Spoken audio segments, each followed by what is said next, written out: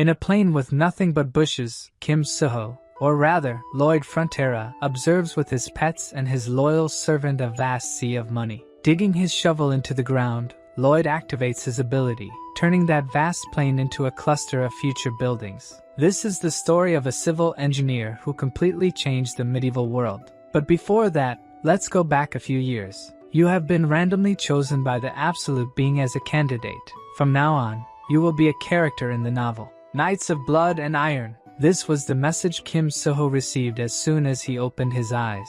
Instantly, he realizes he has ended up in the fantasy world of the novel he read the night before but is confused because he woke up on the ground. He gets up, freezing, his mouth paralyzed from sleeping on the road. The system mocks him, leaving him stressed and making Lloyd try to hit it. Regaining consciousness, he knows he has possessed someone from the novel. But the only person who sleeps on the street and lives in the rural area is the young Master Lloyd. His bodyguard, who was searching everywhere, finally finds him. He is none other than the protagonist of the novel, Javier Azrahan. The protagonist recognizes him immediately, as he looks exactly like the illustrations in the novel. In the novel, Javier's reputation as a swordsman spread throughout the continent, but initially, he is just an anonymous knight who works in the countryside. When the protagonist finds out he is the vagabond Lloyd, he becomes extremely irritated. Seeing this, Javier says he never called him a vagabond, but is glad he has self-awareness.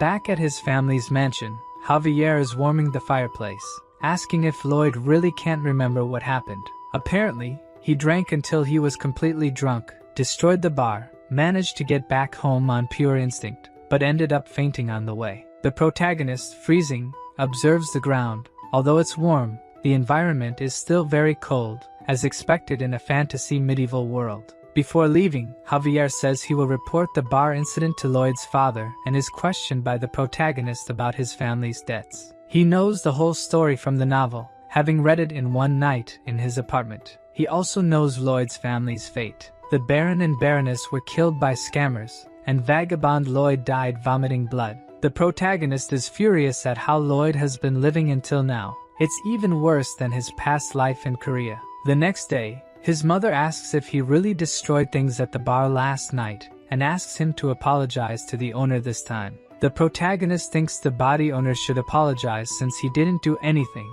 but still says he will apologize. His words truly scare them both. They never imagined he would apologize to anyone. In the city, a man working with hay sees Lloyd and his guard walking through town, so scared of him that he hides behind the cart. In fact, this happens to everyone in town. Even children are instructed not to make eye contact with him. His mere presence disgusts the villagers, but this is something he already knows. He wonders why Javier is following him. Javier says the Lord asked him to prevent any accidents from happening again. In short, he's there to protect the villagers from Lloyd. The protagonist wonders if he should try to clean up his image first, but the more urgent matter is to make a lot of money to settle the family's debts so he can enjoy a good life. He checks the system for any hacks he can use, but only finds two useless abilities. Javier asks where Lloyd is going since they are already in front of the bar. The protagonist says he got distracted and didn't realize they had arrived, but Javier is still very suspicious of his actions and suspects he is lying.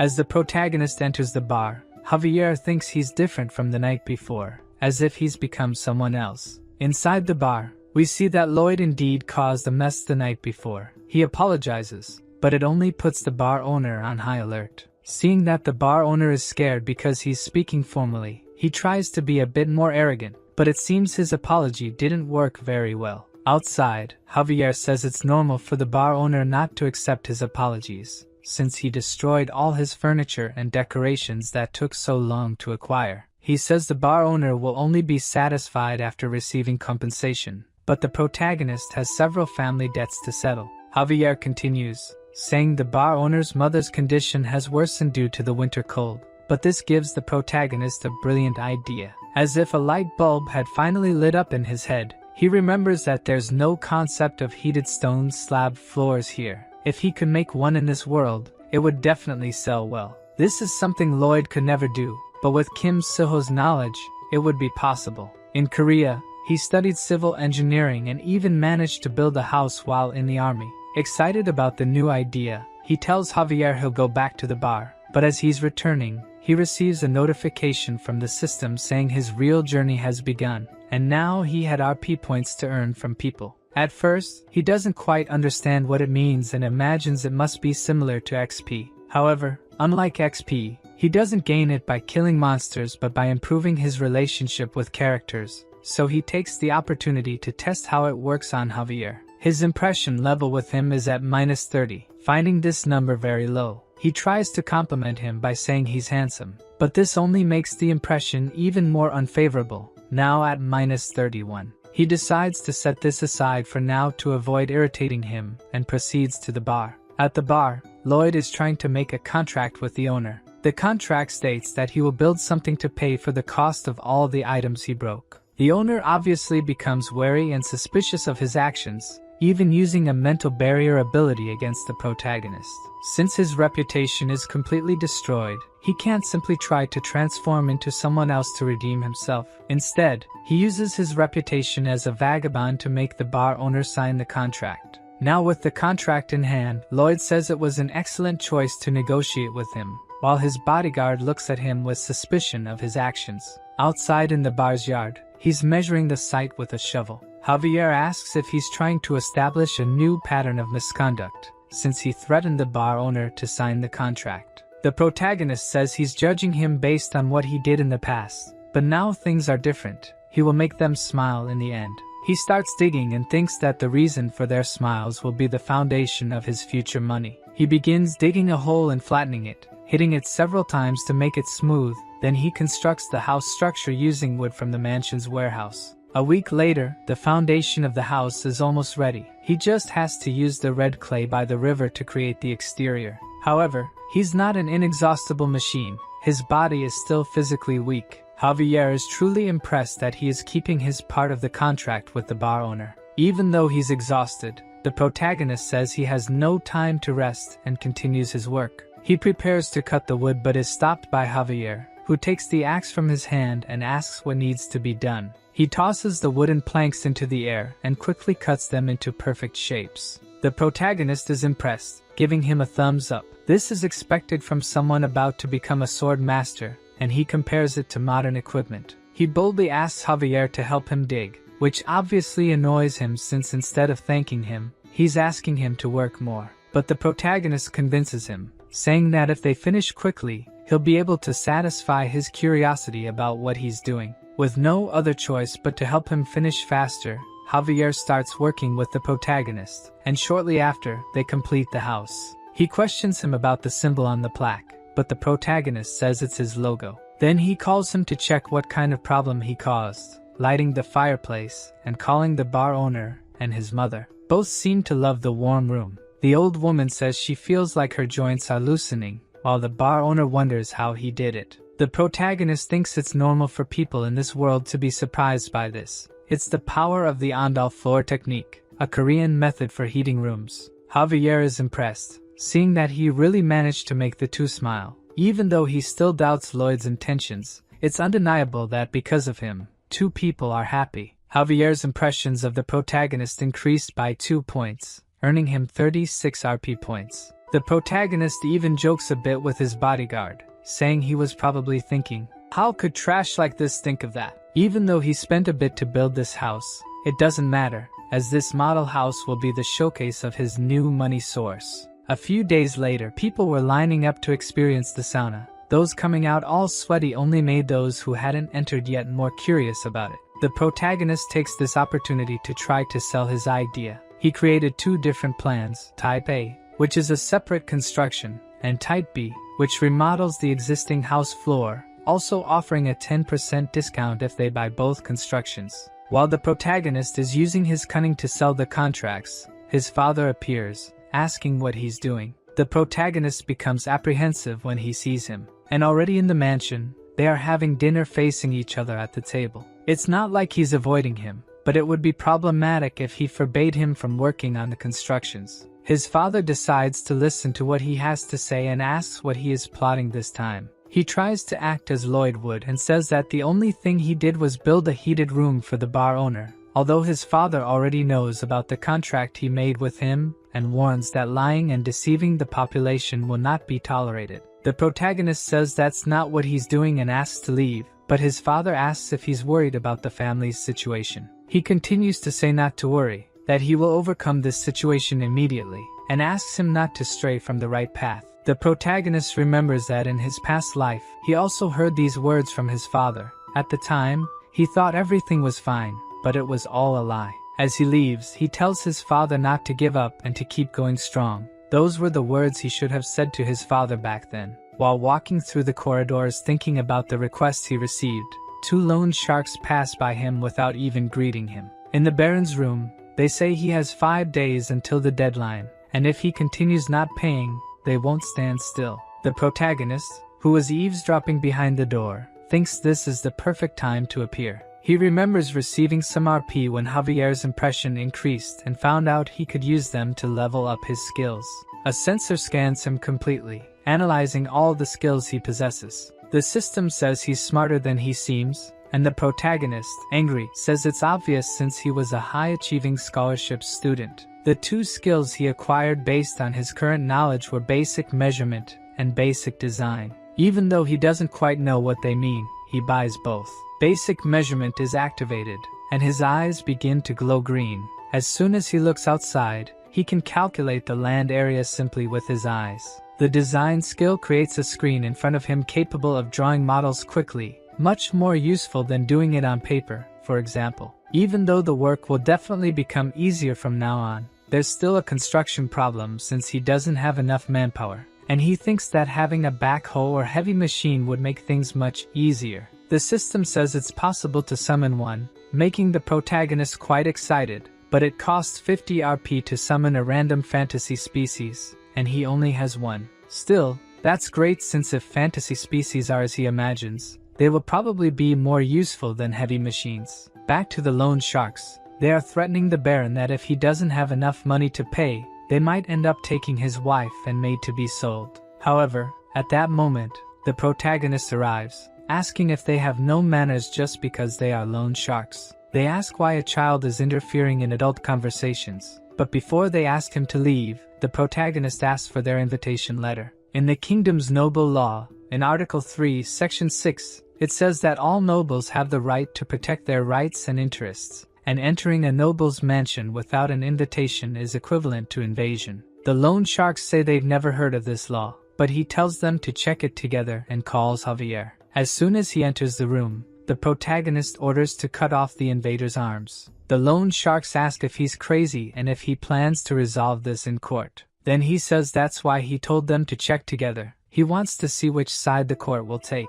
Seeing Javier unsheath his sword, the 2 loan sharks get scared and flee, saying they will regret this. His father questions him scared, saying this won't help calm the situation, until Lloyd throws a bag of money on his table. He says that's the initial payment he received and that it's a considerable amount for this month. His father thinks he's extorting money from people, but Javier tells him not to worry since he's monitoring the young master to keep his promise. Seeing that Javier trusts his son, he allows himself to trust him this time. In the corridors, Javier asks how he knows about the law, as he always thought he was an ignorant person, but the protagonist, angry, replies that he found it around. In fact, he found it in the novel. After the couple's death, the loan sharks wanted to dig and take the bodies to sell. At that moment, Javier talks about the law and cuts off the heads of the 2, knowing the novel's content is beneficial, but in any case, one message catches his attention now. He gains 60 RP as his father's trust increased. He goes to a secluded area away from people and activates the random spin. Several gears start floating in the air, forming a magic circle, but it's smaller than he imagined. From this circle, a small mouse comes out, falling to the ground. Seeing that tiny mouse, the protagonist thinks his summoning was a failure, making the poor mouse cry. It manages to communicate, saying that it's not a failure and can do many things. The protagonist asks what it can do, so it spits out a manual. Despite finding it grosses, the protagonist takes the drool-covered manual and discovers that besides being cute, they can have their constitution altered by feeding them sunflower seeds. Red seeds make them giant for 12 hours, while blue ones make them small. He asks if it can become as big as a human, since hamsters are good diggers. If it were human-sized, it would be really useful. When he feeds it, the hamster starts glowing and growing. It grows so much and so quickly that it ends up colliding with the protagonist, throwing him a bit away. The hamster, which could fit in his palm before, must now be over 10 meters tall. Besides, it has the digging ability, able to quickly dig through the ground. It can also harden the ground by rolling over it, and can store plenty of things in its mouth. The protagonist is happy because the heavy machinery problem is solved, but he can't just show up with these giant creatures since people might get suspicious. So, he will carry a book with him all the time and claim to be a summoning genius. The next day, Lloyd is instructing the workers with his slogans. He makes everyone repeat with him, "Safety first." The army of 30 people is clearly demotivated for work, even though they are still paid even if they don't work.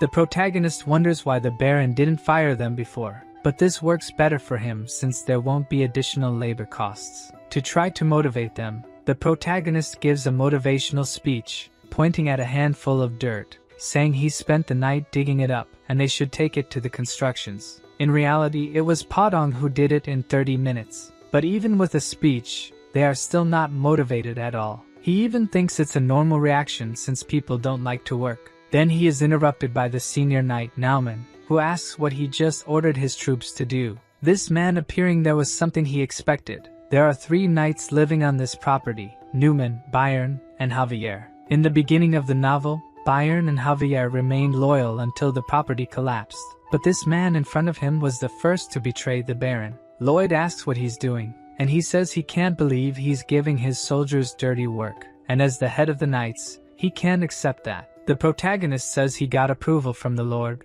but he insists on talking about the past and that the protagonist must be using the soldiers for personal purposes. Lloyd asks if he wants a beating, and just with that, the guy gets quite stressed. He then makes the first move by throwing sand in his face. Everyone who sees that is shocked, while the guard asks if he really just tried to tarnish his reputation as a knight. The protagonist pretends he didn't hear what he said, then challenges him to a duel right away. Returning to the mansion, Javier asks if he has confidence in defeating Newman. His opponent has a man of heart, and is also known as a sword specialist, while the protagonist is just a wretch. How could he even think of winning against him? Javier gets irritated with Lloyd teasing him, almost cutting him with his sword. He tries to analyze his actions, but everything he is doing is very strange. After picking his nose, he asks Javier to teach him swordsmanship. Javier says he would never teach his swordsmanship to someone like him, as someone with bad character like him could use it against people around him.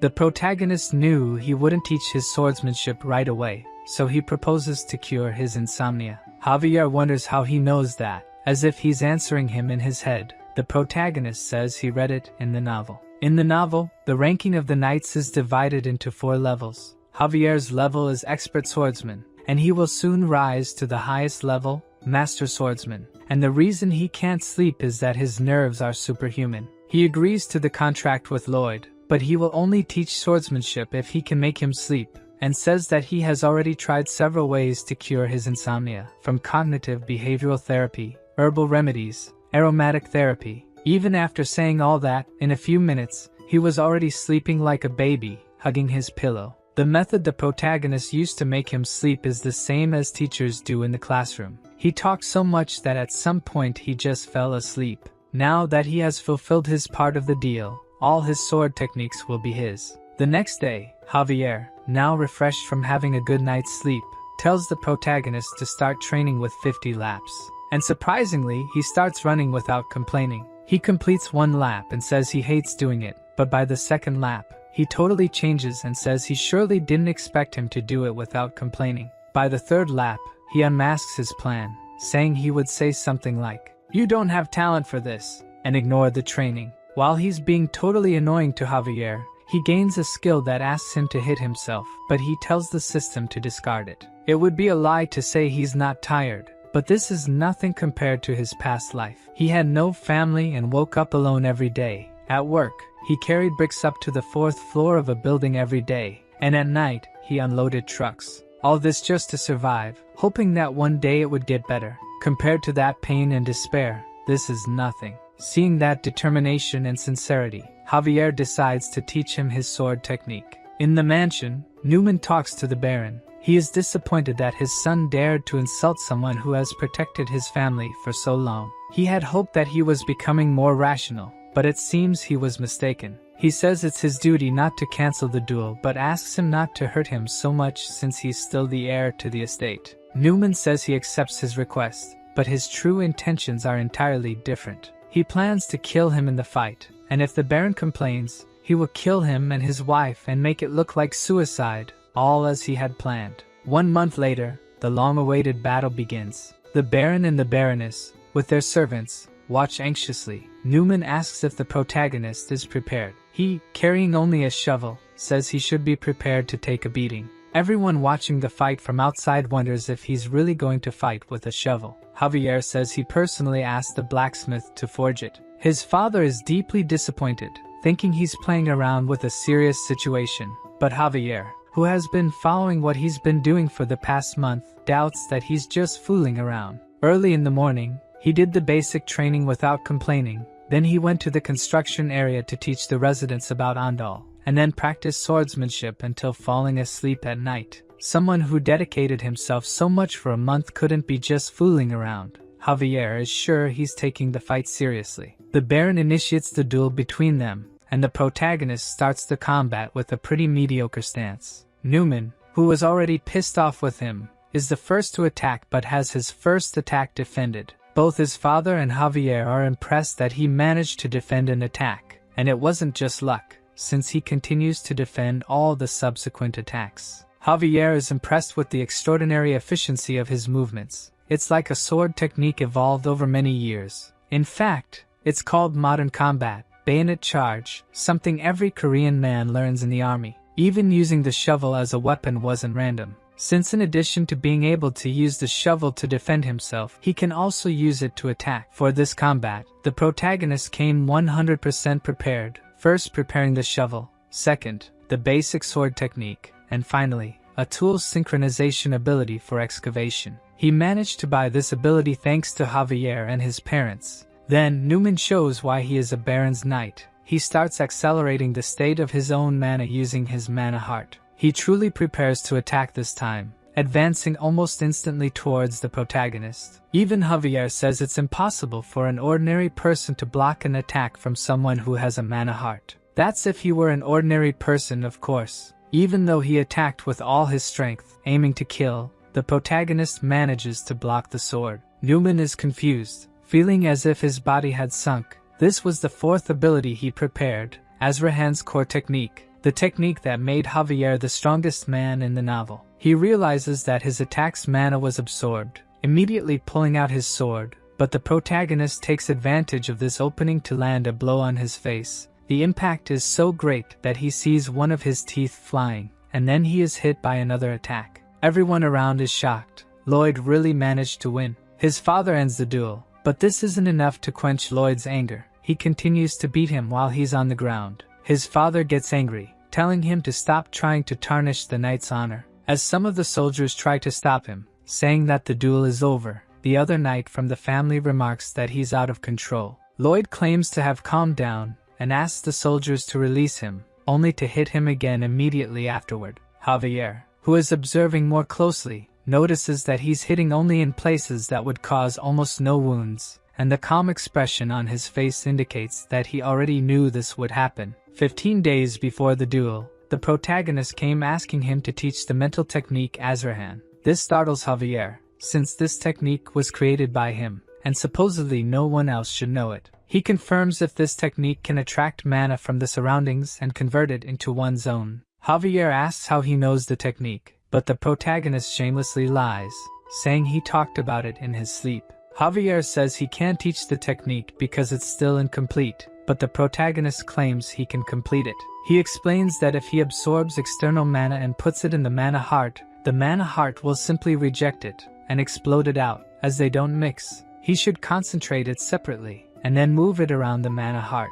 Javier thinks this might really be possible and asks how he came up with it, but the protagonist continues to brazenly say he just imagined it would work. That day, Javier was able to complete the technique he had been worrying about for so long, and on the first try, he managed to create 3 circles. Lloyd says he doesn't want to create a mana heart, All he wants to learn is the absorption part. He just wants to absorb what he can touch. Since he had learned this ability, Javier thought he could defeat Newman, but he triumphantly won. His father again tells him to stop talking about his reputation as a knight, but he tells him to look under the tablecloth and then say if this man deserves to be called a knight. He finds several letters, and when he reads their contents, everything is there. From the property's situation to the Baron's likes and dislikes and instructions on how to forge fake documents, these letters contain everything he has shared so far. Newman wonders how he found them since he had hidden them inside the wall, but due to the novel, he already knew where they were and sent his hamster to fetch them. He sees that his father is completely shocked.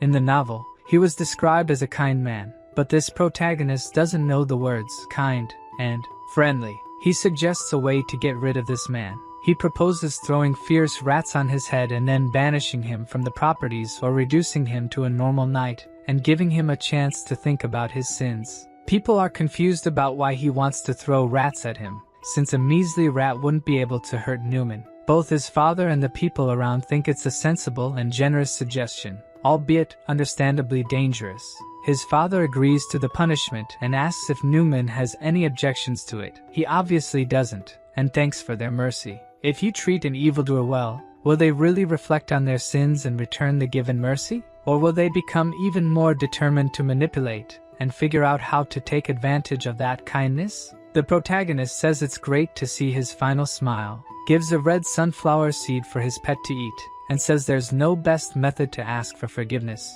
The rat thrown into the air grows to a colossal size, falling on top of Newman, probably killing him. With this, the rotten apple of his lands has just fallen. The next day, his hamster digs a path in the middle of the city. Javier asks what he's doing, and Lloyd replies that he's preparing the way to build a road. The engineering unit, previously shy and unwilling to work, has now become surprisingly efficient. He mentions that in ancient times there was a city called Rome, where people loved roads and even created a road system called the Appian Way. He wants to build something similar, a road that stretches from the Baron's house to the eastern coast. Javier questions again why he's building a road, but the protagonist tells him to just watch quietly and see the rising popularity of roads. However, everything seems very strange to Javier, so he asks where he suddenly learned to do all this. He asks if he's really his young master Lloyd. When the protagonist saw this guy's personality in the novel, he knew something like this could happen.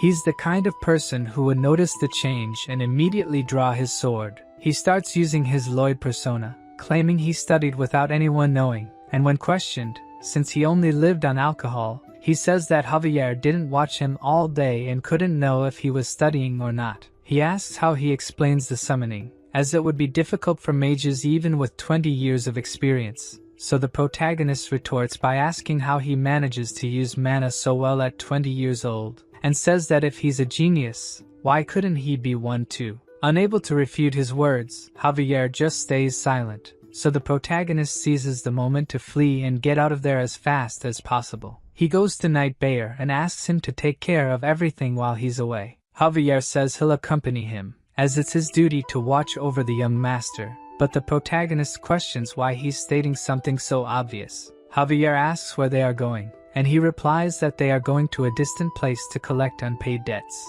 In a small, remote town in the Runia property, the scammer from Thor to Real Estate is very stressed because he lost a lot of money. His bodyguard says it's normal since he makes money by gambling, and also says that if he doesn't have enough money to pay him, he'll have to leave. The scammer gets scared, saying he can still pay and that he shouldn't go anywhere. He can make money by cheating others again, but since many people are looking for him, it's better to lay low for now. At that moment, the protagonist kicks the bar door open. The man asks what's wrong with him, but when the protagonist introduces himself as Lloyd Frontera, the guy is shocked as if seeing a ghost. The scammer immediately tells his bodyguard to run with him, and with just one leap, he jumps through the bar window. However, when he reaches the alley, a man is already waiting for him. Javier orders him to surrender the scammer and leave. If he refuses, he will be considered an accomplice. The bodyguard won't give up so easily, and as he prepares a spell, he asks if he even knows how to use a sword.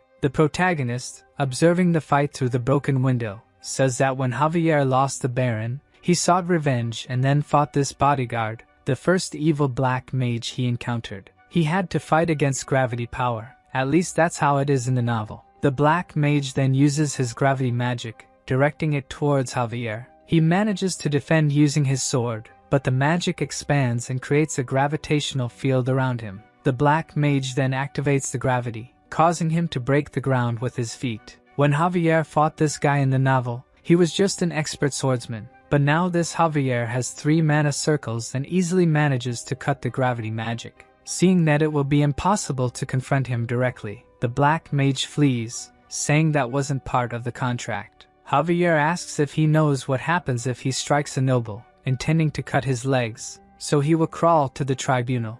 However, at the last second, the scammer is saved by Lloyd, who steps in the middle of the attack and prevents it from landing. He shouts at Javier, saying he will be punished with death if he goes to the tribunal. Javier is shocked. Lloyd just showed kindness to another person. They tie up and lock the swindler in the room. Seeing him quite apprehensive, the protagonist tells him not to be so afraid since he won't kill him. After all, if he did, the people he owes money to would cause a mess. The swindler asks if the protagonist will forgive him, and Lloyd replies that he won't take it to the tribunal, but he expects compensation in money. But since he doesn't have money to pay, the protagonist has another way to forgive him. All he has to do is sign this contract, and that's it. The swindler asks what kind of contract it is. It's just an ordinary worker's contract, and he will be paid, of course, but 80% of his salary will go to repayments due to the high debt, to be paid after 520 years. This shocks both the swindler and Javier. It was obvious that he wasn't there just to sympathize and forgive. The protagonist thinks he'd never be crazy enough to kill a guy who owes him. He'll suck every drop of money he can for the rest of his life. The swindler asks how he can make such an unfair contract, but when the protagonist threatens to take it to the tribunal, he ends up signing the contract right away. Back in the cart on the way to town, we see the swindler still tied up. Javier mentions that due to this guy's money, they won't have to worry about interest for a few months. However, the protagonist corrects him, saying he'll use all that money to invest in labor costs since the 30 soldiers aren't enough. A few days later, we see the protagonist recruiting employees. The line is so long that it extends for several meters. He asks Javier if these people really hate him. He's sure they do, but due to selling the Diandal for a lower price and being firm in punishing the traitor, people have started to see him as trustworthy and capable. The man in front of him asks where to sign the contract but thanks him first since his son used to get very cold in winter. But thanks to him, he doesn't have to worry about that this year. The protagonist even feels ashamed, as he's only satisfying his greed. The man continues, saying he has relatives from another town who would like to buy the Andals. The protagonist expected this to happen, since he didn't build the Andal for nothing. Now he'll raise the price under the pretext of travel expenses and make all the money from them. Up in the mountains, Lloyd tells Javier that one day this mountain will be entirely bare because the Andal consumes a lot of resources. The trees here won't last long. That's why he's canceling the construction of the Appian Way. At the end of the road, there's a reserve of bituminous coal. They'll extract and sell it for a high price. If the Andal gains a high level of approval, other countries won't be able to resist. Of course, the people in their town will get a discount, but just a little. Lloyd asks if he finds this unfair, but he says if he doesn't do it, he won't be able to pay off the family's debts. Javier agrees with this, but mining there is impossible as it already collapsed once. Still, he says he can do it because he knows modern-era excavation technology. He will use the shield method. Javier has no idea what this shield method means but says he'll continue to observe this completely different young master. However, even the protagonist who read the novel doesn't know everything. In this world, there are hidden dangers, and within the cave are thousands of creatures just waiting to emerge. Lloyd clasps his hands and performs magic, casting it upward and summoning a high-level apartment. A huge building appears from the sky, falling behind him. At least that's what he would like to do, but the only magic he uses is on his finger to design faster. Tired because this project is taking too long, he thinks he would like to summon 100 undead workers who don't need a salary. Due to the incident with Newman, he gains 639 reputation points due to favorable impressions from people. He upgraded his basic design skills and basic measurement skills to intermediate level, gaining new functions. Arriving at the mine entrance, he reflects on how he's supposed to dig there. He activates his intermediate measurement skill and can scan up to 5 meters. With this ability, he can find the safest path, but the problem is how to unearth the entrance quickly. Humans will take too long and get tired easily, and Padong is sick of the road project. He sees no other choice but to randomly draw a new species. He activates the mini portal again, which makes quite a noise,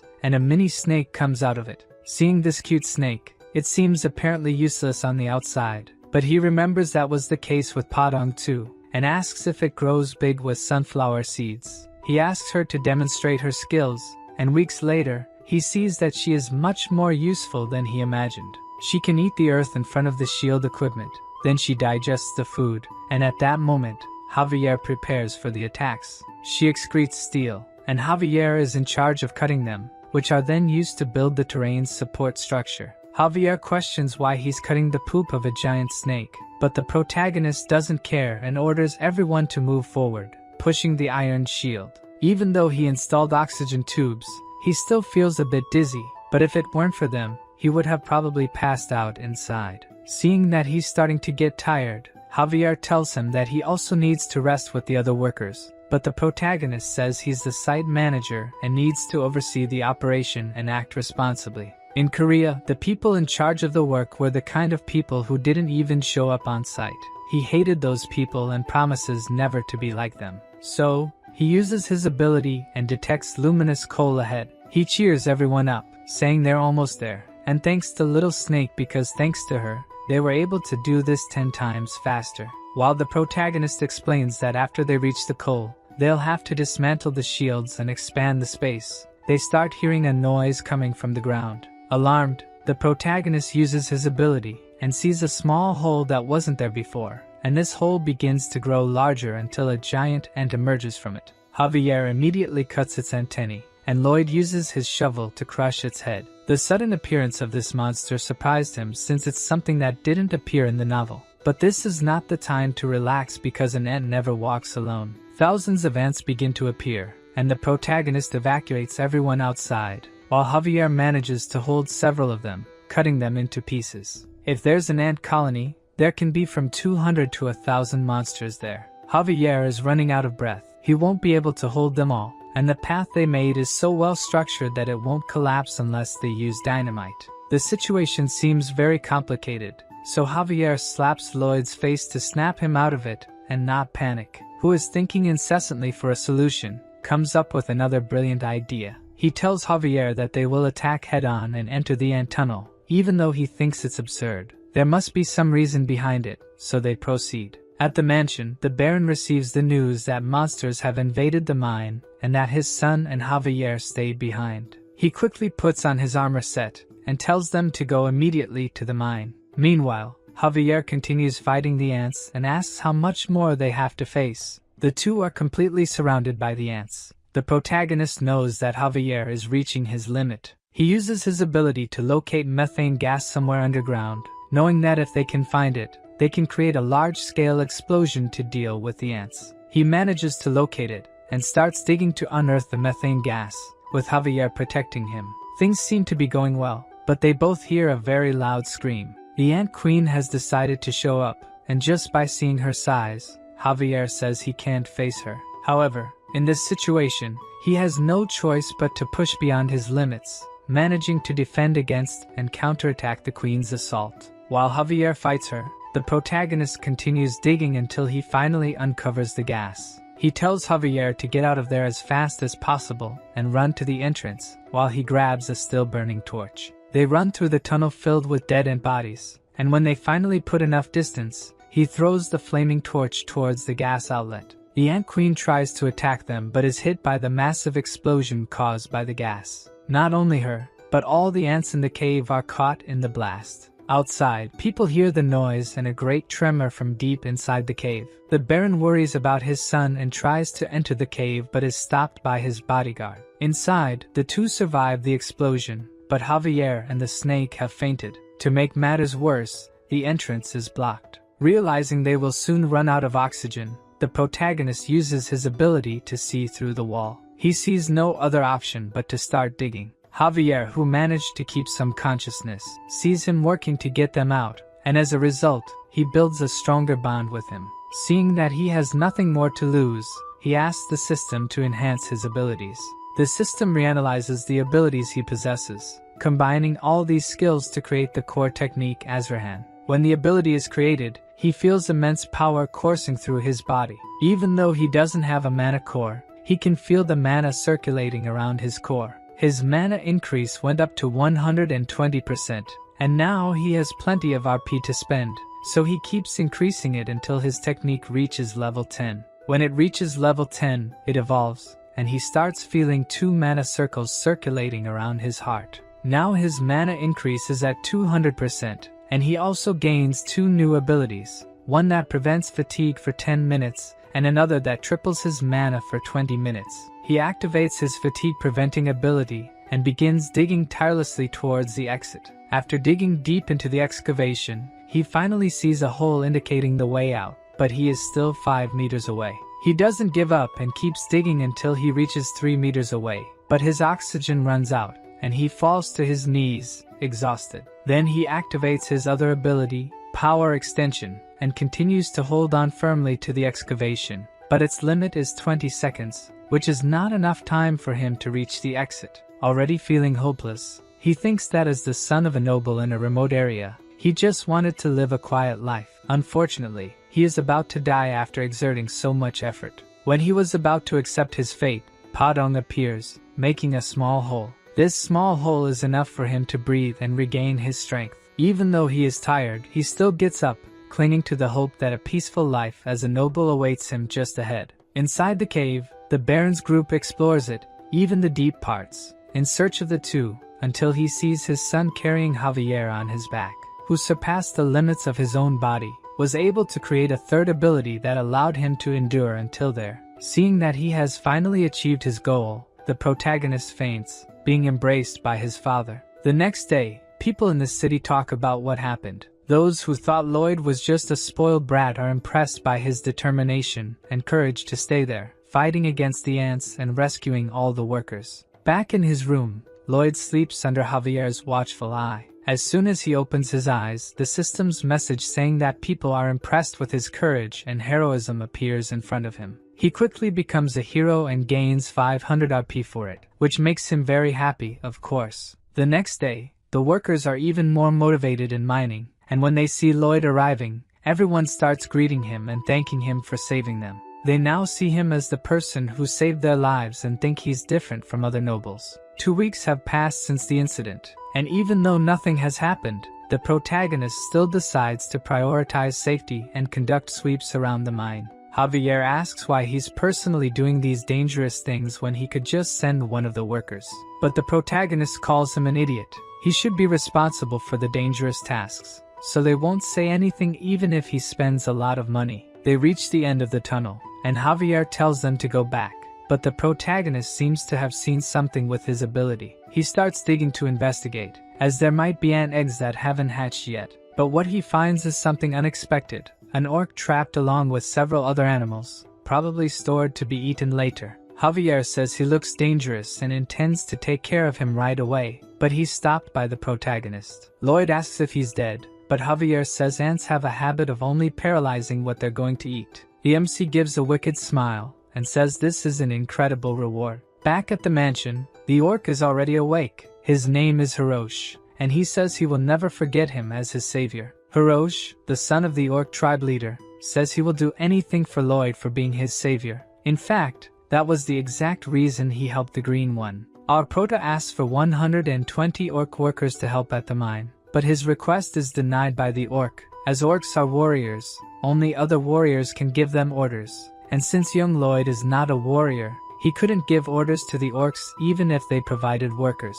In the orc tribe, it's necessary to bring the head of a monster ant when one becomes an adult. Hirosh made a mistake in the tunnel and ended up being paralyzed, but of course, our MC wouldn't let this opportunity pass so easily. Before anything else, he congratulates him for becoming an adult orc. Hirosh, crestfallen, says he couldn't catch a monster ant, so the protagonist says they caught the ant queen together, showing her head pinned to the wall. The Hulk says he doesn't remember catching such a big ant, but the liar says it was a truly surprising sight because when he entered the ant tunnel, the queen was trembling with fear. While Javier listens to his disgusting lie, the orc believes that they are both excellent warriors and that they together caught the queen. Lloyd mentions the 120 workers again, but this time the orc says he will recruit them. A week later, in the Steel Sand Tribe village, the protagonist, who had made a long trip there, finds out that the orc leader refuses his request.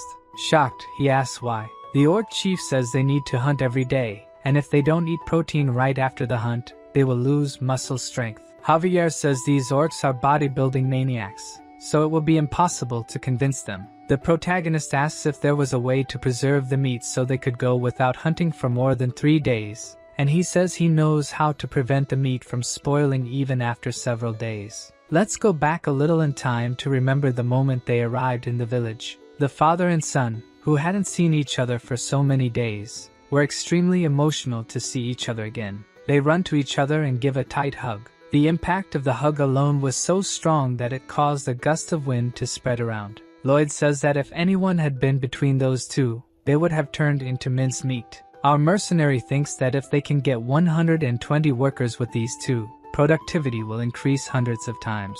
But that wasn't the only thing that caught his attention. When Hirosh brought the Ant Queen's head as a celebration, the orcs were using massive gold objects for squats. Lloyd is shocked and wonders where they found those. It's as if they stole or took them from somewhere. Because of this, he makes a deal with the orc tribe leader to get both the labor force and the treasures. Javier is reading the contract and discovers that they will build a stone-cold storage warehouse. Not knowing what that means, he asks Lloyd. The royal family preserves food using ice magic. What they are going to do is similar, but they won't use magic. To make it, they will need a special stone called granite. It is a very resistant stone and will be difficult to extract. Normally, one would use dynamite to extract the stones, but right next to him is a human dynamo. From Javier's look, he already knows he will use him again. In one of the main episodes of the story, in the city of Namram, the entire population was trapped in a magic barrier, and within this city were thousands of refugees that Javier needed to save.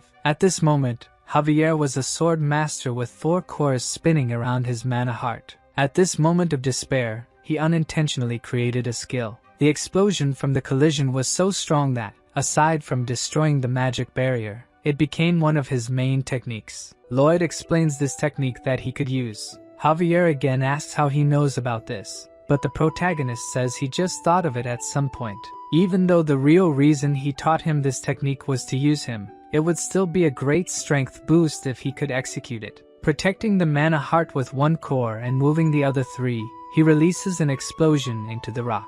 It was so strong that it tore through all his clothes and even ruffled his hair. Angry, Javier asks if he knew that would happen, but Lloyd says he had no idea and apologizes. Anyway, the idea worked. Now it's his turn to work. Javier speaks of his knight's honor, and that now he's being used for construction, but the MC realizes that this is just his way of showing gratitude. After this, the construction proceeded rapidly. The granite Javier cut was carried by Padang. The orcs who were addicted to training started working on their own. Because of this help, they will be able to finish 5 times faster, and the last thing they will need is the ice and thermal insulation. Lloyd asks Javier where the people with the insulating material are. He replies that it's been exactly 3 weeks, and the group should have arrived by now. There are 2 possibilities. Either the soldiers are lazy, or there was an accident. The protagonist says they must check immediately. Javier stops him and says that if this is a mission, he should do it alone since he doesn't know what kind of accident happened.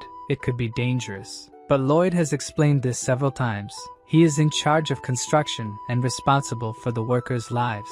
Exploring further into the mountains, he ends up finding one of the gloves he had custom made to use when handling insulating materials. Javier warns that he senses a strange energy coming toward the canyon, an abnormal flow of mana but very faint. Thinking about it, he tries to remember if he saw something similar in any of the novel's episodes, but something leaves him completely terrified. He immediately says there's no time, and they need to walk quickly, as everyone might be dead. They venture further into the canyon, finding several clues from the missing group, until they reach Rupalan's dungeon. This was a place Javier had been looking for since the beginning of the novel, the hideout of a black mage named Rupalan. The protagonist is deeply irritated that someone dared to lay hands on his workers. Javier is the first to enter the cave, telling Lloyd to stay behind him. He ends up stepping into a trap but is narrowly saved by the protagonist. MC asks if he's sure he's a knight. He should have thought that there might be a trap inside. In fact, he already knew about the existence of this trap since in the novel, Javier fell into it and had to continue through the dungeon all battered. But Javier is the type of person who never falls for the same trick twice. Lloyd comments that earlier, he felt a normal mana flow and asks him to use that technique since magical traps are linked to mana. He would be able to sense any abnormalities. Javier manages to detect where the traps are located and begins to guide the way to the back of the cave. The swordsman thinks that even though his master always lies or insists on annoying things, this time it seems like he knows exactly what's going on. He can't sense any special mana or energy, and thinks it might be a type of very powerful mana, but he decides to ignore that and focus on rescuing the workers. Inside the cave, a black mage senses the presence of intruders since one of the traps was activated. They probably came to rescue the recently kidnapped people. However, the black mage has already finished the preparations he needed to make and approaches a large iron door.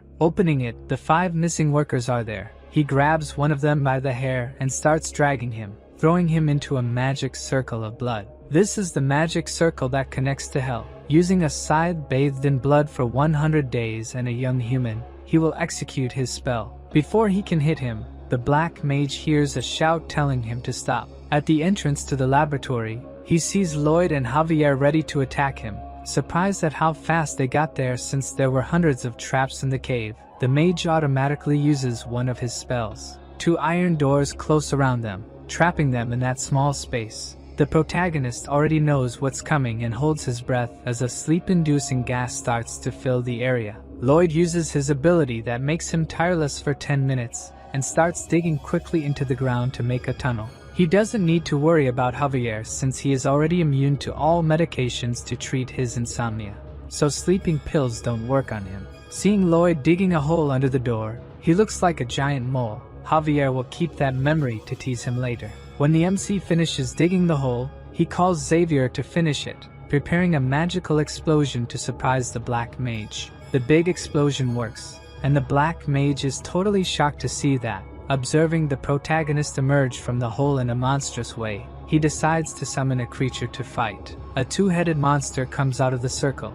Even though it's one of his failures, this monster is still very strong. Seeing this giant creature in front of him, Lloyd tries to tell Javier its weak point, but using the explosive wave, he manages to make a cut that tears the monster in half. Even the MC is impressed, since he didn't know he could use the explosion as a propeller to cut. This is a technique that doesn't even exist in the novel. Seeing the swordsman easily deal with his monster, the black mage goes into despair as he can't defeat them. The protagonist approaches him and asks how he intends to compensate for delaying the construction by 2 weeks due to the soldier's abduction. The black mage kneels, begging for forgiveness. In his mind, all he thinks about is surviving, but the protagonist doesn't care about the apology and asks about the compensation. With no alternatives, the black mage offers all his magical items. Lloyd is quite pleased that all the items will be his, while Javier rescues the soldiers. The MC asks what he was going to do with the kidnapped soldiers. The black mage was studying the resurrection of the dead, trying to bring back his deceased wife and son. He worked as a mage in the Lord's mansion, but one day the Lord tried to take them away from him, so the black mage planned to escape with his family. Lloyd interrupts his story right in the middle. He is not interested in hearing it at all. The protagonist asks if the black mage really thinks that bringing back his wife and daughter after killing hundreds of people will be good. Due to his selfish goal, he ruined several other happy families. He can only be judged as a serial killer after doing that. Lloyd says he will come back later to take the magical tools. While turning his back, he asks him never to hurt anyone again. The black mage is amazed by his kindness and thanks him several times for sparing his life. In the novel, Javier also forgives the black mage and forces him out of the laboratory. Repellent kills hundreds and transforms into something strange, becoming a demonic villain who fights Javier several times. Even knowing that he was beyond saving, Lloyd still turned his back because he knew from the beginning what he would try to do. Quickly, Javier finishes off the black mage who was ready to attack, removing his head from his body. Before becoming Lloyd, in his past life, he met a man who simply mistreated him for no reason. The supervisor acted like this every day, and the MC always apologized. Thinking that kindness begets kindness, he lowered his head, but precisely because of this, he chose him as an easy prey to be mistreated. One day his anger finally consumed him, and he couldn't stay calm anymore. That day the protagonist gave the beating that bastard deserved. While hitting him, all he could think was that he was screwed. But the result was completely different. The man started to fear him and avoid him. On that day, he realized that there are certain moments when violence needs to be stopped with violence. Villains must receive punishment equal to their crimes. Returning to the orc village, the protagonist notices that his men are very tired. Seeing that he could faint at any moment, Lloyd instructs him to hand over his backpack. The worker hesitates to comply, but Lloyd explains that if he faints, someone will have to carry both him and his backpack. In reality, the young master takes backpacks from all the workers, ties them together, and declares that if anyone complains from now on, they won't receive bonuses. Javier isn't sure if he's doing this just for the backpacks or for the soldiers as well, but the truth doesn't matter to them, since all the soldiers see Lloyd as a trustworthy leader they can follow. The system sends messages asking if he doesn't find this rewarding, but for the protagonist, his only reward is money, nothing more. Arriving at the orc village, the stone-cold storage is already complete. Inside, the young orc notes that it is indeed a bit colder than outside, but not enough to prevent the meat from spoiling. Lloyd says it's still not complete as they lack ice to cool the area. Hirosh asks how he's going to get ice since their living area is very hot. With a smile, Lloyd says he'll get it one way or another, which makes the orc doubt him, thinking he brought a swindler to the village. However, the young Hulk decides to trust him, since his savior shouldn't be a bad person. When the orc leaves, Javier asks how he's going to make ice, but that's something even the protagonist doesn't know. Javier questions him signing the contract without a plan, but Lloyd explains that to be successful, you have to make the impossible happen. At night, the protagonist sits on rocks pondering how to make ice. First, he made molds and asked his pets to fill them with water, but he doesn't know how to turn it into ice. In this world, there are ice mages, but he doesn't know exactly how their magic works.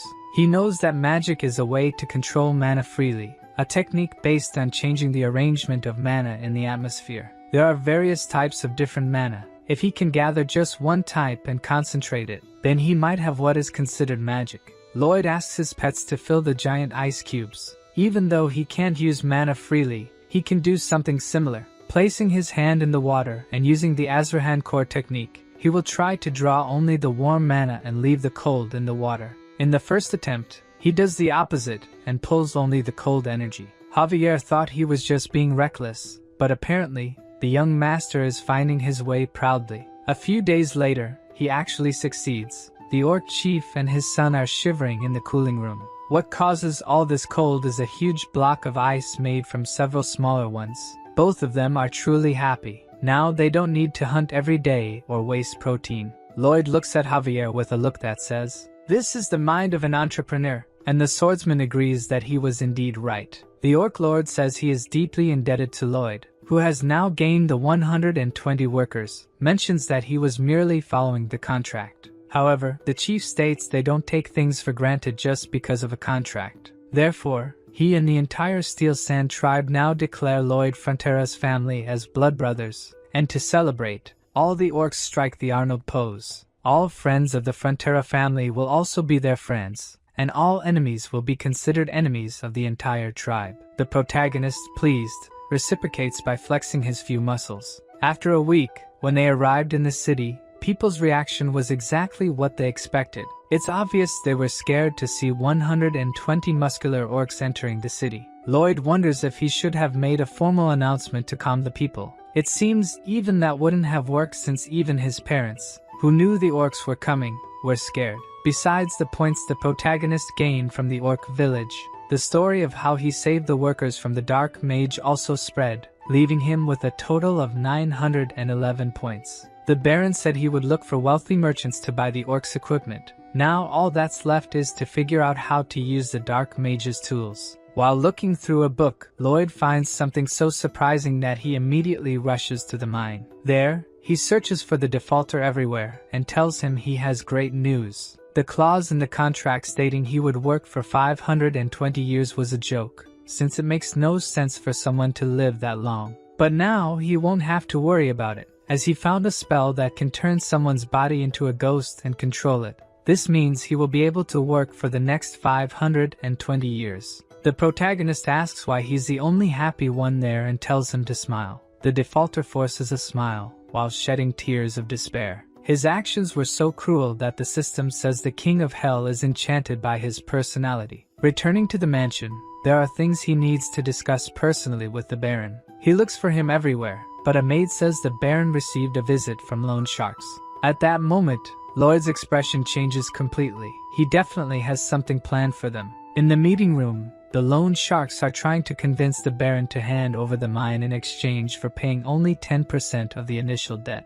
While he is silent, thinking about it, the protagonist knocks on the door asking to come in. This time, Lloyd arrives quite friendly to talk to them. They immediately show they have the contract, and that he won't be able to expel them from the house again. However, he continues with his act and humbly asks to make a suggestion. They refuse, but Lloyd keeps talking, leaving them quite irritated. Lloyd goes on and says that if he doesn't make suggestions, it will leave him a little irritated. At that moment, behind him, the young orc appears in fury, asking who made his brother irritated. The two loan sharks are terrified of the orc, but Lloyd tells him not to worry, as they will accept his suggestion. After the meeting, the two loan sharks run out of the mansion. Lloyd tells his father that he would like to make the debt disappear, but since that would be a crime, they must be content with this outcome. He also mentions that the extraction of bituminous coal is going very well. However, now they have another terrible problem to deal with. Orcs eat 10 times more than a normal person,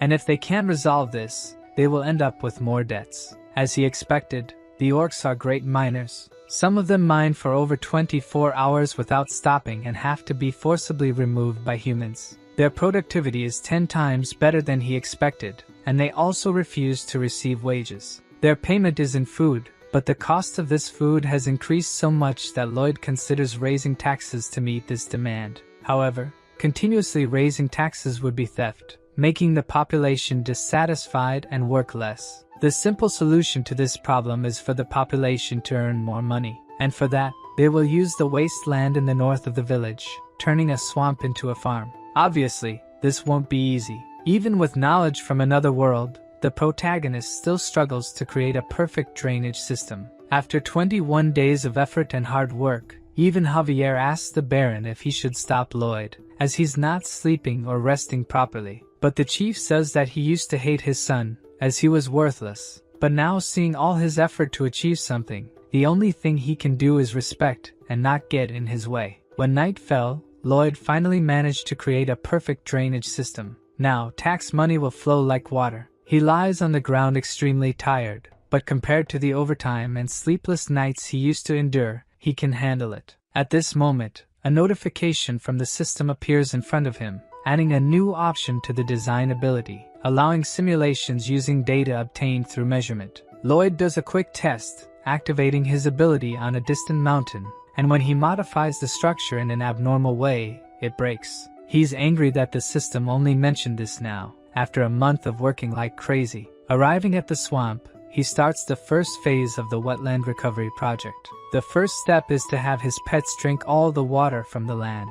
The MC knows that just the two of them won't be able to do it, so he intends to use all his points to summon as many pets as possible. With his current number of RPs, he can summon 4 of them. The pets don't need to have special abilities. They just need to be big enough to drink all the water. The creature that comes out of the portal hits the protagonist's face due to its speed, and when it lands, Lloyd is surprised as it looks like a hippopotamus, an aquatic animal. The 3 pets celebrate by playing among themselves. The protagonist, now hopeful, asks him to show his instructions. Like all the others, Hippo spits out a card, and Lloyd, accustomed to this, picks up the card and reads it, discovering that it won't grow even if fed sunflower seeds. As Hippo doesn't grow like the others, it won't be suitable for this mission, so Lloyd decides to ignore it and summon another. His pets become irritated by his attitude and console their new friend. The The protagonist tries to explain that he's not suitable for the job, but the pets go on strike, insisting he acknowledge their values. Lloyd decides to give it a chance and asks about its ability. The small hippo demonstrates the one gulp ability, which allows it to drink a lot of water in just one gulp, but it can only drink what its stomach can hold. Lloyd briefly thought this would be the best ability for the job, but is once again disappointed. Hippo decides to show what it can do and starts drinking water from the lake. The protagonist thinks he's hallucinating. As Hippo seems to be getting bigger, it begins to drink the entire lake, leaving Lloyd astonished by how much it has grown. In a few seconds, that immense swamp dries up. Hippo seems satisfied after drinking so much water, while the protagonist is completely shocked by how much he managed to drink in such a short time. The other two pets look at their master with a "I told you so" expression, while Lloyd asks the system if this is really random since he always gets the magical beasts he needs, but the system is vague and only says he's lucky. Hippo asks if it can keep drinking more. The reincarnated architect tells him to drink until he can't anymore, since the construction of the matrix terrain will start tomorrow.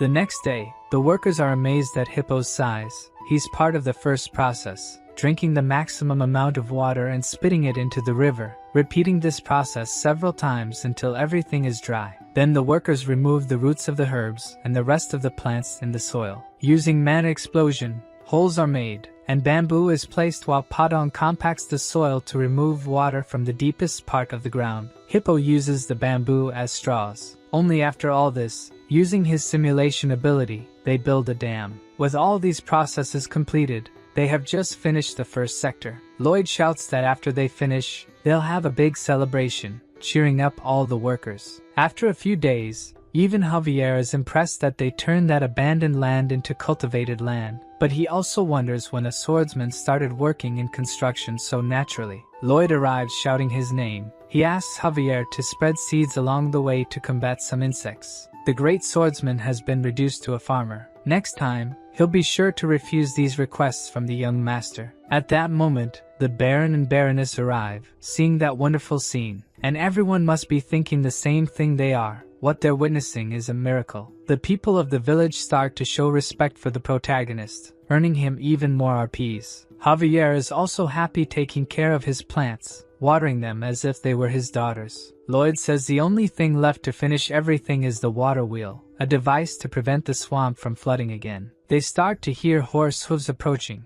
An entire cavalry is heading towards them. Lloyd asks who those men are. Javier says that's Viscount Racona, who owns the northern part of the swamp. When they arrive, the protagonist identifies himself as responsible for the construction. One of the mounted subordinates says this is the Viscount's land, and they should leave immediately. The Maras swamp is a place that hasn't been visited by anyone for hundreds of years. The northern part is land administered by Viscount Lacona, while the southern part is administered by the Frontera. However, they obviously claimed rights over the land out of nowhere, aiming to take this fertile land without any effort from the start. It makes sense for them to insist on handing over the land, since a part of the swamp is indeed their property. That much is clear until now. Lloyd asks the Viscount if he's really saying that his land was invaded. The man on horseback tries to speak but is interrupted by the protagonist, who says this conversation is among nobles. The man gets angry, while the farmers question the young master's actions. Lloyd introduces himself as the eldest son of the Frontera family. The Viscount comments that his behavior is indecent and asks to call Baron Frontera. The MC pretends not to have heard and scratches his ear. When questioned, he says the only thing he heard was the sound of a dung fly. The Viscount looks for the fly but is alerted by his guard that the young man is referring to him. Lloyd talks about the laws of the kingdom's lands, Law number 321,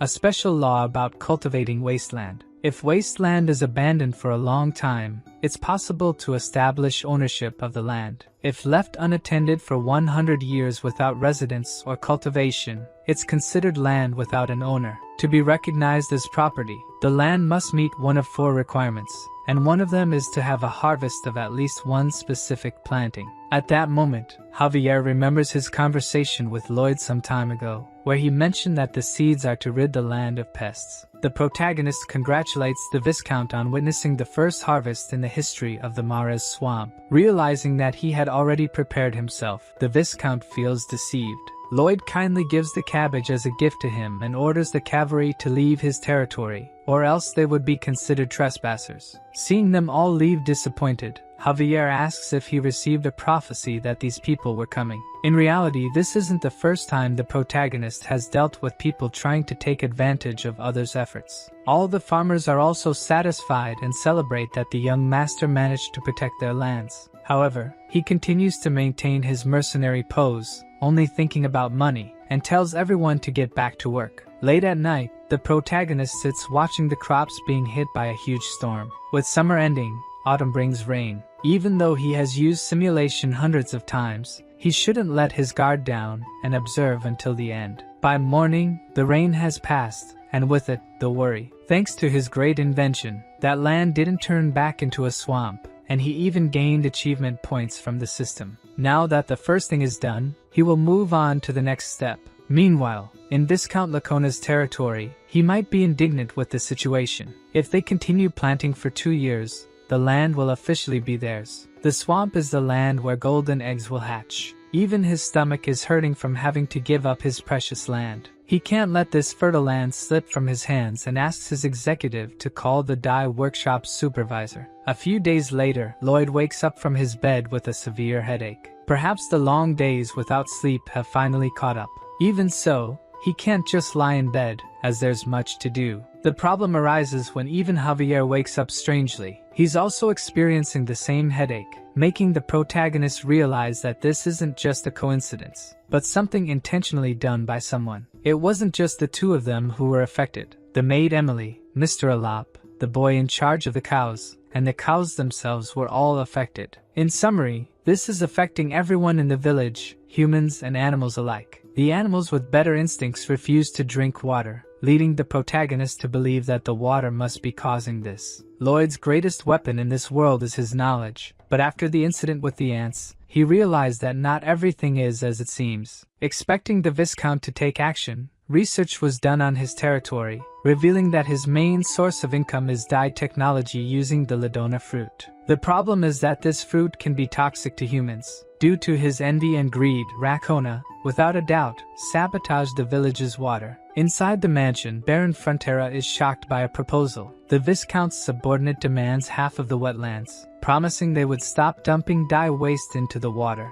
The protagonist's father calls it blackmail, but that's exactly what he planned to do. Even if taken to court, it will take at least 2 years for a verdict, and with all the legal fees and the cost of new clean water, it will be very expensive for him. At that moment, Lloyd enters the room, telling his father that their parasitic neighbors are tampering with the water. The door slams in the subordinate's face, who complains to the protagonist for insulting his master. With a look of anger, the protagonist remarks that he didn't know trash parasites could understand humans. Humiliated again, the knight cannot contain his anger, drawing his sword and challenging him to a duel. Shortly after, we see the same scene again, with Lloyd beating someone who has already surrendered. After the person cries and begs for mercy, Lloyd pretends to be satisfied, only to beat him again shortly afterward. The Baron warns his son that the duel is over, but his expressions show he's quite pleased with what he's doing. After being beaten, the subordinate returns to his master, who calls him trash for being beaten by the incompetent son of the Baron.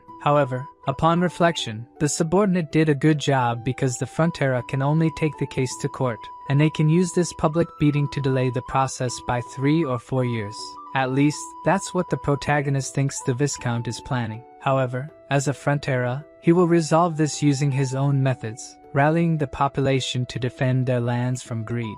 First, to solve the water problem, they build a reservoir using hippo to bring water from a local river before it becomes polluted, filling the reservoir. Javier says it's a good solution, but they'll have to do it every day without rest. Lloyd says it's only a temporary solution. The real plan is to build a water supply system. To do this, infrastructure will have to be built to bring water from Lake Kapua in the eastern mountains, which will be a massive undertaking in terms of work and costs. However, the protagonist knows exactly how they will recover what was spent, multiplied by 100. Months later, the Viscount is extremely anxious about something. The manager informs him that the eldest son of Baron Frontera is requesting an audience to help solve recent problems. Inside the room, Lloyd sarcastically remarks that he's doing very well and is there to help with his problems. The Viscount tries to play dumb, saying he has no problems, but Lloyd insists he could save his dye workshop from bankruptcy. At that moment, the Viscount understands that the crisis he's facing is the fault of young Frontera. But before he says anything, Lloyd explains that due to the waste he dumped in the river, they had to bring water from Lake Kapua. Workers had to dig a long path of land, laying pipes for the water to pass through. In the middle of the route, they came across a huge valley, and their only alternative was to build a Roman-style aqueduct. For this, Javier had to blast a lot of limestone, as it's a material used in construction. Some limestone rocks ended up accidentally in the river. Anxiously, the Viscount asks, "What the hell does this have to do with your paint workshop?" Lloyd explains that the water flowing to the workshop is full of limestone, which caused their clothes to be dyed brown. Racona says she will take them to court, and the protagonist says it will take at least 2 years, asking if anyone will remember their products during that time. Afraid of going bankrupt, the Viscount is totally shocked. Lloyd, having already satisfied him by dispelling his doubts, bids farewell. But as he's leaving, he's threatened by the Viscount, who says he'll make his life hell. Outside, Javier questions Lloyd's intentions. All he did was provoke him, but that man is truly dangerous due to his connections in the capital. The MC asks him to wait and see who has more to lose. A month later, the Viscount kneels to beg for help to save his paint workshop. With a tone of superiority, Lloyd asks if 2 of his prosperous connections said he couldn't win this case. Deeply regretful,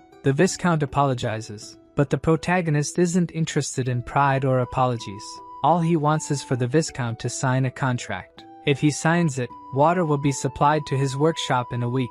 Seeing the exorbitant amount he'll have to pay, he asks why someone would put a price on water. The protagonist finds it strange, as he was the one who taught him that water isn't free. Startled, the Viscount sees no alternative but to sign. Even his father is scared to receive such a large sum of money every month. With a cynical expression, he says the Viscount is a very generous man. Javier thinks that the Viscount started the battle. But now, the protagonist seems like the devil himself. That contract doesn't have a specific end date, which means he'll take everything from the Viscount until he dies. In fact, knowing Lloyd's personality, he'll be draining his money for generations. Like a demon king, Lloyd wouldn't let this slide with just a pat on the back. If he could exchange blood vessels for money, he'd rip them all out. The Count also has great news to share. He found a buyer for the Orc tribe's treasures. When the protagonist asks who bought them, he finds it really odd, as someone like him would easily be able to buy new pieces. His father doesn't know the details exactly, but it seems like he wants to build a statue in the sea. At that moment, we see Count Cremo looking out his window. On the horizon, something starts rising from the sea. A great monster emerges from the depths of the oceans. The Count looks at it angrily. The creature comes entirely out of the sea, ready to attack everything in its path. The next day, we return to the Frontera territory. Javier reported to the Baron that they would be leaving in a week, and, to minimize expenses, the young master requested about 10 men to accompany him. Taking care of a plant, he said that if that's what his son wants to do, then he should fulfill his request. Javier asked him not to worry since he would be monitoring him closely. The Baron mentioned that when the night of Viscount Lacona came to blackmail him, he was terrified and actually considered giving up the lands.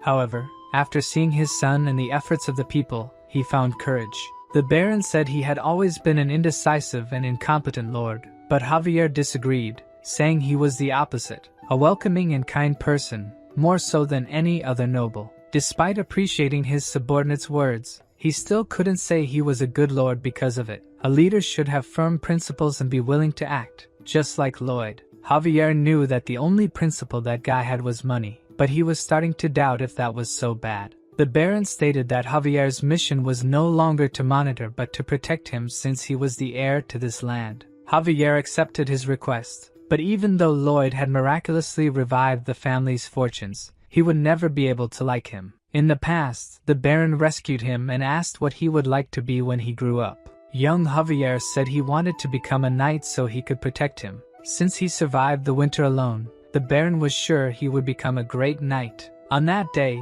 he carved a wooden sword and gave it as a gift, but young Lloyd mocked him, asking how an orphan could become a knight, and broke the sword his father had carved. Javier returned to his room, taking off his coat while looking at the broken sword he had kept for so many years, sure that he could never like Lloyd. The MC started attending to his recurring client, joking that Javier couldn't live without him anymore. To help him sleep, Professor Miram began reciting the discharge compression method. Almost falling asleep, Javier was sure he should hate him, but it's as if he had transformed into a completely different person. It's hard to admit, but he had become a decent person. In the middle of the night, while both were in a deep sleep, an assassin invaded Lloyd's room and blamed everything on him. The assassin leaped from the window ready to stab him, but Javier quickly woke up and attacked the assassin, cutting his sword and leg. Due to the commotion, the protagonist woke up and saw Javier immobilizing the knight of Viscount Racona. The next day, while monitoring the work, he reminded his employees of the company motto, "Safety first." Javier arrived, saying he handed the assassin over to the Viscount. He probably tried to target him because he was fired, as Racona is paying a lot for the water. The protagonist said it made sense since he was a well-paid knight, but all he did was get beaten up by his brother. Realizing that his master already expected something like this to happen, Javier asked why he didn't take any precautionary measures. Lloyd was confused by his question, wondering why he should take precautions when Javier is his bodyguard. Thanks to him, the protagonist could move so freely. When you think about it, it should have been impossible for a 5-year-old boy who lost his village in a monster attack to survive the winter. But he did and even became a knight.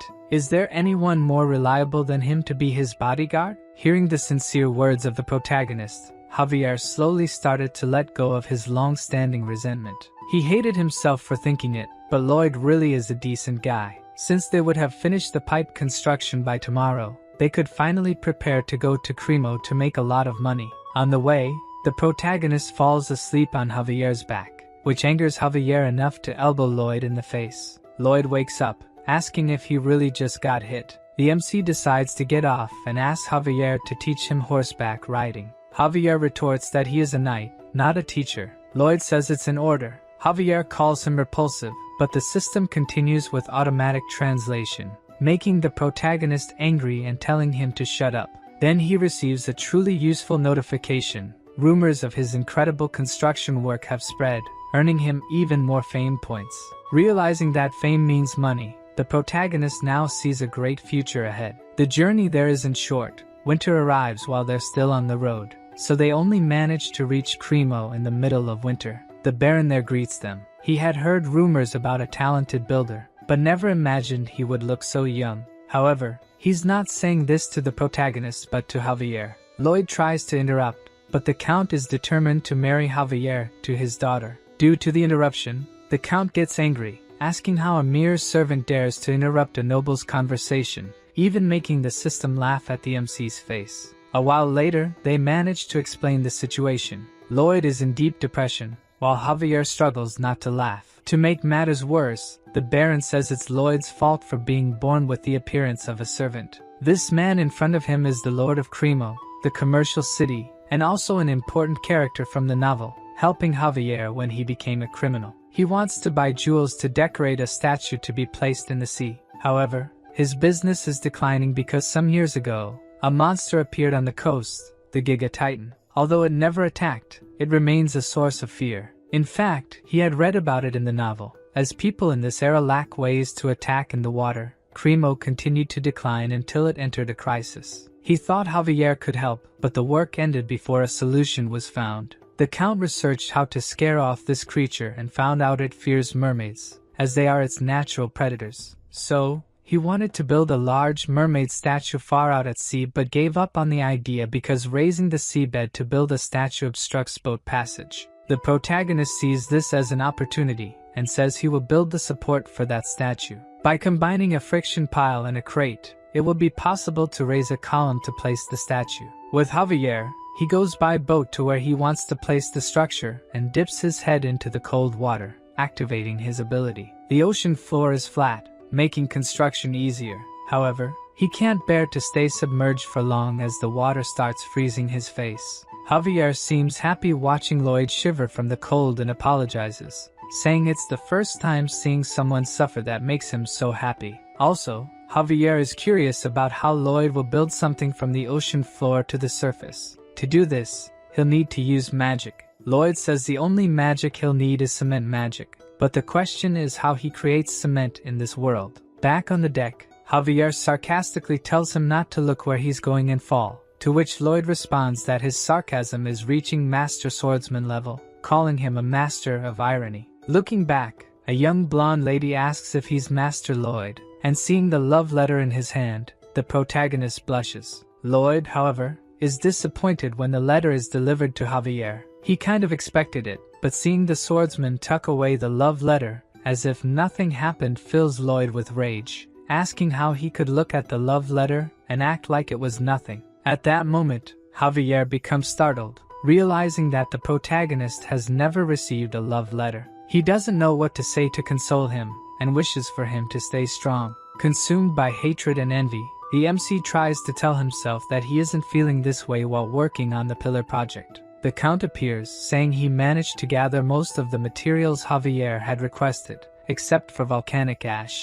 Ash is the main ingredient in Roman cement, and the advantages of making this cement are obvious since its structures have stood for over 2,000 years. To obtain ash, they would have to go to a volcano, but even the Count doesn't think they have that much time. The protagonist says he will find another way, giving up on making Roman cement and focusing on Portland cement. This was the cement that gave rise to modern cement. The MC knows roughly how to make it but not the specifics, so using his brain, he will experiment with all possible combinations and figure out how to make it. However, even after 129 samples, he still hasn't made a strong enough cement. Seeing his master exerting so much effort, his pets become sad, trying their best to get him out of the house a little. He shouts that he's busy but remembers a little dog he had in his past life. At that time, it was his only family. After its death, he regretted not playing more with it. Lloyd then hugs his pets and says they are more important than the research. While walking through the streets at night, Lloyd apologizes to them. Until now, he has only been giving orders as if they were machines, but if something happened to them, he would regret it deeply. Seeing his sincere feelings, the pet's relationship with the protagonist changes, and now they start to consider him part of the pack. Even the system congratulates him on one of their evolutions. The pets themselves ask for his sister Cobra to evolve. She starts to glow and float, gaining several new abilities. But the ability that catches Lloyd's attention the most is volcanic explosion. The next day, a huge explosion is seen from the mountains, and the people in the city are frightened by it. Even the Lord thinks it might be an enemy bombardment, but it turns out it was just the protagonist testing the new ability of his little snake. Using her ability, he analyzes that the ashes are indeed volcanic ashes. Excited, he tells Javier that this is an absolute gift, but due to the explosion, Javier isn't hearing anything. Thanks to Bangul, the cement problem is quickly resolved, wasting no time and moving on to the first step of the pillar construction. They built a massive diaper to collect the volcanic ashes, and when Bangul activates his ability, the diaper prevents the ashes from spreading. The entire population is impressed with Lloyd's ingenuity, especially the Baron, who will keep an eye on him and analyze his creations to make an impartial report to His Majesty the King. Once the ingredients for the cement are gathered,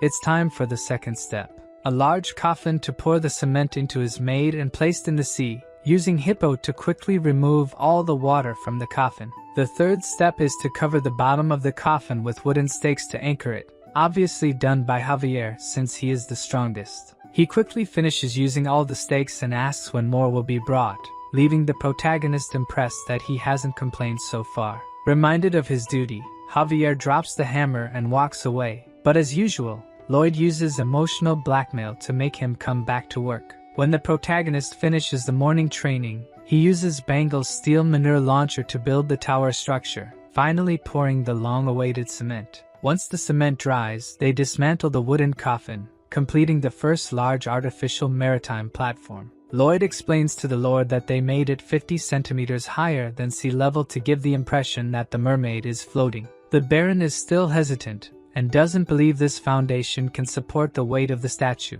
But if it does work, he won't be disappointed with the construction fee. At night, the statue is finally placed on the platform, a grand mermaid statue covered with sparkling jewels. To celebrate the achievement, a nobles' party is held on the ships. The protagonist, obliged to participate, feels uncomfortable in his outfit and asks Javier how he can stand wearing it. The Lord introduces Lloyd, saying it was this young man who made the statue a reality, and once again, the protagonist is ignored by people who mistake him for Javier. He knows he's smarter than most and prefers money transfers to compliments, but the look of sadness on Javier's face annoys him greatly. To completely crush his self-esteem, the Lord appears, saying it's because of his face. While the party is going on, a little distant from the ships, at the bottom of the sea, the Giga Titan observes the statue. Seeing that mermaid, his natural enemy, all he can think about is attacking her. He quickly approaches the ships, where the protagonist chats with other nobles,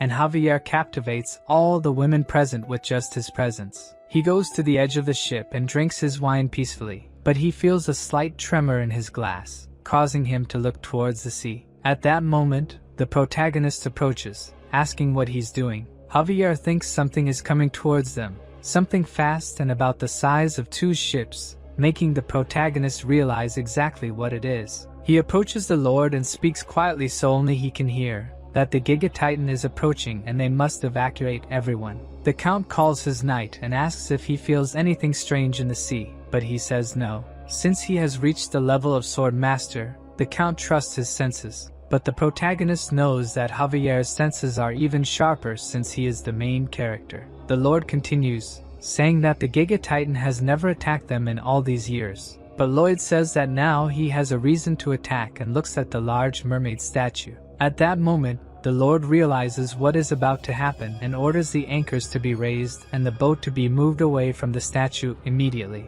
Realizing that this will take too long, the protagonist asks Javier to take care of the anchors. Without hesitation, he jumps into the cold water while the protagonist throws Padang at the statue. Under the sea, Javier prepares an attack on the chains, using his mana to heat the blade. He cuts them easily, while Padang breaks the ropes that are attached to the statue. When Javier finishes cutting all the chains, he realizes that the Giga Titan is speeding up. Even though the ships are already loose, it is too late. The Giga Titan appears, knocking everything in its path. The protagonist and the others on the boat are thrown into the sea, while Padang dodges the monster's attack. Javier uses a mana explosion to quickly get out of the water, saving Lloyd from falling into the sea, while the statue is hurled into the city, destroying everything and almost hitting some people. The people thrown into the sea are in despair. The protagonist knows there won't be time to save everyone, but has a brilliant idea. He uses Hippo to drink the seawater and pull people along. Meanwhile, the Giga Titan emerges from the sea and heads to land to destroy the entire city. Javier tells his master that they should try to stop it, but the protagonist is already fleeing to the other side. Lloyd says that trying to stop something that big is foolishness. He will only die trying to do that. Many things are happening at the same time. The Lord orders his subordinates to rescue the men at sea by throwing ladders from the ships that have not yet sunk. Meanwhile, in the city, the gigantic Titan continues to destroy everything. Javier asks if Lloyd is really going to ignore the people who are in danger, but his only concern is to get the money. Lloyd says they didn't come there to fight a giant thing but to keep the peace. At that moment, Javier is disappointed with his master. He thought Lloyd was someone who always fought to protect others, but now he sees who he truly is. As a gentleman, he would never abandon people in distress. Lloyd tries to warn him that if he tries to fight that thing, he will die, but Javier doesn't listen to his orders and heads towards the monster. Using his blade board and mana blast, he quickly approaches the coast. The soldiers shoot cannonballs at the gigantic Titan, but they are only reflected by his armor. The soldiers are scared as not even a scratch is made. The monster prepares an attack by opening its armor, and the wind power that comes out is so strong that it destroys the attack towers. The monster's real concern is not the soldiers but the supposed mermaid that it believes is still alive. Only its advance towards the statue destroys a large part of the city, causing fear and panic among the population. A man who fell on the ground is almost trampled by the gigantic Titan, but Javier appears to save him. He attacks the monster directly, hitting one of its joints, but even using the mana blast, his attack is reflected, only making the Titan angrier. Javier dodges its attack, but the monster takes advantage of him being in the air and fires a burst. Even trying to protect himself, he is hit directly. With just one attack, Javier is already quite injured. He knows it will be impossible to defeat this creature, but he is willing to sacrifice himself so that as many people as possible are saved. While Javier fights to save the population, the protagonist tries to escape on a table. It's not like he's an overpowered character or anything. Even if he spent all his RP, the only skills he has are related to construction. It's not that he's not sad about people being hurt and the city being destroyed,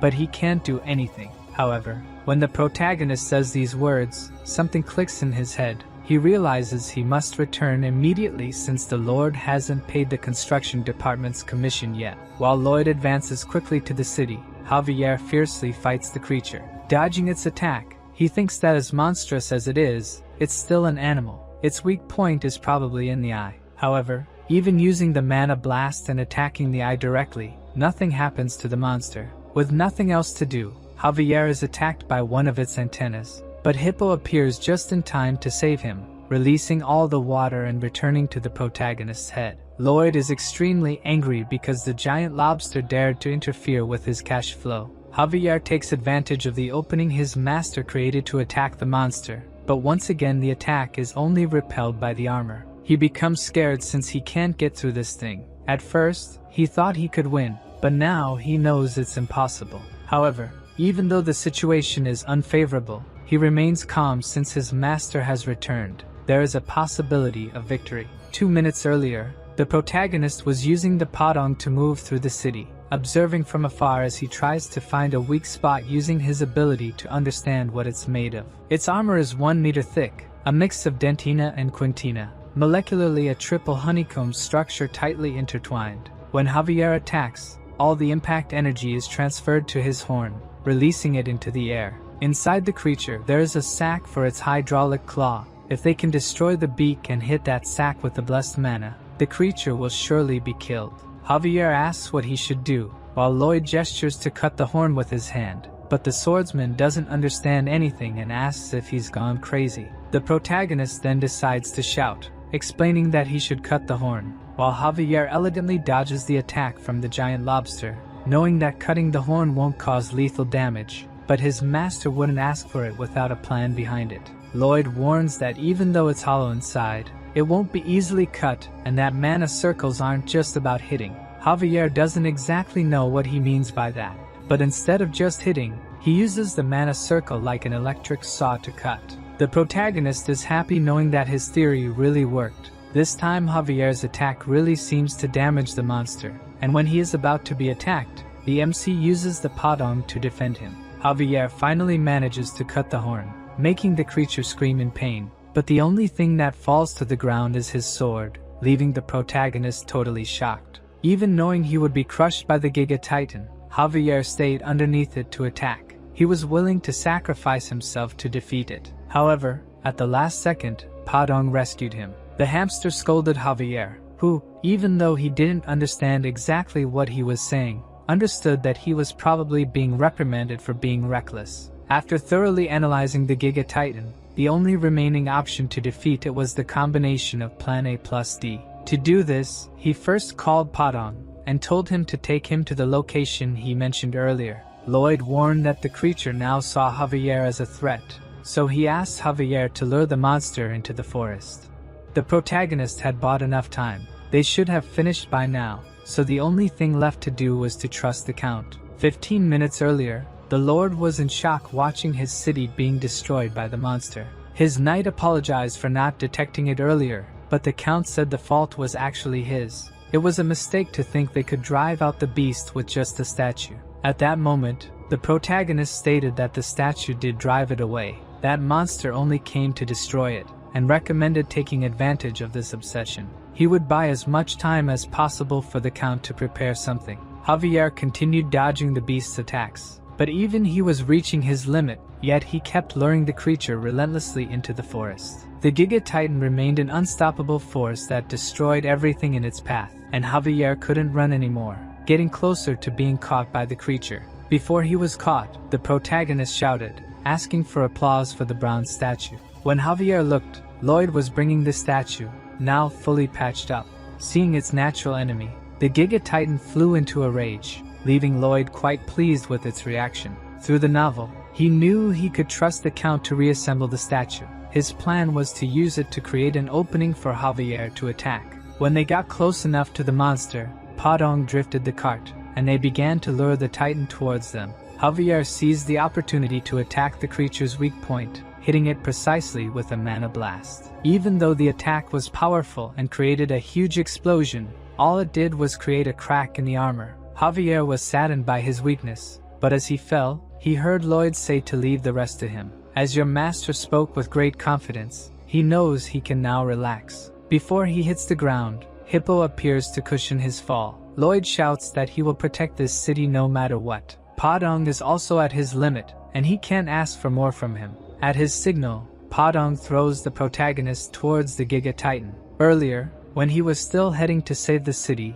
he thought of some plans to attack it, deciding he should use the mana blast. The problem is, for that, he would need to have a triple circle heart, and currently, he only has 2. Using the system, he starts to evolve his technique, but unfortunately, he doesn't have enough points to evolve to the final level. Even though he had decided to stay out of the fight, he wonders what the hell he's doing hanging there, while deciding whether he should try to punch it using mana. The notification that he gained 5 approval points from Javier appears, and with that, he has what he needs to create the 3rd mana circle. Now confident, he prepares the attack using 1 circle to protect the heart and the other 2 to collide, but the monster ends up breaking a mountain with its paw, and one of the stones coincidentally hits the protagonist's head. Due to the impact, he loses his senses, not knowing what to do anymore. He uses the 3 circles to collide, creating a triple circle mana blast that is so powerful it explodes the entire creature. From the city, people see that huge smoke.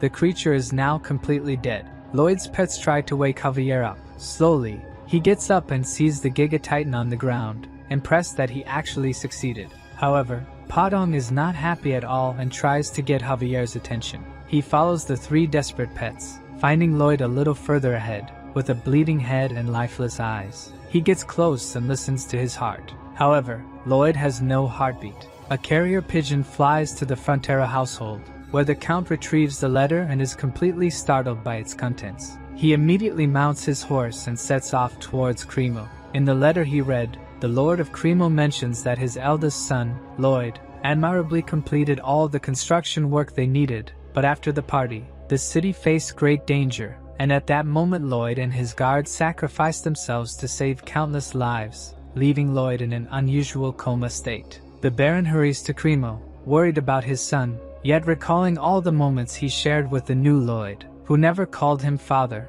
only Baron. For a moment, Frontera doubts if that young man is truly his son, but before he can dwell on it, a monster appears on the road. The knight dismounts and instructs the Count to continue while he faces the creature. He defends against the beast's first attack, apologizes to the Count, and promises to meet again in Cremo. The knight and the monster attack simultaneously, but the wolf is too strong, breaking the sword in half and biting the swordsman's shoulder. Undeterred, the knight continues to fight, even as he's overpowered. Just when he thinks he'll die, the Baron and Baroness appear, aiding him in defeating the wolf.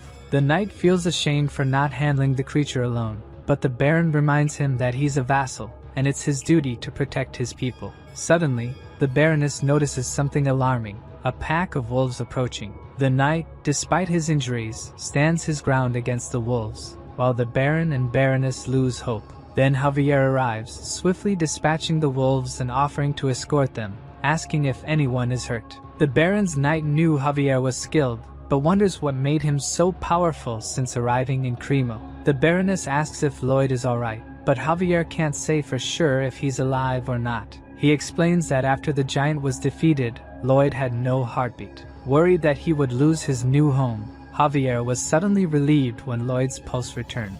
Although he's sure Lloyd's heart has stopped, he still has a pulse and is breathing. Touching Lloyd's chest, Javier feels the triple circle heart spinning at an incredible speed due to the magnetic fields they're generating. He can't determine the condition of his heart, only that these fields are keeping him alive. Returning to the present, people are trying to rebuild the city. Javier explains that the young master is at the Count's mansion, under a doctor's care, but his condition hasn't improved. The Count reflects on their battle against such a monstrous creature, but Javier insists he was just a sword Lloyd was using. It was his own strength that defeated the monster. Hearing this, Not even the protagonist's parents believe he has this power until they hear that other nobles are heading to the Count's mansion to pay respects to Lloyd, acknowledging that without him, everyone would have frozen to death. Lloyd didn't just save the people from the sea, he also helped a soldier trapped in rubble, preventing a massive fire from destroying the city. Indeed, the entire city recognizes that they were saved thanks to Lloyd Frontera,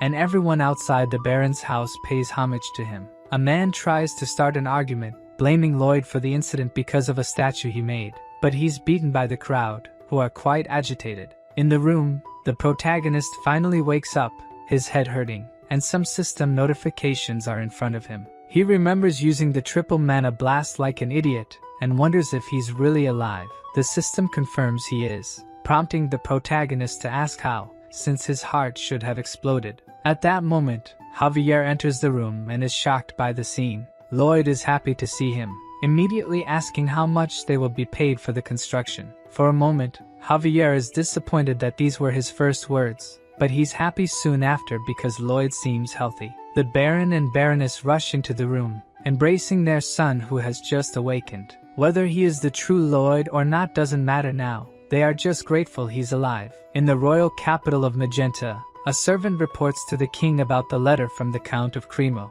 The king is intrigued that such a man exists in his kingdom, and instructs his subordinate to send a message to Baron Frontera to bring his son and guard. The Royal Highness, Alicia, declares that she will meet this man and evaluate him herself. Returning to Cremo, the system states that your great courage, wisdom, and self-sacrifice are spreading throughout the kingdom. Thanks to having taken your social position, he gained 1,500 RP. Additionally, he also obtained a mana heart, which explains why he has so much energy even though he's been in a coma for a month. Now that he has become the owner of a mana heart, digging will be much easier. The system questions if that's the only way he can think of using it, but the protagonist wonders if he's underestimating the world's builders. Since his mana heart emerged abnormally, it has unique properties. He gained the ability of neutralized shock, which literally means he can use the triple core explosion whenever he wants. Now the work in the mine will be much faster. The protagonist explains that the mana heart needs to be protected from the impacts caused by blessed mana. It acts practically like an ammunition depot, which is why he must protect the mana heart using one of the circles. But at that moment, he didn't have a mana heart, so he was able to survive the shock caused by the explosion. Who would have thought that neglecting mana heart training would end up being beneficial? At that moment, the Lord enters the carriage, saying they must leave immediately. As he watches the Lord go to sit down, the protagonist gives a look as if planning something. The carriage continues through the city streets, and looking out the window, Lloyd wonders how much it will cost to repair the buildings and streets. The Lord says it's hard to say, but it will probably take a month of the city's budget production. Upon hearing this, the protagonist plays his card and says that if the Giga Titan had not been defeated, it would probably take half a year of production to repair everything. Realizing what's happening, the Lord immediately asks what he means by that. Lloyd says that what he's gaining compared to what they'll save in construction is a small portion. He continues using his manipulation game and mentions that he heard from some attendants that the Lord would financially compensate anyone who worked for the city's public interest. Realizing he has no choice, the Lord increases the amount he will receive by 1.5 times. The atmosphere in the carriage remains heavy. The protagonist says he wasn't asking for money, but he finally realizes that for the Lord, the lives of his civilians are worth 1.5 times the commission of his construction. Due to emotional blackmail, the Baron doubles the commission. Lloyd remains silent with a cold expression on his face, causing the Baron to increase the proposal to triple. At that moment, we see in the window's reflection the monstrous expression the protagonist is making. The Baron realizes he has just been extorted, while the MC extends his hand to him. Now with a completely friendly atmosphere, he appreciates his generosity, and says he will make good use of the special compensation. The Lord shakes his hand, though he finds it very strange since he was definitely just extorted. Still, he can't bring himself to hate him. The Count's carriage passes through the crowd, who are shouting incessantly that Master Lloyd has arrived. For someone who is a complete nobody in Korea, this is a lot of pressure. The Lord says they have prepared a podium for him, using a voice amplification sphere. The protagonist thinks of giving a generic speech since he won't make money from it. So on stage, seeing the crowd shout his name, the only thing he can think of is making money from each of those people. Instead of giving a speech, he asks if the citizens have heard of Andal coding. Realizing they haven't, he begins to explain how Andal will change their lives. All the time they spend by the fireplace will be replaced with peaceful family time, greatly improving their quality of life. Anyone interested should visit Baron Frontier's mansion, located in the Frontier Barony. Instead of a speech about saving the city, he just sold his product. The Lord understands why he doesn't hate him. Someone so obsessed with every penny of profit that persists in their goals is someone you can't hate, but rather desire by your side. Returning home, or rather, his future golden goose, Lloyd thought that the oldest knight, Lord Byron, earned far too much compared to his level of skill, which barely reached intermediate. However, the man in front of him left him completely amazed. He neatly organized the ongoing mining plans, the list of names and details of land construction, and simply everything that needed management, even down to sales and profit. Startled, the protagonist asked if he had done all this while he was away. Byron replied that he had left it for him to take care of, so he was just doing his job. A worker arrived and reported that the interior of the Andal floor project was complete and awaited inspection. Outside, he meticulously observed every detail of the floor, praising the workers for this time there were no flaws. Lloyd was simply shocked looking at him. This man he thought useless was extremely capable. If he had been born in modern Korea, he would probably be a director of a major corporation. The large-scale contract was entirely handled by the Baron and Baroness. These two had a gift beyond being lords of a state, making the protagonist realize that your luck starts the moment you are born. Javier asked if they really needed such a large warehouse for coal, but the protagonist said yes, as it would continue to come in all the time. With what he earned from construction alone, he managed to pay off more than half of his debt, and thanks to foolish neighbors, he would continue to pay without problems, leaving him truly glad that his retirement of fun and joy was almost here. Seeing the disdainful expression on his master's face, the only thing Javier thought about was punching him several times. But before he could do that, they both heard a trumpet, and the worst part was that neither of them knew what it meant. When they looked, a man on horseback holding the royal flag approached. The protagonist was angry at this ridiculous display and wanted to get straight to the point, feeling a terrible foreboding that this meant trouble. The man began to read the king's letter. Due to what he had done in the city of Cremo, his efforts to protect the nobles and civilians had been noted, and the king wished to meet with the two heroes who defeated the Giga Titan. His father was extremely happy, but Lloyd realized how problematic this situation was. If there was one thing he had learned in the army, it was never to stand out too much. Once, a superior found out he was a civil engineer and asked him to build a sauna. He studied like mad to create one, but that was also his worst mistake because it turned out too perfect, and then the superiors started making many requests of him. Upon hearing that they had to visit the Majesty, he knew he shouldn't have built that platform in the ocean. Inside the royal carriage, he felt completely hopeless. Javier said he looked like he was going to be executed, which was unexpected since his master would probably have said something like, "How much can I extract from Majesty?" This made him see a bit of color in the world again since he had read the novel and knew some things that would happen. If he could use all that to his advantage, he would surely get the most money possible from the Majesty. Arriving at the palace, Lloyd and Javier knelt before her. When they looked up, Lloyd almost had a heart attack because of her beauty. When the protagonist introduced himself, Majesty was surprised that he was Lloyd Frontera since he and his side had a much more noble aura. She also sensed a different mana flow coming from Javier, and he seemed worthy of being her fighting partner, as expected of one of the kingdom's two martial masters. She immediately discerned that Javier was special. It seemed awkward flattery wouldn't work on her. The queen appreciates the courage and altruism he demonstrated. However, she doesn't judge a man based on what others say, but rather on what she sees. As the protagonist already expected, she wants to test his abilities. The opportunity Lloyd was hoping for has arisen. If he does well, he'll secure a contract with the Majesty.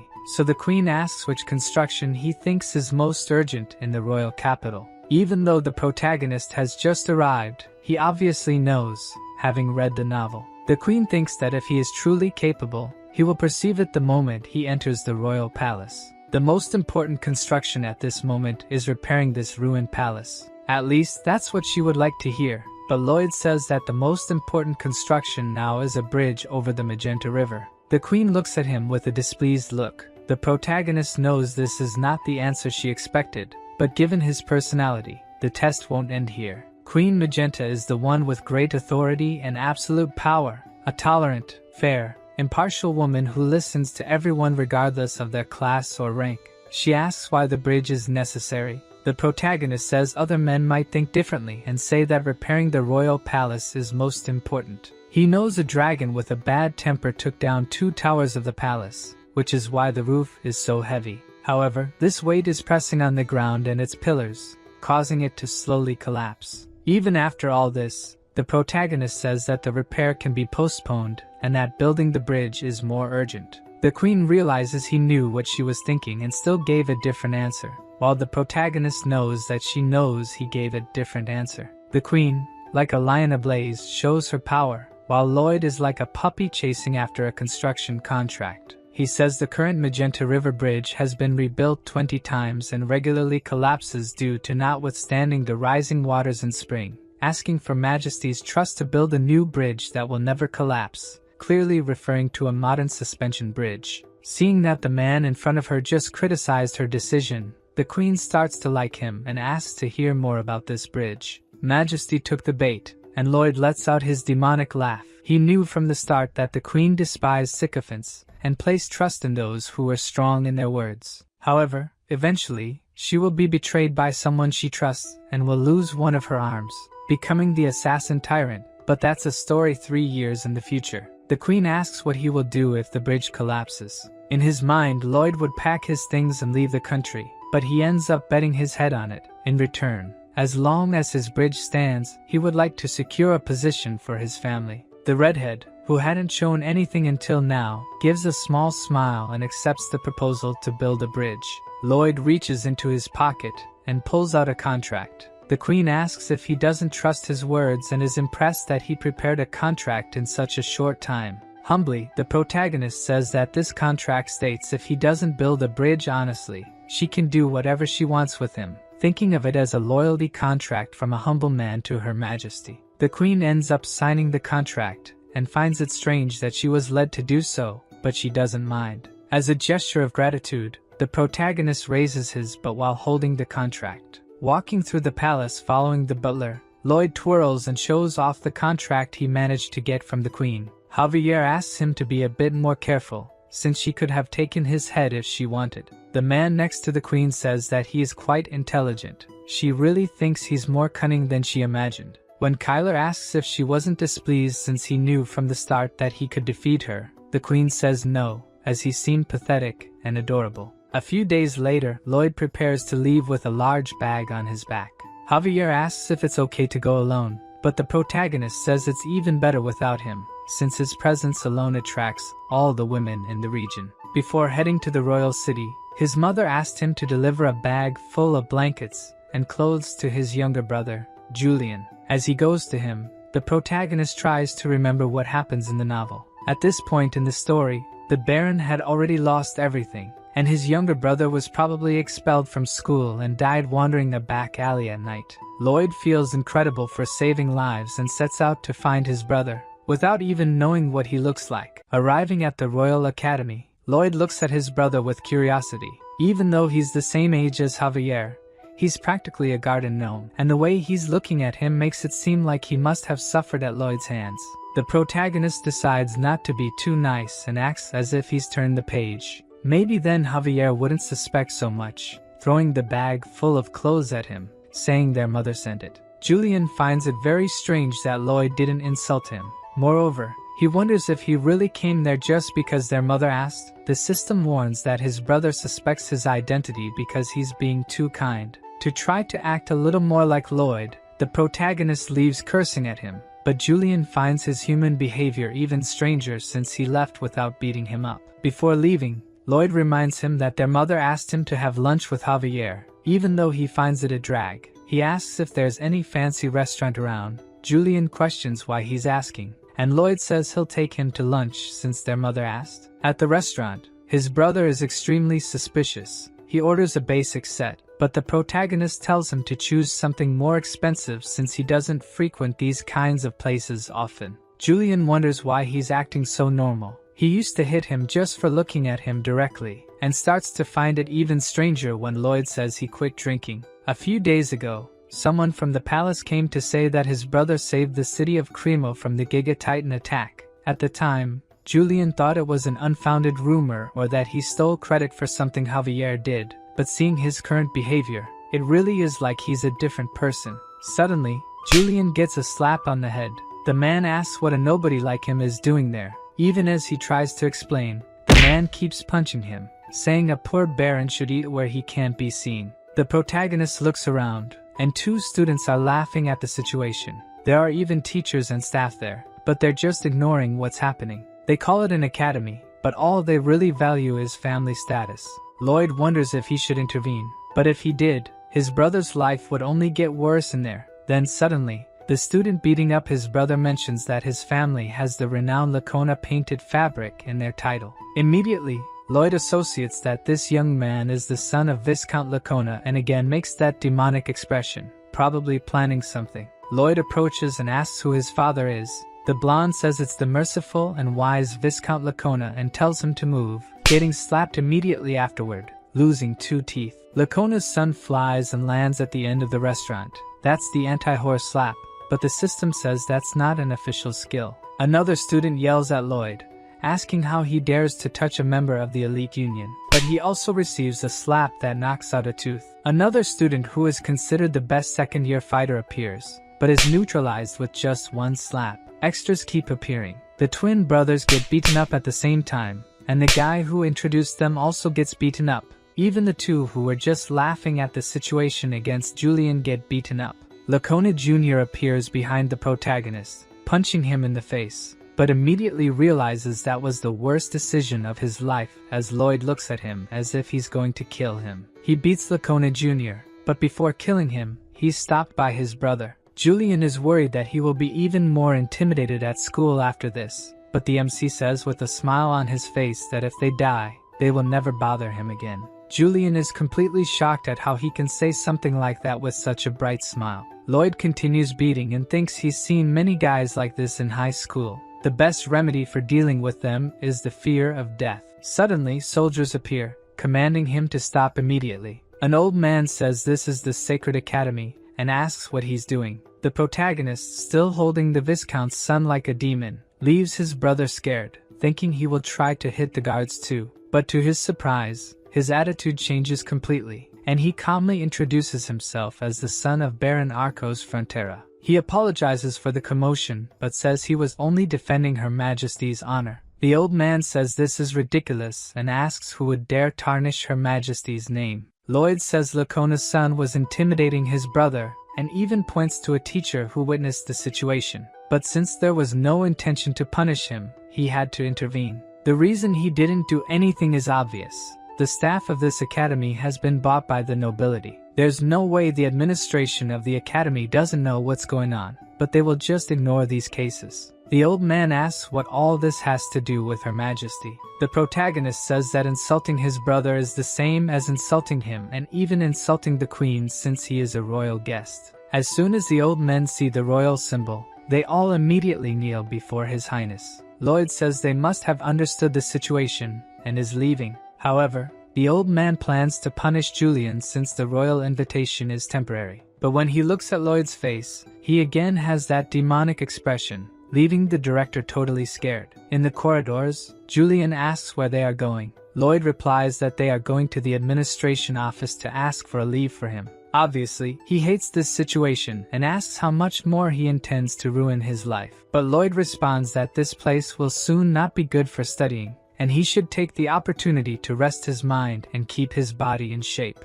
At the palace, Javier explains to Julian that if Lloyd has a plan for him, then he should trust it. He also explains that the plan to defeat the Giga Titan was entirely made by the young master. Furthermore, he managed to open water channels, develop quarries, and become friends with wild orcs. The brother he knew became another person. Lloyd listens to the whole conversation behind the door and is happy that Javier trusts him so much. Soon after, his illusions are shattered as they begin hurling insults at him. Julian asks if he really thinks someone can change so suddenly. Javier is sure they can't and has convinced himself that Lloyd is an imposter disguising as the young master. The protagonist is worried because he could be discovered at any second. Julian asks if they could have used black magic to do this. Javier responds that it's a possibility. He has even seen the theory in a book. Because of this, he investigated if there was any abnormal mana flow in Lloyd's body. The protagonist wonders when he did that, leaving him extremely worried about being discovered. Fortunately for him, Javier doesn't feel anything unusual in his body. Javier tells him to forget about it, saying it's just an exaggerated theory. The MC knows that Javier is probably sensing his presence behind the door. It's a way of saying he suspects his identity. Julian mentions it's the first time he's heard about the family debt. He thought only he was having difficulty with studies, but Lloyd managed to get their family out of that situation, so he deserves some credit at least. The protagonist, having just earned RP points from his brother, thinks that now Julian will be his golden goose. He enters the room calling Julian to join him. As he mentioned earlier, they will train his body with manual labor. Lloyd explains the first step in making bridge suspension cables. First, spread the clay and beat it until it becomes a 90 centimeters pizza. Then fill it with dirt and rocks and give it to the snake to eat. It will excrete the molten metal, and Padon will unite and wrap it. Then everything will be ready to make the cables. The MC hands him the shovel and says the tutorial is over. This task is crucial in construction, and if it's done wrong, the rest will be a mess. Julian asks why he's giving such an important task to him, but the reason is obvious. He's a Frontera, so he should be intelligent and responsible. Outside the palace, Lloyd knows that the modern bridge is a great idea, but even with all his knowledge, it would be impossible to make it perfectly. This means he'll need to borrow knowledge from this world. Before he can ask for anything, the master craftsman denies his request. Lloyd already knew this old man was stubborn and would only work on projects that caught his attention, so he had prepared to visit him, innocently showing the project of building a new bridge. As soon as the dwarf sees his project, he immediately tells him to wait. If he builds something like that without the exact rigidity, it will break. The MC says when the bridge collapses, everyone on it will die, and as he's decapitated, he'll scream that the culprit was the great Cortigus, who didn't help make the trusses. The dwarf asks if he's trying to threaten him, but Lloyd says it's just an appeal to the conscience of a great master. He ends up relenting and asks to see the drawings. Upon closer observation, he is fully aware that he is the only person in the kingdom capable of doing this. The protagonist continues with a killer look and says that's why he asked for his help. The dwarf says this has caught his attention and decides to help with the project. With Julian working on the cables and the royal workshop working on the trusses, the only thing left to work on is the suspension of the towers. Lloyd and Javier use a mana explosion on the ground but are suddenly stopped by nobles who accuse him of stealing the Majesty's treasure. The protagonist is obviously confused, but it seems this was planned for a long time, as they personally went to ask for a trial from the Queen. In the meeting room, the Queen orders each side to state their arguments, and the first to speak is the guild. Victor says that the Magina Bridge was built by the guild's previous leader and has stood for over 30 years. He explains that in its structure, wedge-shaped columns were made to slow down the strong water current, making it practically impossible to fall. Lloyd knows that it will eventually fall, as this is information from the novel, but he cannot reveal future events to others. Boldly, he asks the guild leader how much they were paid to say that. His scandalized reaction makes the protagonist absolutely certain that he is being paid,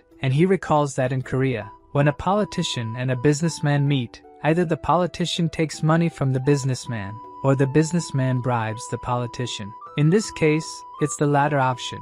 They strip away all negotiating rights and monopolize the budget. His accusation without proof ends up irritating the Queen considerably. She says that accusing someone without proof in her presence is unacceptable and immediately sends Lloyd to royal trial. He is tied up and his head is placed at the Reaper's aim. The Queen says he insulted her and her vassals with lies and must restore his honor.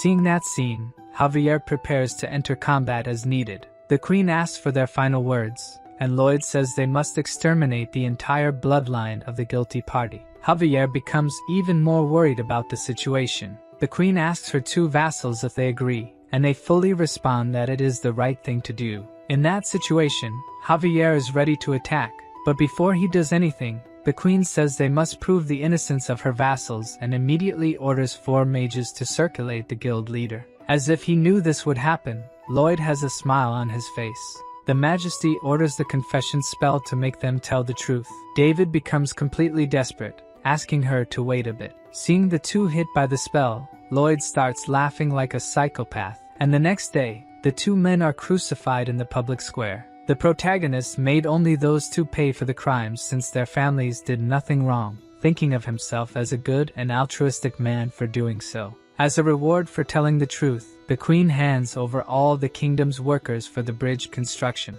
The archmages use gravitational magic to lighten the weight of the stone blocks, making the construction extremely fast. Bangul is tasked with taking the suspension rope to the other side, using her volcanic explosion to quickly cross the river while Padong tries to hold it. Seeing this incredible construction method, Julian says his brother is amazing. Javier also thinks he is and says that even though it's his first time doing hard work, he managed to do it every day. Before, Julian couldn't learn his sword art because he had a fragile body. But looking at his body state now, that shouldn't be a problem anymore. After some time, the bridge construction is finally complete. The queen says this bridge will be called Lojavi, a blend of Lloyd and Javier's names. She also grants him the title of Master Builder, leaving the dwarf irritated as he built the entire platform. Lloyd thinks that only the commission money will be enough to clear his debts, but now he has another major obstacle. The queen is probably thinking of how to use him to her advantage. If he fails now,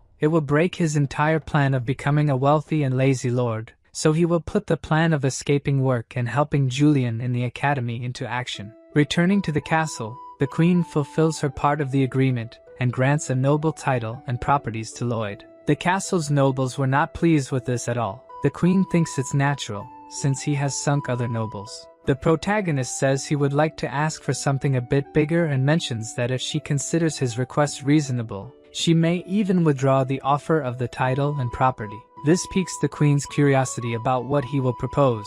Nevertheless, regardless of what the scoundrel asks for, her desire to keep him by her side will not change. The protagonist expresses a wish for a thorough cleaning of the Royal Academy, which is currently rife with corruption, inequality, and despicable behavior. Instead of studying, the students only use their status to harm those of lower rank. The teachers and supervisors are aware of this but choose to ignore it, furthering the social barrier within the institution. Both the headmistress and the nobles present are incredulous at what he has just said. Javier presents the results of a 4-month investigation conducted by Lloyd, which identifies all the corrupt nobles and workers in the academy. Upon hearing this, the nobles claim he is spreading lies and that such things couldn't happen in the Royal Academy. However, this turns out to be signing their own death warrants, as the queen orders the use of truth-telling spells on them, adding more nobles to the public lynching. Inside the academy, the queen is cleaning house with her soldiers, intending to rid her land of all the filthy rats. Lloyd watches from afar, a satisfied smile on his face. Javier asks if his smile is because the nobles are being condemned, but in reality, it's because his plan to get rid of the queen and enjoy a lazy life has worked. Suddenly, the royal bodyguard appears with a message. He can go home whenever he wants, but must attend the banquet tomorrow night. Furthermore, the queen found his plan to dodge work excellent and respects his desire to live as a slacker. Lloyd is a bit shocked to discover he has been in her palm all along. When he sees the swordsman leaving, he asks Javier if he couldn't sense him approaching. The obvious answer is no, since this man is a master swordsman. So let's go back to Lloyd's room. Julian asks if he hit Diego knowing this would happen. Basically, yes, as he already planned to investigate the academy after its construction and trusted the queen's confidence in him for it to work. Julian tells him he no longer needs to pretend to call him a little shit and now sees him as a brother he can be proud of. Lloyd is impressed by his words, but then says it was so bad it made him want to vomit. At night, the celebratory banquet finally begins. The protagonist tries to hide from the queen, but she finds him and insists he come closer. She remarks that hiding like this makes him look like a mole cricket, with Javier fully agreeing and stating he definitely looks like one. Lloyd is annoyed that Javier seems relieved, while the queen again orders him to come closer. The protagonist apologizes and approaches a bit, but the queen insists he come even closer, making Lloyd increasingly uncomfortable. She leans in and whispers that if he changes his mind, he can come see her anytime. This excites our mercenary. As much as lazing about is good, he now has a nest to return to whenever he needs money. As he eats, happy with the new development, he remembers that in 3 years, the queen will become a villain, causing his nest and properties to vanish. It's at this moment that Lloyd hears Kyle say the banquet will continue until sunrise, reminding the protagonist exactly what that phrase means. It's the secret code used by those planning to assassinate the Majesty. The problem is, this was supposed to happen in 3 years. And also, why is the secret code to assassinate the queen coming from the royal guard? A while later, she finds herself in her quarters. The queen looks tired and wonders if she drank too much, but she thinks it must be because she's been working hard in recent days. This excessive work is due to Asfahan, an enemy state where King Samarkand has been amassing an army. But it's probably not for an invasion, since trying to invade through the jungle would be a suicide mission. At that moment, the queen feels a strong headache. She finds it strange, since the effects of alcohol should be neutralized by the mana in her body. Soon after, it becomes difficult to control her heartbeat and breathing. She tries to circulate mana to neutralize the effects, but a sharp pain hits her heart, preventing her from circulating mana throughout her body. The queen has no doubt it's poison and tries to walk to the door, calling for help from anyone who might be there. The front door begins to open, and her knight Kyle appears. The queen says he arrived just in time and that she needs his help, but the help Kyle offers is different, leaving the queen incredulous at the betrayal. Meanwhile, Lloyd, still at the banquet, tells Javier that they have a problem. The swordsman simply starts following him without asking anything, surprising Lloyd that he doesn't inquire about what's happening. He asks if Javier can knock out a master swordsman. Javier knows he's not joking but asks for some sense, and says he'll try to stop him for a maximum of 3 minutes. Turning the corner, they come across a pile of bodies. Inside the room, Kyle does his best to kill the queen, but even poisoned, she manages to defend herself. She asks why he's doing this and receives a kick to the stomach. Kyle prepares for a final attack but is stopped by Javier, who approaches quickly. Not giving him time to react, Kyle attacks, but our swordsman manages to defend, surprising Kyle as he stopped his sword using a candelabra. Taking advantage of the distraction of the battle, Lloyd approaches the queen, covering her mouth before she says anything and using the core technique to absorb the poison. Javier continues buying time, but Kyle is not playing around and activates the sword's aura. Realizing that if he completes that, they're in trouble, Javier throws the candelabra, interrupting the aura formation. He catches the candelabra back in the air and uses blessed mana to attack, impressing Kyle with his mana talent. However, he still lacks experience in real combat, and Kyle takes the opportunity to strike while Javier is in the air, cutting his candelabra and his chest. Lloyd continues absorbing the poison mana. The only thing he can do at this moment is pray for Javier to win, or everyone there will die. Kyle knows his cut was superficial but takes the moment to land another blow. However, our lunatic swordsman isn't afraid of death and charges forward, dodging the strike at the last second. Javier shouts the name Padong, who tosses a sword towards him. With the blade in hand, he's perfectly ready to face a master swordsman. Javier uses blessed mana again, directing the explosion at Kyle. Kyler manages to defend but is thrown back by the impact, stunned and scared, wondering how Javier can wield the power of a cannon. Before he can think, another mana blast heads his way, but this time he manages to dodge. Javier decides to attack from all sides, dividing the blessed mana into multiple explosions, making a master swordsman run in fear. Meanwhile, Lloyd continues the process of absorbing the poison. The queen wonders how this is possible. He's only absorbing the mana contaminated by the poison. But before she can ask where he learned this ability, our protagonist tells her to shut up, angering Her Majesty as he just reprimanded her. But seeing Lloyd spit blood, she wonders if he's trying to sacrifice himself to save her.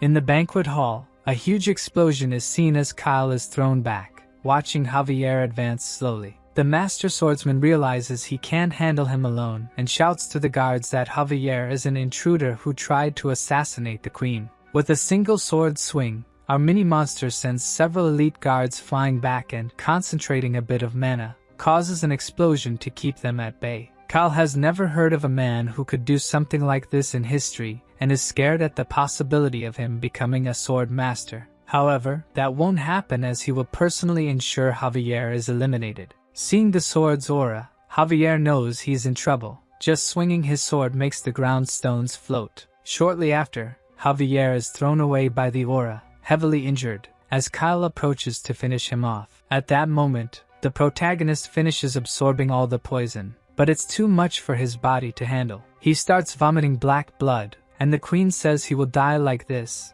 instructing to gather all the mana in his arm. However, our mole man refuses to lose an arm as it will make digging harder. Lloyd grabs a butter knife and activates Mana Blast using all his mana, expelling the poison all at once. The explosion is so massive that it destroys part of the castle, leaving Kyle questioning where all this power came from. But before he can dwell on it too much, Javier rises, ready for the second round. He made a vow to Lloyd, and he needs to keep that vow alive. Before reaching the royal capital, Javier admits he was hopeless from start to finish. He was supposed to be Lloyd's guard, but he abandoned his duty and ran to the gigantic titan. Because of this and his lack of strength, he no longer feels capable of fulfilling his duties as a knight. Lloyd tells him not to worry too much, as he'll deduct 6 months from his salary, leaving Javier impressed with his lack of shame. Perhaps this shamelessness of his master is rubbing off on the swordsman, as he tries to negotiate the salary deduction down to 3 months. He promises to become a sword master in a year, but the protagonist remarks that these are quite ambitious words for someone who couldn't keep the promise of losing 10 pounds. Nevertheless, Lloyd decides to help him, explaining the concept behind becoming a sword master. Before finishing the explanation, Javier interrupts, saying he'd like to do it without his help. He advances determinedly but is impaled by Kyle, who is surprised that he survived. Most people would have been torn apart as soon as they were hit by the aura, but our prodigy concentrated all his mana into one point to strengthen it. Kyle would like to see more of his tricks, but he's running out of time. At this moment, Javier starts to catch fire but still manages to hold onto Kyle's hands, preventing him from escaping. The aura is burning his body, but while holding Kyle's hand, he manages to absorb the aura directly from the mana heart. Realizing the danger, Kyle throws Javier away, who simply falls to the ground without showing any signs of life. Even the master swordsman can't detect any breath from him. As Kyle has already wasted too much time, he moves to take the queen's head but is stopped by Javier, who rises unexpectedly. Javier says he now understands mana and activates the aura, creating a new sword blade. Kyle is at a loss for words. In all his life, he has never seen such a cursed brat. Javier further increases the aura of the sword, making it giant and attacking immediately. The swordsman tries to defend, but the power of his aura is completely overwhelmed, and his arm is severed. He screams in pain as the other guards approach. Javier orders everyone to retreat, warning that they cannot face the sword master. In the room, the queen is worried about Lloyd, who shows no sign of life. The protagonist slowly wakes up and discovers that he is now immune to poison and can absorb mana from the environment. He is quite happy since these seem to be great, but due to his creepy face, the queen reflexively punches him. He is confused about being hit out of nowhere, and even the queen cannot explain why she did it. She just says that when she saw his face, she felt like hitting him. Putting that aside, she asks if he is okay and can stand up, but that massive surge of mana left the protagonist incapacitated. As the only option, he uses his new ability to absorb the mana from the environment, even drawing mana from the queen who is nearby. She is frightened by this ridiculous absorption power and tries to get the MC's attention, but he does not seem to hear anything. The queen simply accepts it, saying he can take all the mana he needs and go help his knight. After a few minutes, he finally manages to restore all his energy. Lloyd feels his body much lighter, probably now fully restored, but before celebrating, he remembers he needs to help Javier. When he turns towards the queen, he sees she is completely out of mana. Magenta says she will ask for details later. The priority now is to stop Kyle. The protagonist puts her on his back and heads towards Javier. The queen knows he is strong, yet it is not enough to face a sword master, or so she thought. As soon as they turn the corner, they see Javier facing the guards. At that moment, the protagonist notices the sword aura and Kyle on the ground, groaning in pain. The queen orders the guards to lower their weapons and explains that these were the two heroes who protected her from her guard's betrayal. All the guards line up as the queen states that everyone who attended the banquet must be investigated. Lloyd asks if he really became the sword master. Javier casually says yes, as his master keeps putting himself in dangerous situations. This is his way of fulfilling his duty. Due to all his incredible achievements, the system activates a new function called the praise system. Whenever he does something fantastic, he earns a title, and this title comes with an ability, but he did not expect the boost from the ability to be so great. The system also gives CP, but Lloyd has to beg the system to tell him how to use it, discovering that this CP is used to see a final spoiler. Returning to the room, Lloyd complains of exhaustion, having been unable to sleep the previous night due to the investigation. Julian asks if they found the culprit behind the plan, but Lloyd explains that they used some barrier that prevents the truth spell. Because of this, he will have to stay a little longer in the royal capital since the novel had no information about the murder, besides these events being supposed to happen in 3 years. Julian asks if Javier is still under investigation, discovering that the queen summoned him separately since he became a sword master. Julian didn't know Javier had evolved and is extremely surprised, but Lloyd explains that this is just common thinking, as he was the one who defeated Lord Kyle. At that moment, we see Her Majesty thanking our swordsman for his deeds, offering him a position as a royal knight, since a vacancy has opened up. Julian is worried that Javier might leave them, but Lloyd warns that he really doesn't know the swordsman from the Frontera's family. Javier explains that he is a knight of Baron Frontera and wishes to continue by Lloyd's side. The queen states that this is not a request but an order. Refusing an order from the queen is equivalent to treason. Our honorable knight only asks for permission to send a farewell letter to his baron, making the queen realize that he would rather die than serve her. Understanding that she won't be able to have Javier by her side, she allows him to remain a knight of the Fronteras. Javier thanks her for her mercy and heads towards the exit. He meets Julian,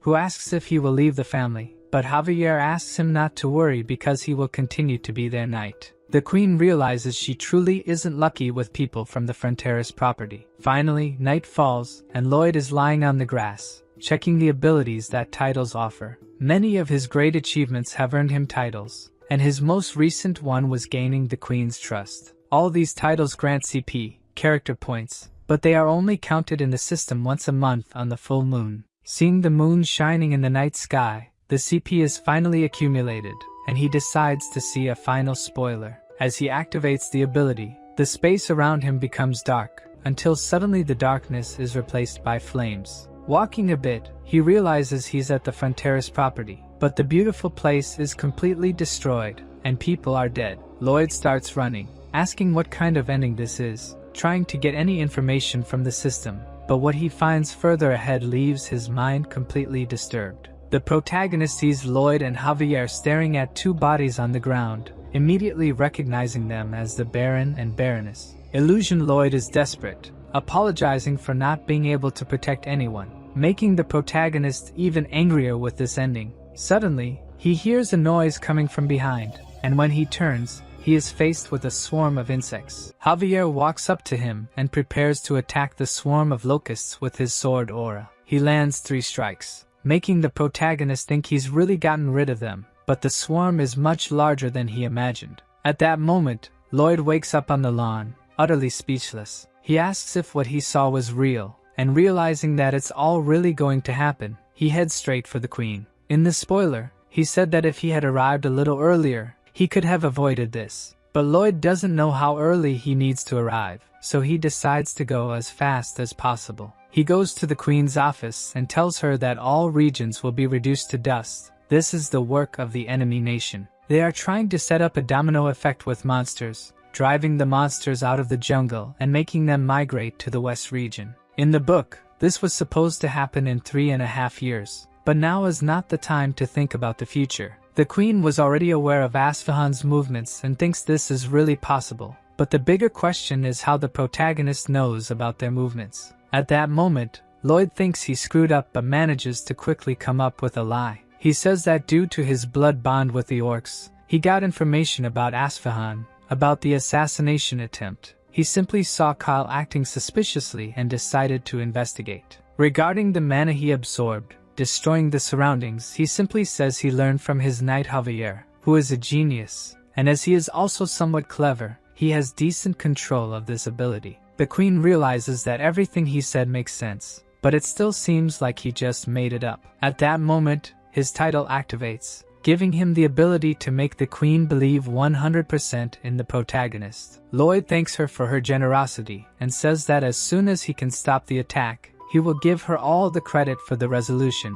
restoring the honor of the crown that was tarnished by the assassination attempt. The queen has never met anyone as suspicious as our protagonist, but she's glad they understand each other so well. Lloyd and Javier head to the Frontera territory. The horses' legs have been reinforced with magic, making them run at supersonic speeds, which further distorts Lloyd's not-so-pretty face. After a whole night of travel, they finally arrive at the territory just in time, since the locusts have already begun to appear in the sky. Seeing that black cloud forming, the field workers don't know what to do until Lloyd appears, telling them to hide in their homes and asking for the largest pot lid they have. The invasion of mutant locusts continues, spreading rapidly through the city, even invading the Baron's house. A maid passing by is frightened by the insect, but is saved by the Baroness, who crushes it using a chair. At that moment, several other insects invade the mansion. The two start running in fear, and when the Baroness peeks out the window, she sees that the swarm of mutant locusts is so large it almost covers the sky. The Baron appears, telling them to join Byron and the other soldiers, but when they open the mansion door, they attract the attention of all the locusts outside.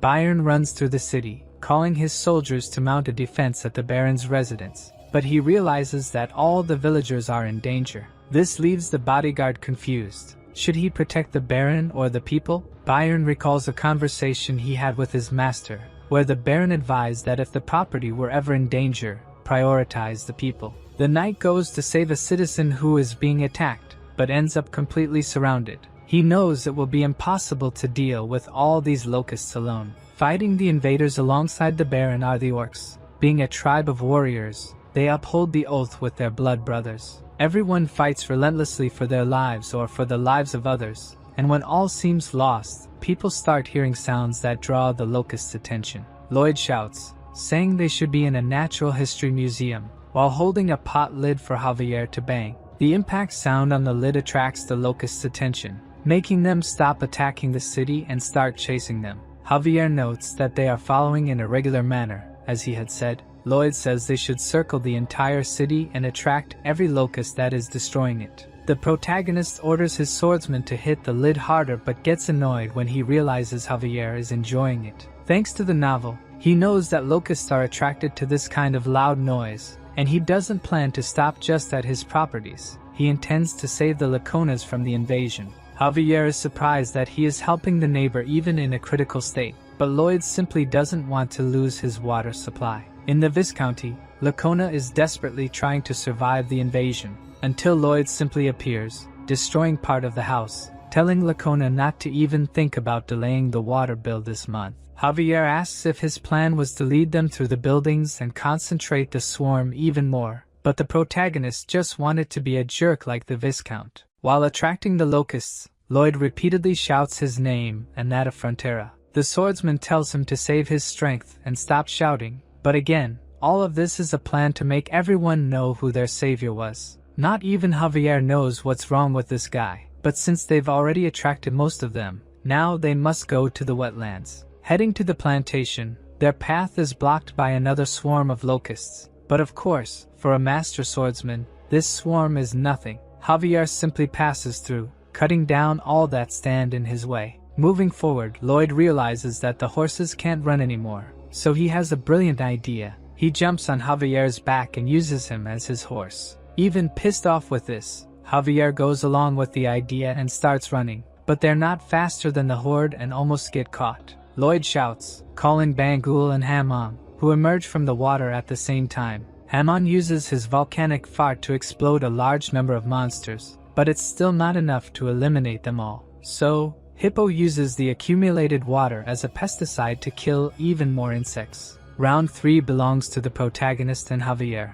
who use mana explosion and aura at the same time to eliminate the rest of the locusts. Javier says they managed to take care of the majority, but there are still at least 1,000 left. Lloyd tells him not to worry, as the cavalry is arriving, 300 orc warriors approach with 500 soldiers of the white cavalry. The rest they can leave to them since they'll have something else to worry about. The monster domino effect never ends with just one wave. Meanwhile, the soldiers of the white cavalry do their job. The mages enchant the knight's swords with a fire spell, making it easier to subdue the insects. The orcs don't even need magic. With just a stake, they can impale 3 at once. As they are crazy about protein, they roast the insects and eat them right away, saying they found a strong protein source. The maid, saved by the orc earlier, hands him a gratitude flower, leaving the warrior quite happy. The baron and the baroness rush to their son, worried he might have been hurt somewhere, and embrace him, asking why he likes saving people so much. In fact, the protagonist only did it for his retirement. Everything was for his own benefit. Anyway, now he must prepare for the second wave. At night, the commander of the white cavalry appears and asks why Lloyd called him at this hour. First, he thanks him for helping exterminate the locusts, but the knight tells him not to say nonsensical things. Anyone can see they were just responsible for cleanup. Valalardi says he is a brilliant strategist, even being an engineer. Nonetheless, his pride is hurt. He sent the mages back and asked the cavalry to stay. The greatest pride for a knight is to fight and die for the queen's honor, so he didn't like Lloyd preventing that. In the novel, this knight fought against Javier, defending the honor of the queen who had become evil. At that moment, Javier wasn't yet a master swordsman, so he barely managed to win. However, what increased respect for this character the most was that, on his deathbed, the only thing he wished for was for someone to stop the queen's evil actions. With unwavering loyalty and a natural warrior, this knight is needed in times of crisis like this. Lloyd knows he won't get far if he keeps going in circles, so he proposes a duel. If he wins, the white cavalry will have to obey him. If he loses, they can return to the queen right away. Valalardi says he can never fight a civilian without the queen's orders, but the protagonist reminds him that he is the one commanding them now, and that's an order. The knight asks if he has a weapon. Of course, Lloyd shows his shovel, but this time the knight doesn't underestimate him. He knows that shovel protected Frontera's property. Even reaching the 3rd mana circle, Lloyd's chances of winning this duel are 0, but as always, he has a strategy to win. The knight says their levels are very different, so if he dodges any attack, he'll be the duel's loser. As soon as he finishes speaking, the protagonist prepares an attack. He uses Mana Blast with all his mana, causing the knight to dodge. The attack only stops when it hits a mountain, creating a huge hole in it.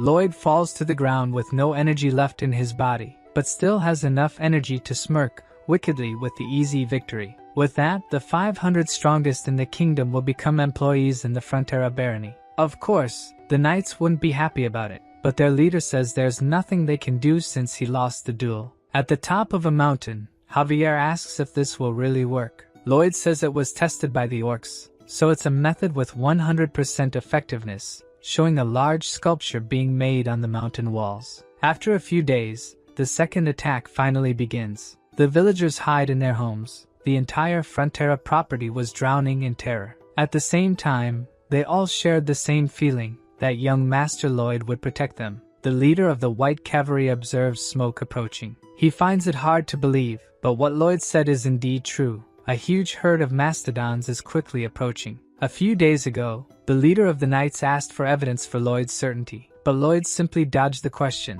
saying it was obvious which animal would attack in the second wave. Regardless, he was right. Without a doubt, it's time to fight.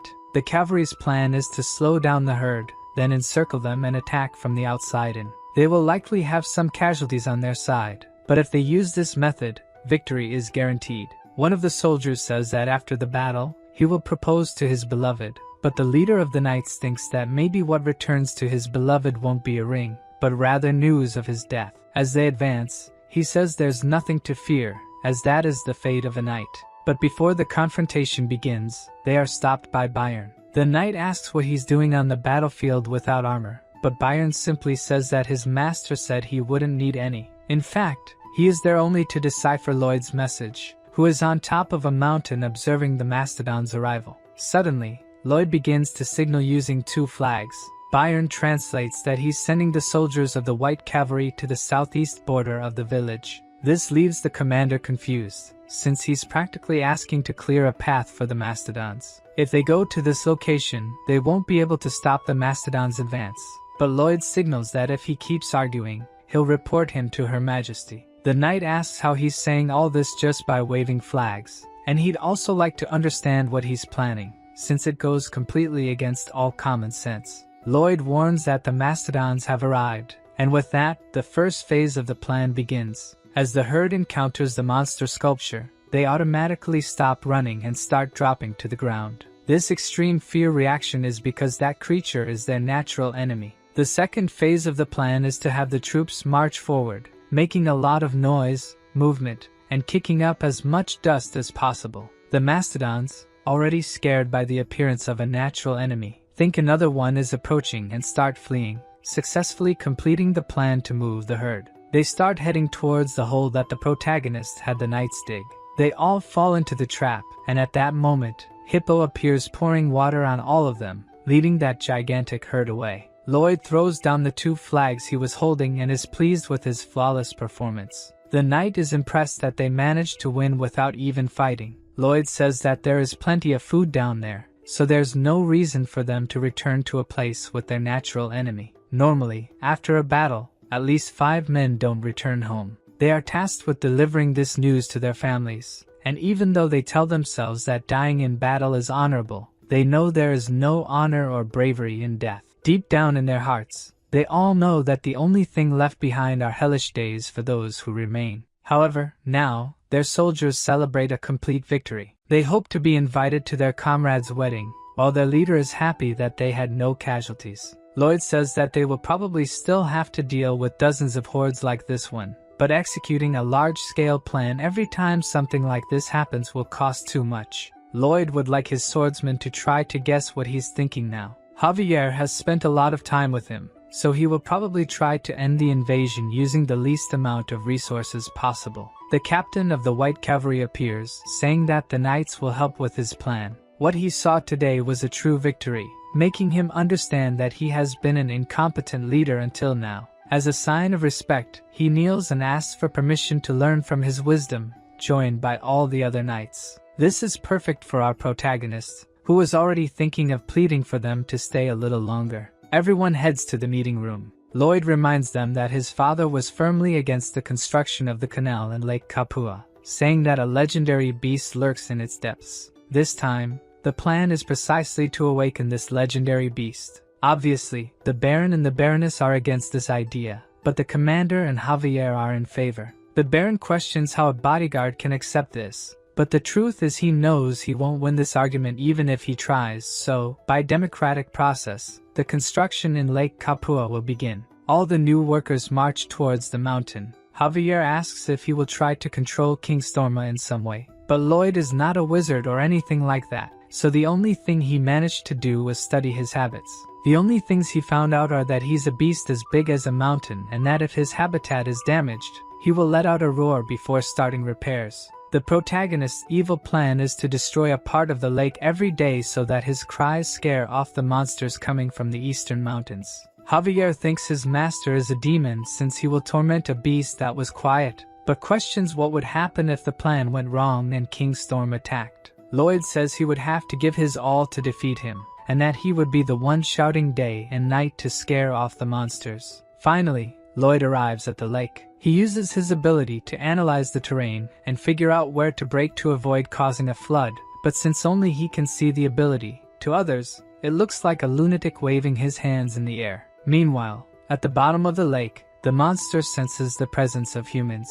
Last time, he let it slide, but if they interrupt his rest again, he will kill them all. A few days later, while Lloyd walks through the village, he ends up seeing a very intriguing scene. As soon as Byron realizes he's being watched, he stands up and asks if he can take care of the mastodon pups that have been separated from their mother. Lloyd finds this dangerous, as they tend to become fiercer as they grow, but Byron says that won't be the case since they are adorable. Realizing that the manager is a true animal lover, the protagonist simply gives up and tells him to do as he pleases. Anyway, the Lord will do a good job using them, and if successful, perhaps these animals could become a great asset. Because of the domino effect, the orcs also have to return to their village. It's a shame to lose such an important ally, but Lloyd understands and sends 5 men along with the tribe. Finally, all the preparations are complete. Today is the day they will awaken an ancient beast. Lloyd gives a motivational speech to the White Knights, who this time are quite excited to work,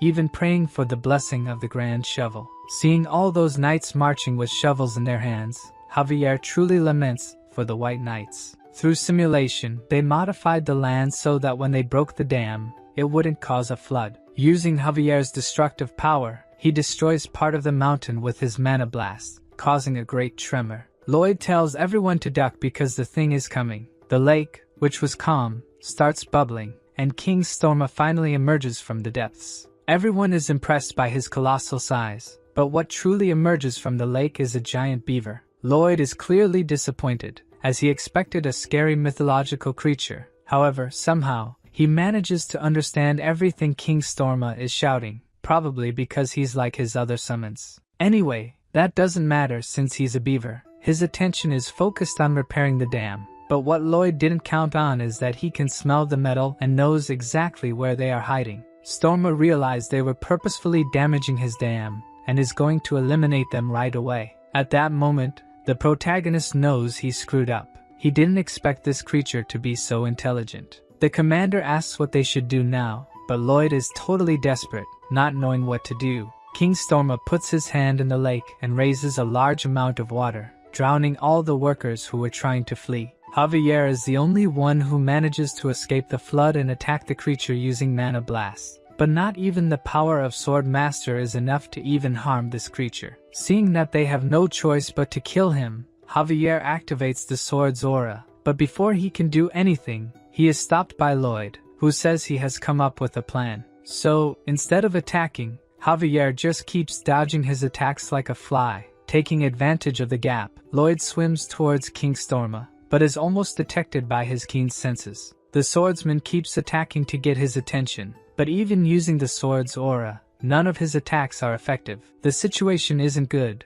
since mediocre attacks won't be able to get this thing's attention. In desperation, Javier uses all his strength to shout in King Storma's language, managing to catch his attention, but he gets confused for being called mommy since he's a male. Javier starts shouting various things in his language, not knowing what he's saying, leaving King Storma sad because he's saying mean things.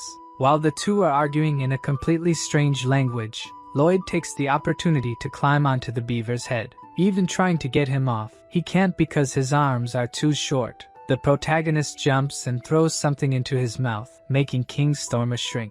He gets confused as to why the world seems so big, and is captured by Lloyd shortly after. Of course, King Storma won't let himself be caught so easily, hitting Lloyd in the face with his tail and using the opportunity to escape. The protagonist uses his Pokemon to catch him, but Storma took boxing lessons and punches Padong. Our guinea pig won't let it go and punches back. The two start fighting until Hippo takes the opportunity to hit him from behind, but Storma manages to dodge the sneak attack and flee. Lloyd quickly appears in his path, ordering the snake to catch him. King Storma is a beast born for unknown reasons even to himself, spent 500 years simply breathing and sleeping, but for the first time in his life, he witnessed the light. In short, the squirrel fell in love. Obviously, Lloyd notices this and asks if he's now willing to talk. Storma tries to pose as a gentleman, and says he will talk to him since he is a knight. Going to the Frontera mansion, the beaver asks what his request is. Lloyd just wishes for him to scream once in the morning and once at night. The 500-year-old squirrel is not a fool and says that if he's going to propose a deal, he has to give something in return. But the protagonist doesn't exactly know what to offer and says that if he does this, everyone will be happy, especially Bangul. Storma is totally in love and accepts the request right away, making the protagonist scoundrel want to use his passion repeatedly for slave labor. Bangul, even being of the opposite sex, has zero interest in him, so King Storma will be an eternal bachelor. At that moment, Lloyd remembers that he is also single. In fact, both of them are eternal singles. Storma, who was previously confused about what he was doing, ended up feeling the emotions Lloyd wanted to share. So Lloyd asks if he can call him by Byung from now on. At that moment, one of the workers arrives in the room, and Greg informs them that the orc tribe is being attacked by a group of Megalania. Even though they are a tribe of warriors and all very strong, they are still not enough to penetrate the thick skin of these lizards. The leader is thrown far away with just one attack, yet he orders the other orcs to keep fighting. Lloyd orders the entire white cavalry to gather at the entrance of the village and tells Javier that they need to take advantage of this golden opportunity, turning the monster's domino effect against themselves. Storma eats a red grain, becoming gigantic and scaring the townspeople. Lloyd tells him to show his cool side and win Bangle's heart, while Javier is confused about what he's talking about. With just a few leaps, Storma quickly reaches the desert. The orcs continue to survive the lizard attack, but at this moment, the giant beaver appears. Lloyd tells them to spread the word that if the monsters keep heading west, they will become the food. With just one slap, Storma throws several lizards at once, sending them flying kilometers away. He shrinks back down and looks at Bangle, waiting to see her reaction. Seeing that she is quite happy, Storma blushes and feels embarrassed. The leader of the White Cavalry says that even though they accompanied them, they didn't manage to do much, while the orc leader says they are no longer in a blood pact. Now that he has saved them twice, the Steel Sand tribe will swear loyalty to the Frontier Barony. Lloyd seizes the opportunity and tells them to start the third project, resurrecting the Steel Sand tribe. Some time ago, Asfahan burned the wheat field region for a certain strategic purpose, causing a massive domino effect of monsters to follow. Among these monsters were some from barbaric societies that possess intelligence. It was these exact ones who saw 3 apex predators being tossed around like paper. They spread the news that there was a beast the size of a mountain to the west, so large it could touch the clouds. Its eyes were black as the abyss, and its fangs could devour all living beings in the world. Moreover, there was the master who controlled the beast, with demon eyes that looked like hell itself. In the palace of Asfahan, a man informs the king that the Steel Sand tribe abandoned their settlement and migrated to the Magentano forest.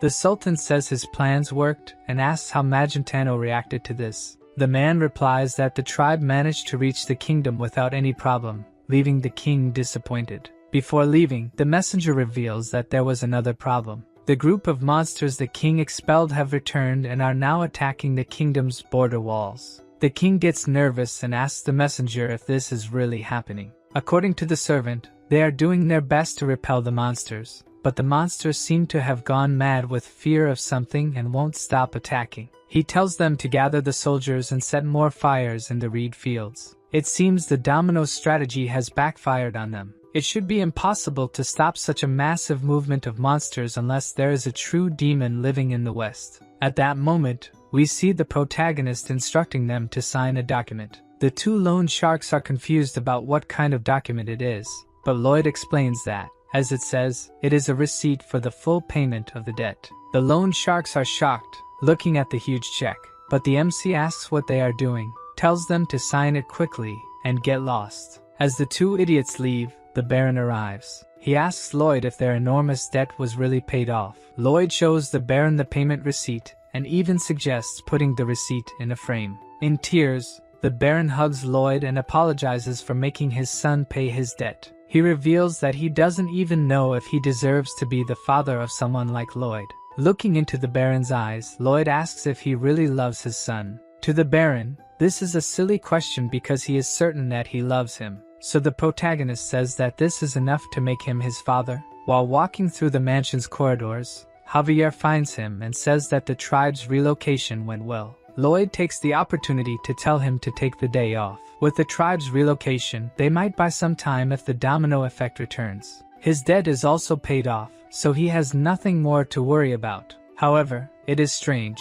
Our protagonist would normally be jumping with excitement when the debt was paid. For the first time in a long while, Lloyd lies down on his bed to rest. He remembers the Baron crying when the debt was paid, but this memory triggers another memory he would like to forget. He remembers his real father in Korea, crying and apologizing for making his son suffer. The protagonist says he managed to take care of all the problems in that world, yet he still feels guilty for not being able to help him in any way in his world. Javier hears his master's muffled sobs behind the door, while the protagonist, for the first time, cries as Suho and not as Lloyd. A few days later, while the MC is walking through the village, he is greeted by the villagers as if he were some kind of celebrity. Suddenly, Mr. Byron appears, saying there are problems, and Lloyd gets excited to hear this. According to Mr. Byron, many people are coming from the south. Lloyd is curious if they could be enemy soldiers, but it turns out all those people are refugees. The MC goes to meet these people, and the refugee at the front of the group asks if Lloyd is the lord of those lands. The protagonist explains that he is the son of the lord and asks who they are. The refugee introduces himself as Nicholas, the chief of Sortie village, and says they are subjects of Baron Certino to the south. Until recently, his father was the chief, but he stayed behind, so the rest could escape. His father protected the barony with the lord until the end. It all happened very quickly. Lloyd interrupts Nicholas and asks what happened and if it has anything to do with monsters. Their lands were attacked by giant beetles, and their only option was to flee there. Javier comments that the domino effect affected a much larger area than they had calculated. The protagonist knows that all areas near the jungle were affected, but his was probably the only one still intact since, besides giant summons, they have a master swordsman and the white cavalry. To the north, the refugees would find only the sea, to the south they would reach another country, and to the west of Cremo, it would be too far to go. So, they would probably head to the center, where Frontera and Lacona are, making Lloyd worried about the number of refugees that could go there. They beg for food, even if only for their children. Javier comments that they won't have enough space to accommodate everyone, but the protagonist is quite excited about all this. Obviously, the swordsman is scared, asking what he is thinking in this situation, but Lloyd asks how much he thinks they will start earning when they tax all these people. Javier gets angry, asking how he can think of taking money from these miserable people, but the protagonist ignores him and orders Mr. Byron to prepare some of the cooks to feed them all. While the young master goes to report all this to the Baron, the knight asks Javier not to be so angry. Even though he makes those bizarre expressions and can read people like a book, Lloyd is a good person, so it's better to see what he does before getting angry. The Baron is frightened to learn that more people will come in the future. Although he wants to help everyone, the current food stock is not enough. Lloyd is confused and asks what he is talking about, since they should have enough to feed everyone for now. Initially, they were stored to be used as fertilizer, but there are several warehouses with tons of them. Obviously, the Baron says that giving locusts to people is a bit bizarre, but when he notices, his wife is already eating one of them. She says they taste like shrimp and there shouldn't be a problem since the orc warriors eat them too. The problem is that the smell of the insects is quite bad, and she asks to be in charge of the kitchen. Soon after, tents start being set up for the refugees. While they are still finishing the first set of tents, more refugees arrive in droves.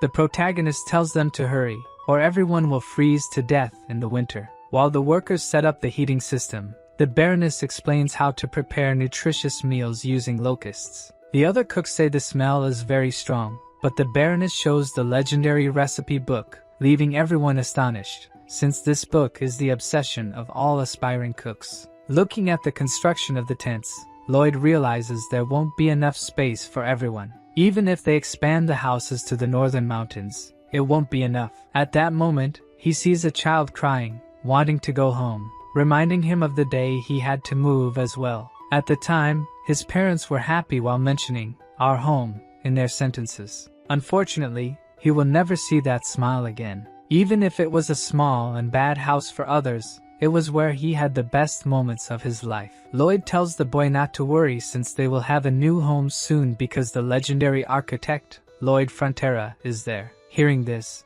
Javier feels a bit relieved to know that his master is not a complete jerk. Lloyd says this will be the biggest project they have ever done, and he will solve the space problem by creating apartments. It's a common type of building seen in South Korea, and based on the current circumstances, this would be the most effective type of construction to house everyone. The necessary costs are also reduced due to standardization, and having units in all directions optimizes insulation. On top of a mountain, Lloyd analyzes the surrounding area using his ability. The construction of the apartments will bring significant changes to his lands, and these changes will bring rivers of money. This will be his last job. After that, he will enjoy a lazy life for the rest of his days, finally achieving humanity's ultimate dream of becoming a wealthy, unemployed person. He won't even need to manage the state. He will just dump all the work on Mr. Byron. Lloyd begins the meeting about the construction of the Hive apartments. Javier immediately objects,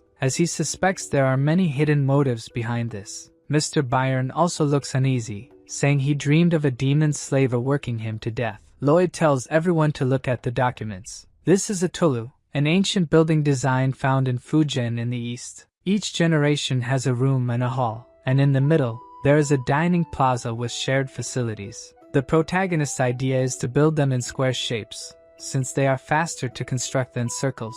Another essential aspect of the construction is that it will become an impenetrable barrier, protecting the Frontera estate. Then the questions about the construction begin. Javier questions the necessary income to do this, but the protagonist ignores his question. However, when the Baron asks about the necessary funds, Lloyd responds extremely politely. After the questions, Lloyd jokes with Javier, who got angry during the meeting, but for a moment, he decides to be serious. Even our legendary engineer is scared. He doesn't know if he is really capable of doing such a project, but he can't show weakness to others and must always appear fully confident in what he is doing. The only person he can be truthful with is his bodyguard and friend. Javier gets upset, asking if he is just an emotional trash bin, and from the look on our protagonist's face, that's exactly what he's saying. The two then go to the Viscounty of Lacona. Diego, who was expelled from the Royal Academy, walks sadly through the corridors until he comes across the guy who beat him up. The young man,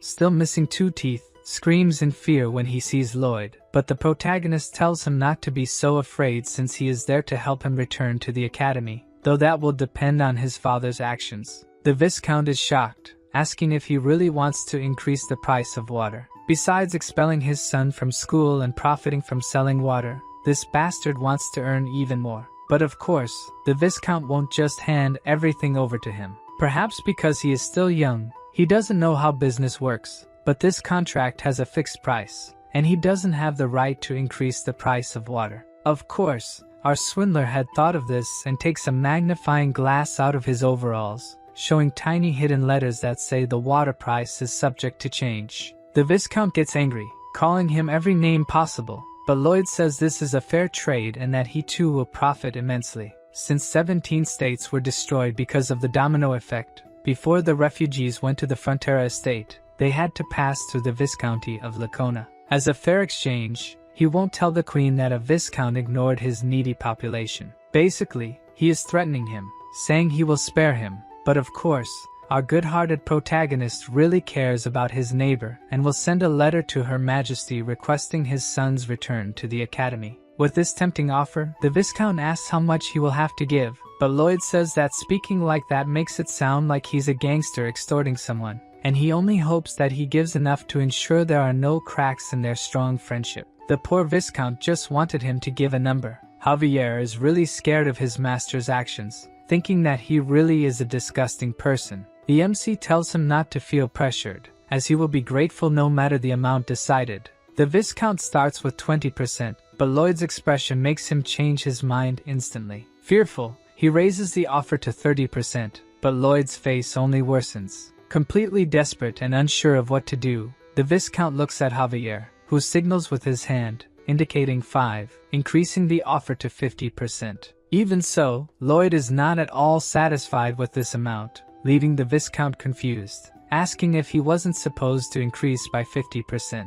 Javier shakes his head, indicating that he meant 5 times. This drives the Viscount crazy, as 5 times the initial value is utterly ridiculous. But the protagonist says he doesn't want 5 times, just 4 is enough, making the Viscount immediately agree to this amount. However, after analyzing the contract a bit more, he realizes he has just been thoroughly extorted. Outside, Javier feels bad, saying he feels like he has become a blackmailer. Lloyd tells him he shouldn't feel like a blackmailer, as he already is one. The swordsman says his duty is to protect him and that he won't help with his frauds, but the MC says if he doesn't obey, he'll stop singing him lullabies. Javier says he has become a master swordsman and can now control his senses perfectly, no longer needing his lullabies to sleep.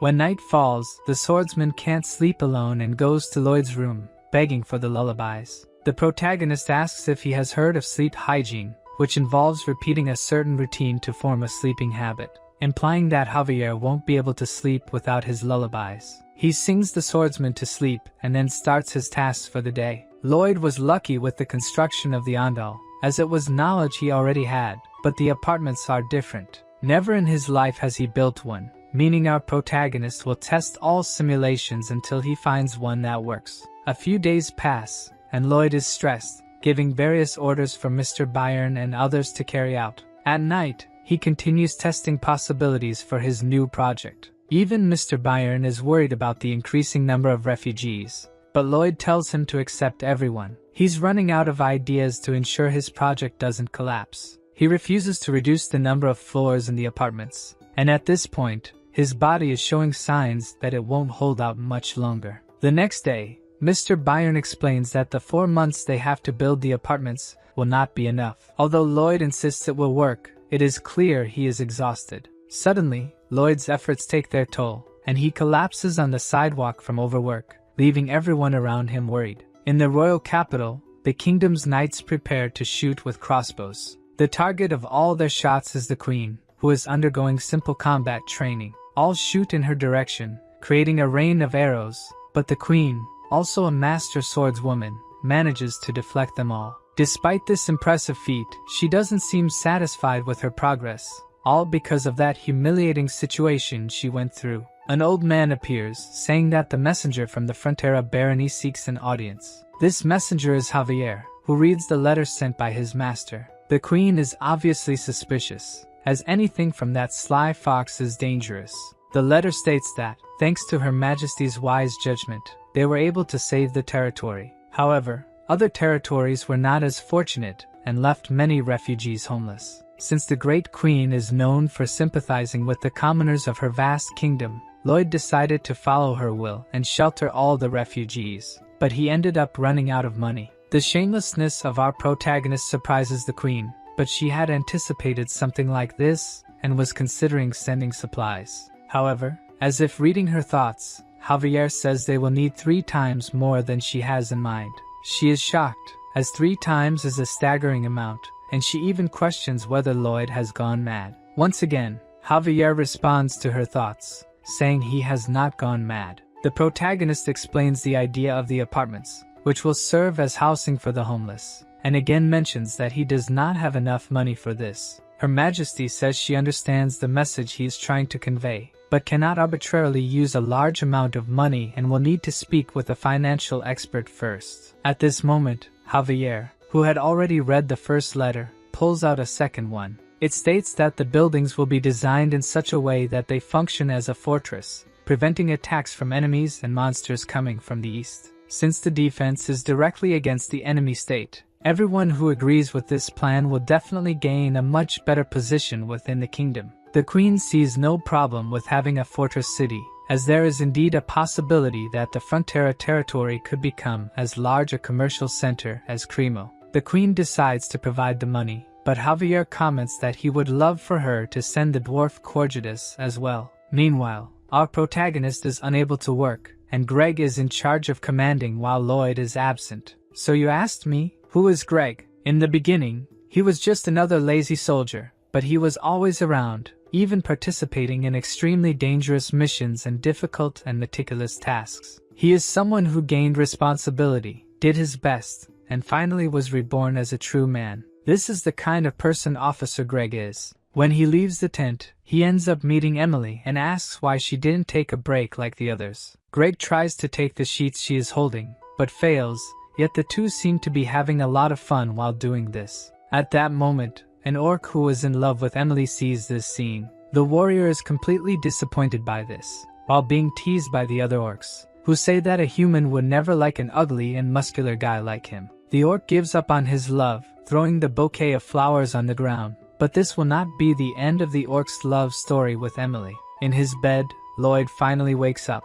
Due to days of relentless work, he is quite exhausted, and to make his situation worse, payday is approaching. Byron comments that they can delay the payment a bit, but something like that is inadmissible to our protagonist. All those people worked so hard waiting for payday. He could never do something as terrible as delaying it. Lloyd says he would rather die than commit such cruelty, leaving Byron very worried and looking for a doctor. At this moment, our great swordsman returns with the money, making Lloyd resurrect from death like a greedy phoenix. After several days of hard work, the Honey Pot Apartment Complex 101 is 70% complete. They managed to create a large plane to build the buildings. The protagonist uses his ability to create holograms of the apartments, running various tests to see if they are truly stable. The first test is a landslide, then he creates a typhoon, and for the final test, Lloyd summons a meteor, leaving the system confused and asking what he is really testing there. The truth is that Lloyd did this purely for fun,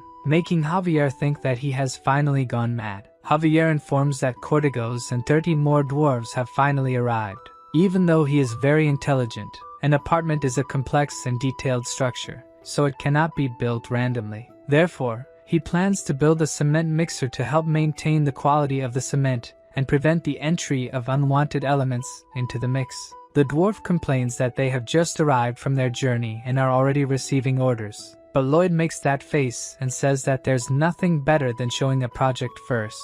With the dwarves in charge of the construction, he and Javier need to use mana explosion to soften the ground, leaving Padong in charge of turning the cement mixer. The orcs are also involved, twisting several metal bars with their bare hands. Lloyd pours the cement into the molds, explaining to Mr. Byron how to avoid leaving air pockets in any corners. Everyone does their job, and in a short time, the first apartment is almost complete. From this point, Lloyd asks Mr. Byron to take over the project. Now that everyone is accustomed to the work, Lloyd needs to worry about other problems. The heating system works via a steam boiler. All that hot steam rises through pipes connected to the radiators in each apartment. However, there is a problem. The higher it goes, the more heat loss occurs in the system, leaving the top floor without heating. The protagonist spent the entire night studying how to solve this problem, but the only idea he had was to use a material found only in this world. There is an episode where Javier faces a dragon. As the name suggests, this is a legendary creature, and just its breath is enough to take any knight off the map. However, Javier withstood the breath head-on, thanks to armor with absolute fire resistance. It was created using the sap of the Alencia tree, simply the best thermal insulator in the world. Therefore, the two are on a mission to find this tree. The problem is that the tree is exactly where the elves live. As soon as he finds this out, Javier tries to escape this suicidal mission. The elves hate humans and are not a race that can be negotiated with, but regardless of this, he is unfortunately the escort knight and will have to accompany him. Javier asks how he plans to convince them, since no one has managed to contact them for over 500 years. But Lloyd's real intentions are to steal and leave quickly. Upon arriving in the forest inhabited by the elves, the place is teeming with life. The protagonist warns that they must now remain silent to avoid drawing attention. Javier, unable to hold back, sneezes, but the problem is that he does so like a Hollywood heartthrob, prompting Lloyd to ask why he sneezes that way.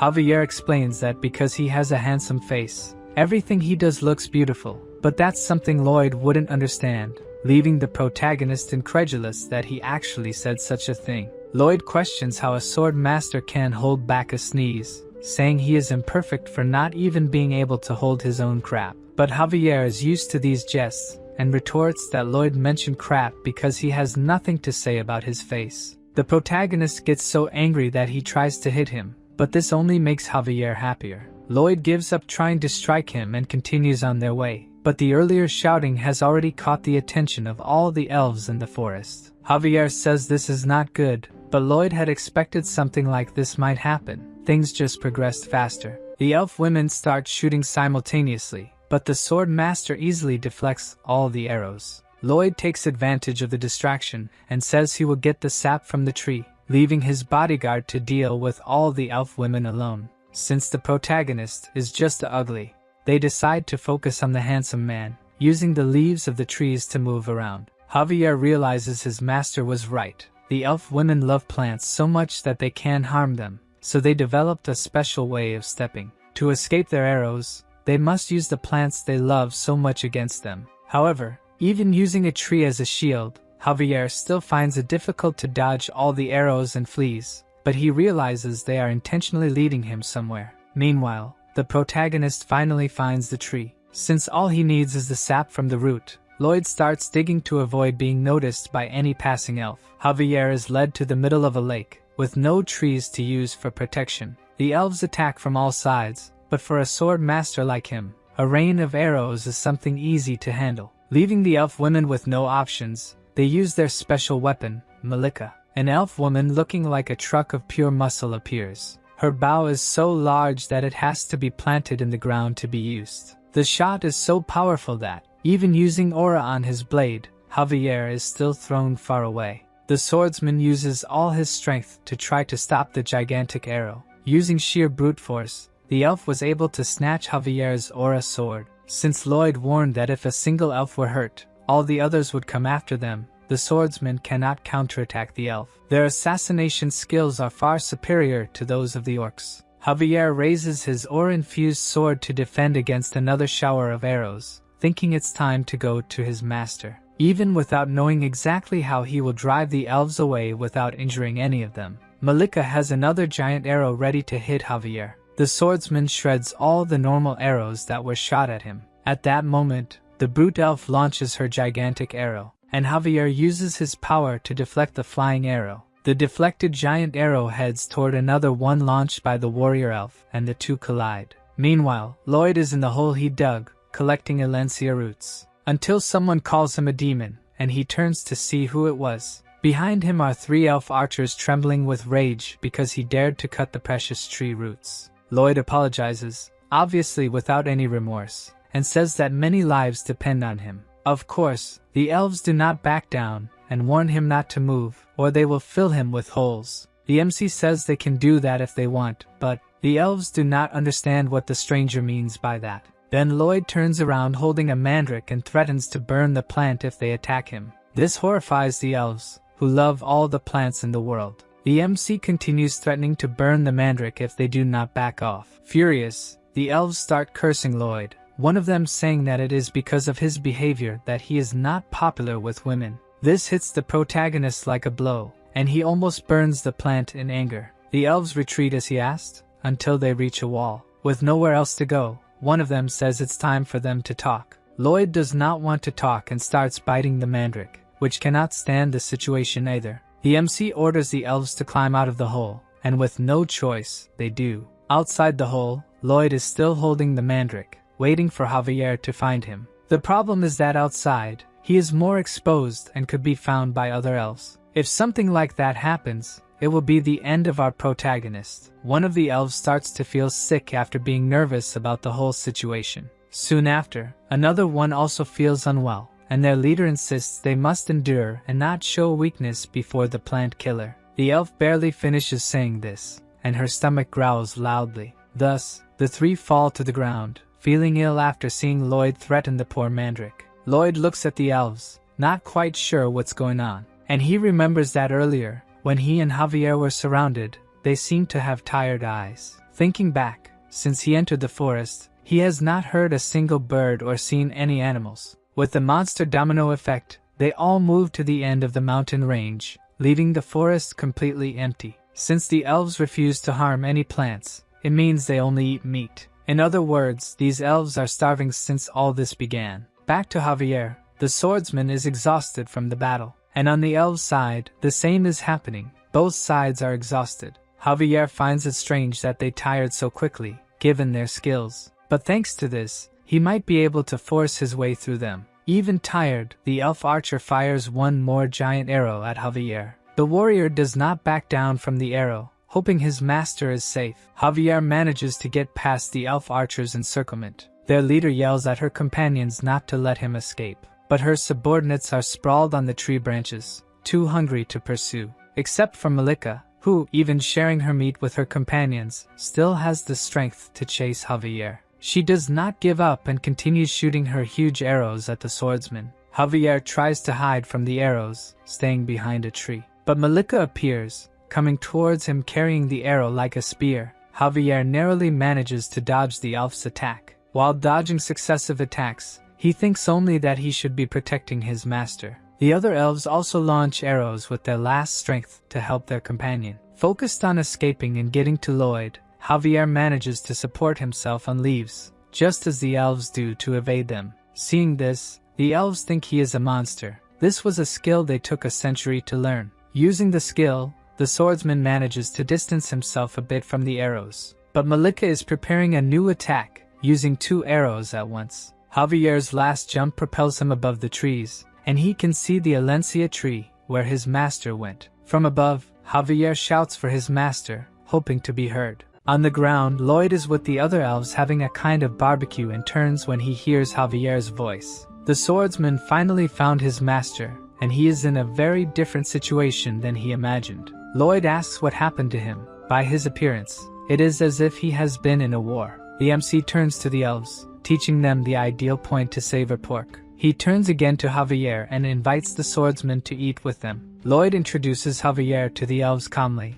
saying he is his servant, while Javier has not yet accepted the situation. Javier is also introduced to Muira, the tribe leader of the elves, but he has no reaction, as he has been fighting the elves until now. Muira takes the opportunity to ask Lloyd if there is room for one more person, and he agrees. Then she calls Malika, who is hiding behind a tree, to join them. Malika sits down, squeezing Javier, and Miura reveals that her companion is starving. Lloyd, pretending to be a good guy, says she can eat as much as she wants, although they did not bring much food. For the elves with their bows pointed at them, just the smell of meat has to be enough to satisfy their hunger. Looking closer, the poor elves are weak and salivating at the smell of the food. Taking advantage of the conversation, the MC says that the male elves doing the housework while they do the rest of the work must be starving. Hearing this, they burst into tears, remembering their poor husbands. Lloyd continues, asking how the younger elves and the elderly will survive without anything to eat.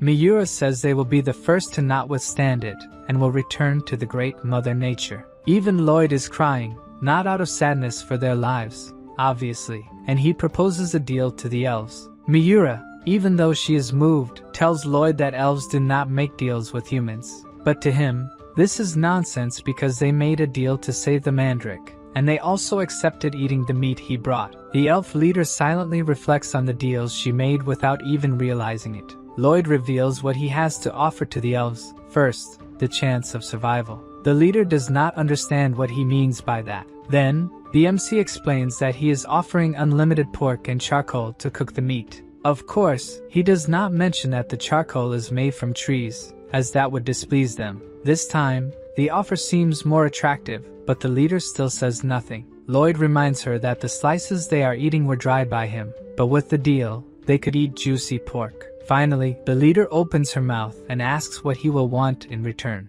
The MC reveals that many lives depend on him and will suffer from hypothermia if she does not accept the deal. All they need is the Alencia tree sap once a month. He will explain a way for the elves to extract the sap without harming the tree. Lloyd also thinks that transportation would be faster if the elves were divided into two groups. One to transport the meat and another to help with house construction, as this would help both sides survive. The elves are outraged and say their leader should not accept the deal, especially because humans are liars. The leader remembers her mother saying that humans live short lives and therefore try to make the most of it, being capable of horrible things. She should only trust a human if she believes he can be a true friend. A silence falls over everyone around the campfire as the leader ponders what to do. Finally, she refuses the deal, saying she would only make a deal with humans who are friends. The MC realizes that even though they are starving, it will be difficult to make a deal with these elves. Lloyd wonders what it means to be a friend.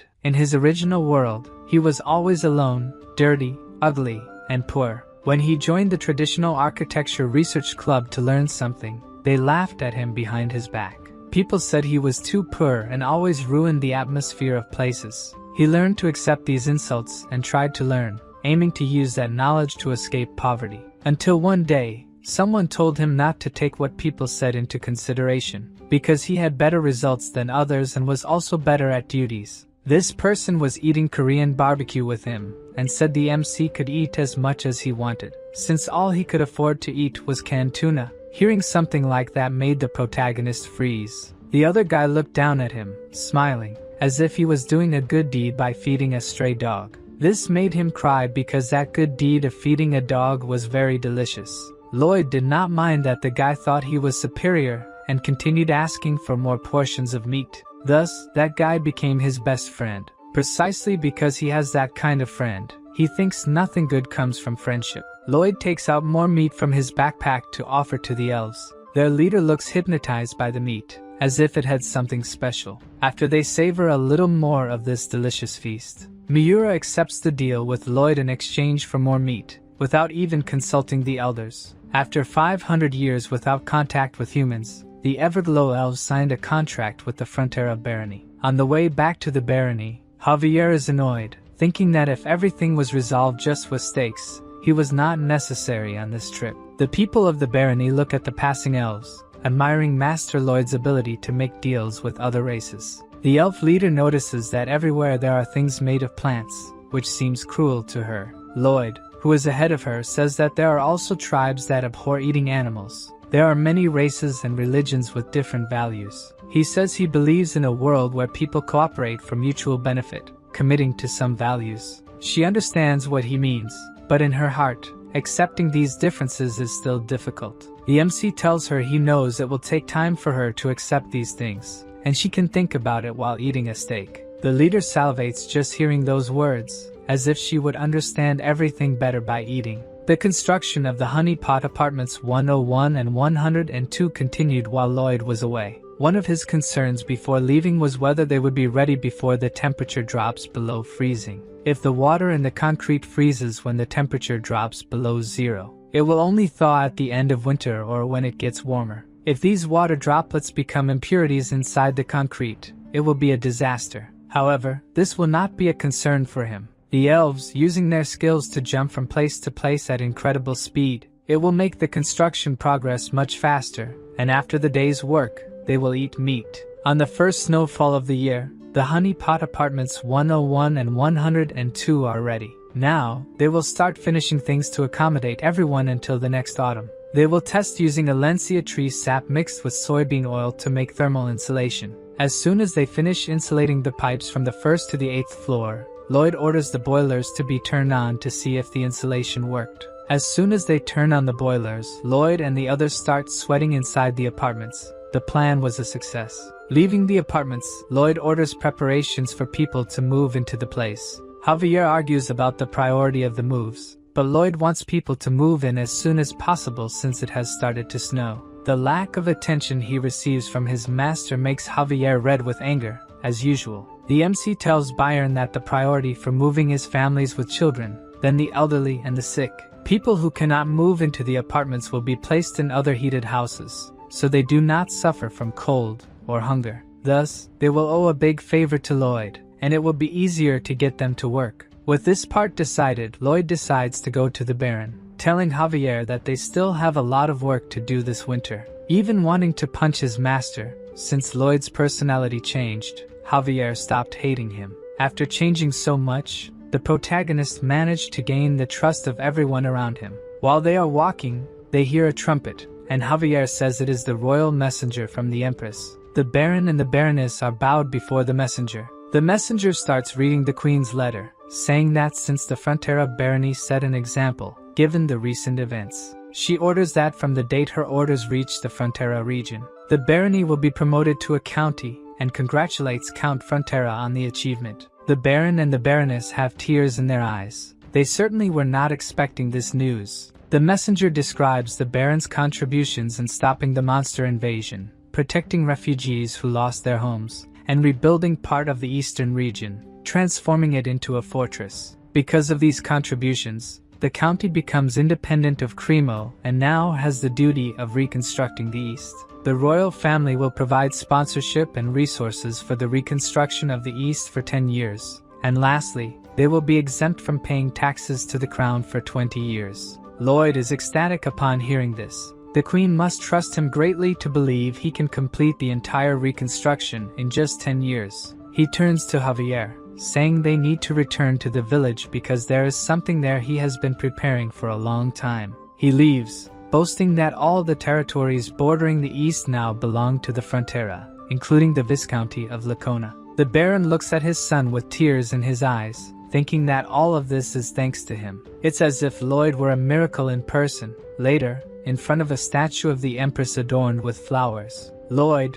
the Baron, Byron, and other villagers are dancing around it and shouting "Long live Her Majesty." Lloyd still urges everyone to shout louder so that Her Majesty can hear them. The messenger observes the entire scene as if he were watching a group of lunatics, and then tells the Empress that they did this all night long. The Empress is embarrassed to hear this and orders them to stop. Returning to the county, the Viscount of Lacona is riding desperately to find the Baron, who has now become a count. He arrives at the mansion and kneels before the Count after being summoned. The Count asks him not to be so formal, as he is getting used to the new title. To please him, the Viscount says that no one deserved it more than he did, but inside, he is cursing the Count, thinking he was the only one who shouldn't have received this title. At every banquet, the Viscount always made fun of the Count. As the Viscount thinks the only thing the Count is good at is being kind, he believes the Count will soon lose the title, so he just needs to endure the situation for now. The Count reveals that he received an imperial order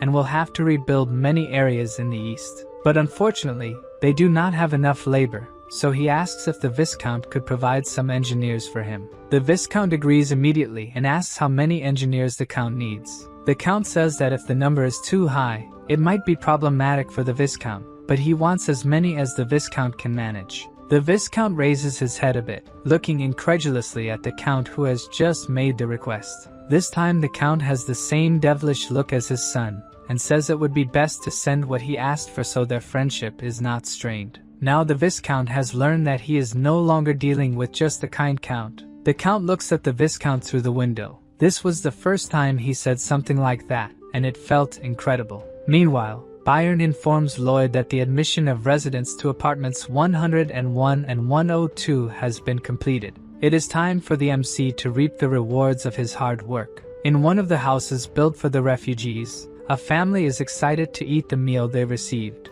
except for the father, who now sees himself as useless for not providing for his family anymore. He wonders how long he can endure living in this situation. Then he hears people shouting Lloyd's name in the streets. As the MC walks, many people thank him for everything he has done for them. Lloyd treats these people so well, it is as if he is completely out of his mind. Because of this, Javier knows that all this kindness means his master wants to extract something from these people. He barely finishes this thought when a table is placed in the middle of the settlement. Lloyd sits down and smiles, explaining that it is now time for these people to pay their debts through work contracts. The people around him do not understand what Lloyd is saying, but to him, it is very simple. Nothing in this world is free. Javier no longer knows if his master's actions are right or wrong and does not try to interfere. The father from before is the first to say something, asking if he will have a job if he signs Lloyd's contract. According to the good master Lloyd, if he signs, he will even get paid for working overtime. But after signing and receiving the first salary, the worker will have to buy things with his own money. The worker, who does not want to live depending on anyone's goodwill, asks the MC to read the contract for him. Lloyd tries to explain that the contract will exploit him to the maximum but is interrupted. A young woman is also interested in the job, and of course, the contract also accepts women. Quickly, a line of workers forms in front of Lloyd's table. He is already thinking of a new project to provide food and land. He plans to cut parts of the eastern mountains and use gabions to build farms. The problem is that Bangul has not recovered from the work on the apartments. Making her work so hard makes Bibian even angrier at Lloyd, and he kicks the master. After thinking for a few days, the only option Lloyd could come up with was that he needed to summon another pet. Even though he was constantly mocked by the system, Lloyd acknowledged that he always received the ideal pets for what he needed. Padong and Hamong, who were with him, waited eagerly to have another friend. With nothing to lose, the MC asked the system to summon a creature capable of helping him build his dam. The system opened a summoning circle, but Lloyd noticed that something was different this time. Instead of a new pet emerging from the magic circle, a flame appeared and hit the protagonist. With his hair burned, Lloyd asked if the world system was no longer on his side. All the previous summons were just coincidences to make the MC more confident that he would always get the ideal pets for what he needed. Lloyd was furious because someone as manipulative as him should have already understood how this system worked. Even so, he was induced by the system to try his luck again, and started another summoning. The only difference this time was that the explosion was much bigger than the first. Lloyd was overwhelmed with rage and tried to fight the system in vain until he was warned always to try 3 times. And on the 3rd attempt, predicting that there would be another explosion, the MC and his pets threw themselves on the ground to protect themselves. Lloyd noticed that no explosion happened and went to see what he had summoned. Finally, a creature came out of the magic circle, but it looked more like a raging monster than anything else. So, the only thing the three could do was run away before being devoured by the monster. Lloyd went desperately to Javier, who was sleeping peacefully, to get rid of the creature. The swordsman killed it with just one blow and could go back to sleep. Meanwhile, the MC was even angrier at the system, saying he would never summon again. Then, the system showed that he had unlocked the bankruptcy skill for being deceived 3 times and could now choose a skill as compensation. A list with hundreds of skills opened for Lloyd to choose from, each more useless than the last. Until, looking more closely, one of them caught the protagonist's attention. With the ability to get spider webs, Lloyd would have a strong and elastic thread that would also take time to wear out from the sun. Decided, he selected in the system window that he wanted a creature with this ability. Another summoning circle appeared, emitting a very strong light. The light was so strong that it disturbed Javier, and it caught the attention of the workers, who saw something strange. Above, there was a small dot descending very quickly towards them. From the color and feathers it was shedding, the workers wondered if it was an angel falling. But in fact, the angel was Lloyd riding his new summon, Goming. The workers celebrated Master Lloyd's new summon. Lloyd continued his ride. He thought it would be a spider due to the type of ability, but it was more beneficial that a bird appeared. To the workers, it was as if Master Lloyd was blessing them from above. With Goming, he intended to promote himself as a prodigious summoner and increase his followers. Goming's main ability was to get spider webs, but it could also spread webs, create a nest, and bombard with poop. Additionally, it released spider webs behind its backpack. From Lloyd's tests, the webs were very resistant and could only stretch a little. He asked Goming to go to a nearby plane to make a net with the web-spreading ability. But Goming didn't like his master's idea and went elsewhere. The bird stopped abruptly in front of a snowy mound, causing his master, who didn't expect this, to fly face first into the ground. Lloyd got up, furious with Goming, asking what the bird was doing. Goming sat on the ground, chewing a branch, and told Lloyd he was lazy. Now, Master Lloyd would have to figure out a way to make his new pet work for him. The previous night, right after Lloyd had summoned Goming, he asked if his new summon could show how it produced the webs. But Goming just sat on the ground, with no desire to do it, and asking why someone like him had to work like a slave. From that moment on, Lloyd realized that his new pet was not like the previous ones. Padong went to Goming, trying to be friendly with the new little friend. And he said that Goming could build the infrastructure of society, improve people's quality of life, and find satisfaction after doing so. The new pet could be an existence capable of bringing happiness to the world. After this speech, Goming felt a bit more motivated and said he would try to do it. The next day, when he was supposed to be helping Lloyd, he got lazy again, leaned against a tree, and didn't want to do anything. Seeing that his colleague's determination didn't last even a day, Padong went to him again, encouraging Goming to work together. The bird decided there was no reason to keep working. He believed the world would continue to develop without his help and that Lloyd,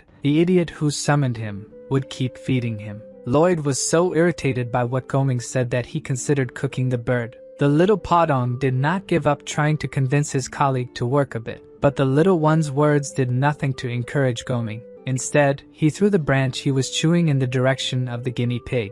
Poor Padong didn't even have time to dodge and took the hit right in the forehead. Seeing that friendly conversation wasn't going to work with his colleague, Padong asked his master for a sunflower seed. After that, an explosion could be seen in the forest, and Goming was trying to flee in panic. But before he could do so, Padong, now giant, grabbed the bird by the leg. The bird, desperate, screamed for help as the guinea pig started punching him in the mouth. Even Lloyd couldn't believe the scene he was witnessing. His pets weren't supposed to do something like this. At that moment, Padong practically swallowed his colleague, who was giving his last screams of despair. Fortunately, the taste of the bird must not have been very good, and he was spat out by Padong. Wiping his lips, the guinea pig asked if his colleague wanted to do it again. Proving he was just lazy and not stupid, Goming was now determined to work. Satisfied with the decision, Padong gave an evil smile just like his master would. Not that Lloyd wasn't also pleased with his pet's persuasive power.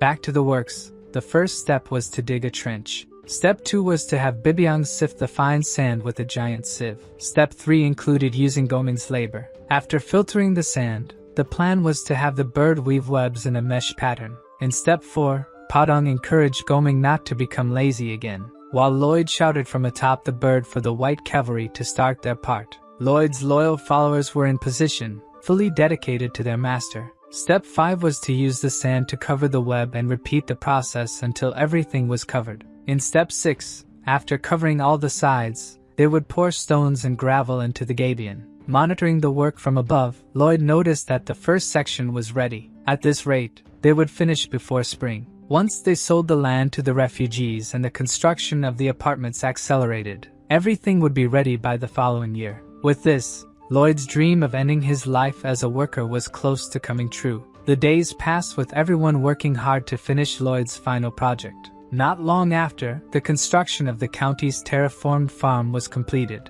And with that, Lloyd, lying in a flower field, earned the title of Leader of the Tired. To enjoy his new retired life, Lloyd spent the day playing chess. His opponent was none other than himself. Javier appeared, asking if he really found this fun, and Lloyd tried to hide that he was enjoying his new life. It was the first time Javier had seen Lloyd play since that day, and according to the master, there was nothing left to do. They had already improved the wizard's magic, and now their work was much more productive. Everything was going well. This phrase triggered some old memories of his original world. In them, his father said that he should always reconsider if everything was going well. Remembering his father's words left the MC petrified. Then, Lloyd decided he needed to do something before putting Javier to sleep. He needed to be sure that everything was indeed going well. Alone, he invoked the system that gave Lloyd the option to get a spoiler of the story's end. And to make sure the future was secure, he selected that he wanted to see this spoiler. Suddenly, Lloyd finds himself alone in a completely dark place. Gradually, the darkness is replaced by what appears to be his room. When Lloyd turns around, he sees himself lying in bed with Javier standing next to him. It seems Javier is giving some kind of massage to Lloyd, but he soon realizes this massage isn't normal. Javier is using magic, and from what Lloyd can tell, if Javier continues doing that, it will kill his future self. Worried, he approaches Javier, asking him to stop before his other self's heart explodes. But as he gets closer to the swordsman, he notices that Javier is in tears, desperate, in a way Lloyd has never seen. The Lloyd of this future is very weak, with a cadaverous face. Seeing himself, Lloyd wonders what happened, what could have led him to end up like this. Meanwhile, the other Lloyd asks Javier to stop his efforts, as both know it's useless. But Javier doesn't stop. He remains determined to do everything he can to keep his master alive. Lloyd, with great difficulty, says that he is actually not the Baron's son, but Javier interrupts him, saying that he is the hero who protected their home and saved countless lives. This is how he will pass on his master's story. Without the strength to do anything more, the Lloyd of the future meets his end. His pets, all gathered around him, begin to cry over the loss of their master. And since they were all summoned by him, as soon as he leaves this world, they also begin to disappear. Our Lloyd, who continues watching his horrible future, tries to stay calm. This isn't the first time he's seen his end, and he needs to analyze this situation. Since this Javier isn't much different from the one he knows, this future must not be far off. This Lloyd is very thin. He might have suffered dehydration, but for what reason? Javier carries Lloyd's body, and from the landscape, all this should happen in the spring. Our Lloyd keeps following the swordsman, analyzing where he is going. At the end of the path, Javier reaches a place full of bodies scattered on the ground. Lloyd looks at what seems to be a real massacre. Even the Count and his wife are bandaged among them. Then, Javier starts spreading oil over everything, and shortly after, he appears with a torch. Now we begin to understand what is happening. As he intends to burn everything, it's likely some kind of contagious disease has spread and infected all those people. Lloyd concludes it must have been some epidemic that caused all this. But when he thinks about what disease could do such a thing, he has no idea. He doesn't even know if it's possible for a disease. He wasn't a doctor in the other world. Suddenly, Javier starts talking to Lloyd, something that should be impossible. He says that his master asked that when he was cremated, Javier should say these words. With a lost look, Javier says his master's last words, "Remember Vienna." The swordsman's words shock the MC even more, who discovered this terrible future. Then, Lloyd returns to the present. The spoiler of the end is over. But the last words spoken by Javier linger in his mind. Perhaps it was a coded message. And it must really be that because that Lloyd already knew how the end would be. So this might be a message for himself, something related to epidemics. Suddenly, Lloyd stops walking in circles. Things are starting to fall into place in his mind. And of course, in the end, his conclusion is that his future self was an incredible genius. A few days later, Lloyd has a conversation with Byron. He explains that he needs some professionals as soon as possible, even though Byron warns that the cost will be very high. But for Lloyd, there's no choice. The Count of Cremo will have to provide these professionals, though it hurts that they'll have to incur new debts. Byron wants to understand how big this new project will be, and according to Lloyd, it will be even bigger than the apartment project. Since he wants to prevent an epidemic, the MC explains that the project will cover the entire Viscounty. He continues by saying they will need tunnels. His new plan is to build sewers. The tip Lloyd gave before he died was about Vienna, where the population grew significantly during the Industrial Revolution without the city having sewers. Thus, people's waste was simply dumped into the river, where it would normally dissolve and decompose naturally. But the brutal winter caused a terrible disaster. With the river frozen, the waste didn't dissolve and remained solid, polluting all the water. And in this way, cholera emerged in that place. Looking down at the Viscounty, Lloyd reflects that the same will happen to them if the river freezes. Just when he thought he could enjoy his life as a rich retiree, he has to go back to work. Anyway, no matter what comes, be it diseases or demons, he will achieve his dream of retirement. Even so, knowing that he is in debt once again dampens the MC's spirits. In addition to worrying about paying the employees, Lloyd also needs to think about the cost of accommodations and other things. The poison of so-called indebtedness consumes the protagonist's thoughts. Meanwhile,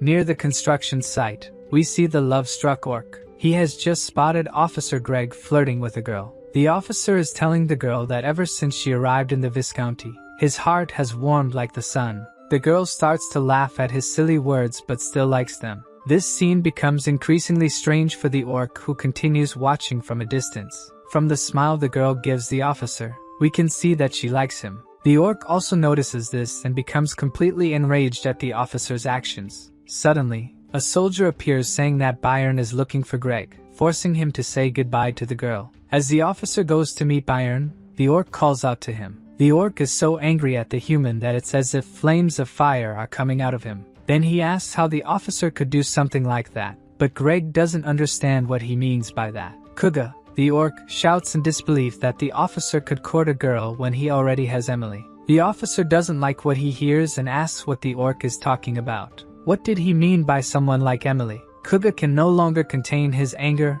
and tries to punch the human in front of him. The problem is that Greg dodges and punches the orc, sending him to the ground. It takes a few seconds for him to understand that he has just been punched by a human. According to the officer, the orc's weak punch wouldn't have enough power to hurt him, especially now that he can use mana. After a lot of training, the Viscounty soldiers learned to use mana, but they used the power to build Lloyd's projects. Recovering from the blow, Kuga gets up, ready to counterattack the human. Officer Greg is also in an attack position, equipped with his mana. Thus, the two charge at each other to resolve their dispute. But before Greg could attack, Byron appears saying that he is too slow. Neither of them saw Byron arrive, such is his skill. The knight is not at all pleased that the soldier took so long to come to him, and thinks the subordinate was just lazing around. As they walk, he explains that the officer will be sent on a work trip because he trusts him despite his mistakes. Byron continues to reprimand the soldier, who is focused only on staring at the orc. Kuga, in turn, stares back, not admitting defeat. From their faces, this doesn't seem to be the end of their conflict. At the Frontera mansion, Byron and Greg are saddling the horses to go to Cremo in search of reinforcements for Lloyd's new project. Without knowing the importance of the project the MC wants to implement, Greg tells his boss that he doesn't think it's necessary. Tired of working, Lloyd receives a message from the system saying that his achievements and accolades are generating a combined effect. The MC looks at the message without knowing what this effect is. He was able to punish the traitor of the Viscounty and pay off the debts they had. He accepted the refugees and gave them a home, faced a great disaster, and emerged victorious. Thus, the citizens and refugees of the Viscounty would like to repay the favors Lloyd has done for them. Even with the system's explanation, the MC doesn't understand how they will repay him, and the protagonist starts hearing voices. He gets up and opens the window to see what the voices were talking about below. A crowd is gathered at the mansion's door, saying they would do anything for Master Lloyd. They would even work for free, do everything for their master. At first, he doesn't even know how to react to this crowd. Then, the MC gives the best possible response, shouting for all of them to shut up. This proves they would really do anything for him, as the crowd immediately falls silent. He reminds the crowd that he never gave them anything for free, so they better not even dream of working for free. To avoid this, he will make a contract immediately. After hearing these words from the MC, the crowd becomes even more devoted to him. Inside the mansion, away from the others' eyes, Lloyd wipes his tears. Elsewhere, a carrier pigeon is arriving with a message. It came from spies the Sultan sent to the west, to the village taken over by the domino of monsters. In the village, they found a strange bird capable of opening the skies, a beast so powerful that it destroyed the land, another with the ability to swallow an entire sea. They also found a snake that devours mountains, and finally, a monster whose roar echoes in the skies. The workers of this place can defeat orcs with just their hands, and the old men are faster than the wind. The white cavalry uses shovels instead of spears, and the elves and orcs are building something, so the combat strength of this place must be unimaginable. After reading this report, the Sultan can only conclude that something is very wrong with this place. The next day, in the town of Mr. Lacona, we saw his son watching two men fighting in a fist fight.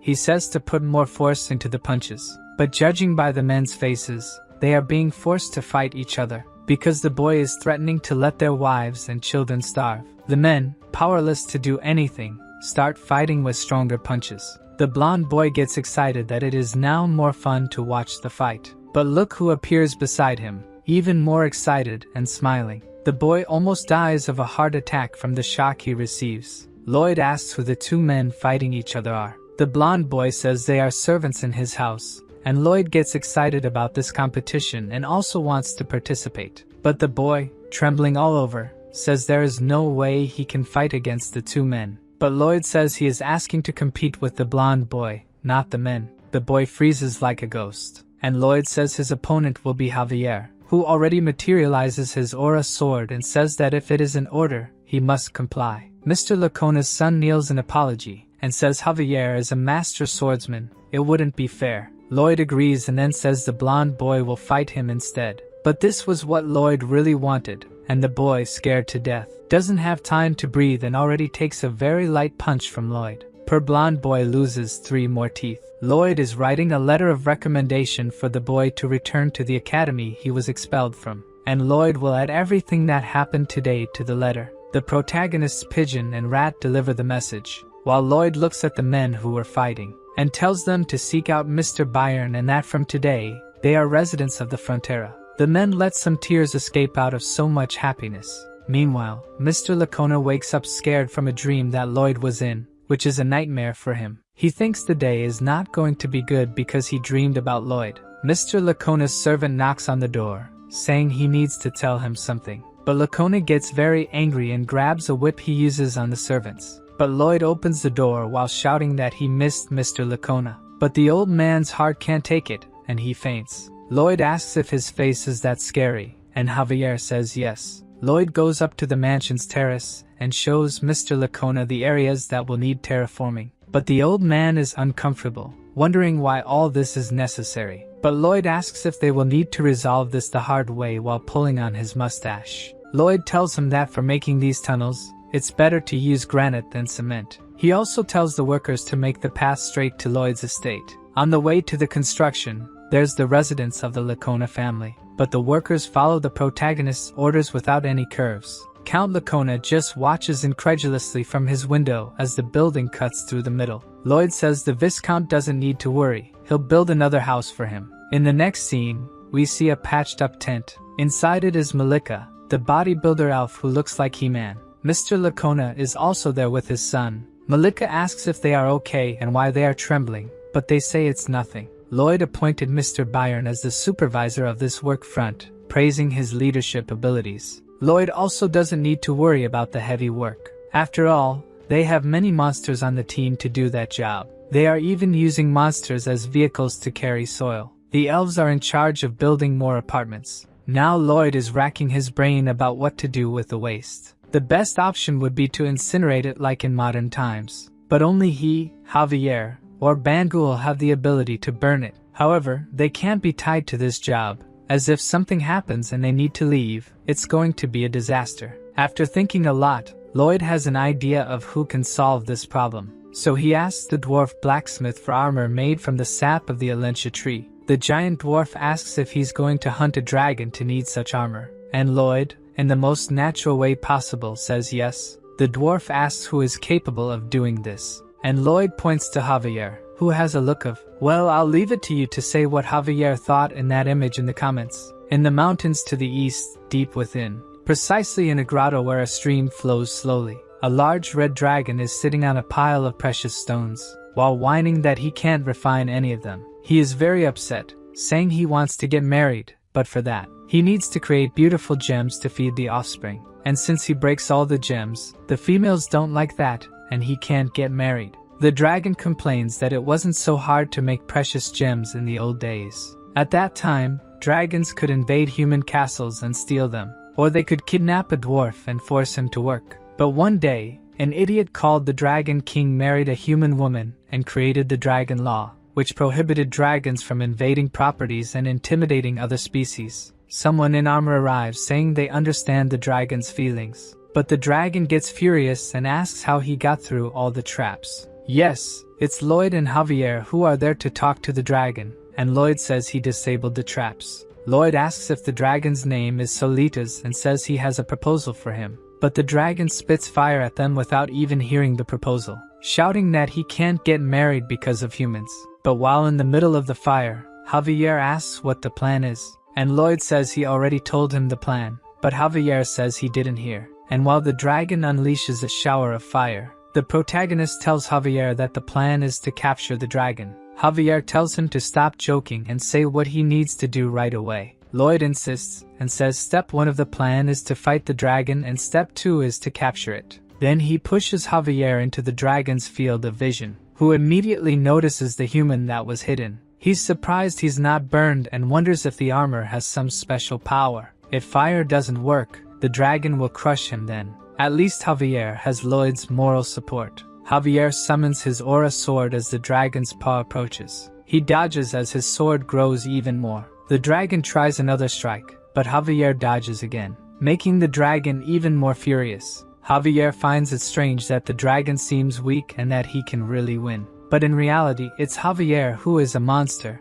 Lloyd, with a smile, says he knew this would be easy. In the book, Javier won the fight against the dragon even though it was difficult. So now that Javier is much stronger, it's going to be impossible for the dragon. The dragon is scared of Javier's new technique. He simply used the elves' technique as a base, and now with Mana Blast, he can jump in the air. Almost like Sanji's technique in One Piece, he goes after the dragon. He says he needs a powerful attack to hurt the strongest creature in existence. So he uses Aura Blast and charges a powerful attack on his sword. The attack hits the dragon's chest, making it immobile. The attack creates a small hole in the dragon, who watches as the attack disappears. From the dragon's despair, he had never taken damage from anyone. He starts thrashing in pain while Javier watches from afar. As Javier prepares to start the fight again, the dragon asks for calm. Lloyd explains that now that Solitas has experienced fear, Javier is like a monster to him.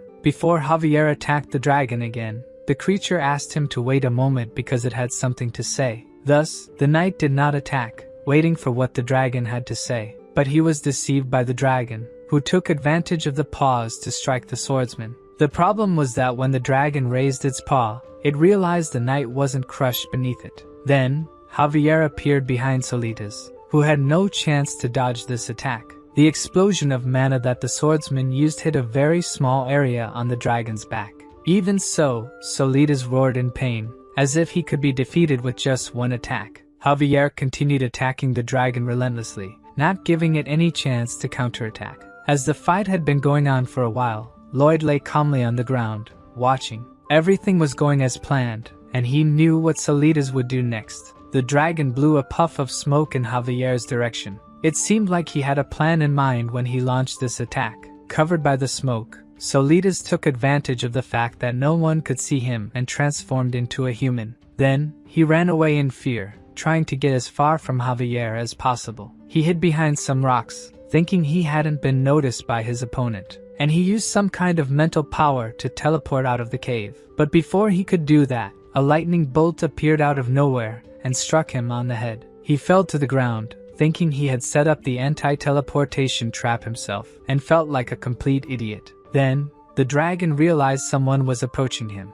Lloyd arrived politely and introduced himself again as the son of Frontera, and Solitas tried to disguise, telling the MC that he was not a dragon at all. Lloyd just smiled at him without saying anything. It was obvious that he was the dragon. Disguising, he said he didn't know how he ended up there, while Javier approached from behind him. Stealthily, the knight launched another mana attack on the dragon. Hit in the middle of the back, he screamed like a little girl for being attacked. Lloyd told the dragon that humans don't scream like that when attacked, but Solitas was more interested in knowing what they wanted. Then, Lloyd reminded him that they were there to make a great offer to the dragon, who asked, crying, why they attacked him instead of talking to him. But he was reminded that he was the one who attacked first, and Javier only counterattacked. With no way to escape from these humans, Solitas inquired about what they had to offer. Finally, Lloyd saw that his negotiation would progress from that point. In the novel, the MC noticed that Solitas couldn't contain his anger,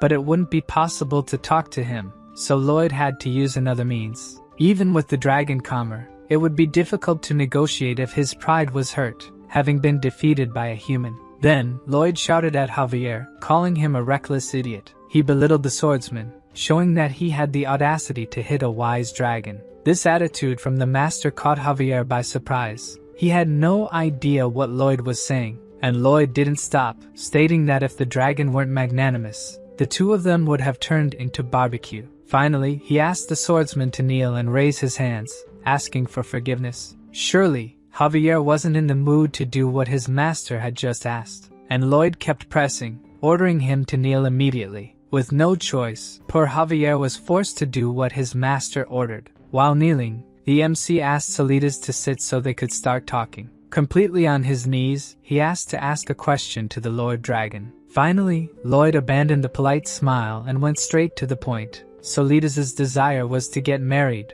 wasn't it? The dragon blushed and asked how the human discovered that. The MC didn't answer but said the dragon couldn't get married because he couldn't refine jewels. Once again, the dragon didn't understand how someone could know this, nor how he was found. Then the protagonist made his proposal. He would help the Lord get married in 10 years. This speech made the dragon so happy that he didn't even question how Lloyd would do that. Quickly he came back to himself and wanted his questions answered by the human. But Lloyd kept saying things that made him blush. Like dragons, they could send love letters telepathically to each other, or even make a heart with their tails illuminated by moonlight. With Solitas seduced by the idea of romance, the MC soon presented a contract for him to sign, showing that he could just sign at the end without even reading what was written. As soon as he heard the dragon sign, Lloyd's expression became demonic again. He took the contract from Solitas' hands before the ink could dry. Then he reminded him that there was a very interesting dragon commandment.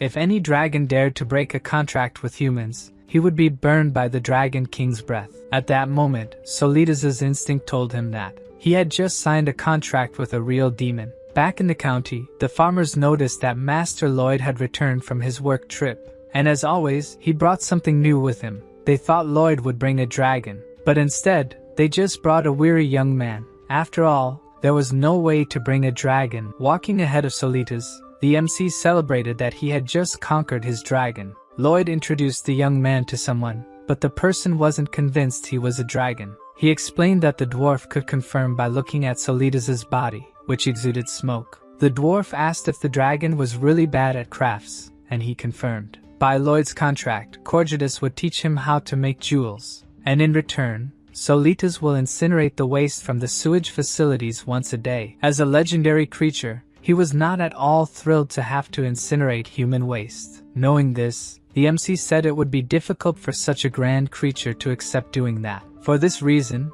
he pressured him to sign the contract. Otherwise, Solitas would lose the chance to learn how to make jewels. and not knowing how to produce jewels would make it much more difficult for him to get married. Despite being proud, this couldn't be more important than the chance of marriage. Totally bound to the contract with Lloyd, the dragon surrendered and called for the dwarf. Humbly, he said he would be in Corjudas's care. Being a dwarf, he never thought he would have such a majestic student as a dragon. According to Solidas, dragons are indeed more powerful in terms of power. But the dwarf is definitely the best when it comes to craftsmanship. So he asked Corjudas to teach him. From afar, Lloyd thought that no matter how silly he was, the dragon was still quick to adapt to the situation. Corjudas accepted the disciple but warned that he might be a bit harsh with him. The dragon didn't mind. He had already decided he would do everything to improve his skills. Then the dwarf's face turned scary, and he ordered the student to stop loafing and go get the materials. Solidas almost cried and asked if the dwarf was really talking to him,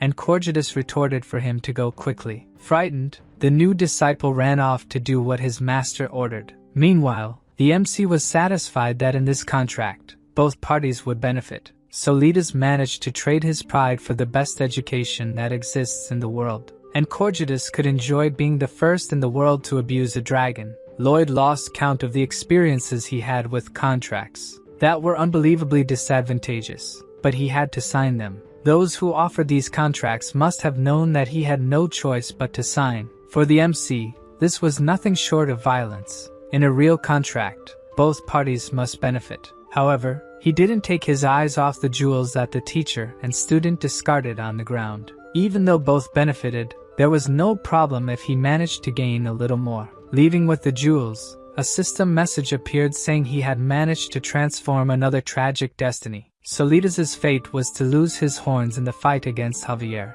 and leave it extremely wounded, having received fatal injuries. After returning to his lair, he would die alone and never be found. Which is a bit different from what Lloyd knew, because in the novel, the dragon just appeared fleeing to his lair. If it weren't for the MC, the Frontera couple would have the same fate too. The Count is multi-talented, and without the debts, he can focus on jobs he couldn't do before. He is happy now, thanks to Lloyd. Julian, who would have perished in a foreign land, is now recognized as the best student at school. All thanks to the MC. It's impossible to calculate the number of lives he saved. With the compliments, the protagonist became convinced, but what he needed now was the skill to build the sewage system. The estimation skill doesn't gather information from the whole county at once, and that makes Lloyd's job difficult. This skill stagnated at a point, and Lloyd knew that in business, he needed to do what's necessary to evolve. Therefore, he starts spending the points he has to level up the skill. After investing a lot, the skill's estimation radius more than triples, and the MC also gains a new skill option, Construction Guide. To test the skill, Lloyd summons the 3D construction diagram. The system then prompts him to activate the construction guide. As soon as he activates it, the MC is impressed by what just happened. In front of him is a hologram of a life-sized house, allowing builders to work much more precisely. In other words, the skill can reduce Lloyd's workload by at least 50%. Immediately, he decides that he needs to test it on a real project. Lloyd creates a hologram on the ground and explains to Javier that he is to excavate this area. The swordsman is suspicious of his master's plans, but the MC will give him the details later. Javier notices that the green outline is not just on the surface, but also inside the hole he is digging. To test, Lloyd asks him to dig outside the green light area. As soon as he does that, the light turns red, indicating there was an error in the project. Additionally, a hologram with the MC's face appears, saying the work is being done poorly. To Javier, this appearance is a true monstrosity. Probably no one would mess up their work if they had to see Lloyd's face when they did something wrong. Seeing his master remain silent, he finds it strange and asks if something happened. Without a response, Javier asks if the MC is going to say he was a genius with a magical illusion, or if it's a magical tool he stole. Since the question came out of nowhere, Lloyd doesn't know how to lie convincingly. So he just asks which story the swordsman finds more plausible. Since it seems easier to believe that he stole the skill from a mage, that's the story they will use. Even he will pretend to believe that was what happened. Lloyd won't tell the whole truth about his skills, but he asks if there's anything Javier would like to know. But the priority for Javier at the moment is not his curiosity. It's that his master can save all the people of the county. In his thoughts, Lloyd is grateful for the trust the swordsman places in him, and he says, of course, he will save everyone. On another day, Byron explains to the workers that they will build a sewage system to prevent the people of the county from getting sick. He shouts to the workers, asking what their motto is, and they respond that safety comes first, they will not get hurt. Lloyd and Javier watch the workers devoted to the work and their master. The MC comments that they seem crazier by the minute, not knowing how they got that way. The waste thrown into the sewer will flow to the main pipeline. Even alone, Padong is capable of digging a smaller sewer, but he alone won't be enough to dig the main tunnel. So, what they need right now is encouragement. Watching Bangle's encouragement, Bibyong's heart starts pounding wildly. He gets more than encouraged and starts working at full power. Suddenly, one of the workers digs in the wrong spot, and the area turns red. Then, a hologram of Lloyd criticizing his lack of attention appears. All the workers stop to see the projected image of Master Lloyd, and instead of being intimidated by it, they get more excited to continue the work. From above, we can see several holograms summoned, and the workers competing over which one is the ugliest. This makes Lloyd furious. They weren't supposed to be playing with the holograms, and he asks Javier why his workers started acting like lunatics. A heavy spring rain falls over the county, and the construction of the smaller sewers increased drastically in just 3 months. Using the construction guidelines, the construction of the main sewer progressed rapidly, and with that, the project quickly extended northwards. At a ravine, Lloyd gives Byron instructions on where the main sewer will pass and where the sludge treatment station will be. Byron remembers that the mastodons are in that area, but for Lloyd, as long as Bibyong is there, they won't attack recklessly. Anyway, he warns Byron not to let the workers agitate the mastodons and to approach quietly. They did as instructed, but no mastodon was seen, perhaps due to Bibyong's presence there. At least that's what they thought. With nothing to do for a while, our protagonist started playing games. Playing with himself out of pure boredom and still finding it fun. Until Padong appears, looking sad and asking why his master seems bored. Then he starts explaining something very seriously to him. From what Lloyd could understand, his pet found something very strange. A crowd of workers is gathered around a large hole with something at the bottom. Lloyd arrives, asking for passage through them to see the hole. And when he gets closer, he falls completely silent. At the bottom of the hole is what was once a mastodon. Approaching it, it seems it hasn't been long, as if someone had killed and buried it there. The question is who would do this and why. Bibyong catches his attention by saying he smells something. Then Lloyd asks the workers to dig a bit more in that area. They barely start, and already find something that catches their attention. From the edge of the hole, the MC is astonished by what he is seeing. Down below, dozens of mastodons in the same state as the other one were unearthed. This kind of thing wasn't in the novel, so he is no longer sure about anything that is happening. But there was something in the novel that resembled this. In the episode of Namarin where Javier learned to use the mana blast, the purple light emanating from the mastodon is similar to the dark magic from that city. He quickly yells for all the workers to get away from there immediately. That is corpse explosion magic. All the workers run desperately to get away from the hole. But before they could get very far, a large explosion happens behind them. Lloyd, who is behind them, realizes that the flames aren't stopping from approaching. If it continues like this, they won't escape. So he stops running, determined not to let any of his workers get hurt. He doesn't know if his plan will work, but he will try to use the impact of his mana explosion to neutralize the other one. Before he could put his plan into practice, Bibyong appears in front of him, trying to protect everyone from the explosion. From the ground, Lloyd desperately yells to his pet that this could be his end. Far away, while practicing his skill, he notices the explosion. The wise dragon thinks it must be the invocation of a necromancer. The magic must have used a creature larger than a human. Thus, the scammer Lloyd must be in trouble, but he is not sure if he should help him. On the other hand, he sees someone who doesn't think the same way. Nearby, Javier is running, trying to reach his master as fast as possible. Since the swordsman went to Lloyd, the dragon doesn't think he would be of any help, as he knows how strong the knight is. Back at the explosion site, Bibyong is unconscious, and the MC is trying to wake him up. The workers, thrown to the ground by the explosion, look back and see something sinister. Even Lloyd is worried about the scene he is witnessing. At the explosion site, mastodon corpses are floating, as if they had turned into some kind of zombies. The herd of zombie mastodons descends to the ground, and Lloyd, holding the still unconscious Bibiang, doesn't know what to do to protect his workers now. The herd must have been buried deeper than the bodies that exploded, and their number is much larger. As if it weren't bad enough that these creatures have come back to life, one of them screams as if commanding the others. Then the whole herd starts running towards Lloyd. Realizing it will be hard to escape them, the MC yells for the workers to run away, and they waste no time trying to distance themselves from the pursuing herd. Further away from the workers, Lloyd notices something wrong ahead of him. The leader of the white cavalry gathered his men, wanting to stop the zombie mastodons. He shouts at his men and he will fight to protect the people and Frontera County. Knowing that this won't work, the MC orders them not to do it. Fortunately, he is heard, and the cavalry retreats and resumes fleeing. Running, Lloyd thinks about what he can do to keep distance from their pursuers. He spots Byron and asks where they are. The knight reveals they are in the field, but we don't know who they are. Then the protagonist calls Podong to delay the mastodons. The guinea pig distances itself from its master, heading towards the zombies. As it approaches, the mastodons become alert to the new enemy. Podong is much larger than the resurrected ones and prepares to attack. He hits one of the mastodons with the Podong explosion,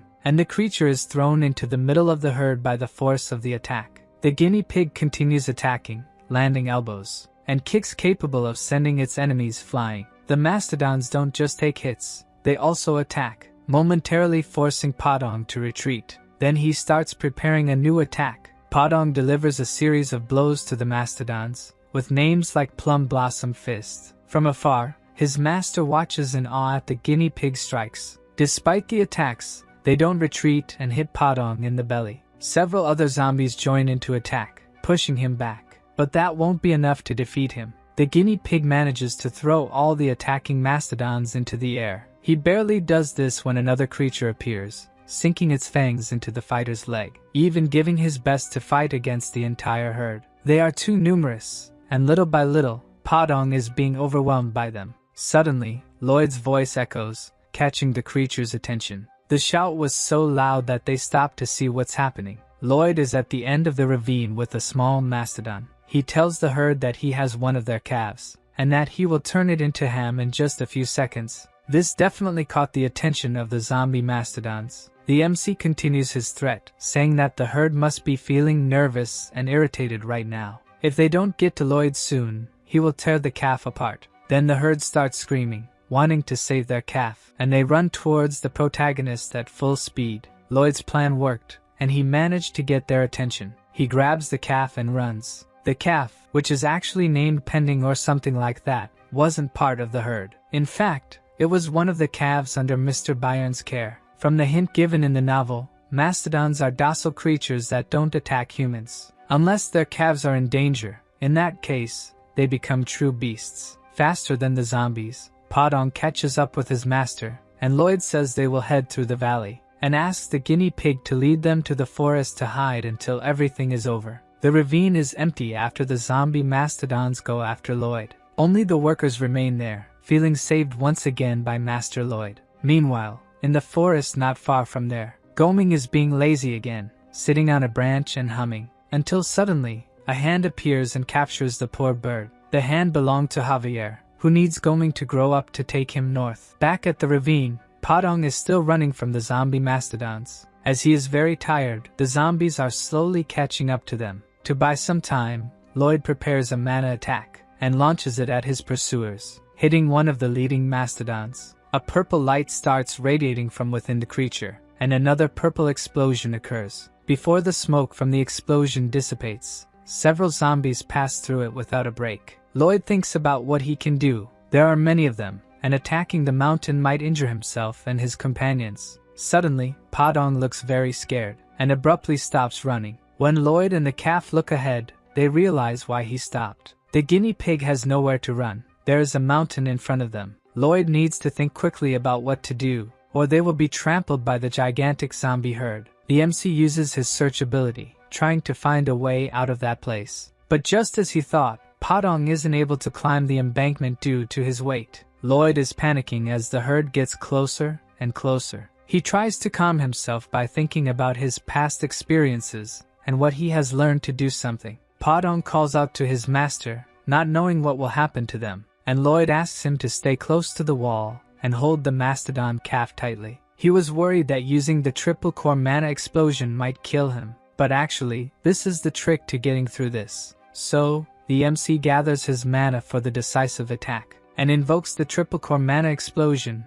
A gigantic flame shoots out of his shovel. The flame rises toward the mastodons, with the 3 tongues of fire reaching toward the sky. The heat from the explosion was so intense that Lloyd's shovel almost melted. Very tired from using something so powerful, the MC falls to his knees with the shovel by his side. Meanwhile, the mastodons haven't slowed down and are very close to the group. Then, Lloyd's overload ability activates, and a purple light starts emanating from him. As soon as the ability hits the mastodons, they immediately begin to decompose, turning into just small remains in the end. The MC is absorbing all the mana from the things around him, and he struggles to direct his target. Then, he raises his hand, showing that the target is in front of him. Lloyd intends to absorb only the mastodon's mana, leaving Padong and the valley out of it. With the ability focused only on the zombies, they disintegrate completely as they run out of mana. While doing this, he remembers using this ability on the Empress to level up his mana heart.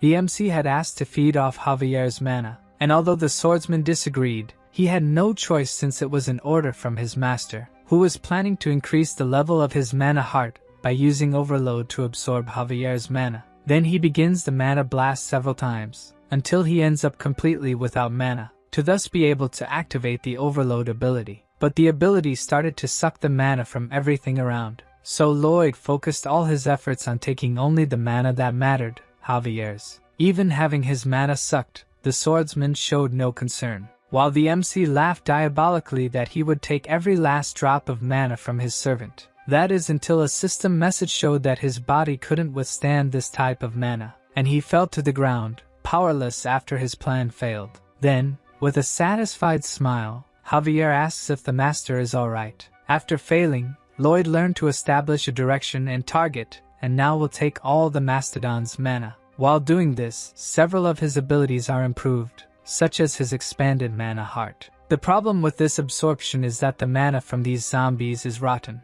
making it necessary to use more powerful rotations of his mana core to convert this rotten energy. The system warns that the mana heart was damaged and then healed with purified mana. Right after, the process repeats, and the mana heart ability evolves several times. The mana heart continues to be damaged and healed in turn, until the ability's rank is updated. Now the MC's physical capacity increases by 600%. After using the ability for so long, he can barely stand. Then the system communicates that a new mana heart ability has been activated. Lloyd commands all the zombie mastodons to kneel before him. He gained the undead domination ability, and all the mastodons kneel. Behind his master, Padong is impressed with Lloyd's powers. The MC throws a blue sunflower seed to his pet. Finally, it's time for them to go home. Lloyd's new ability allows him to control any undead with less mana than him. Those who are dominated will follow all his orders faithfully. While walking on the zombie mastodons, the system alerts Lloyd that there is a catch to the ability. The ability can only be used if he is looking directly at the zombie. Upon learning this,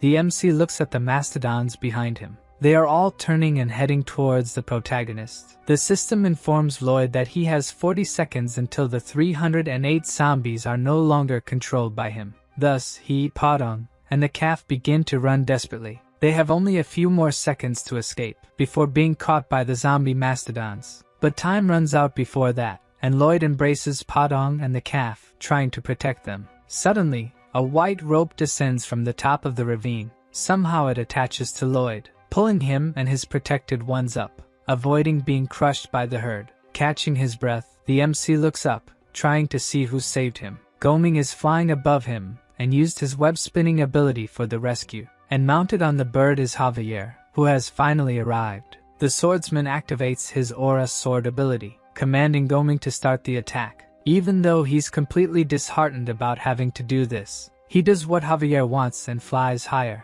getting very close to the walls of the ravine. Standing on top of him, Javier uses the aura sword to destroy the walls. All this happens while Lloyd is trapped by the web, swinging from side to side. Javier's attack on the walls causes hundreds of rocks to fall towards the herd, which, when hit by the rocks, explode. From above, the swordsman continues to make more rocks fall, while a large purple explosion takes over the ravine. Lloyd watches in awe at what Javier managed to do in such a short time. After Goming takes them far from all that, they are finally safe. Still catching his breath, Lloyd thanks the swordsman for saving his life. Contrary to what he expected, Javier is not happy and asks how his master can still be smiling. Lloyd is silent, not quite understanding what he meant. As an escort knight, he believes he should be by his master's side if something like this happens. And he still remembers that the MC used himself as bait to evacuate the workers while riding on Goming. But Lloyd says it wasn't quite like that. He was trying to lure them to take them all out at once. Then Javier questions whether his plan worked. Knowing the outcome, the MC asks what exactly Javier wants him to say. The swordsman yells that his master should worry about himself at least once. Without the master, the apartment and sewer projects would end. Even the lives of the villagers would be in danger. The MC needs to take care of himself because countless lives depend on him. So Lloyd asks if that's what Javier meant. That some people might die as long as he is alive. But the swordsman explains that's not what he meant. He just doesn't want his master to keep taking risks. But Lloyd shouts angrily that if he hadn't done what he did, people would have been hurt. One shouts what they think should have been done to the other, while Padong watches the two worriedly. The MC continues to say that he is the most important person in the county, and the people there are his responsibility. So, who else but him should protect these people? Javier asks if he will continue doing these dangerous things in the future. Of course, Lloyd won't stop and will take more money as a benefit for taking risks. The swordsman gives an enraged look to his master,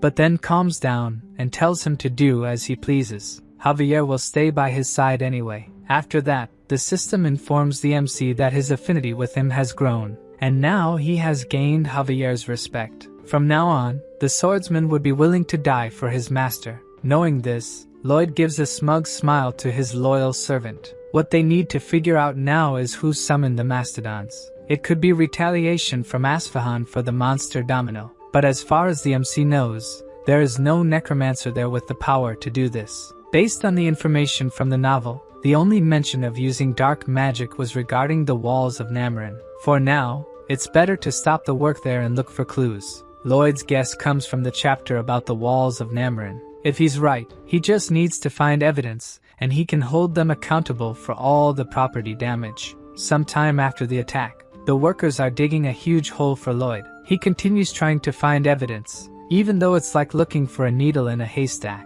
Somewhere in that hole should be a conductor used in dark magic to control things. Suddenly, a soldier appears on horseback calling for Master Lloyd. Count Cremo just came from the west, looking for him. In a room at the Frontera mansion, Count Cremo starts the conversation by suddenly talking about marriage. This leaves everyone present at a loss for words, until Lloyd explains that the Count is not his type.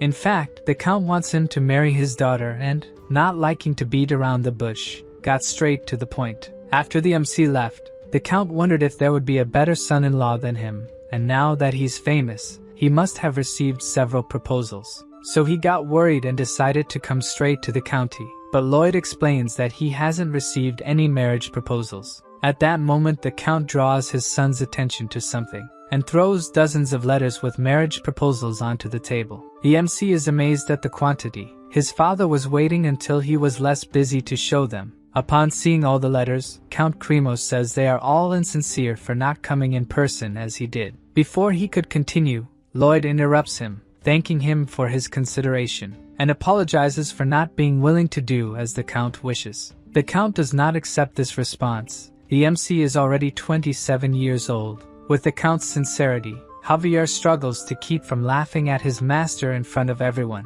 while the Count thinks Lloyd believes his family isn't good enough. Beside the Count, his daughter has an anguished look. She introduces herself as Count Cremo's eldest daughter, and tearfully says she is willing to devote herself entirely to the welfare and promotion of her family. The way she said it, it appears to the MC that she is being forced to marry a demon. Now Javier is even using his mana to keep from laughing. Lloyd's father joins the conversation, making a request to the Count. He explains that while it's important to take care of the family, everyone's feelings must also be considered. According to him, It would be impossible to spend your whole life with someone you don't love. For the sake of the Count's family, he believes his daughter's wishes should be taken into account. After hearing what Lloyd's father had to say, Count Cremo looks at his daughter, reflecting on whether he respected her wishes, and says he almost made her unhappy for the sake of the family's status. The young woman looks at her father, unable to hold back her tears, and says she loves him, now crying with happiness. The Count confesses he is always impressed by the Frontera family, and that day he learned a great lesson: to live with love. The Count and Countess, who are in love, completely agree with him. When the Count leaves the room, Lloyd sits thinking about what just happened. It seemed like avoiding a marriage with him is a happy ending, and even his parents agreed with that. Looking to the side, Javier is crouched in a corner, trembling. He continued to hold back his laughter until the end at his master's expense. After that, rejections to all proposals were sent. At the palace, a messenger informs the Empress of this fact. To her, this was expected, and even if the Frontera family accepted a proposal, the girl would refuse the marriage. Looking at the messenger who just informed her, the Empress concludes that Lloyd is practically a potato after all. The thought makes her laugh, and the messenger thinks she must be unwell, so she requests potatoes for dinner. In any case, she has to monitor who Lloyd chooses as a partner since they will become the most powerful family. So she asks if there is news of the letter sent to Asfahan. According to the messenger, they did not take responsibility for the monster domino and are still reprimanding them, a clear provocation to Magentano. The old man from Asfahan is waiting for the Empress to be the first to attack. She decides to send a delegation there soon, and meanwhile, all correspondence to Asfahan is prohibited. As for who will be part of this delegation, perhaps she should send a potato with it. Back at the Frontera mansion, a head with inscriptions was found at the extreme north of where the incident occurred. That's why Mr. Byron believes it is involved in the incident, but there was no need to put a rotten thing on the dinner table. Lloyd analyzes the symbol on the goat's head, and remembers seeing it before, in an illustration from the novel. In the novel, the symbol was on a large red flag, and it represented the symbol used by the new Dark Queen Alicia in her new kingdom. This brings up another fact that wasn't in the novel. The walls of Namarin and Queen Alicia must be connected. His presence in this world caused several changes. The queen did not turn evil, and the events that enabled Namarin to disappear. The refugees who would be the trigger for Namarin did not happen, and so someone is trying to do something that didn't happen in the novel. Cannavaro, the dark mage who made the walls of Namarin and sent countless people to their deaths, is Lloyd's main suspect. The MC asks Mr. Byron to resume construction, and as soon as it's completed, they need to go somewhere. His parents are worried because he has barely rested these days and is already thinking about going somewhere. Lloyd reveals that he will go to Namarin and catch the bastard responsible for this. On another day in Frontera County, approximately 6.2 miles north is the waste management facility. Lloyd asks Padong to open the large cover of the facility, and the guinea pig struggles to move it. Then the MC says it's Solidas' turn to do his part of the work. The dragon goes to the edge of the station, channeling his mana, and mentally commands the waste to rise. The mountain of waste starts to ascend toward the station's exit, forming a dense mass with various items united into a single piece. Then Solidas' eyes flash with a red light, and he begins to transform into mist, returning to his original dragon form. Looking at him, Lloyd thinks that one day people will know this story. Solidas channels his firepower before breathing out, and then spits out a great flame to incinerate the waste he had gathered earlier. Back in the MC's thoughts, people will know that Solidas willingly used his powers for human health and hygiene. He will be known as the legendary Solidas, the dragon of fecal destruction. Solidas is annoyed hearing Lloyd say these things. He doesn't want to be known by such a title. According to the MC, being a man of science, he couldn't be good at naming things. With this achievement, the system shows that Lloyd has established the concept of public health and earned the title of Toilet Ghost. Returning from the sewage station, Javier asks when his master intends to go to Namarin. They should go soon. Before going, they need a plan or the trip will be a waste.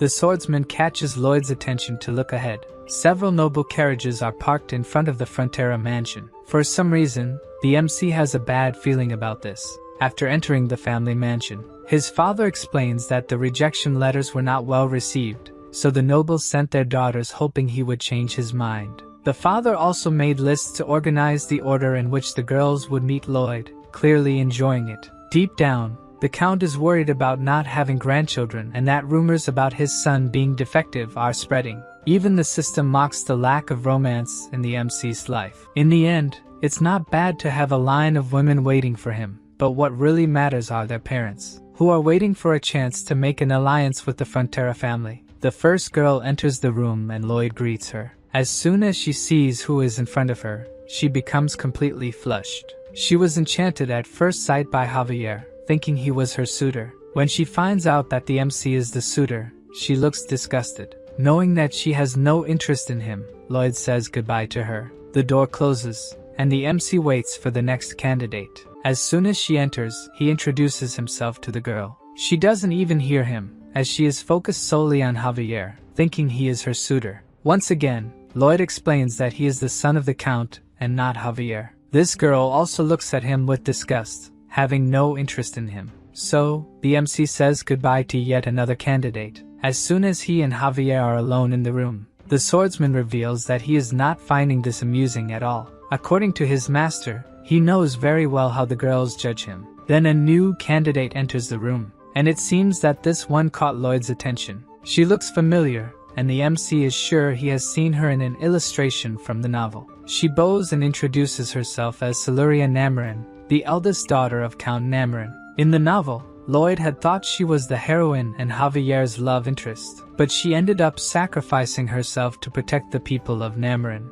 This left the readers outraged because the author always kills those Javier loves. Siluria says she is there at her father's insistence but confesses that she found the suitor much better than described. Then, Lloyd explains once again that he is her suitor and not Javier. Surprisingly, she knew this and also that Javier is a renowned master swordsman. Realizing that she found the MC pleasant, leaves both him and the swordsman petrified. The girl sits down and says it must be strange for Lloyd to receive these proposals at a time when he is so busy. She explains that on her way to the mansion, she saw the buildings and roads he is constructing, so it's incredible that he has any free time. Thinking she will be rejected, she asks to leave, but the MC wants to talk a bit more with her. Lloyd asks if Namarin is going through difficulties recently, like a significant population increase. Then she sits down again and asks how he knows this. Indeed, 400 people, refugees due to monster attacks, went to her county, led by someone. Just as Lloyd imagined, Namarin's walls are a spell designed to absorb the vital energy of those within them. They were built to trap the refugees needed for Cannavaro's spell. The MC had thought all the refugees had gone to his county, but some ended up in Namarin. If things happen as in the novel, thousands of people from that place will be sacrificed. And all this to summon the knight who calls for death, the Knight of Hell. According to the novel, no matter how strong a master swordsman is, he is no match for a Knight of Hell, which means the destruction of that territory cannot be contained. This is much worse than Lloyd had feared. On another day, the MC is ready to begin his journey, and Javier is holding a basket full of letters. These are letters given to him by the girls before they left. Lloyd asks what kind of letters they are, and the swordsman explains that they are love letters. He realizes that his master may have never received such a letter, and he confirms that he really never has. Not everyone can be as handsome as Javier, so he kneels to rummage through the letters, and offers one of the love letters to the MC. Lloyd takes a good look at what his servant is offering. For an instant, tension forms between the two. Then Lloyd gives Javier a pretentious smile, and says he wouldn't want a letter that wasn't addressed to him, and that they should leave soon. While his master continues walking, Javier remains holding the letter, kneeling, probably feeling foolish for offering the letter. After that, inside a carriage, Lloyd is explaining to Siluria that there are several ways to use these structures. Since Namarin was built on a ridge, it's natural for the surrounding slopes to erode. Even without securing the marriage her father wanted, Siluria thinks he will be delighted with the presence of someone like Lloyd. This is the perfect opportunity to investigate Cannavaro and still make money with a new project. Almost arriving at Namarin, the MC is confident he will win the dispute against the Dark Mage. Shortly after, the carriages arrive at the county, and through the window, Siluria points out to them the head of the merchant caravan, Cannavaro. She explains that he used his own money to care for the refugees and always takes on even the most tedious jobs. Lloyd stares at the merchant, finally seeing who his opponent is. It's not hard to notice that on his shirt, there's the same symbol that was on the goat head that Byron found. Now the MC knows what this hypocrite looks like, and he plans to deal with him soon. At the mansion of the Count of Namarin, he receives his 2 guests with a smile on his face. Thinking that Javier is the nobleman, and that his daughter has become engaged to him, the Count praises the swordsman happily. He even asks what the best date for the wedding would be, and the 2 remain silent, knowing he misunderstood everything. Then his daughter explains that Javier is a knight, and Lloyd is the other guy next to him. Looking at the 2, he can't believe it, as the swordsman exudes the dignity of a noble, while the MC does not. Siluria dislikes her father's attitude and reprimands him, saying he is being rude to the guests. He should look beyond people's facades, even if it seems something is lacking. Lloyd is wise and intelligent. At that moment, Javier abruptly turns to see if she was talking about his master. The MC listens silently as she says that he is not there for them to marry, but to solve problems with the county structure. Javier continues looking at his master while the Count is pleased he won't have an ugly son-in-law, and the MC remains silent as the Count is reprimanded again by his daughter. She thinks that due to his appearance, Lloyd must have been mistreated all his life, at which point he almost cries. Being able to see his master in such a situation is so satisfying that Javier is glowing with emotion. The swordsman tries to hold back his laughter while the Count asks his daughter about the foreigner's competence. The 2 continue discussing the project, and Javier starts laughing, losing control. He laughs so much that he pats the Count on the shoulders. The Count turns to the 2, tempted to start the project, but he doesn't understand what is happening, as Lloyd is threatening the servant who won't stop laughing at his master. After all this commotion, still at the Count's mansion, the MC asks Javier to keep an eye on Cannavaro since they both saw the symbol he was wearing. If they find evidence linking the symbol to dark magic, he wants to inform the Count about what happened in his county. Still pleased with what happened earlier, the swordsman agrees, smiling. Lloyd wants to know why he is laughing at a serious matter, but Javier can't forget what happened earlier. For a moment, his master says nothing, and the 2 remain silent, until the MC can hold back his irritation and tries his hardest to land a punch on the master swordsman. The next day, it's time to explore the county. A man is shouting for people to come closer. It seems he is a clothes vendor offering great promotions. Looking at the pieces, Lloyd realizes that his plans have become complicated. The symbol he wants to link to dark magic is printed on all the clothes. Then Javier appears, and his master asks if he found anything suspicious. But he hasn't seen Cannavaro do anything besides taking care of the refugees. So, the swordsman wanted to investigate the merchant's house, but it is guarded by a magical lock, which he could easily break, but he might be caught doing so. He also discovered that the symbol on the clothes is from the Wandering Minstrel, and because it is very popular, it is sold in all the big cities. Lloyd thinks that maybe they need to find the minstrel, but if the wall is built in the meantime, it will be the end of them. The novel didn't give details about how the wall's magic is produced, so it will be more challenging to figure out and stop it. Maybe the MC should send Javier out of the city. He could break the wall, but Siluria would meet the same fate as in the novel. The novel mentions a Grand Master, much more powerful than a Master Swordsman. Without knowing how to become this great master, the MC cannot train Javier to become one. Continuing the conversation, the swordsman says they should keep investigating Cannavaro. With that lock, he has something to hide. Javier reveals that there is another way for them to get in. His master just needs to be patient and trust him. The eroded slopes of Namarin need anchors. These should be buried deep in the ground to stabilize the soil. It would be good to use something like screws, but the technology of this world doesn't support something so precise. Since the delivery of what is needed will take time, Lloyd sends the planning for his project to Corgidus first. While he waits, he will research a bit more about the local topography. Some people pass by him, commenting about a beauty. The MC finds it shameful that they talk about such things out loud in the middle of the city. The girl is at a Cannavaro food stall, and this wasn't in the novel. Getting closer to the stall, there are many people, and he wonders if they are only there because of the girl. He then moves into the crowd to see what they are looking at. As he gets a bit closer, he doesn't quite understand what he is seeing. The beauty people were referring to is serving soup to the crowd, and she looks too muscular for a girl. In fact, the green hair of the beautiful girl gives a clue about her identity. With a disillusioned look, Lloyd concludes that she must be his bodyguard. Suddenly, she glances at the crowd around her and notices that there is someone familiar among them. In fact, the familiar person is looking directly at her. Javier is shocked that his plans were discovered so quickly by his master, who starts making various gestures, symbolizing that he respects the swordsman's personal tastes. In response, Javier also starts making symbols to say that he doesn't like doing such things. In fact, he doesn't like dressing as a woman. This is all part of a plan he put into action. Then Lloyd shows that he will keep an eye on him and withdraws, disappearing into the crowd. Javier is irritated, but for the sake of his plan, he needs to continue with the act. Suddenly, Cannavaro appears, walking behind him. He discreetly asks someone how the preparations are going, and a worker responds that they were completed the previous night. After hearing this, he leaves the place quietly. In disguise, Javier is gradually obtaining information about his target. In another part of Namarin, far from the center,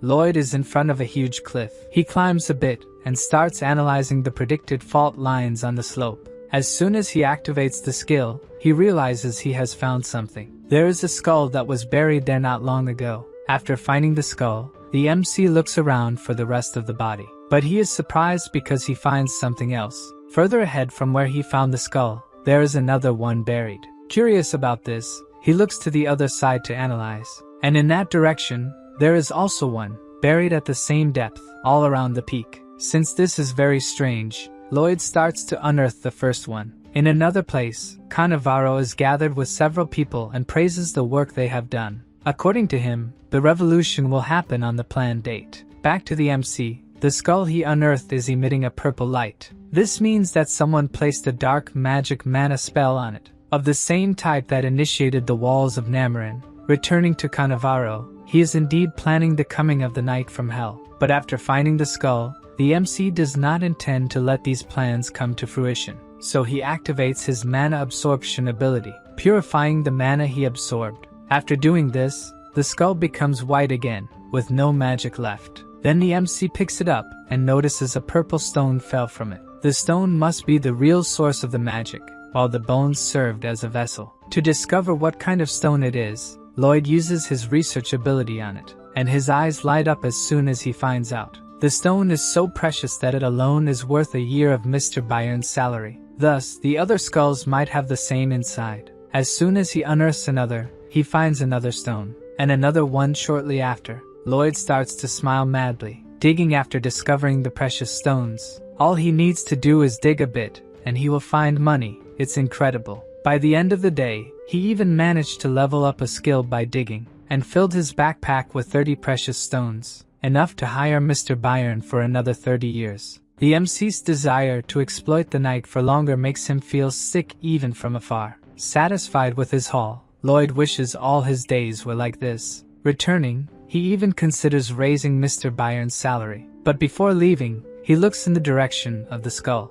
The piece that was once part of a human being is exposed on the ground. Lloyd approaches, asking if it is the result of a natural death or not. Obviously, the skull remains silent. But regardless, the MC thanks each one for giving him Mr. Byron's annual salary. Then he picks up the first one he found, and starts collecting the others to place them in a sunny spot to rest in peace. Quickly, he gathers a bag full of them. During the night, at the Count of Namarin's mansion, Lloyd is talking to his bodyguard, who tries to explain the reason for dressing as a woman, but Lloyd interrupts him, saying that he knows everyone in this world is different and understands that the swordsman is unique. Javier remains silent, realizing his master didn't understand anything he was trying to say. But he tries to explain again that he disguised himself because everyone in the city recognizes him, and this way he could gather information. Again, he sees that Lloyd did not understand. The pair remains silent after that, until the MC asks when Javier discovered that he liked this sort of thing.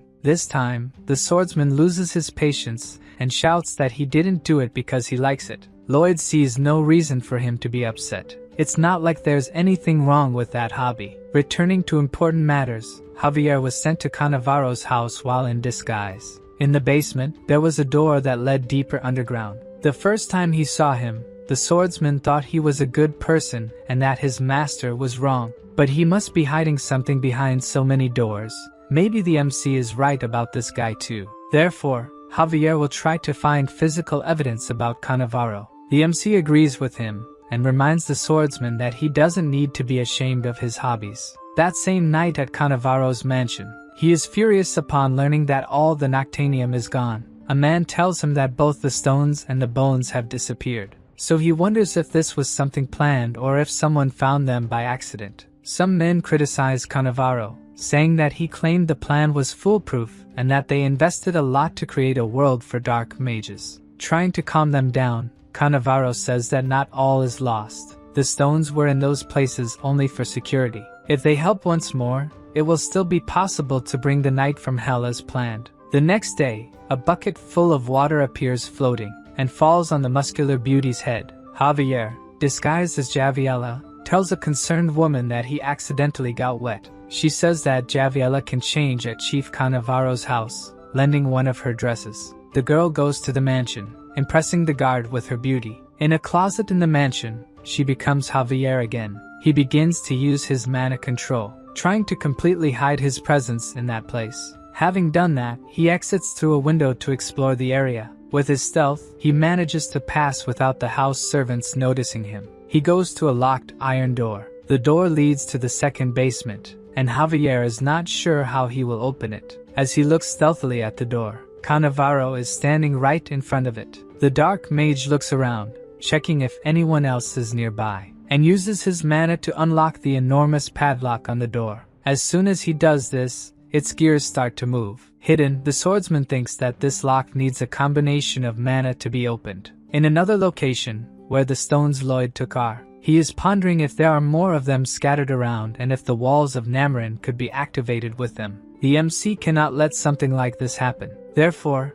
it's time to go after more easy money. Back to Javier's espionage. He observes Cannavaro leaving the basement and hears the lock closing again. He waits hidden until the mage climbs the stairs and leaves the room. Then Javier approaches the padlock that keeps the door locked, and tries to replicate what he saw Cannavaro do earlier to unlock the padlock. It really works, and the padlock opens. The swordsman goes through the door, entering a dark corridor. He notices that there is something else there, and after descending a few more steps, he realizes there is something strange about that place. There is a small bright spot coming from the end of the corridor. As he gets a little closer, the spot takes the shape of a person. Javier takes a good look at what is approaching. In fact, the thing looks much more like a zombie than a person. It approaches very quickly, and the swordsman barely has time to dodge its punch. Filling his hand with mana, he punches the creature right in the middle of its belly. As strong as Javier is, his attack seems to have had no effect,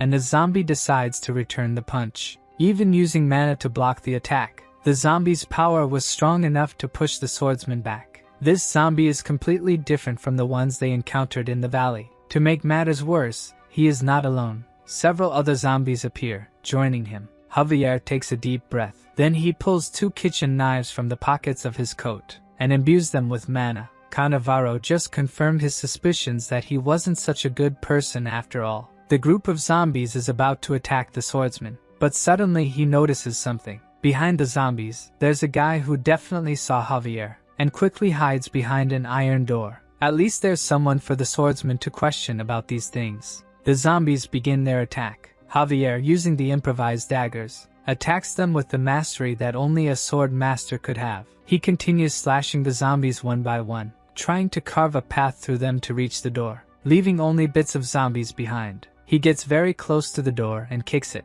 making it fly into the other room, taking the guy behind it with it. The guy falls on his back, appearing just like a weak human. In front of him, Javier looks imposing, holding the pair of daggers. Scared, the guy begs the swordsman to spare him. Then Javier says he has questions to ask him. But before that, he steps on the guy's leg, making him scream in pain as his leg twists to the wrong side. If he hesitates in his answers, the other leg will end up the same way. Javier wants to know what Cannavaro is planning in that place, but the guy says he doesn't know. He just does what the wizard asks. He was hired as a funeral agent, and the wizard asked him to use a special product for embalming. The swordsman wants to know where the wizard acquired the bodies. According to the funeral agent, They belonged to refugees who died of illness. The information stirs some memories in Javier. When he was still undercover, Cannavaro talked to a refugee, saying he would take care of her sick father. He grits his teeth upon realizing that the wizard wasn't caring for the sick refugees. Both the skulls that Lloyd found and the zombies must have been refugees at some point. Then he asks if the funeral agent never found it strange that the bodies kept appearing.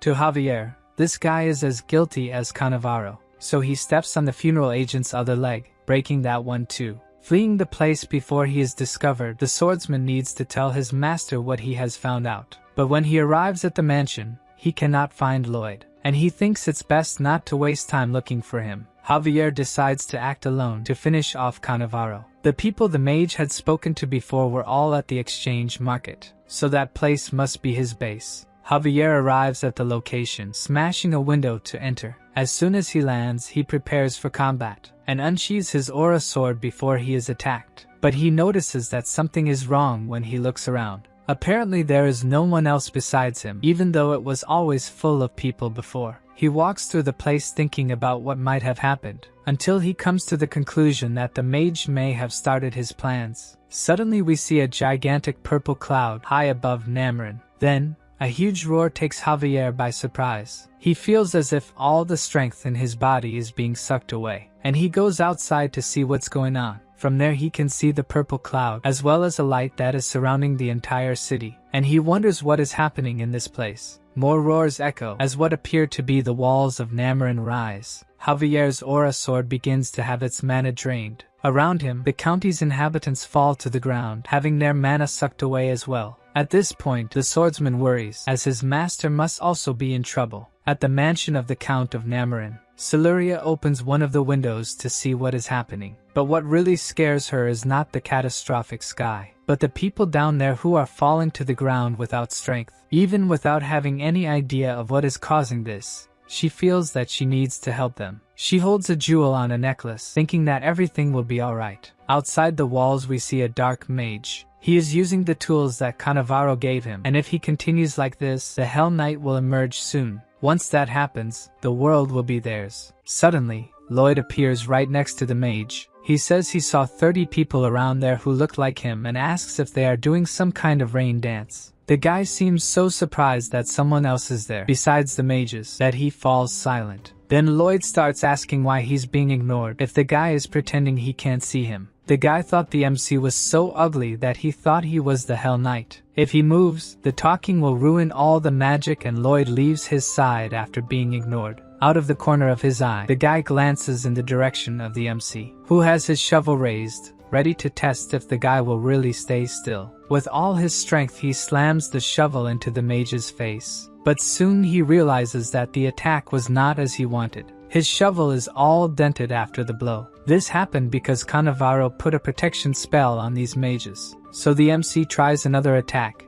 using mana this time. And now the dark mage is afraid to take the blow. After Lloyd's second attack, smoke starts to rise from the shovel, and he finds it strange that even his mana attack didn't have much effect. Even with 2 missing teeth, the mage is celebrating that the barrier around him is impenetrable. As things are not going as planned, the MC needs to focus on what he needs to do. He tries to absorb the mana that is in the mage's stone. But unlike the stones that were in the skulls, this one reacts to the absorption, leaving him unable to do anything. The MC asks if the mage doesn't move because he doesn't want to or because he can't, as it would ruin the spell. As always, the guy remains completely silent. Without an answer, Lloyd will just test his theory, returning to the city, more specifically to the City Hall building. A man is walking towards the building, passing by several fallen people without mana. One of them tries to grab this man's foot. The weakened man asks Cannavaro to help him, but the mage looks at him with disgust, calling people pests, and kicks the face of the poor man who was asking for his help. Looking around the city hall, there is a very large statue of a fallen angel. Cannavaro makes a small cut on his finger, and he says that the statue will become the portal to the Hell Knight. Returning to the protagonist, the black mage is sweating coldly with whatever Lloyd is doing. The MC is focused on digging a hole, until he stops. tired from the effort. He dug up the entire area around the mage, leaving only a small space to balance on top of. So Lloyd starts to approach the mage, who starts to panic as he gets closer. The MC approaches with his demonic face until he almost touches the mage's face. Then he blows a puff of air in the mage's face, making him break the small portion of land that was holding him up, and fall to the ground, still motionless. Fallen, the mage panics, looking at the jewel around his neck. It shines brightly and the guy rides around, as if he's being sucked into, until the stone stops shining and the mage trembles without moving. Lloyd picks up the stone, realizing that if the mage falters, he will be attacked by the spell. With one less mage, the MC looks towards the walls. The purple light that once permeated the entire county starts to flicker at a certain point. This cheers Lloyd up. He still has a chance to stop the spell. In the city, Cannavaro next to the statue realizes that something is wrong. Another hole opens in the wall. As soon as Lloyd finishes off another black mage, even without enough mana and knowing that something is wrong, Cannavaro decides to start the invocation. He begins to recite a spell in front of the statue of the angel, until someone calls out to him. Siluria is walking towards him, asking what he is doing. The mage wonders how she can walk without having her mana sucked away, until he realizes that she is wearing a mana protection amulet. He summons a fireball with one hand, and throws it towards the girl, trying to finish her off. Siluria looks at the fireball coming towards her, and raises her hand as soon as the ball reaches her. Surprisingly, the girl catches the fireball, holding the spell in her hands. From Cannavaro's surprised face, he didn't expect that. Then the girl creates a much larger fireball from that one. Siluria calls the spell the punishment of the god of fire and throws it towards Cannavaro, who is about to be hit by it. The mage summons a protective barrier, surprised that someone so young is at such a high level of magic.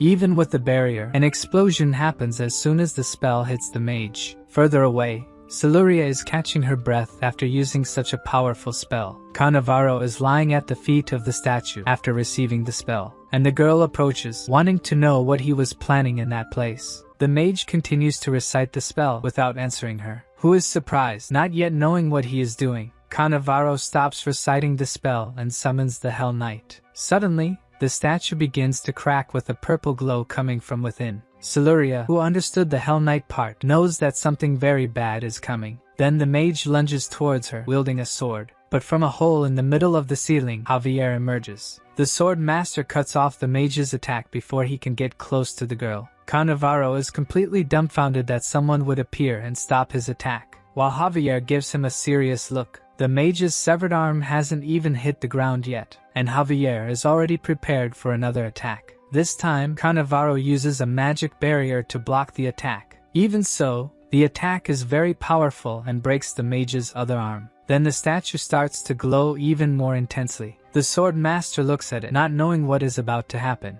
Then a powerful lightning bolt strikes the roof of the building they are in, breaking the statue into thousands of pieces and casting a red light over the area. The problem is that the debris flies towards the people, so Siluria invokes a magic to protect them. Using the Earth God's shield, a barrier appears around the people, preventing the debris from injuring those who are already weakened. A little further away, the fight between Javier and Cannavaro is not over. The mage says that now it will be the end of the swordsman, calling him a worm. For the mage, those people are worthless scum who deserve to turn to ashes by the hands of the Hell Knight. Behind her there is a pair of bright lights looking like eyes. Then, a hand appears from the middle of the smoke caused by the lightning, and we see a red sword being dragged. Cannavaro looks back in fear. Javier also looks worried at what is coming towards them. Behind them, the Hell Knight dragging himself and his great sword. The mage wonders in shock where the knight's horse is and, more importantly than that, his legs. Without enough mana coming from the walls, he couldn't summon the whole knight. Still not complete, Javier worries if he will be able to defeat him. Even without legs, an evil aura emanates from the knight. The knight asks what is the desire of his summoner. Then the mage says that the swordsman dared to raise his sword against the knight. Knowing this, he prepares to attack, and even without legs, he advances quickly to attack Javier.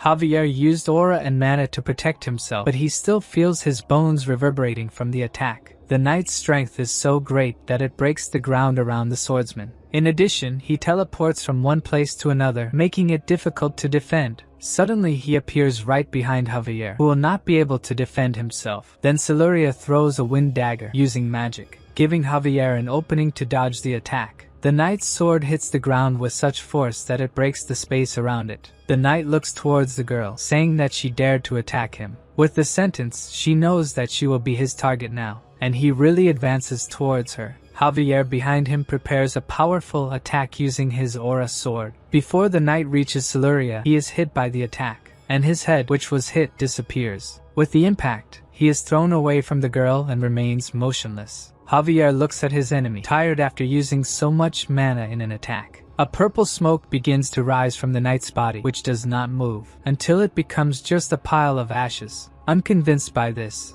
Cannavaro says that this should be impossible. Then a sword is pointed in his direction. The sword belongs to Javier, who tells the mage that they were able to defeat the knight thanks to Siluria. Meanwhile, the people behind him are gathering to help the wounded and take them to the count's mansion. Javier says that the details about what the mage did will be discussed in the royal palace, and he will not be spared from execution. For some reason, the mage, who seemed breathless, starts to smile in a strange way, making the swordsman wonder what is happening. Cannavaro says that Javier is an ignorant who does not know what a being from hell is like. Now the sword master knows that something is wrong, and he looks back towards the knight. What were once just ashes is taking shape again. Now an expression of panic takes over Javier. The Hell Knight's body is complete once more. Cannavaro laughs and celebrates, saying that no matter how many times he is cut down, the knight will rise again. The knight apologizes to Javier for thinking he was too weak at first. Then he grabs his sword again, and he introduces himself as Gialexius, commander of the First Corps who served the Master of Hell. Javier also introduces himself and says he will send him back to hell. Then the two set off to clash. The swordsman attacks with his aura sword, but the knight disappears into thin air and reappears well above him, making it difficult to dodge. Using a dagger charged with mana, he struggles to hold off the attack. The knight comments that he is finding the fight surprisingly fun, while Javier struggles to his fullest just to hold off the attacks. The impact of the attack destroys another part of the ground. Javier emerges from the cloud of dust caused by the attack, trying to distance himself from the knight. But it's impossible. The knight approaches him again and attacks the swordsman, who barely manages to dodge. All Javier can do is try not to get hit. The sword master is exhausted just by dodging the attacks and needs to find an opening to attack. So he throws his mana-infused dagger at the knight, who catches it in the air without difficulty. So Javier takes advantage of the opening he created to attack. He attacks from bottom to top, but his opponent disappears into thin air once more. The swordsman tries to guess where he will appear next, and prepares to attack, trusting that he has memorized how his opponent attacks. He sees a part of the knight's sword emerging from the ground, and attacks him, but the knight manages to deflect the attack using his sword. Already expecting this, Javier attacks him again. This time the knight won't have time to react, and his head is hit by the swordsman's new attack. So the knight grabs the sword master's leg. He knows that his opponent is trying to throw him to the ground and needs to reinforce his body with mana before that. The mana he absorbed from the knight is disrupting his mana flow. This prevents him from reinforcing his body with mana, and he ends up knocked down. Javier feels a terrible pain as he is thrown to the ground.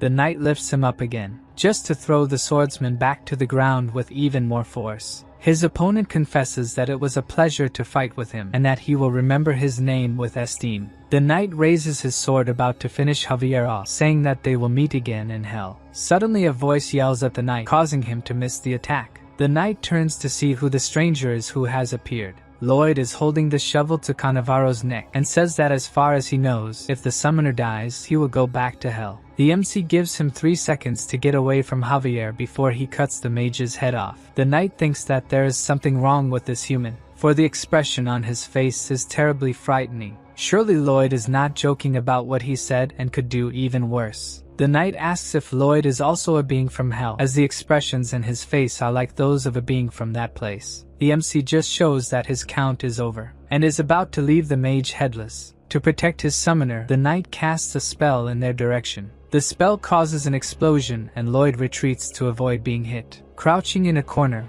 while the effects of the explosion wear off. The one who had no way to escape was Cannavaro, who lost the remaining piece of his arm. The knight explains that even if his summoner dies, he will still have 40 minutes before being sent back. As his plan failed, Lloyd will have to think of something else. Suddenly we see Javier refreshed, ready to attack the knight. But before he could do that, The knight rises and repels the attack, throwing the swordsman away. Knowing that his bodyguard is still not well, the MC invites Gialexius to fight with him, and orders Javier to rest for a bit. Lloyd keeps calling the knight who paid him no attention. Almost losing consciousness, Javier thinks that with his master there, they can win. Ignoring his opponent, the MC throws a fireball at the knight. Unfortunately, it is repelled with just his hand, and ricochets back towards the one who threw it. Focused on the fight that matters to him, the knight is about to attack the sword master again. The swordsman is almost out of strength, holding his sword in a defensive position. Then Lloyd appears, throwing himself in the direction of the knight, trying in every way to prevent the attack. The MC grabs onto Gialexius' back. The knight warns him that he is a fool, his mana will touch his heart and kill him. Lloyd is not scared by what he said, and he warns that he has purified a good amount of dark mana recently. Gialexius, scared, asks what kind of creature this is. Lloyd absorbs his mana while he talks and activates his human lock mode, attaching himself to the knight. Obviously, Gialexius tries to remove the pest that has attached itself to him, but with macabre agility, the MC manages to dodge him. Realizing that he won't be able to get rid of the human by trying to grab him, the knight headbutts him back and this time hits his mark. Lloyd falls back, but doesn't let go and grabs his opponent's legs. Desperate to get this thing stuck to him off, the knight raises his sword, trying to hit the MC from below, which doesn't work as he dodges, and appears again stuck to Gialexius' neck. No matter how much he shakes, Lloyd just laughs and doesn't let go of him. When he's tired of trying, the MC draws his attention to something. In the meantime, he has completely forgotten about Javier, who is ready to attack the knight, surprised that his opponent has recovered so quickly. As soon as he thinks about blocking the attack, Lloyd grabs his arms. With that chance, Javier attacks him, opening a gash in the middle of the knight's chest. Gialexius roars with anger at being hit, while the sword master prepares to attack again. This time the knight is faster and manages to disappear into thin air, reappearing from above behind Javier. The swordsman was already expecting this, and attacks again. Unfortunately, Gialexius disappears again. Then he appears in another corner, annoyed by the pest that won't come off him. He doesn't understand how Lloyd could stay there, even with him teleporting. The conversation gives Javier a chance to launch a new attack. The MC realizes that the swordsman is moving faster than before, but it's still not enough. In addition, he won't be able to purify the mana for long. He needs to think of something fast. Then a system message appears surprising Lloyd about being able to help him once. According to the system message, he can win if he sings. With no better option, that's what the MC starts to do, in a way that really makes it seem like the knight and he came from the same place. His horrible voice makes the knight feel like he has a fingernail scratching his brain. As Lloyd continues, Gialexius realizes that it's just a song, not a spell. But the MC's horrible voice sends the knight into a spiral of despair. He starts to spin around, focused only on the horrible noise. Lloyd realizes that the tactic is working and calls Javier to attack. The problem is that this sonic attack didn't just hit the knight, the sword master is also suffering. The MC remembers his parents telling him, as a child, never to sing. In a test, the music teacher even threw an organ at him, thinking he was purposely singing badly. Even in his time in the army, a priest thought a demon had appeared and threw holy water at him. As there is no useless skill, at least his lack of tuning served for this moment. At this point, the knight is already calling Lloyd a demon, desperate. Javier uses his mana to cover his hearing before he goes crazy from his master's voice, while the MC rolls in the air with the knight. Without stopping singing for a moment, Lloyd manages to knock the knight to the ground. The swordsman prepares to attack with his aura sword. Finally, the MC detaches from the knight who has fallen before being hit. Then it's Javier's turn to hit him in the middle of the chest, and use the aura blast to finish off his enemy. With the attack, an explosion of light hits Gialexius. A large area around them is destroyed by the impact. Lloyd barely manages to get away and avoid being hit. The knight's body disappears, but Javier remains kneeling breathless. The MC approaches him, saying that they won. But according to the swordsman, it's not over yet. Lloyd doesn't quite understand what he meant. Then Javier tells him to pay attention to the mana in that place. Analyzing the mana more carefully, the MC realizes that his bodyguard was right. Thus, the two remain alert to what may be coming. A purple smoke appears, taking the form of the knight, and Javier advises his master to stay behind him. But Lloyd says without concern that Gialexius will not rise again. The swordsman doesn't believe it, as he has already seen the knight regenerate after defeating him. Even so, The MC asks if he doesn't want to bet, as he is sure the knight is dead. Lloyd picks up his shovel from the ground and bets that if the knight returns, he will call Javier master for a year. Otherwise, the swordsman will have to dress up as Javiella on the way home. The MC raises his shovel towards the ceiling and fires a triple mana explosion combo, which opens a hole in the city hall ceiling.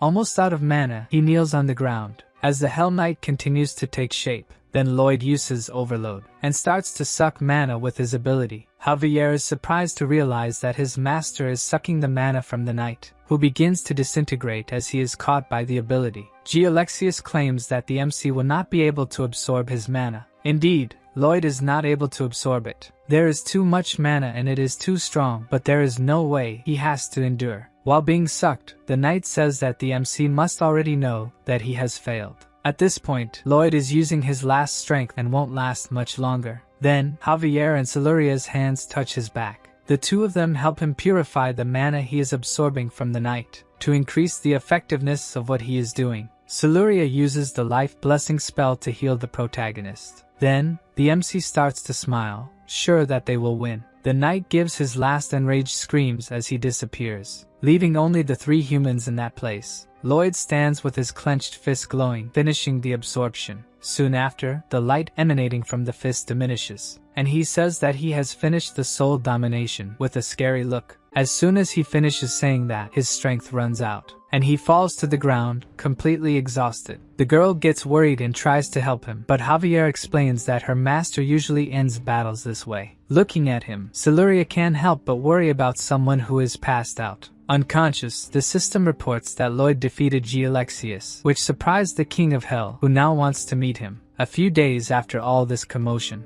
Cannavaro was arrested and transported to the capital by the Royal Guard. At this point, Lloyd has a big problem. He can't continue with the construction. Due to the walls, none of the workers have enough energy left to work. If he had known that something like this would happen, he would have asked for workers from the county in addition to the anchors. Thinking about what happened won't help. He needs to find a way to make money, no matter how. As soon as Lloyd woke up, the system showed that he had received a new skill. His zombie domination skill evolved into a new type of independent skill. If the MC can dispose of zombies, he will no longer need to pay for workers. In addition, he also received the title of the Possessed Tenor. What he needs to know now is how to get zombies and if it's really viable. For now, the only thing he finds incredible is the power of hell that makes his eyes shine. The MC's poses in the mirror are interrupted by a knock on the door. He opens the door asking who it is and has something strange on the other side of the door. In front of Lloyd, there are several headless skeletons surrounded by a purple glow. There are dozens of skeletons scattered around his room. Trying to understand the situation, the MC asks who they are. Then one of the skeletons starts making noises, and a gelatinous head starts to form, saying that they are. The scene is disgusting even for Lloyd, who refuses to look at it. With a plaque, he explains that they are the ghosts of those who lost their bodies to the hellish enchantment. They felt the power of hell that materialized them,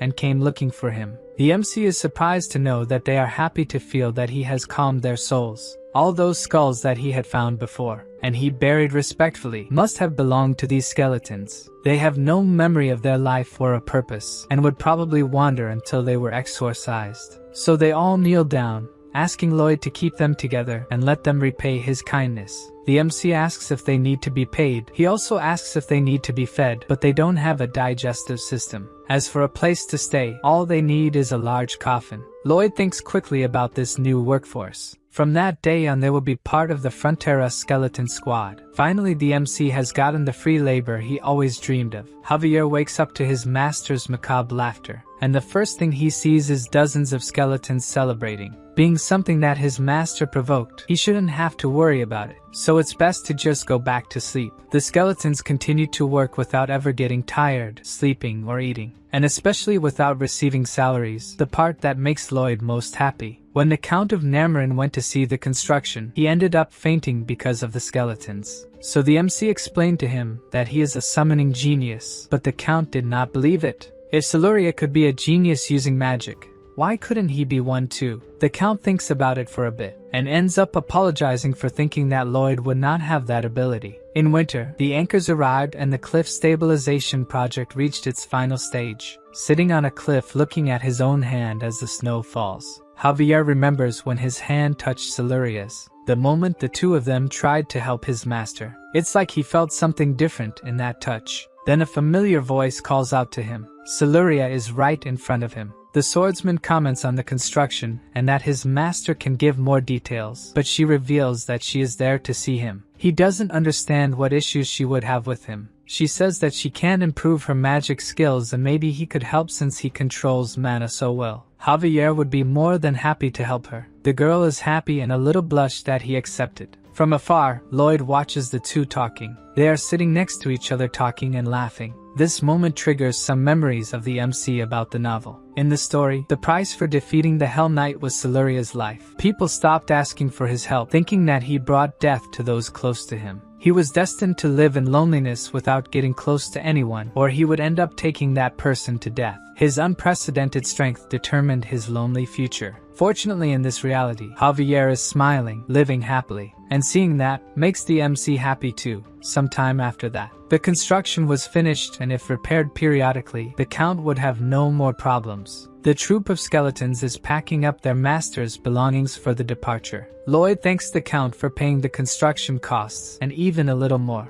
The Count does not think the amount is enough, as he saved the county and the villagers celebrate it. The MC listens with satisfaction to the cries of gratitude. And what makes him even happier is knowing that with this amount he will finally be able to relax in peace. The Count asks one last time if Lloyd would not consider marrying Siluria and becoming his heir. But according to the MC, who wants to live a quiet life in the Frontera County, the Count already has a great heiress, who will soon be the greatest mage on the continent, Siluria. Finally, they say goodbye to the Count and his daughter. Before going, Javier takes one last look at Siluria, who was also looking at him. Then Lloyd calls for his bodyguard, saying that it is better for him to stay in Namran, where he would receive better treatment and rise through the ranks faster. Javier questions whether some of the dark mana has entered his master's brain for him to be thinking this way, and he says he will remain a Frontera knight until the end. The MC asks what he would do if it was an order, and in that case the swordsman would disobey it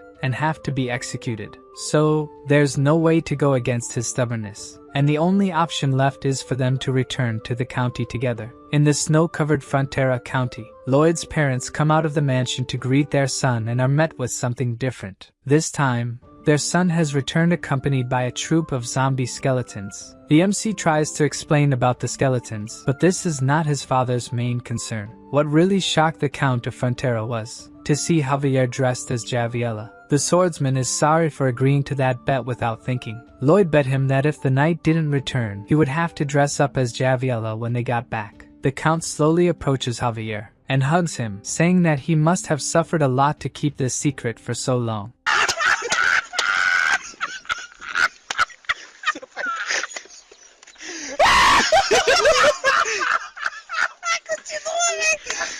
The swordsman tries to explain that it's not what it looks like, but the Count says it's okay, he's just a little different from the others. Embarrassed, he tries to say that it's not quite like that, while Lloyd is crying with laughter at his friend's situation. The MC is happy to finally be home. Now he can spend his days relaxing with his fortune. From now on he can finally live a life without having to do anything else. The poor protagonist barely has time to finish this thought, and is surprised by the Queen's messengers. The messenger says that by royal decree, Lloyd has been selected to join a special delegation to Asafahan. The protagonist is completely shocked by what has just happened, so the messenger explains that he must leave soon. For sure the MC is not at all eager to leave again. That's why the royal guards grab him by the arms, forcing the poor protagonist to leave with them. The royal carriage follows the road, and inside it, Lloyd couldn't be more discouraged. He's trembling, and at least Javier is with him. The swordsman comforts the master, saying that he looks extremely ugly when he does that. There are two other men with them in the carriage. The leader of the delegation, Count Ventura, does not understand the MC's frustration. After all, they are on a mission given by the Queen. Pouring his hatred of the Queen into his thoughts, Lloyd says he is crying with emotion. But Ventura remains irritated with him and remembers to have asked the Queen why she selected the MC for the delegation. Maybe it was to represent the refugees from the monster Domino, or because he had a diplomatic profile. Alicia thinks about Lloyd being suitable as a diplomat, but that kind of thing had nothing to do with her decision. She assured him that when Lloyd was summoned, he would cry, saying that it would ruin his plans for a peaceful life.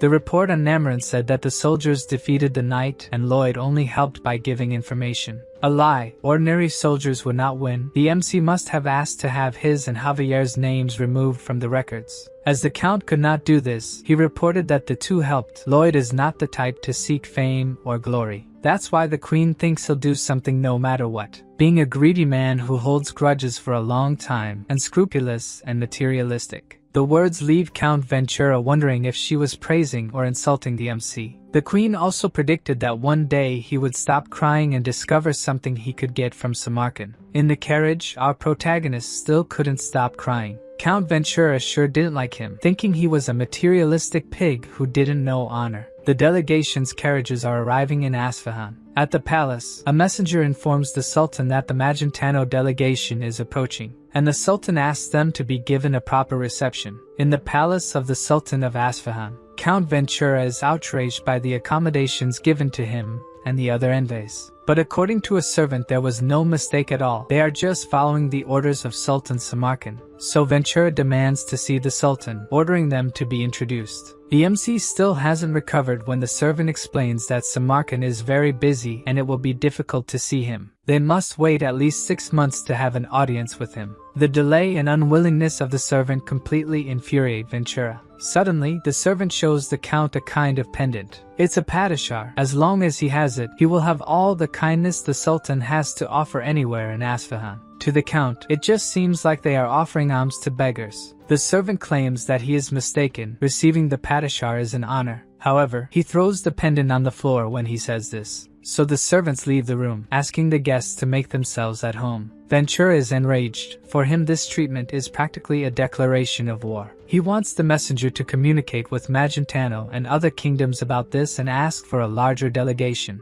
The Count hears from the messenger that Lloyd disappears and doesn't care. Another thing that disappeared was the padishar that had been thrown on the floor. During the night, in the kingdom of Asfahan, a poor girl is selling torches on the street. A man passes by her, almost knocking her over. Without having sold any torches, she looks for an alley to sleep in, until a man appears, asking if she needs a place to sleep. Lloyd says he will help her and asks her to go with him. Then we see a kind of mansion all lit up. They are in front of the most expensive hotel in the capital, and the girl refuses to be a burden to them. The MC explains to her that he bought this hotel. All she has to do now is sign the deed and the place will be hers. And he has all this because he fell into the good graces of the great Samarkand. With the padishar, Lloyd goes to the most expensive restaurants, orders the best dishes, and even pays everyone's bill. With the power of this pendant, he offers food to everyone who is hungry and is applauded. Holding the padishar, the MC says that the great Samarkand is blessing all of them.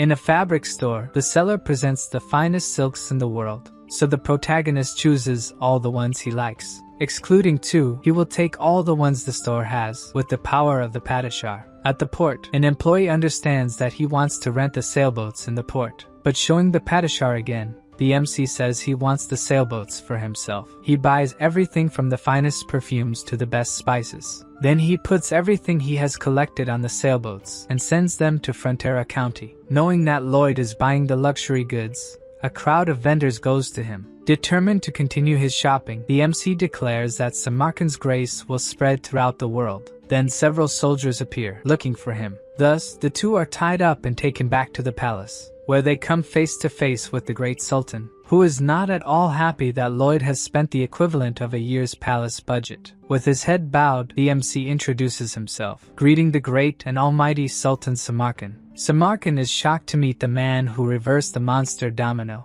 Recognizing that what Lloyd was looking for was a meeting with him, the protagonist continues to be threatened by a sword wielded by the guards. Samarkand is not happy with this encounter. With his head lowered, Lloyd knows he needs to avoid a war with the Sultan. If that were to happen, the Frontera County, located at the border, would become a battlefield. The Sultan acknowledges in his thoughts that the first one he would encounter in a war is the MC. Even with all the military strength of Asfahan, the fall of the Frontera territory is not guaranteed. Samarkand has no idea of their military power or what strategy they would use. Perhaps he should end Lloyd now. But looking at the situation a bit more closely, there is someone very powerful in that place. And even if they defeated Javier, all of Asfahan could turn to ashes. Smiling, the MC knows the Sultan must think carefully about his actions. Perhaps the great leader should try talking to his guests. Not knowing what they plan, Samarkand feels blackmailed, and even trembling with anger. The great leader takes a deep breath and orders the guards to release his guests. With this gesture, Lloyd feels he has won the first round of the battle. Then the Sultan asks if he enjoyed the padishah. The MC raises his arms to make a deep bow and bends to the ground, wishing a long life to the great Sultan after having enjoyed the power of the pendant. This time,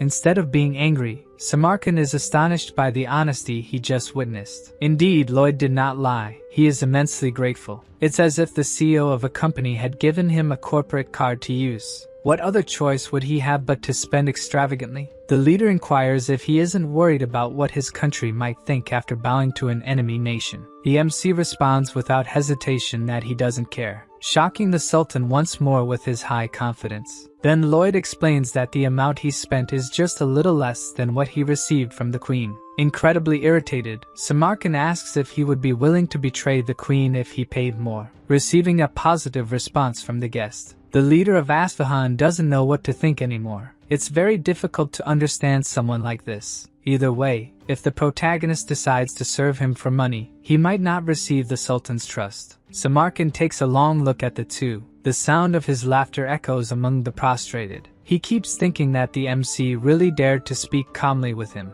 then asks why Lloyd did all this to talk to him, wishing to have him by his side. With this, the protagonist feels he has won another round, and asks if the great leader desires war. Samarkand responds that he desires it if necessary. The MC says that must be why he turns his attention to a foreign enemy instead of dealing with the drought. Certainly, the great leader did not expect outsiders to know about this. Lloyd proposes to end the drought in exchange for the Sultan seeing the Magentano delegation. The leader thinks for a moment about the proposal he just received, and asks him to continue with what he was saying, which means our protagonist won the third round. After that, he laughs while talking to Javier about the Sultan's face when he signed the contract with him. He hears from the swordsman that he tricked the Sultan with the high price, but that expense is nothing compared to a war. The drought in Isfahan and the lack of help from Samarkand caused the provinces to form a rebellion. As the events of this world changed compared to the novel, if a war begins before the rebellion, the damage would be enormous. After night falls in the Isfahan Empire, the Sultan receives a visit from a girl, and we hear her call him father. He has a mission for his dear daughter Scheherazade,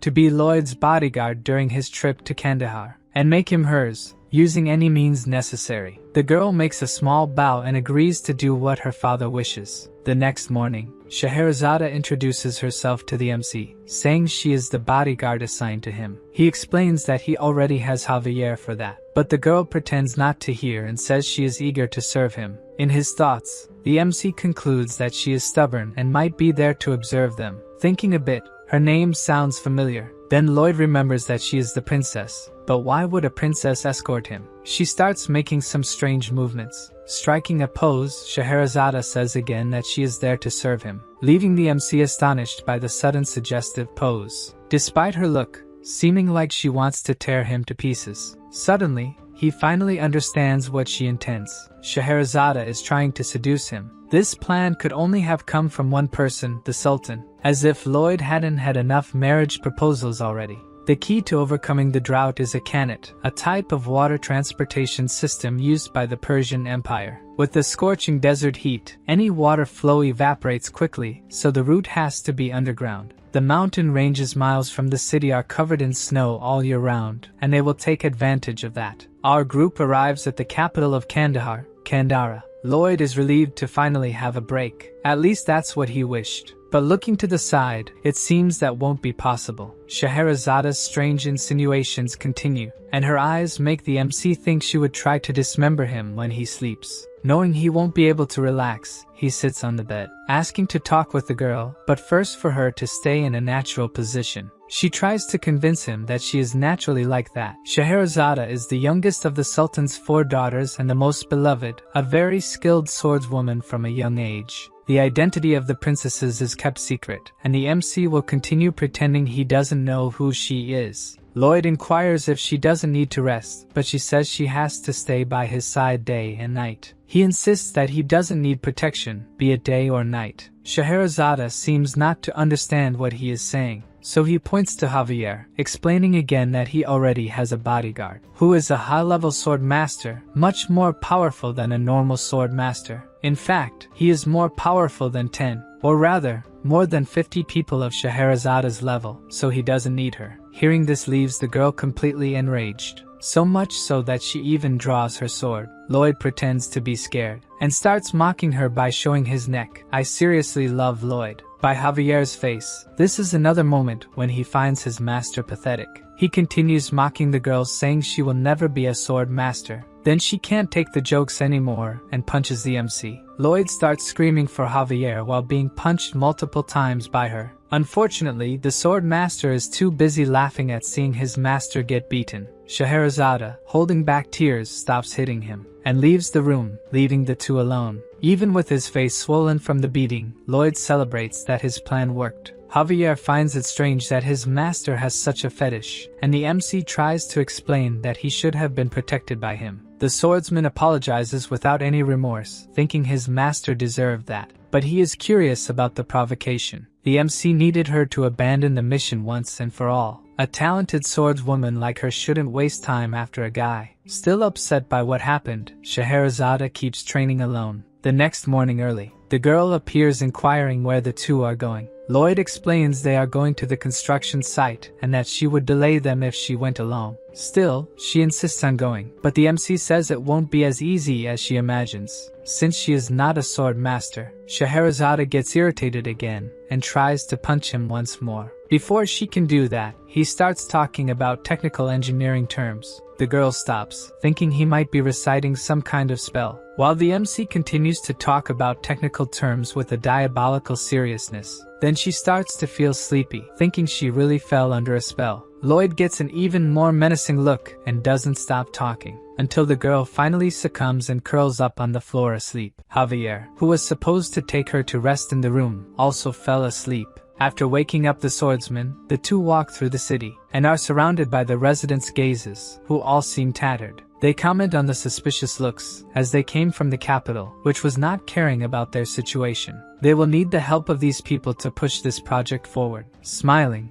Lloyd doesn't think it will be hard to get their cooperation. Then he shouts in the middle of the crowd. Immediately, all his pets appear, ready to work for their master. First, Lloyd asks Javier, Padong, and Bangul to build an inlet tank in the city center, while he sets off with Goming and Hamong, heading to the snowy mountains to the west. The bird drops Hamong in the snow-covered mountains, and the yellow hippo sucks up a large amount of snow, being taken back by Goming, who struggles to carry the heavy companion. Down below, the other pets have finished building the tank. Then Hamon starts dumping the melted snow, filling the new reservoir with clean water. People look at it in amazement. They will finally have water. As they start to draw the precious liquid, Lloyd appears, saying that they must all be incredibly happy, and all thanks to him, so they can be grateful for his good deed. He says confidently that he is the one responsible for bringing water from the mountains to them. Everyone should remember the name Lloyd Frontera. Then the people stone him, saying he gave them a little water just to exploit them more later. He dodges the stones laughing, claiming to be the reason they have the strength to do this. Walking later, he thinks that the people's complaints will not be easily resolved. Taking a look around, he realizes that many people are too proud to take the water, but he will keep insisting until they give in. The next day, the villagers notice that the well is full again,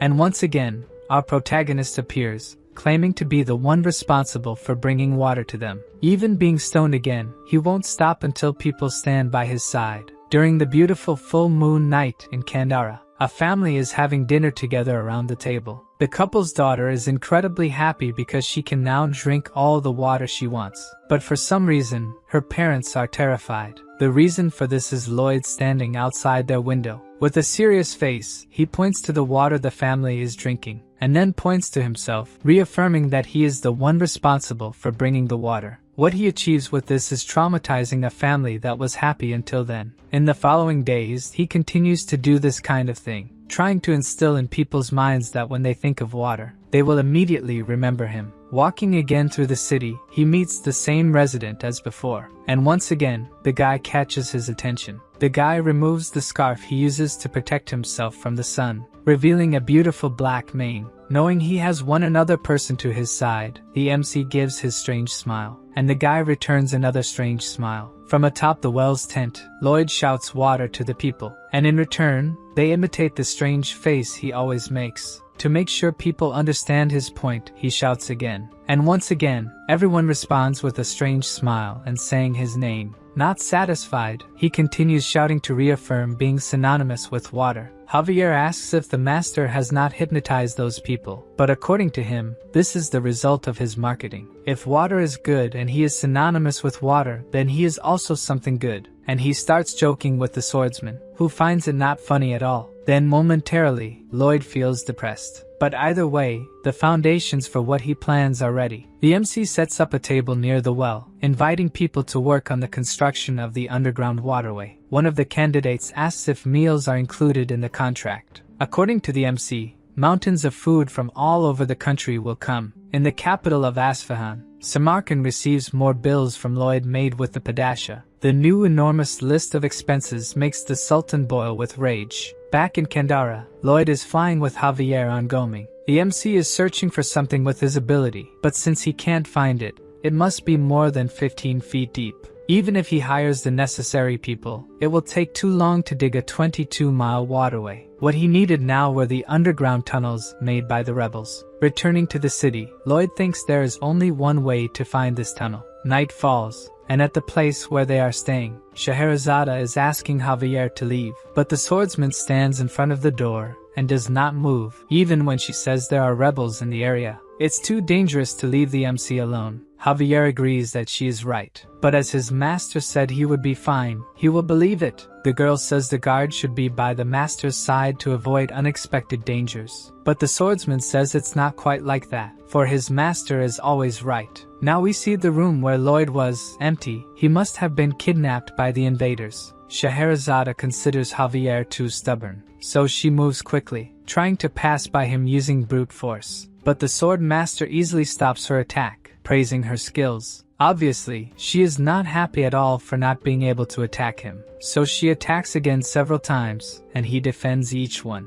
while preventing Scheherazade's attacks. Javier gives several tips on how to become a sword master to her, who does not think she needs his training. The swordsman is doing this because it was a request from his master. As soon as she knows this, she wonders why Lloyd would do that. In another part of the city, the MC is surrounded by kidnappers who want to know what kind of scheme he is doing in the city. Since he has a sack on his head, it's impossible to understand anything he tries to say. Then the guy who seems to be the leader makes a sign, and the sack on Lloyd's head is removed. Something catches the leader's attention as they start to remove the sack. The protagonist has a serious look. A strange sensation takes over the leader. Although they are the kidnappers, the MC's diabolical face makes it seem like they are the ones who have been kidnapped. Lloyd says that to reveal what he is planning to do in that area, he will need to explain how he got there. But before that, he would like to be untied. Claiming to be a weak person who wouldn't be able to escape from them, he insists it wouldn't be a problem if they released him. Noticing the MC's calm demeanor, their leader asks if Lloyd was already expecting them to show up. As someone sent by the Sultan, he had anticipated the rebels would do something. With the knowledge from the novel, Lloyd also knows that Terms, the rebel leader, dies leading the revolt. His death causes all the provinces of Isfahan to unite and start the Great Rebellion. Terms examines the young man in front of him. It really doesn't seem like the MC is someone capable of escaping from them, so he orders the prisoner to be untied, despite his companion's disagreement. As he is freed, the MC praises his captor's kindness, saying they will be blessed. In his thoughts, Terms feels indebted to him, which is why he offered a bit of kindness. He remembers his son bedridden and very weak, the child apologizing for being so frail. While Terms cried, regretting giving all the water he managed to others and not to his son, the shout of people saying there was water in the city caught his attention. Shortly after, we see the boy drinking the water his father fetched from the square. After drinking some water, the boy is visibly better. Back to the present, Lloyd's bonds are on the ground. The leader warns that even though they are letting him go, the MC shouldn't try to escape. At that moment, he has that devilish look on his face again. This makes the rebels want to attack him, thinking he is about to do something. But instead, our protagonist strikes a poetic pose. The rebels pause, not understanding his intentions. Then he begins to explain that 2.5 years ago, the county of Frontera was on the verge of ruin, deeply in debt. The rebels remain still as he recounts that it was a dark time. But he didn't give up and started by building heated floors in the village. Then they fought against giant ants, which ended up exploding in the mine. Then he and Javier went to Cremo, where there was a giant lobster. Excited, the MC explains the size of the giant lobster's head that they defeated. The rebels are surprised to learn about the protagonist's feats. He continues telling about Javier's incredible battles. At this point, the rebels are already eating popcorn to follow the epic story, excited about the sword master's deeds. Then the leader realizes something with these stories, wanting to know where the MC is going with them. But Lloyd explains that he hasn't reached the good part yet. The leader gets irritated because even his companions didn't like him interrupting the story. The MC continues telling how they were attacked by locusts the size of dogs. The whole sky turned dark when these creatures arrived attacking. Even Terms is startled by Lloyd's reenactments of the battles. The night passes as he continues to talk about everything he went through with Javier, until the sun begins to rise in Canara. Goming, as lifeless as always, is carrying his master and Terms. The leader is in a panic, not knowing where they are going, and Lloyd explains they will see the queen, but he doesn't remember how they decided this. So he decides to tell the whole story again, but Terms stops him from doing so. Since Lloyd will need the underground tunnels for the waterway, they go to the queen to ask for asylum for the rebels. Terms really remembers talking about this with the MC, who assures him that all companions and family members will be sheltered in Magentano. Then they spot the royal palace, where Cannavaro is being restrained by the court magicians. He begins to tell the queen something about Targa having said something to the dark wizards, but he has a coughing fit, probably caused by the excellent treatment he is receiving. So the queen determines that he has said enough, thinking she needs to find this Targa. As she is returning, a messenger says that Lloyd is waiting for an audience with her. She is a bit puzzled because the MC was supposed to be in Asfahan. Then, before her, he and Terms kneel, asking for asylum for the rebels. Without much thought, the queen grants asylum to all of them and their families. Lloyd thanks her, while the rebel leader is surprised by how easy it all was. He can hardly believe that the MC brought him to the queen and secured asylum as if it were nothing. Even though things didn't go as she expected, the queen is happy that her orders are being followed. Thanking him for the compliments, she begins to talk about an old saying that says skilled men must work until there is nothing left of them. Her words leave our skilled man extremely worried. Changing the subject, she says that Cannavaro's interrogation has progressed and she will need his help soon. With a bitter face, he says he will gladly help the queen and is tired from the long journey. Then Alicia approaches, inquiring if he missed her, as she wanted him to come back to see her. Her question makes Lloyd start to sweat. Holding his face, she asserts that he is not a selfish person who comes to her only when he needs something, and feigns ignorance when she says she wants to see him. Who would have thought that the greatest enemy to our protagonist's peaceful life would be the very leader of the nation, Queen Alicia? Back in the kingdom of Asfahan, Javier continues to block the door to his master's room. Having spent a good amount of time there, he struggles to stay awake. Just like Scheherazade, but unlike her, she can hold out and falls asleep. A little later, she wakes up wanting to resume the fight with the swordsman. She strikes Javier several times, who continues to block the attacks with ease. As he does this, he wonders how much longer his master will take to return. But suddenly, Scheherazade's new strike is different from the others. Javier is caught by surprise as she is using aura in this attack. He needs to partially unsheath his sword to defend against this strike. Even though still a bit unstable, the girl is on the verge of becoming a sword master. She probably hasn't realized this and tries to attack once more. Right at this moment, Lloyd opens the door to the room, pinning Javier behind it. Since Scheherazade didn't stop her attack, she almost hit the swordsman, and as the sword pierced the door, it touched the MC's shoulder. Just the impact of using aura in the attack made his clothes tear, and the pets are left hanging from what remains. On the other side of the door, Lloyd is paralyzed, almost without clothes, and not knowing what's happening. Javier is furious that someone could have died from such an attack, while the princess doesn't recognize the MC. Only after looking closely at him, she realizes who he is. Immediately she wants to know where he was, but he raises his hand towards her and starts talking about engineering theories again. The psychic attack quickly takes effect, and she begins to feel sleepy until she falls asleep peacefully on the floor, avoiding having Lloyd explain everything that happened to her. Then he turns to Javier, calling him to start the construction. But the swordsman was also affected and fell asleep. Wasting no time, the MC starts his plan by mapping the underground tunnels with his ability. Then they check which tunnels they will drill or close to make a straight path. The third step is to close the tunnels for use during the day and open holes in the ones they will use at night, needing to be careful or everything could collapse. Then for the final stage, several hooded figures appear. Lloyd celebrates that these people arrived just in time. Terms asks who they are, and according to the MC, they are workers coming from the county of Frontera, necessary for this project to be completed. The group of skeletons, as always, is pleased to help their master. He explains that a gigantic amount of water is behind a wall. To see if they understood, he asks what will happen if they dig in that place. The skeletons know they will be swept away by the water if they do that. Since ancient times, people have risked their lives to make a canet. More precisely, they gave their lives for it. Usually, the oldest of the workers was chosen. This person should deliver the final blow. That would release the water trapped behind the wall. There was no nobler sacrifice than this, giving one's life for the community. This time Lloyd decides that the one who will have the honor to do it is Tords, who was brought to Asfahan by the skeletons. Even though the MC is proudly anticipating what will happen, Tords is sweating cold, not at all willing to make this sacrifice. Lloyd doesn't ask if he wants to or not and runs off, saying he will never be forgotten. So Tords chases after him, wanting to be swapped with one of the skeletons, but the MC doesn't want to make them die again. The guy is completely desperate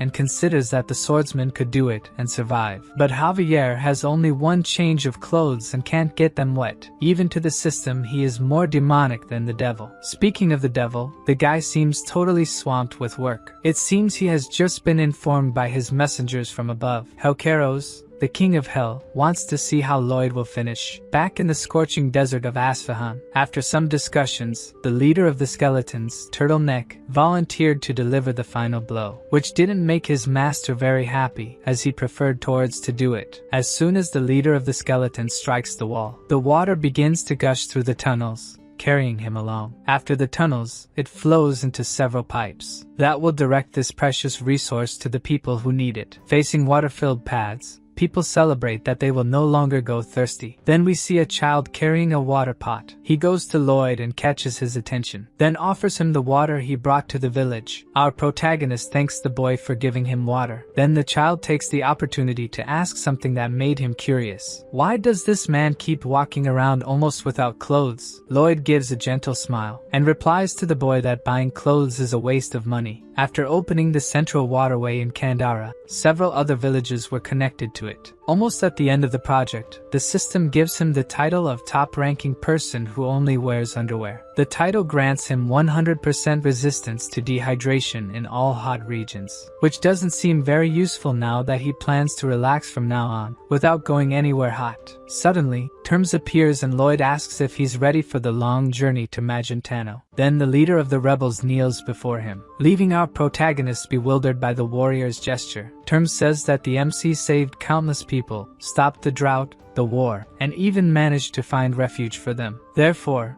all the people present at that place will be eternally loyal to Frontera. As he was only pursuing his own interests, Lloyd is a bit embarrassed by all this gratitude. He is delighted that his approval with the rebels has risen and joined the approval of the county residents. That night, the skeleton squad guided Terms and his companions to Frontera County, just when everything seemed to be going well in the capital of Asfahan. The Sultan asks Lloyd to continue by his side in the kingdom. Kneeling, our protagonist apologizes and reveals that he prefers someone with a smaller physique. Then the Sultan, knowing that the MC has realized that Scheherazade is his daughter, asks if she doesn't please him. But he replies that the princess's feelings are much more important than his, making the Sultan remember that his daughter utterly despises this man. Samarkand sets aside this matter, and since Lloyd has kept his word, now it's his turn, who will finally meet with the delegation from Magentano. The MC thanks him for fulfilling what he promised. As the two are leaving the throne room, Samarkand gets a demonic look, thinking that as a ruler, he will always get what he wants. Somehow, he still plans to take the protagonist for himself. With a brief look back, Lloyd seems to have understood these thoughts of the Sultan. Moving on, the Sultan is sitting with the members of the delegation. Count Ventura is thinking that it was thanks to the MC that they managed to have this meeting, so they cannot lose this incredible opportunity. First, the Sultan apologizes for the suffering caused to Magentano due to his mistakes. The apology surprised the nobles who did not expect such a proud person to apologize. Samarkand promises to pay for the damages from the monster domino and will take measures to ensure it doesn't happen again. The nobles listen silently as he says he will inform Magentano about these measures, and if it happens again, he will pay double. Count Ventura knows that all this goodwill will come at a price, so he thanks the Sultan for his generosity, undertaking to convey what he said to the Queen. But Samarkand interrupts to say that he wants something in return, leaving the Count apprehensive about what the Sultan might ask for. And he wants nothing less than Lloyd Frontera. After the meeting, Lloyd wants to know how Ventura responded to this request. The Count is somewhat cornered to respond, until he reveals that he agreed that the Sultan could have him, causing an incredibly happy expression on the MC. To lighten the mood, the Count says that someone talented like him will be useful anywhere, and the Queen will be pleased. So our protagonist smiles and says the Count did the right thing, and the poor man doesn't understand anything anymore. Lloyd says that what just happened is perfect. In the throne room, Samarkand is trying to decide what he will ask his new servant to do first. Then a messenger appears saying he couldn't bring the MC because he decided he would get rid of the sandworm that is outside the city. The sandworm looks like a scary monster with a giant mouth and a body like a snake, but its actual size is a little larger than Lloyd's pets. The MC points his shovel in its direction and uses his mana blast, causing an explosion where the creature was. After that, its podongs turn to attack, kicking where the little creature is, and then trying to hit it with its paws. Lastly, its Javier's turn to attack. He takes his sword of bright aura and delivers a powerful attack that throws the sandworm. Incredibly, even after all these attacks, the worm continues to move, so Lloyd attacks it with Mana Blast again, wildly. At that moment, the Sultan arrives where they are and sees the MC using Mana Blast continuously. The protagonist is screaming demonically that he will destroy the worm in the name of Samarkand, who stands watching all that madness, and being hit by the rain of sand flying with the explosions. Only at this moment Lloyd realizes he is being watched by the Sultan, and he signals positively to him, who thereafter wants this unstable person no longer in his kingdom. After these events, night falls in Isfahan. In his office, the Sultan thinks he made the right decision. With MC by his side, you never know what he could do. He still has to pay for the expenses incurred with the Padishar and the construction costs. Thinking this way, it's as if he's been robbed by MC. Then a guard appears saying there's bad news. Lloyd has just escaped with the Padishar. This time the Sultan is speechless. He's going bankrupt this way. As if that weren't enough, a messenger appears with urgent news. Princess Scheherazade has fled and left a message saying she had much to learn from him. The Sultan doesn't know what to say after that, and collapses onto his desk, crying and cursing Lloyd for all the trouble he brought. A little while later, in Frontera County, Lloyd's parents wake up on a quiet morning, with bibyong sounds instead of a rooster, but that's not bad.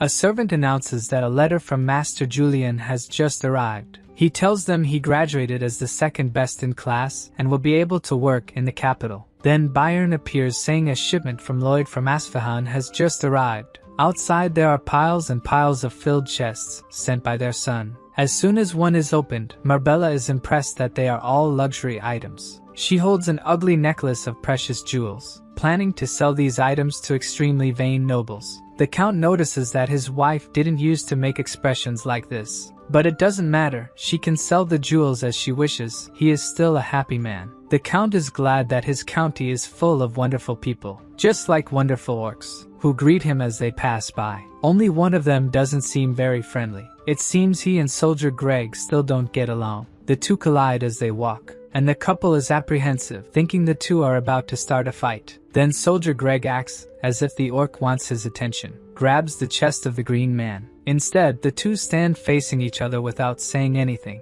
until the orc moves quickly, but Greg manages to dodge the attack quickly. Somehow the creature stood still in a strange dance position, and then quickly returns to normal, kneeling. This isn't over yet, and he challenges the soldier, who, along with his companions, acts as if they had no choice, and they all choreograph together, ending with all of them standing in the same upside-down position. Then the orcs come together to make a better dance, which ends in a much more elaborate way. It seems this time Soldier Greg didn't come out on top, and the orc looks victorious. Surely this wasn't what the Frontera couple was expecting to see, but in any case, they are all good creatures. Speaking of creatures, they encounter the skeletons on the way. Would they be organic or inorganic matter? It doesn't matter. What matters is that the county is at peace and he is happy, even though some strange things happen there. Maybe very strange when they see the white cavalry praying to Lloyd's statue. And strangeness only increases when Terms and his companions arrive and also pray for MC. Finally, someone informs the couple that their son has just returned.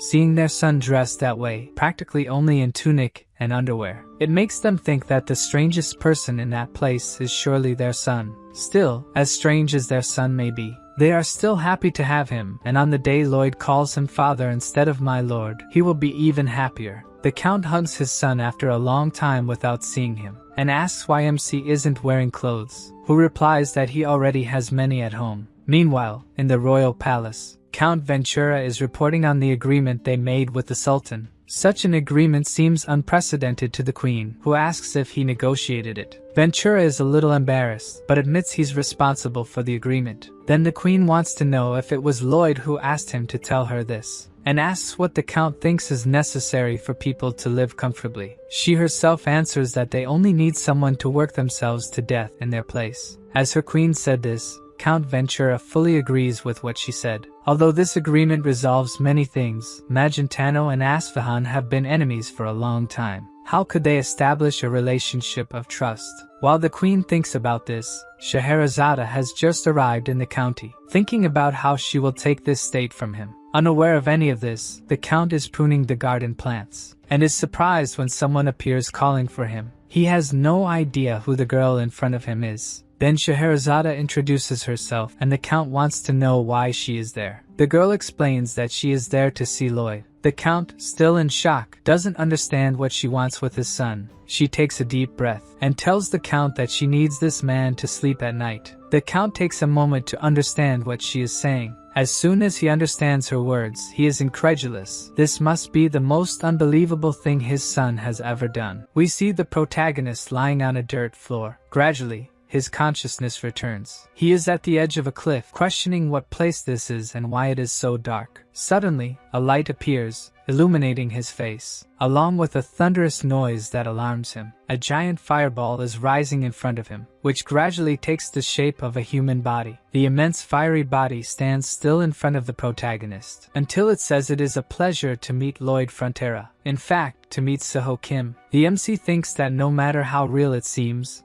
this must be just a dream. So he asks who this talking fire figure is. From within the fire, the person says they are the one who sees true nature, the ruler of the fire of hell, the king of hell, Helkeros. Lloyd bows, saying he didn't know he was in the presence of royalty, even though he thinks it must be a dream. From within the flames, the leader of hell laughs, saying the MC seems very confident, and asks if he thinks this is just a dream. The MC explains that no matter what he thinks, since the leader introduced himself, he is probably not there to harm him. The flames become even stronger, and the commander of hell reveals that he has grown fond of Lloyd. The young man would be someone suitable for hell. He doesn't understand if that was a compliment. All he wants is to live comfortably with the money he earned. The commander says that all the MC did for his worthless dream, his face capable of intimidating his demon knight, his singing worse than the screams of purgatory. Someone like that could make the souls of hell wish to be killed once more. By the way he talks about Lloyd, it seems like he was some kind of demon king or something like that. Then the king of hell makes a proposal to Kim Suho, if he would like to join the leader of hell, where he would use the full extent of his talents. While he gives this choice, Lloyd is fighting against Roots trying to trap him. They are very strong, and he probably won't win this fight. Then a system message appears, saying it's better not to intimidate him too much. After a while in silence, the king of hell inquires if the system hasn't interfered enough, as it seems it could interfere even more. Helkeros decides not to argue, and decides to play by the rules they have established. As soon as he disappears, the vines trapping Lloyd also vanish. Then the protagonist wakes up in his bed, sweating. The MC is panting after everything he went through with the appearance of the leader of hell. His face is hot. It may not have been a dream, and he doesn't know who Hellcaros was talking to at the end. While thinking about this, Javier knocks on his bedroom door. The swordsman asks why the master is all sweaty, but Lloyd deflects. Then Javier explains that there is a visitor from very far away waiting to see him. The protagonist thinks for a moment about who it could be, and then makes his strange face, having an idea of who it could be. On the way, Javier inquires why the master didn't ask who it was, but he already knows it is Scheherazade. After she tasted the lullabies, he knows she would need more. By his master's expression, Javier knows he is plotting something. In a closed room of the mansion, Scheherazade proposes that Lloyd record his lullaby in a magic crystal for her. Knowing that this is what their meeting is about, the Count doesn't know whether to feel relieved or sad. With a grimace, the MC asks if she wants him to do it without getting anything in return, and she replies that he will be paid for this work. His expression doesn't improve as he retorts that he already has a lot of money, leaving Scheherazade frustrated for making things difficult for her. Then the protagonist places a stack of papers on the table, proposing that if she signs the contract, he will do what she asks in return. Javier is surprised that the master had prepared a contract in advance for this situation. The girl gets irritated. The contract requires her to serve the county for 5 years, and the song would be given only after that time. To her, these terms are ridiculous, but the MC reminds her that she's the one who needs the lullaby. If she sleeps well and trains hard, she can become a sword master, but of course, it depends on whether she accepts or not. Javier realizes that when the master asked him to train Scheherazade, he probably had this in mind. A system message appears saying it's because of such actions that the demon wanted to be friends with him. Scheherazade is furious, knowing he planned to do this to her, but he ignores her complaints. Then, unable to hold her anger, she delivers a powerful punch to the MC's face, and leaves, calling him a piece of trash. A little after this argument, the girl is walking through the forest, still angry with Lloyd, thinking that if she signed the contract, she could become a sword master and be recognized by her father. Suddenly, something pulls her out of these thoughts. She's been walking through the forest, and now doesn't know where she is. The girl needs to find a trail. Then, from behind a tree, she sees something, a shiny brown mane, which makes her look more closely at who is in front of her. None other than the young Lloyd Frontera. The young man has an apprehensive expression. Scheherazade wonders who he might be. Julian remains thoughtful in silence, while she thinks he looks fragile and weak, like a herbivore that could be devoured by a predator. Then, suddenly, his expression changes, looking determined. A little ahead, some knights are trying to move a huge rock without success. Julian asks to help them, but the knight thinks he shouldn't be doing this kind of heavy work. The young man insists, but the knight says their duty is to escort him,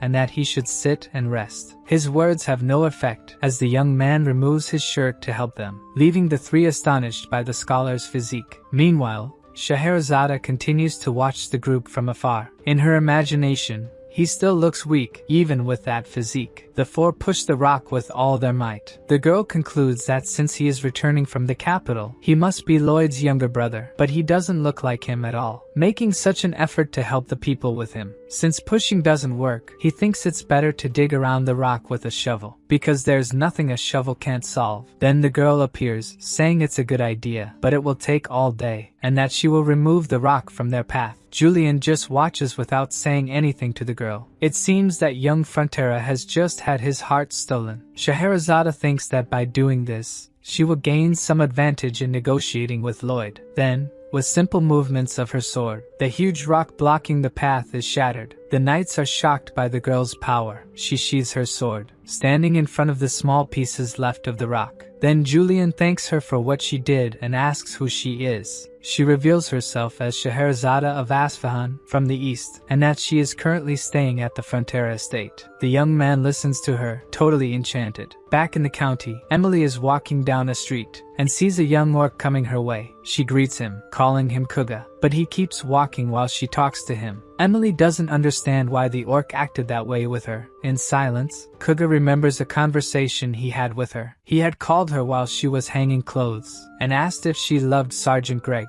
After a moment of silence, Emily told him that Greg was the most important person in the world to her. Her response left Kuga, who has feelings for her, furious. But at that moment, she didn't understand that. He still remembered Greg hitting on a refugee girl, and how his companions laughed at him, calling him ugly when they found out he liked a human. Thinking their relationship would never work, he decides not to tell her what he knows about Greg. Emily still inquires if he wanted to say something, but the orc just retreats among the sheets. Back in the present, Emily is sighing, sitting at a table. Sergeant Greg, who is near her, asks if something happened. So, calling him brother, she asks if people would find it strange if a human loved an orc warrior. Greg laughs, finding it ridiculous, saying that if the human's family knew, they would hunt her down. But suddenly he stops, remembering an argument he had, where Kuga fought with him, outraged, thinking the sergeant was cheating on Emily with another woman. It seems now he realizes their affection is mutual. At the Frontera mansion, the Count is crying during the family dinner, happy to have raised two such incredible children. Scheherazade understands why, having one son as a diplomat and the other being one of the most talented in the kingdom. While for her father, she should either seduce Lloyd or become a sword master to prove her worth, understanding they come from very different families. Julian tells his father that when he is appointed in the capital, he intends to work even harder to make him proud. The Count is more than happy and says his son can always come home if things get tough. Hearing something like that from a father shocks Scheherazade, and a tear rolls down her cheek. Then the girl abruptly gets up from the dinner table, saying she will retire first. Before she leaves, Lloyd asks when they will negotiate again, but the girl no longer wants to talk about it. Julian watches as Scheherazade leaves the room, and the MC notices something in the expression he is making. Alone, Scheherazade cannot hold back her tears. Then later that same night, Lloyd sees something through the mansion curtains. The girl seems to be sneaking away in the middle of the night, but something else catches Lloyd's attention. His brother appears, running toward Scheherazade. From a distance, he seems to be asking her to stay. The MC cannot stop watching that scene, especially when the girl seems embarrassed by Julian's words. Lloyd is delighted by the luck he had in seeing this. Downstairs, Julian asks where Scheherazade is going at this hour. If she is not leaving the county, the girl hesitates a little, and ends up saying she was just going for a walk, leaving the young man relieved. Since she has luggage, it seems she was leaving. Disguising, Scheherazade ends up saying she was just carrying her meals. Her answer surprises Julian, and he says eating so many snacks so late will harm her sleep. Embarrassed, she says she will not eat them all and most of what is in the backpack are picnic tools. Anyway, the young man feels relieved, because he was worried about her, considering how she acted at dinner. His words make her almost cry again, and Scheherazade says she is okay now, thinking that maybe she could stay in that place for a few more days. Meanwhile, Lloyd continues enjoying watching the two downstairs, until Javier appears, almost scaring him to death. Since it's time for the lullaby, and he didn't show up, Javier went to look for the master. He asks why he was making such a face watching a couple in love, and the MC doesn't understand how he knew that. The swordsman has seen many people fall in love, and the women always look at him lovingly. Lloyd remains expressionless. Hearing Javier finds it strange he never had this kind of experience. The sword master makes it clear he is not willing to ruin Master Julian's love, but according to the master, he will act as a cupid in this case. After his last conversation with the queen, he realized he has many enemies, including Queen Alicia, who wants him to work for her until the end. And the love between these two will be the key to getting out of this. The next morning, Bibiang is waking everyone up with his morning screams. And in the village of Frontera County, someone just greeted our lovesick orc. Sergeant Greg inquires if he is Kuga, and the orc responds that he doesn't want to fight with the sergeant anymore. Then the human puts his hand on the collar of his shirt and throws a paper airplane towards the orc. It hits him right in the forehead. After that, Greg tells him to go to the place written on the plane that night to clear things up. Kuga reads what's written on the paper silently, and says that an orc warrior never runs from a fight. At night at the Frontera mansion, Julian continues to think about Scheherazade, with her hair more radiant than silk, her eyes like pearls, and the sadness in her heart that she hides using strength. Then Lloyd appears beside him, asking if that's not what they call love. Julian feels as if the MC had read his mind, and Lloyd asks if something is wrong, but the young man just blushes without saying anything. Lloyd starts to annoy him, until he asks what the MC wants. Then he reveals that he will record the lullaby for Scheherazade the next day, and after that she will leave. After that, he starts to leave the room, repeating what he said before, that she will probably leave, leaving Julian even more distressed. In the village, Greg was saying something about when the orcs arrived to his companions, and suddenly they appear. Thinking they are plotting something against Kuga, an orc questions that Greg is a coward because the fight should be one-on-one. With a delirious face, Greg wants to resolve this relationship between humans and orcs now. Back at the Frontera mansion,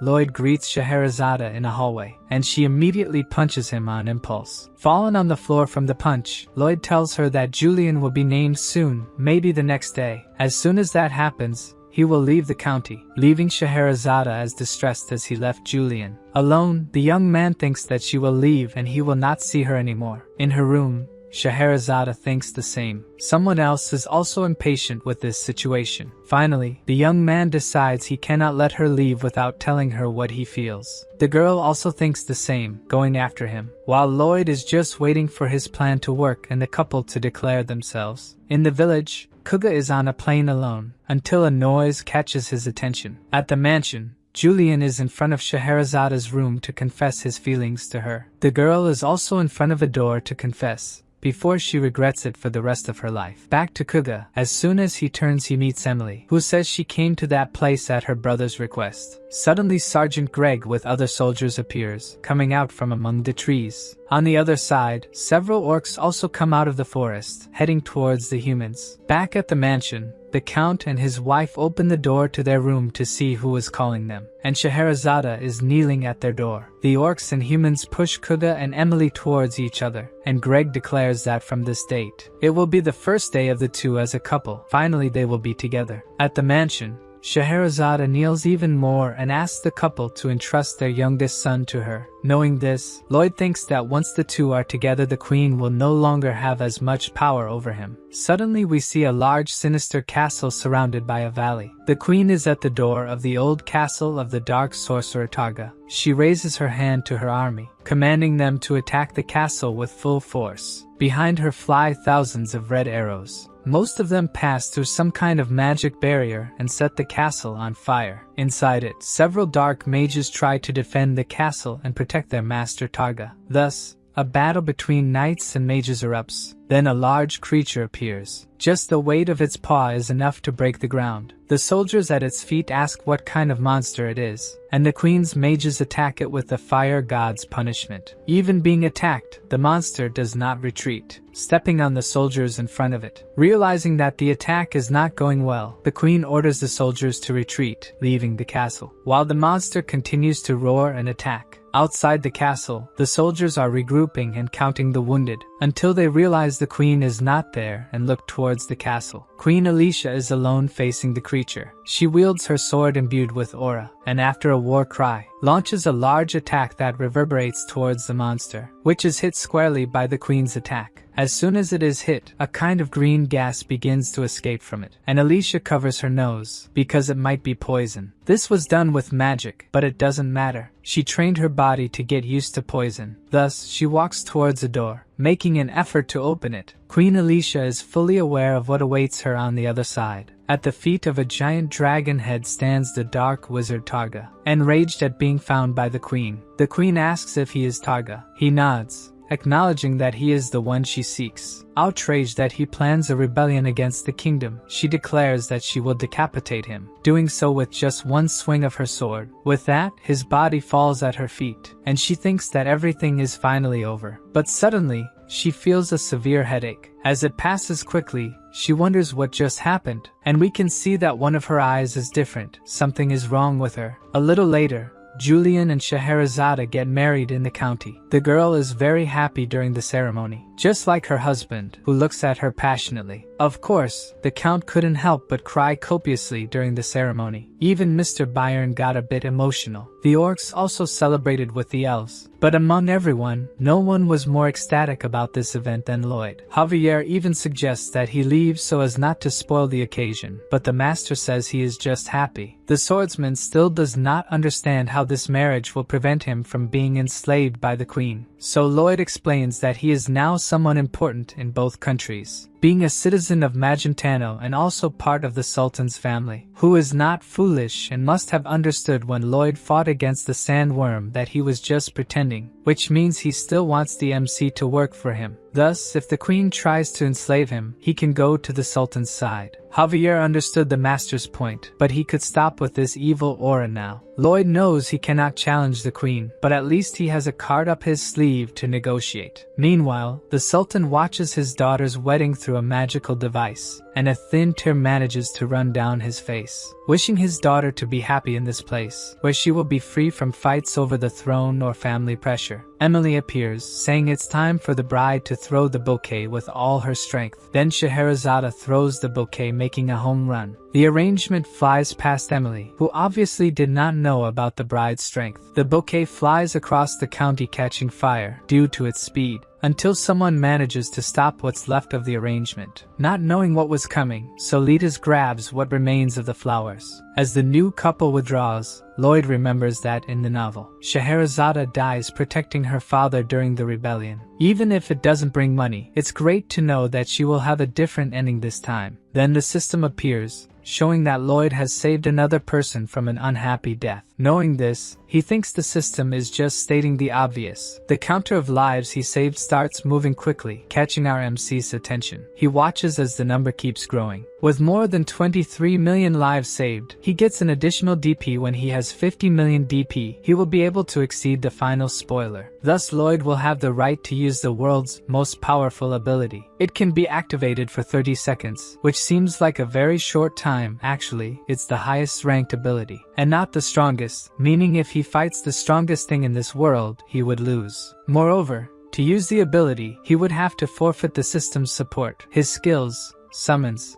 and final spoiler. The conditions do not excite him to use the ability, so Count Ventura appears to talk to him. He says that Magentano and Asfahan have signed a peace treaty, and thanks to this marriage, they are now brother countries. Then he apologizes for belittling Lloyd in his thoughts, calling him a hero. The MC feels embarrassed and says the Count can belittle him. After all, he is extremely materialistic. But he doesn't mind, saying that the Queen already knows about everything that happened, and says she sent him there as an officer to summon Lloyd to the capital. In other words, now it's time for the MC to pretend to be sick. At that moment, he takes on a downcast expression. He starts faking a cough, saying he wasn't feeling well earlier, and that he needs to go to Asfahan to recover. Then Count Ventura reinforces that the Queen wants to meet with him. Lloyd knows that the Queen only seeks him out when she needs something and ignores him when he wants to meet with her, remembering her holding his face, saying he wasn't selfish or petty. Thus, he is once again in a carriage with Javier and Count Ventura heading towards the palace, not excited at all. His mood remains terrible when they arrive at the palace. It doesn't improve even a bit when he kneels before the Queen. Queen Alicia is pleased that he came as soon as he was called, otherwise she would be heartbroken and would have to invade the county of Frontera. But in that case, she thinks Lloyd would flee to Asfahan, as if she would be lonely without him. It is better for him to continue behaving by staying by her side. The MC says he wouldn't ignore her and asks what her orders are, thinking he will have some negotiation power. Then she says she has something to show him and asks him to follow her. They go to a large structure in the palace, and Lloyd is ecstatic about what is in front of him, almost certain that they are dragon bones. The Queen explains that the bones were with the dark wizards who were probably planning to use them in some ritual. The MC recalls that the novel mentioned magic performed with these bones and starts to get excited.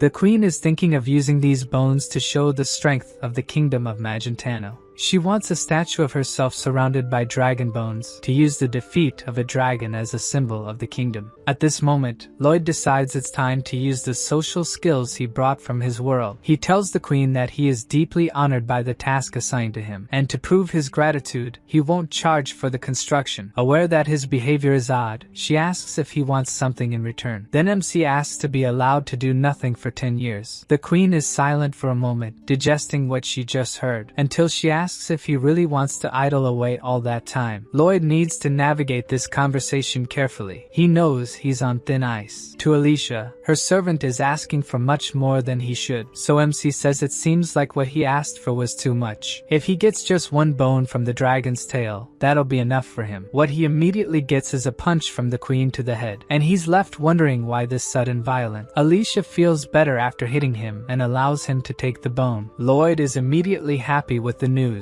and kneels in thanks, saying the queen can step on him whenever she wants. With this reward, he won't be exploited, but still doesn't want to work anymore. Then someone enters the room, interrupting his thoughts. The guy introduces himself as Viscount Nord, a garden design expert. To the Viscount, MC seems just like a boy and wonders how he can be a craftsman. Born a commoner and socially elevated through his work, Nord considers himself much better than Lloyd. As soon as Nord says he'll work with him, Lloyd is surprised, saying he has no knowledge or experience and couldn't dare to work with someone so respected, clarifying he just wants to learn from him to see how much knowledge he lacked. The Viscount is speechless hearing this from a young noble, and smiles, feeling that Lloyd understands how good he is at what he does. The next day, outside the palace, the Viscount shows the garden plans, and Lloyd praises him and asks about details of another area. The following day, Nord brings more details and is again praised, and MC asks about more parts of the plan. The next day, Nord seems even more exhausted but is happy, feeling like a genius for doing the project so well alone. Then he leaves to start the topographic part, telling Lloyd not to get in his way. Nord is completely convinced he's amazing and can do everything alone, so MC also leaves, going to a nearby hammock to rest, ecstatic about getting free labor. Thanks to loyal and skilled people like the Viscount, people like Lloyd can relax without doing anything. During the night at the royal palace, in the building that houses the dragon bones, specifically in the bones guarded by the soldiers, from inside the darkness of the dragon's skull eye, a purple light emerges from that point. The light claims to be Targa, who hasn't given up on revenge against the queen, promising that she will die. We see Viscount Nord talking about the lush green nature ahead of them. According to him, humans admire the gods for their unique ability to create something from nothing. Lloyd realizes Viscount feels thrilled by his creations as if approaching the gods. He is glowing with excitement about his work, and it's precisely because of this passion that MC will leave all the work for him to do. Thinking Lloyd knows nothing, Nord decides to meet with the managers alone, and MC apologizes for his ineptitude. He watches as Viscount moves away. Once he's gone, it's time for him to enjoy his time, so he summons all his pets, who appear excited. Bibyong soon starts to strike a combat pose, and Lloyd determines it's time for the games to begin. Bibyong is in a combat stance in front of Padong, who also seems ready to fight. Lloyd commands Padong to release a beam, and the guinea pig gets all riled up. Then Bibyong pretends to be hit,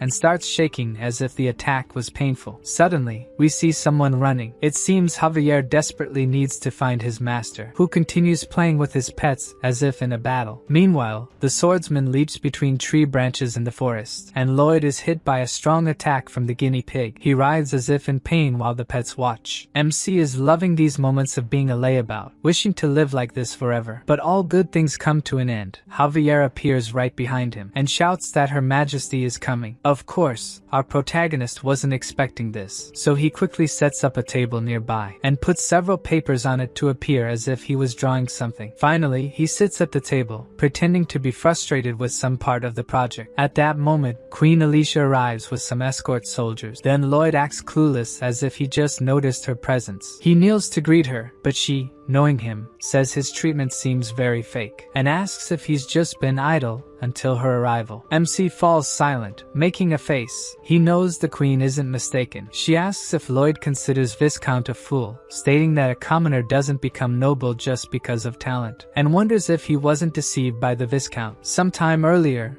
Nord had gone to the sovereign to report something to her. He explains that the dragon's bones were requested. In the center of the garden, bowing before a statue of her and a waterway where boats would pass to admire the work. Despite efforts to find a solution, the gradient between start and finish was too steep, causing a very fast flow. Since he couldn't solve the problem, the queen thought he wanted to leave it out of the work, but he insists that's not the case, that Lloyd offered a solution to the problem. According to MC, he suggested building a system system of steps in the waterway and putting gates at each level. When a boat enters, the gate behind it closes, and the water is filtered to lower the level. When the water at the current gate and the next gate are at the same level, the next gate opens, and the boat can proceed. He continues that Lloyd didn't just help with this problem, but with many others every time. The young man said they were just thoughts from someone who knew nothing. The Viscount would determine if they were useful. Nord concludes that MC has superb knowledge, but gives all credit to him. Participating only in crucial parts of the construction, the Viscount considers him a model of a capable man. Unaware of the conversation, Lloyd is thinking about what excuse he can give the Queen and whether he can be accused of treason by her. Tired of him kneeling, she tells him to sit down and stand up. He does as his queen commanded, looking at her suspiciously. Queen Alicia gives Lloyd a long look, until she says his actions have pleased her completely, and that he should continue like this. MC raises his eyes to see her. He never expected to hear such words from her. She leaves shortly after, leaving him kneeling. So he turns to Javier, saying that she didn't find out he was slacking off. Even with the onset of winter, construction of the huge garden didn't stop. MC also had no time to rest. You never know when he could play like this again. More time passes, and spring arrives. The construction of the garden and its immense attraction finally finished. To celebrate, a grand party in the palace garden is held. Guests discuss the greatness of the Queen and her country. Nobles from other lands eagerly look to form ties with the country. Looking at them,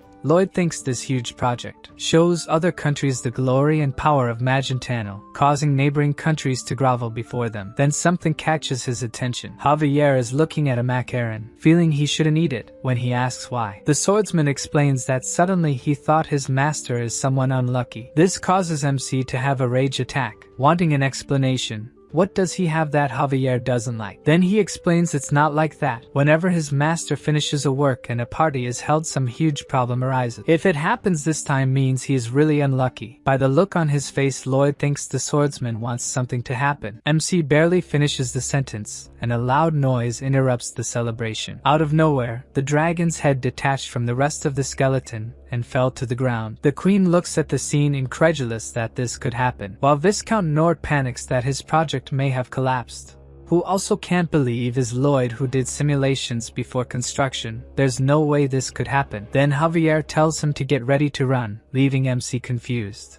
He wonders if he should run now, and why Javier looks so scared. There's something wrong with the bones. A purple mist begins to emanate from the fallen head. It expands to the rest of the skeleton, rising far beyond the royal palace. From the atmosphere, it's possible to see the mist forming a whirlwind that doesn't bring anything good. A light starts coming specifically from the dragon's eyes. Facing the statue, a voice coming from the head says the Queen's name. As the head moves toward the body, the voice says that before she decapitated him, he transferred his soul to the dragon's bones. And now the transfer has finally been completed, so the creature lets out a roar, moving its claws towards Queen Alicia's statue. The dragon leaves only unrecognizable pieces after the attack. Then he turns towards his enemy, the Queen, who is apprehensive and surrounded by royal guards. Then he flies roaring towards them.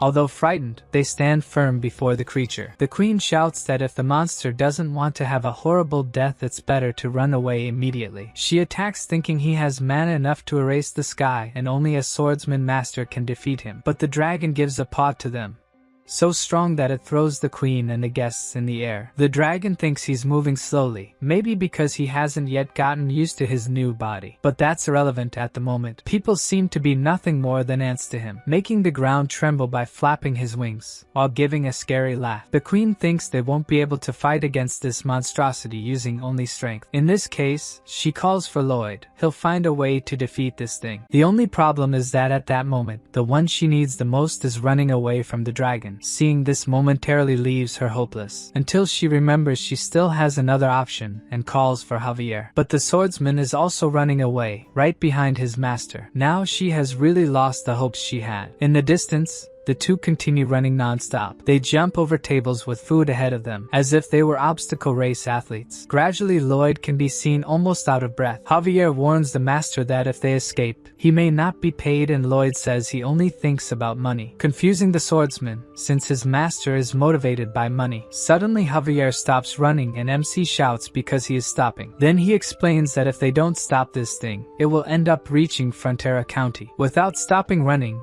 MC says that the dragon has much more mana than Javier. It's better to forget this and flee. But now the swordsman is determined to end the creature, even if it costs his life. Lloyd looks back knowing Javier is serious about this. Back to the dragon. A ball of energy is forming in its mouth. Then it throws it towards the ground where the queen is. Even trying to get away, she is caught by the impact of the explosion and is thrown again. Then the dragon prepares another attack like this. Alicia, still not recovered from the first attack, is about to be hit. However, Javier arrives at that moment, using his aura blast before she was hit. The attack hits the dragon's head, changing the trajectory of the energy ball, which passes right by the queen. The creature calls him a little pest and launches several more energy balls in his direction. Javier manages to dodge using the elves technique. He knows if he gets hit he won't survive. The attacks don't stop and enter the clouds of the night sky. Recovered, the queen attacks the creature again, alongside Javier, who uses another aura blast. The attacks hit the dragon in the head and chest, but it doesn't show signs of weakening. In fact, it laughs, feeling more accustomed to its new body. Then the bone dragon takes flight. From the ground,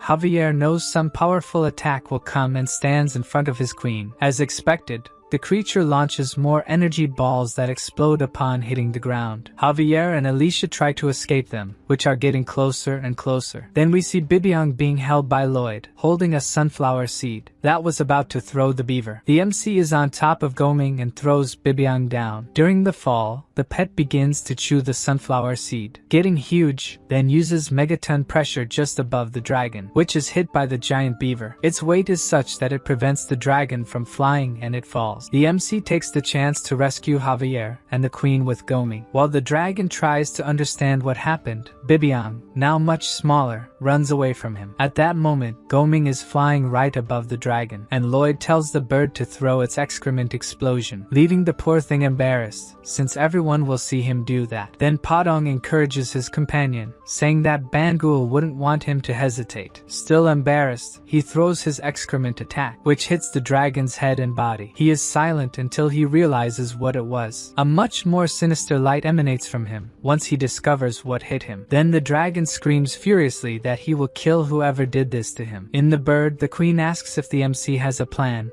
and he says they either get bigger or surrender to the dragon. They cross through the clouds while he says he will bring someone. With the dragon closely chasing them, the MC wants to bring someone stronger than him to the fight. Lloyd plans to take the Dragon King to fight this creature. In the novel, the Dragon King brought order to the dragons and loved humans, a generous and benevolent being. He would never lose to a zombie lizard like the one that destroys everything around it. Lloyd is sure the Dragon King lives in Gaffel and asks the queen if they are very far from there. As she answers that it would take more than a day to get there, his hopes fade. Suddenly, we see the dragon is about to grab Goming. He narrowly manages to dodge, but the dragon is very close. Lloyd sees that the opponent is huge and fast. It will be difficult if they have to fly for more than a day chased by him. Javier asks if what the master needs for the plan to work is in Gaffel, and the MC says they have to go there. Then he raises his aura sword and uses the aura blast once again against the creature to gain distance. In turn, the dragon remarks that these attacks are no longer capable of even scratching him. He barely finishes saying this and realizes the attack pierced his wing. The dragon screams in the air, distancing himself from the group now. Lloyd praises Javier's successful attack and urges the swordsman not to let the dragon get closer. The dragon, now recovered, believes these tricks won't work on him anymore. Catching the queen off guard, the MC asks for her sword without explaining why. She hands over the sword, still suspicious of what her servant will do with it. He plans to fire at the same time as Javier so the dragon can't dodge the attack. Lloyd then envelopes the sword with his aura and invokes Mana Blast with a terrifying expression. At that moment, the dragon is preparing to attack. The queen remains apprehensive about what will happen to them. Then the duo launches the mana explosions simultaneously. The two attacks split as they approach the target, which cannot dodge. Lloyd's attack manages to hit one of the wings, while Javier's hits the other wing of the dragon, but neither pierces it. Both are frustrated, and the MC feels the dragon is getting stronger. Suddenly, something abruptly pulls him back. The queen is holding him by the waist and asks Javier to lift her master's body. They hold his body as if it were a plank, while the MC wonders what they will do with him. As he looks ahead, he is caught off guard by the dragon being very close. With her hand raised, the queen instructs him to follow her orders and shout, "Blast!" Just as she slaps his buttocks, Javier holds the master's face, who shouts what the queen ordered with a look of despair. Even the creature is startled by his terrifying expression, and it retreats a bit, increasing the distance from the group. Excited, the queen compliments the MC's success. His expression remains blank, tears streaming from his face. The dragon realizes it was Lloyd who removed the poison from the queen, repelled the mastodon army, and defeated the Knight of Hell. The MC's terrifying expression almost scared him to death. How could someone so monstrous walk the face of the earth? Either way, it will be perfect. The dragon wants to take revenge on both at once. The queen continues drumming on Lloyd's buttocks, while he continues shouting blast with his monstrous face. But the dragon covers his eyes with a mana band to avoid seeing the MC's face. Then Javier asks the queen to cover her ears so the MC can use the banshee scream, even though he claims he was just singing. Thus, in addition to the horrible face, Lloyd also emits painful noises for the ears, which results in the dragon covering its ears as well and still pursuing them without seeing or hearing. The queen is annoyed by this and lets go of the MC now that he is no longer useful to her. Bringing the Dragon King was a mistake. They have no choice but to bring him down, and she tries to think of what could be this thing's weakness until she remembers something. The queen told him he could take a bone from the dragon's tail as long as no one noticed there was a fake bone. That's it. That must be his weakness. Goming continues accelerating to take distance from the dragon, who never stops chasing the group. He is getting stronger and stronger, transcending natural human limits, and becoming a powerful being, while we see he is right behind Goming. Suddenly, he makes a sprint and gets very close to the bird. To prevent them from being devoured, Lloyd asks Goming to use the spiderweb glow. Goming releases a web that wraps around the creature's head and part of its body, who shouts that they are using the most annoying attacks against him. While he was busy trying to get rid of the web, the group disappears into the sky, and the dragon wonders where they went. Then we see Javier and the queen jumping off Goming, who was flying right above the dragon. The MC shouts for them to aim for the fourth bone of the tail, starting from the pelvis. The swordsman uses his aura sword to hit where the master asked. Then the attack approaches the tail without the dragon dodging, hitting the granite bone, reinforced with the dragon's power. Either way, he takes the blow right on the fake bone. Let's not forget it's not just Javier who is a master swordsman. Queen Alicia is also a powerful sword master. As she attacks, she shouts that she ordered Lloyd to use the bone of an empress Pala to make the fake bone. From above, he apologizes to her, saying that it's always better to save costs in construction while she attacks the dragon. Her aura sword's power is immense and shatters the granite bone Lloyd had made. He celebrates that they managed to destroy part of the dragon. His tail flies off after losing its connection to the rest of the skeleton, and the dragon screams furiously at what they've done to him. Suddenly, we see Frontera Mansion. Lloyd is talking about the last project being quite lengthy, while Javier asks when he'll put on clothes. His face combined with the lack of clothes makes him 10 times more unpleasant, and the MC complains it's worse when Javier says that. Then the swordsman feigns a smile, saying he'll be more careful next time. His clothes are an issue, but he wonders if the MC will call the Count and Countess father and mother. Lloyd thinks they're having another strange conversation. The swordsman would like to be able to call them that, but considers he doesn't have that right. Lloyd, who could call them that, treats them with formality, as they're not his real parents. He'd be deceiving them by calling them that. Javier says goodbye, and he thinks the swordsman also lost his parents. Then we see photos of Lloyd's real parents in some kind of funeral ceremony. Before Javier leaves the room, the MC asks what his parents were like if he remembers what they were like. The swordsman finds the question strange and inquires if the master really wants to know that, and he says he really wants to know about it. Then we return to the present, when the dragon loses part of its tail. This causes him to lose his balance and fall to the ground, lifting everything in his path with him. When he stops, he left behind a trail of destruction. A little shaky, he feels his body is unbalanced. Above him, we see Padong become giant as he falls toward the creature. His body hits the dragon's head, which is immobilized on the ground. Next, Lloyd and the queen also land just ahead. He uses maximum mana explosion power. As the attack rises, the dragon thinks the human missed the target, which distracts him from Javier, who also uses mana explosion, making the monster roar when hit by it. Continuing, the MC uses his overload ability, which absorbs mana. The ability sucks the dragon's mana and manages to knock down the trees around it. All that power goes toward Lloyd. On the other side, Javier continues the aura attack, and the MC doesn't stop sucking mana, increasing his mana heart and improving the ability to purify toxic mana. To help in the attack, the queen appears attacking with another mana explosion just above where Javier is aiming. She hits the zombie dragon bone with all her strength, causing the bone to crack. The dragon howls in despair for being unable to react to the attacks, and Lloyd realizes the plan is working. They can win. Then the system warns that his mana heart has gained dragon properties, and the dragons are showing interest in him now. Continuing the attack, Javier doesn't remove his sword from the dragon. Queen Alicia also doesn't stop attacking, and Lloyd sucks all the mana he can. Then we return to the mansion, with Javier saying the master isn't the kind of person who asks that kind of question. The MC says that, in fact, he doesn't even know why he wants to know about it.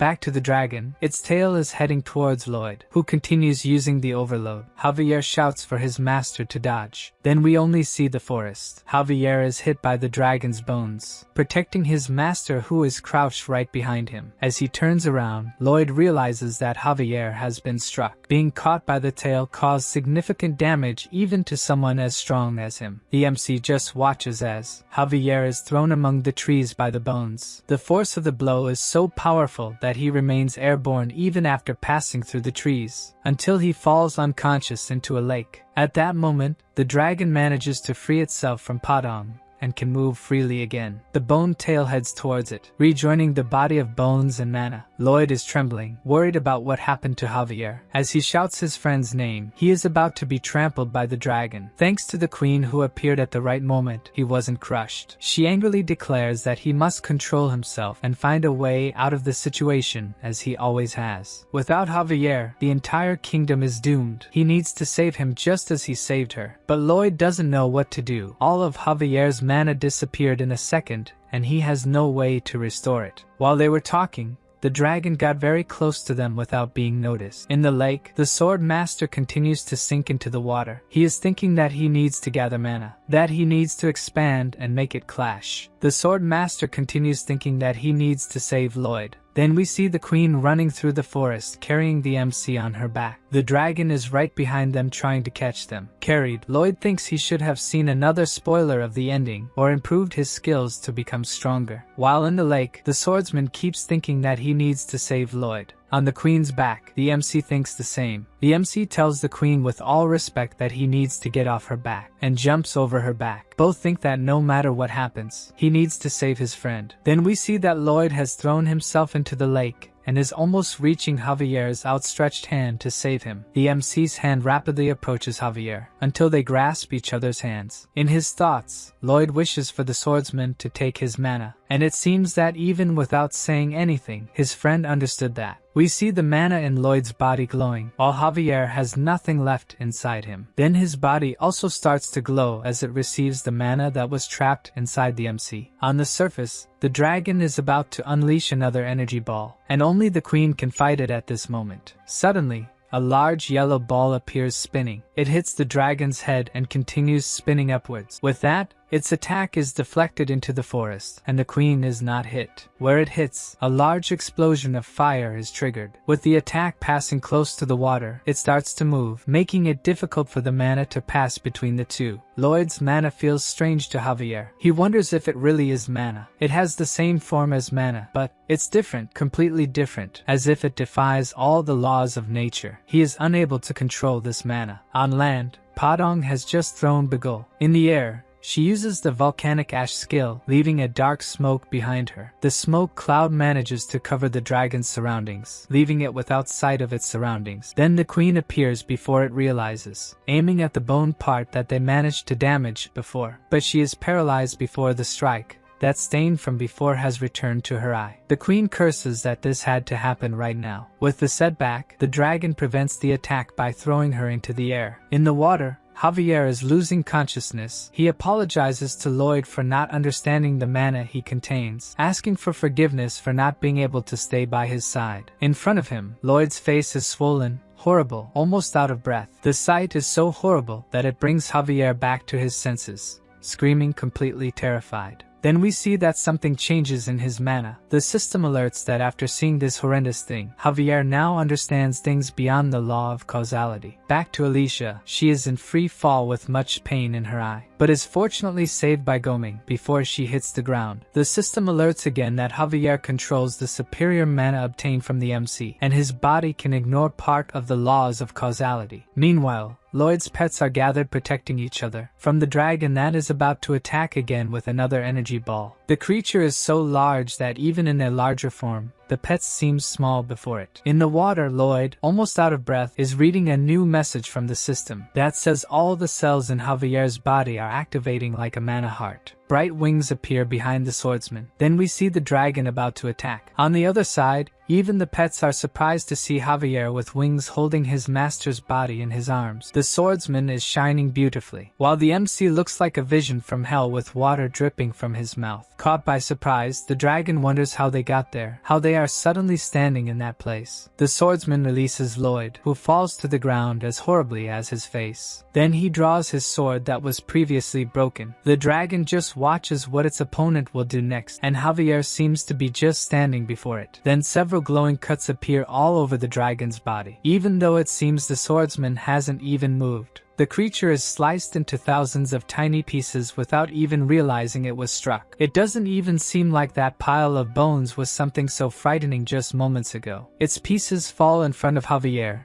and the MC, who thinks that the sword master finally did it. He became the most powerful being that was only mentioned in the novel, the Grand Master. Javier realizes that his master is calling for him. After a moment of silence, Lloyd tells him that if they need to cut something, it's his responsibility, thanking in his thoughts that his friend survived. Then the swordsman shoots an irritated look at the MC, but soon smiles, grateful that Lloyd is alive. In their normal size, Lloyd's pets hug their master, now that the danger has passed. Then the queen appears and the MC bows to her. As he does so, he sees a new system message. The number of lives he saved goes up by another 10 million with this incident, counting not only the directly saved, but also all the lives saved indirectly by this event. He wonders if at least those points could be exchanged for gold. Then Javier gets his attention. He heard that dragon bones have immortal properties, so they need to take care of this skeleton. The pieces are starting to move, and Javier suggests cutting them into smaller pieces. But the MC stops him with his level 2 zombie domination ability. He will let them resurrect on their own. He already has his demonic face planning how to use those bones, now that he can dominate zombie monsters,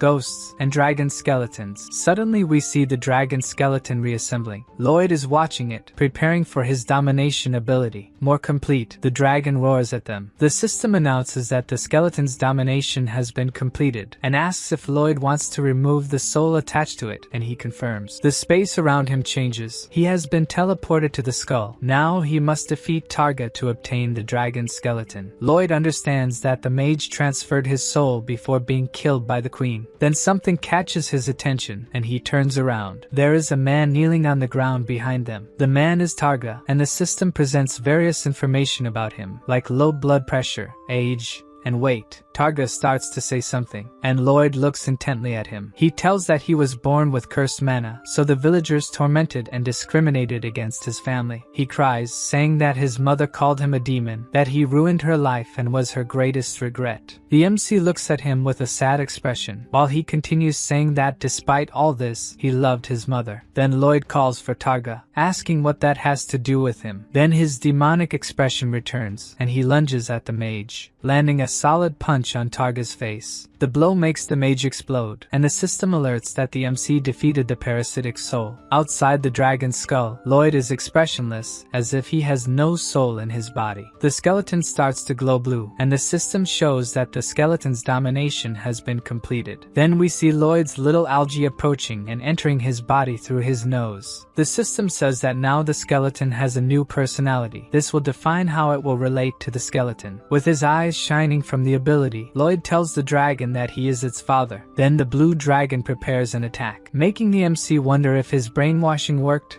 and the others get into attack positions. Then the dragon fires its energy ball, which rises high into the night sky, and explodes like fireworks, forming a blue heart. Fragments of the heart fall onto the skeleton, while its wings almost form another heart, and it calls the MC father. He looks satisfied, while the other two are shocked. Then Lloyd extends his hand towards his offspring, touching its snout and saying that he will give it a name. Unlike a zombie, it is not a cursed being, it is the proudest dragon of all. So it will be called Draggy from now on. Both the Queen and Javier find the name terrible. Not even the system likes the nomenclature. Lloyd hugs it, finding the dragon very cute. Now he can topple a mountain in a second with his excavator Draggy. Queen Alicia silently looks at him. She thinks that Javier must have reached the level of a Grand Master, a legendary being that could defeat a god. And Lloyd now with Draggy has enough power to bring down an entire continent alone. This man has the power to destroy the entire world in the morning. He is no longer under her control. Thinking about this seems to leave Queen Alicia with a look of regret. The next morning we see the royal palace. The queen speaks to a crowd that her hasty actions worried many, and she will take responsibility for it. They were able to overcome this enormous disaster thanks to just one man, and this man who saved them is. In the middle of the crowd, Lloyd is signaling for her not to say his name under any circumstances. He begs with his horrible face for her not to do it. With a smile, she thinks that the most powerful man in the world who dreams of being rich and staying in the countryside deserves it. That insolent pest. So she says to everyone the name Lloyd Frontera, the man who saved them. In the middle of the crowd that now recognizes him, the MC is dismayed by what she said. Queen Alicia sticks her tongue out at him, showing that he will have to deal with it now, while Lloyd remains incredulous about the situation. A little later, during the night, the MC is laughing, as the queen promised to pay $2 billion in gold for the reconstruction, thinking it made up for fighting the dragon. Javier recalls that they almost died in the fight, but to the MC, it doesn't matter since they are all alive. He continues to say that this is enough to live like a king, while Javier remains silent. Then we see what appears to be an abundance of mana, and Javier asks if Lloyd is some kind of god, catching him by surprise. But he quickly concludes that he can't be, given his appearance, irritating the MC. Suddenly, he asks where the real Lloyd Frontera is, if he's dead, leaving the MC in silence, unsure of what to say, until he finally responds that he doesn't know what happened to the original Lloyd. He explains that when he arrived there, he was already like that. Javier asks if he didn't choose to take Lloyd's body, but the MC says no. Javier lies down and says the MC can sing him a lullaby now, making Lloyd ask if he believed what he said. The swordsman says that when the MC lies, he has the most shameless face in the world, but when he tells the truth, he seems vulnerable. Lloyd remains silent, perplexed that Javier discovered this, then knocks at the door, interrupt the two. A bearded man who was knocking simply enters the room. Javier says he doesn't sense his mana, so he must be dead. The man is the dragon Anticus. More precisely, a message from him, the original spirit of the skeleton they defeated. Unsurprised by the appearance, the MC asks what Anticus wants with them. In the name of the great dragon, he orders Lloyd Frontera to go to hell now to bring Anticus's spirit back. With no interest in that, Lloyd lies down, says he won't do it, and wishes him good night. Then the messenger starts begging the MC to listen, but he's not interested at all. If he brings the soul back, he will be associated with the Dragon King's Club. So the MC gets up, reconsidering the proposal. Now he wants to know more about the benefits this club offers. 5 hours earlier, the workers were clearing the waterway and gathering men to go to the destroyed forest. The workers carried heavy logs on their shoulders. Viscount Nord commanded what each one should do, while Lloyd is just sitting doing nothing. The queen stands behind him, observing how lazy her subject is. Suddenly, the MC is startled to notice that he was being watched by her. He then gets angry with Javier, who was also doing nothing, for not warning him that the queen was coming. Alicia sighs and comments that as the manager of the place, he shouldn't be moving the logs himself. Kneeling, Lloyd uses the excuse that he was just organizing his thoughts when she arrived. The queen asks her bodyguards to leave, and tells the MC to come closer, as she has a private matter to discuss with him. She watches as he crawls toward her, focusing on the MC's rear, which is facing up again, making her remember when she slapped his behind. Her hand even trembles, tempted to do it again, but she tries to push those thoughts aside. Having this man as an enemy would be the end of her kingdom. Alicia thinks that even as queen,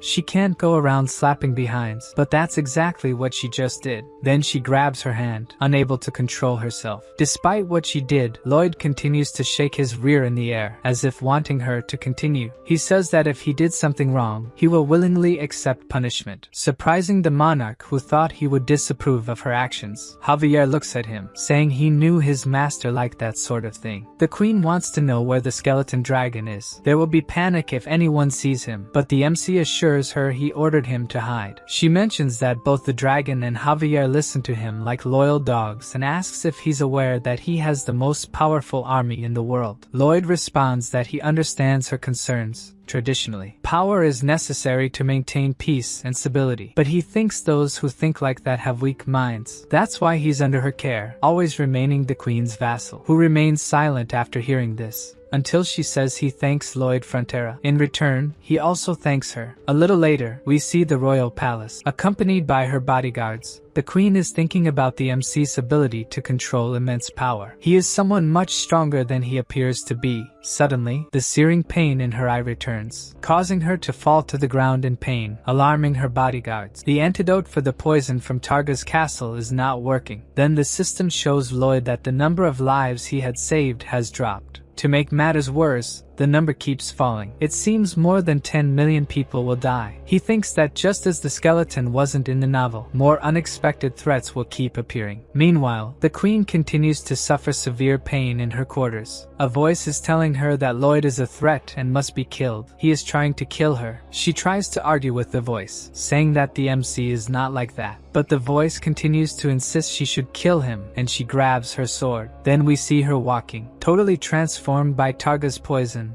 She seems to have succumbed to the voice. Meanwhile, Lloyd is talking to the spirit of Anticus, who is recounting how his soul ended up in hell. Lloyd interrupts him, not wanting to hear the dragon's life story, but rather what he can gain by helping him. He wants to know the benefits of the club, and Javier notices something strange. Anticus continues by saying that Lloyd will have unlimited access to the Dragon King's treasure, and the swordsman remains attentive for something. On the other side of the door, the queen is wielding her aura sword. Anticus mentions that the MC will also receive a special benefit. If he dies, he will get an extra life and be revived. Now he is certainly interested in helping the spirit. At this moment, Javier is drawing his sword, sensing the danger approaching them. We can see that the queen has completely changed as they continue talking. Javier is on alert, but his master continues talking to the spirit about whether to help him or not. Then the swordsman opens the door, expecting to find his enemy, but the entire hallway in front of him is completely empty. Lloyd inquires about what happened, and Javier says he sensed a presence, making the MC say he is a great and terrible master. Turning the corner, the queen is on the ground, leaning on a table. The effect of the poison has worn off, and she is thinking about what she was about to do. Returning to the agreement, the MC wants the spirit to ensure he won't be stuck in hell and make a soul oath. Anticus is surprised that Lloyd knows about the oath. The MC says if he doesn't make it, he won't help him. With no choice, Anticus agrees to make the oath. He swears that if he fails to keep his promise, he will end his soul. Then Lloyd asks something, why Anticus's hair and beard move even without wind, and he says it's because he's a dragon. Anyway, the spirit draws a symbol on the MC's hand, saying it's a spell to get him out of hell. When using the spell, he should think of someone he knows,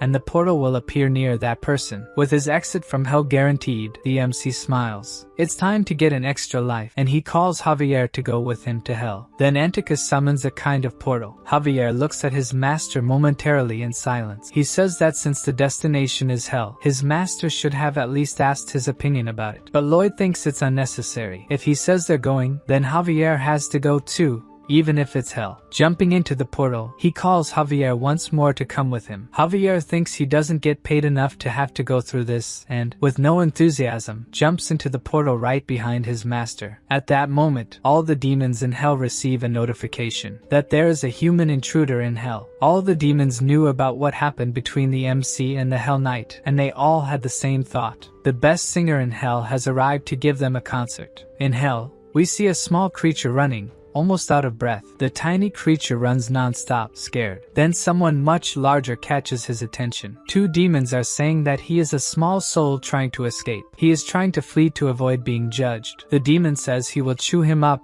and then spit him out, while the other simply stares at the small soul. Frightened, it screams for help. Then someone approaches them. With a much worse expression than the demons, Lloyd demands an answer. The soul is now terrified of what has just arrived. The demon says that the MC is just a human, even if he is the best singer in hell. When a shovel approaches him, he hits the demon in the face, causing the fleeing soul to fall. Then the demon collapses on the ground, while the soul runs away trying to escape. The companion, who had been silent, decides to confront Lloyd, telling him to apologize. Behind him, Javier asks if the guy is worried about his friend. He is a kind soul for having such concern. The demon is left speechless after hearing this. The trembling demon says that he is very evil and cold, the worst kind of demon that exists.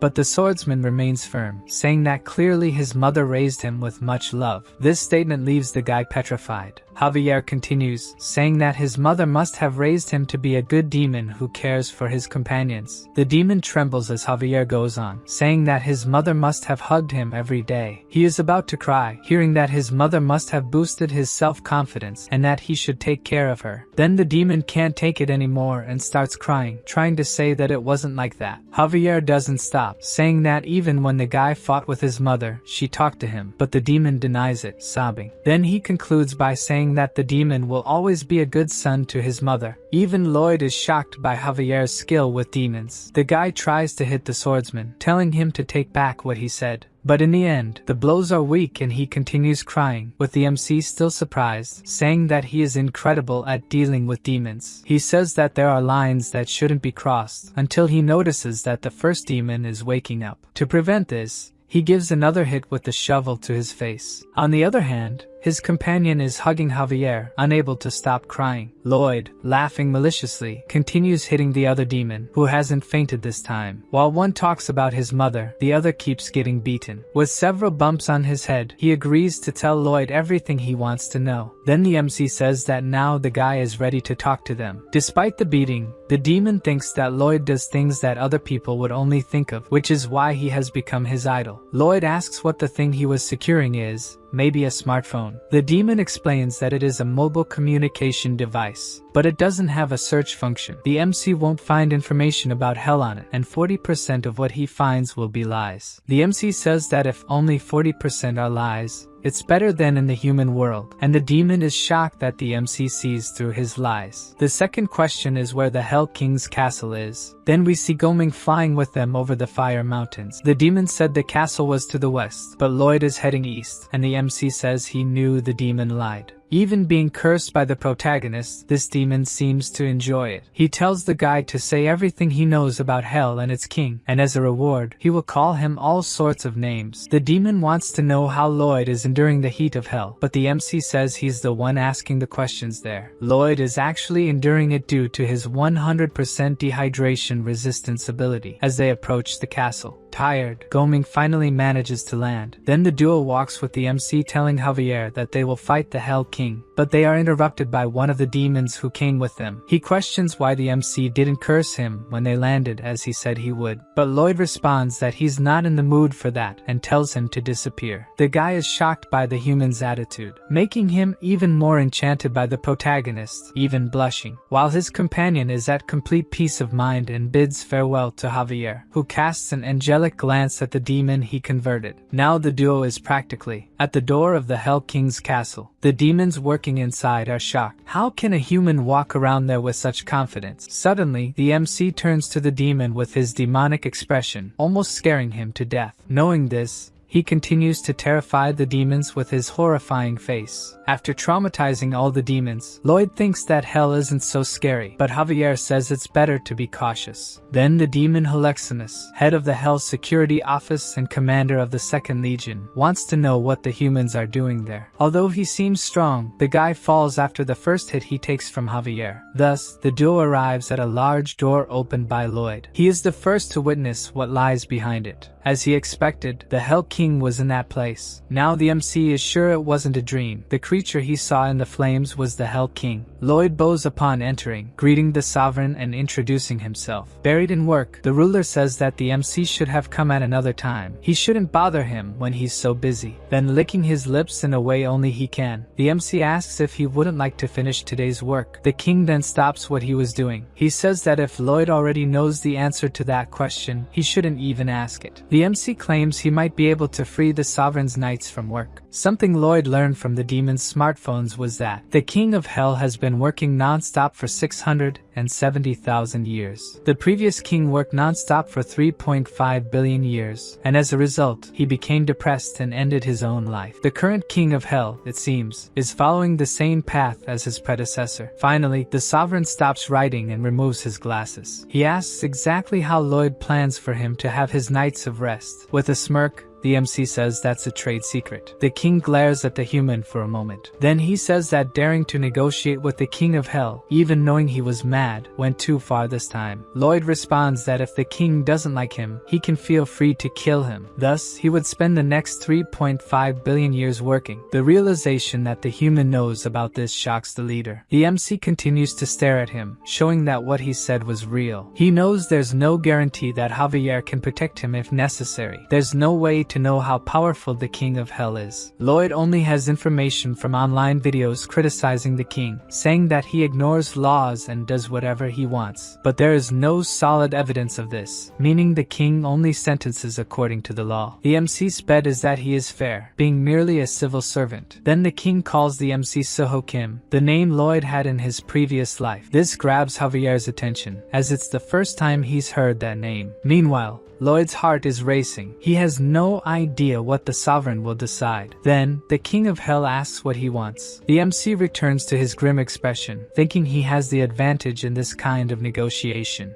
He asks for the freedom of Antika's soul that the king has been keeping. With a snap of his fingers, a bright red vortex appears. The king says that Antika's soul, which is in a dome, is just decoration and means nothing to him. Now that the king is engaged with Lloyd's scheme, he wants the MC to answer how he will manage to get his nights off. With a confident look, Lloyd says he will achieve that with railroad tracks. The king has a huge problem with his workload, but besides that, there's an issue that pressures him more. Souls are sentenced by the king and then transported to the reincarnation gate, carried in carts. Due to the horrible terrain, the routes always change, but the demons are stupid enough not to find a new route on their own. So every time, the king has to find a new route, which is the main reason he can't get away from work. If the MC manages to build a railway, the king's workload will be reduced, and once he obtains Anticus, he will make it for the king. The sovereign thinks for a while before deciding whether to agree or not. Then he says he will prepare the contract, and Lloyd can start the construction. Great! Now the MC is excited about entering the Dragon Club. Since their conversation lasted a long time, the risk of extinction grows as the reincarnation of bacteria and microorganisms is delayed. He doesn't have time to help with workers or supplies, so the MC must recruit any workers he finds. This is his specialty. If the king sends a notification to his smartphone, it will solve the worker problem. Thunder echoes through the burning hell. Then we see the MC appearing from a portal with Javier. The MC thinks the king is super powerful for having teleported them with just a snap of his fingers. Then something catches Lloyd's attention. In front of him is the reincarnation portal, which looks more like a black hole. The MC thinks that if they get too close, it will be the end for both of them. Then, out of nowhere, Javier asks if the MC's name was Suho Kim, but he says whoever the MC is, just tell him what the plan is. Even knowing that Javier is aware he isn't the real Lloyd, he never knows what the swordsman is thinking. Lloyd said he would build a railway, but Javier asks if the iron can withstand the heat of hell's lava. The MC says it obviously can, which is why he bet everything on it. We see a demon's smartphone with a notification that the best singer in hell will perform a concert in a few hours. Several of them immediately get excited about the chance to see the show, and they head towards the concert venue, talking about what they will hear. Lloyd had better not sing in key or stay on pitch even once. If he's even vaguely good,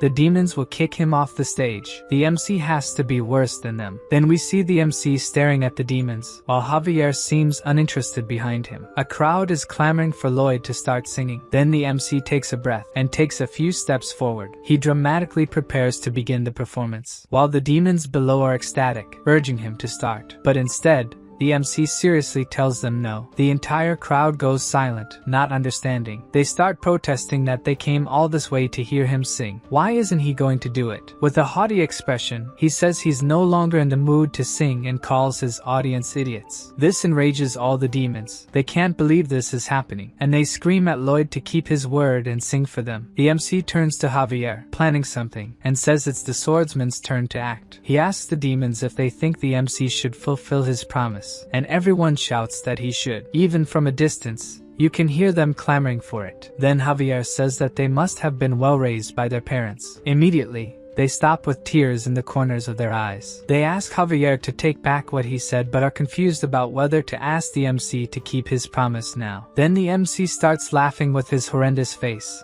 calling them idiots, saying it's very easy to mess with them. Angry and almost crying, the demons say they can't stand it. Lloyd continues to laugh at them, saying that if they want to get him, they'll have to come up here, leaving the demons furious. The MC's plan is to drive them all completely mad with rage so he can then make them free workers. Suddenly, we see Goming flying over the demons. Lloyd is on top of the bird, further irritating the demons and telling them to catch him if they can. Furious, they shout that they will catch the MC. Then Goming lands on a rock surrounded by the lava of hell, and the MC continues taunting, saying they can't reach him there. One of the demons grabs a long pole and starts running, trying to jump to the island where Lloyd is. But the MC throws a rock at the guy. It hits the demon right in the face, making him lose his balance mid-jump. His companions are shocked that a human can be so malicious. Fortunately, the demon who thought he would burn in the sea of lava falls onto a rock near Lloyd and looks at the MC, frightened. In return, he has a disgusted look, saying it was close. In shock,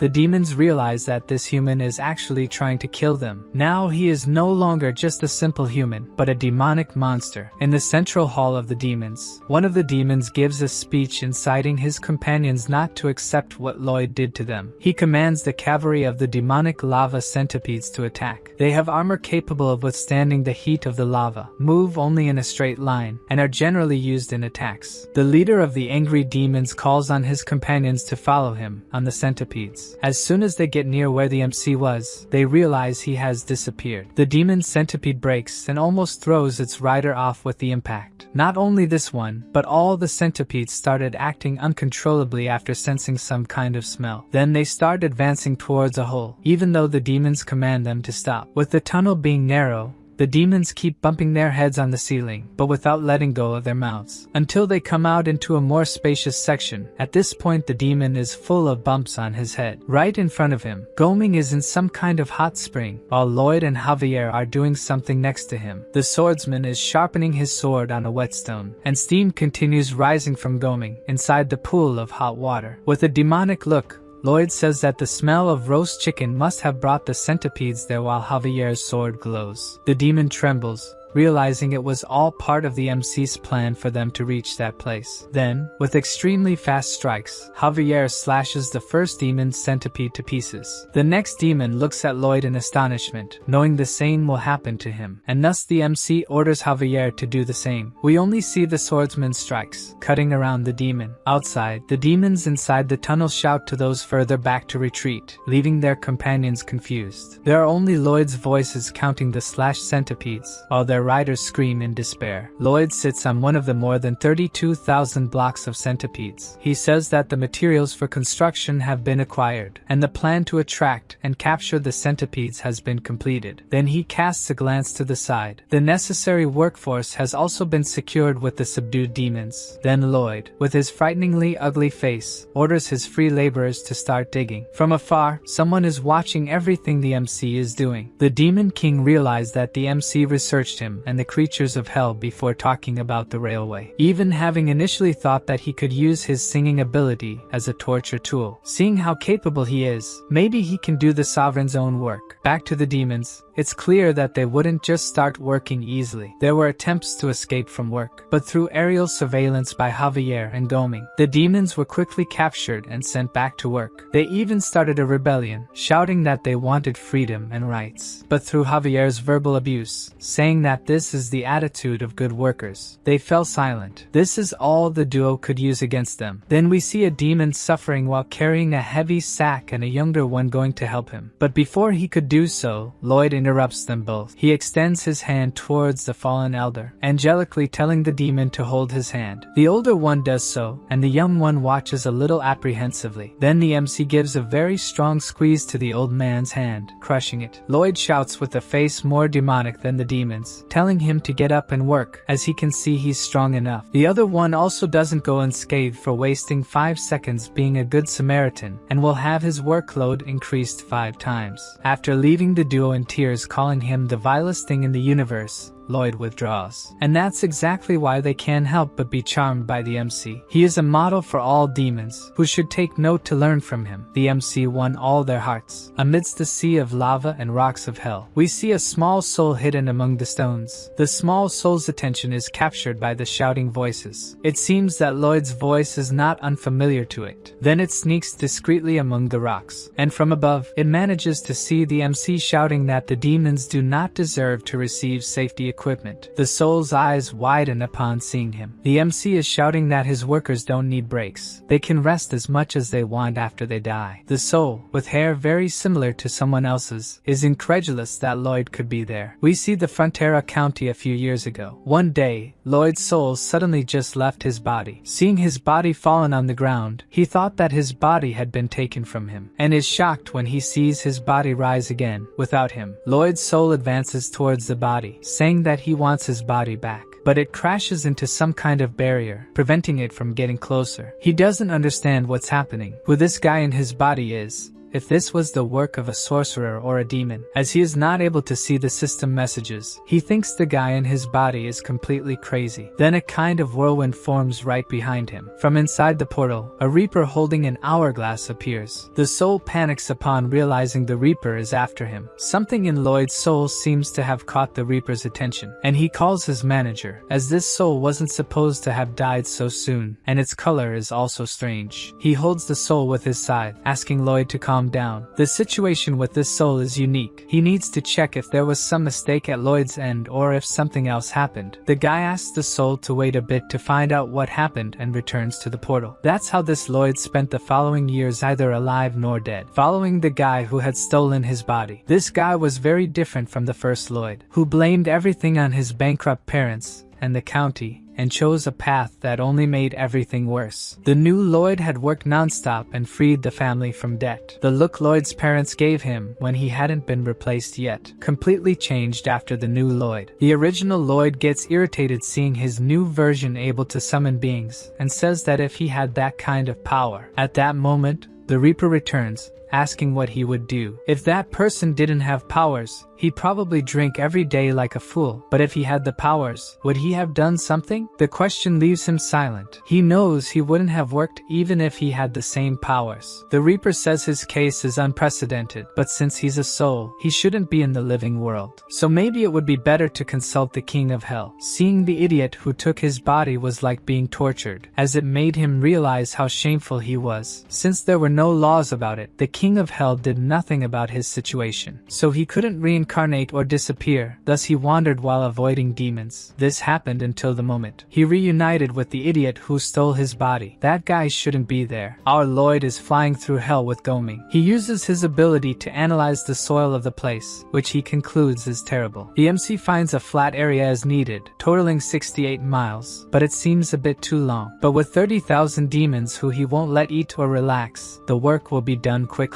He dismounts from Goming, who is exhausted, and goes to check if there's any problem with the soil. While distracted by this, the original Lloyd's soul hits his face. Its force begins to twist the MC's face, pushing him back with a disproportionate force for such a small soul. With the blow, Lloyd even falls to the ground, and gets up angrily to see who did this to him. As soon as he does, the soul hits him with kicks in both eyes. While the MC screams in pain, the soul keeps jumping on him, calling him various names. But Padong appears behind him, grabbing the soul by the shoulder, then punches the soul in the stomach, making it spit out with the blow. Lloyd's soul is dragged by the guinea pig and doesn't stop cursing him. Then Padong throws him to Bibyong to hold, and Lloyd appears, possessed, asking who the soul thinks it is. Looking closely at his face, the soul is also horrified that the MC can be so ugly. Then our Lloyd realizes something and asks if that is the soul of Lloyd Frontera. The true Lloyd's soul screams that the other Lloyd is a fake and stole his body. The MC looks at the soul apprehensively, so it was in hell that the real Lloyd was. The soul wants to know why he died so early. If he was able to steal his body, he should have at least lived longer. He cries, saying that his parents were finally happy because he had become someone, and they must be devastated now, telling him to go back to the living world. Hearing such things leaves the MC uneasy. He asks the soul to calm down, but it can't and keeps shouting that it won't calm down. Then Padong takes drastic measures, shoulders, punching him. Little Lloyd goes silent, and the MC says he now seems ready to talk, so they can resolve this. But the soul starts calling him a body thief again, and Padong seems to enjoy hitting him, so the guinea pig tries to calm the soul with its special way again, making it stay silent this time. The MC explains that he's not there because he died, but to complete a construction contract with the King of Hell. He also didn't steal any body and was quite confused when he woke up in Lloyd's body, but the soul doesn't believe it and wants to know who he is. Our Lloyd says he is a young and timid loser from South Korea who studied civil engineering named Suho Kim. As the soul remains silent, the MC thinks it believed what he said this time. Not far from them, Javier is monitoring the demon's work on the construction. He can hear the soul saying that as soon as the MC entered his body, he became like this and tells the MC to fix it. But our Lloyd retorts, there's no reason for that because the county is doing much better with him. Javier can only feel Suho Kim, so it seems he's talking to himself, but by the way he talks, he is sure that the real Lloyd Frontera is there. The soul screams that it could have had a great life if not for Lloyd. It's his fault he became an unregistered spirit. He wants Lloyd to fix it since it's all his fault. After thinking a bit, the MC proposes something to the small soul. He won't gain anything by helping the soul, so it's better for him to continue enjoying his life and the soul its life. Little Lloyd can hardly believe what he just heard. Then the MC bids farewell and starts walking, and the soul runs after him, calling him a moral fraud. Before he could continue the pursuit, he takes another nice punch from Padong and lies lamenting on the ground. The MC glances briefly at the fallen soul, which is weeping for being left in that situation. Lloyd thinks the real son is in that place, and stops walking thoughtful. Irritated with himself, he curses, messing with his hair, then calls the soul's attention, still lying on the ground. He asks what he has to do for Lloyd to stop whining, but the soul shouts that he should figure it out himself. In response to the petulance, he gets another slap, and the two start arguing again, with the soul calling him a fake and the MC saying it hurts to hear such things. He tells the soul to stay quiet until the construction is finished and he'll help him afterward, putting it in his pocket, even with it protesting, inside the MC's coat. We can see that the soul is not alone. Now it will stay with all of Lloyd's pets. He tells the pets to keep the soul quiet. It's better to finish this project soon to focus on taking care of this soul. The first stage is to build the reading bed, then they will use volcanic gravel to make the terrain. Stage 3 is to place the cross ties made with the tied legs of the centipedes. Then in the fourth stage, they assemble the rails that Javier made with the centipede's shells. In the fifth stage, it's Padong's turn to act, who starts jumping on the rails. Since this is not a construction done with the latest methods, each trip will be hell. But that's not his problem. Lloyd tells Javier to supervise the work because he is going to inspect. The real Lloyd is surprised. He already thought the protagonist worked a lot, but he has been working non-stop for a month. When does he go out for a drink? When does he have fun? Then he reflects on what kind of life this is, while remembering death, asking him if he would work the same way if he had powers. But he realizes that the problem was never the difficulties, but his lack of will and effort. Padong keeps jumping on the tracks to help Lloyd with the construction. And with that, the ground trembles and a lot of noise echoes through hell. Inside the lava lake, a suspicious movement starts to speak something, saying that it has been asleep for 20,000 years and now someone is making all this noise. And Padong keeps jumping and making a lot of noise, until the being in the lava lake decides to emerge, saying it can't stand this mess anymore. The creature rises slowly, carrying with it a mass of lava. And to my surprise, the monster is a fusion of Electabuzz, Magmar, and Snorlax. Irritated, Lloyd questions why something always has to happen when he is trying to build something. The monster, called Dunkleos by the demons, was supposed to sleep for another 100,000 years, but it couldn't stand the annoying noise of the MC, who is the first to run away from the monster, pushing the demons out of his way. Looking at the railway under construction, Dunkleos asks if that is what's making the noise and if stepping on it will make it stop. Furious, the monster kicks the railroad tracks. At that moment, Lloyd stops running. He curses Dunkleos and heads towards the monster. The MC, irritated, says that life can be a bit noisy sometimes and he shouldn't care or behave like that. The monster can't believe Lloyd is yelling at him since he is the wrong one in this story. Their argument excites the demons, many of them rooting for the human. Dunkleos, wanting to end the argument quickly, proposes they decide in a fight who will survive. With that, the MC calls for Javier, who appears at his side with his shining wings. Furiously, Lloyd orders the swordsman to cut the monster into pieces, but his wings disappear, and the master swordsman just looks at the MC. Exploding with irritation, he asks what Javier is waiting for to attack. The swordsman explains that he thinks they are the ones who are wrong and should apologize, which the MC thinks is nonsense. He yells that only he can be the victim and everyone should think so too. The demons who hear this are ecstatic since the MC is on a completely different level of evil and selfishness. Meanwhile, Dunkleoz is about to step on the duo. As he does so, the impact of his foot opens a crater in the ground. Lava starts to gush from the ground, which breaks with the attack. Fortunately, the MC is saved from being trampled by Javier, who can now fly. The swordsman places Lloyd on a rock in the middle of the lava and heads towards Dunkleoz, with his sword drawn to attack him. The master swordsman slashes the lava monster, which is cut into several pieces. While the pieces are suspended, they start to move in the air. By Javier's expression, this is not good. Quickly, Dunkleoz's parts come together to regenerate the monster. As he returns to normal, he is completely indignant that they attacked him. Farther away, the MC is incredulous that Javier's attack didn't work. Dunkleoz takes a deep breath, then spits a huge blast of lava, which goes straight towards Javier, who is apprehensive. He makes several quick strikes to prevent the lava from hitting him. The deflected lava splashes onto the rock where Lloyd is, and he yells at Javier to be careful. But the swordsman just looks at him, laughing at the situation, and dodges another attack, while the MC keeps screaming for him to stop having fun or he will end up killing him. Then Javier literally flies towards the lava monster and starts attacking him with his aura sword, making several gashes in Dunkleoz, and more pieces of the monster are thrown, only to unite once again. Dunkleoz, whole again, screams to everyone that he is invincible. Calling Javier a bully,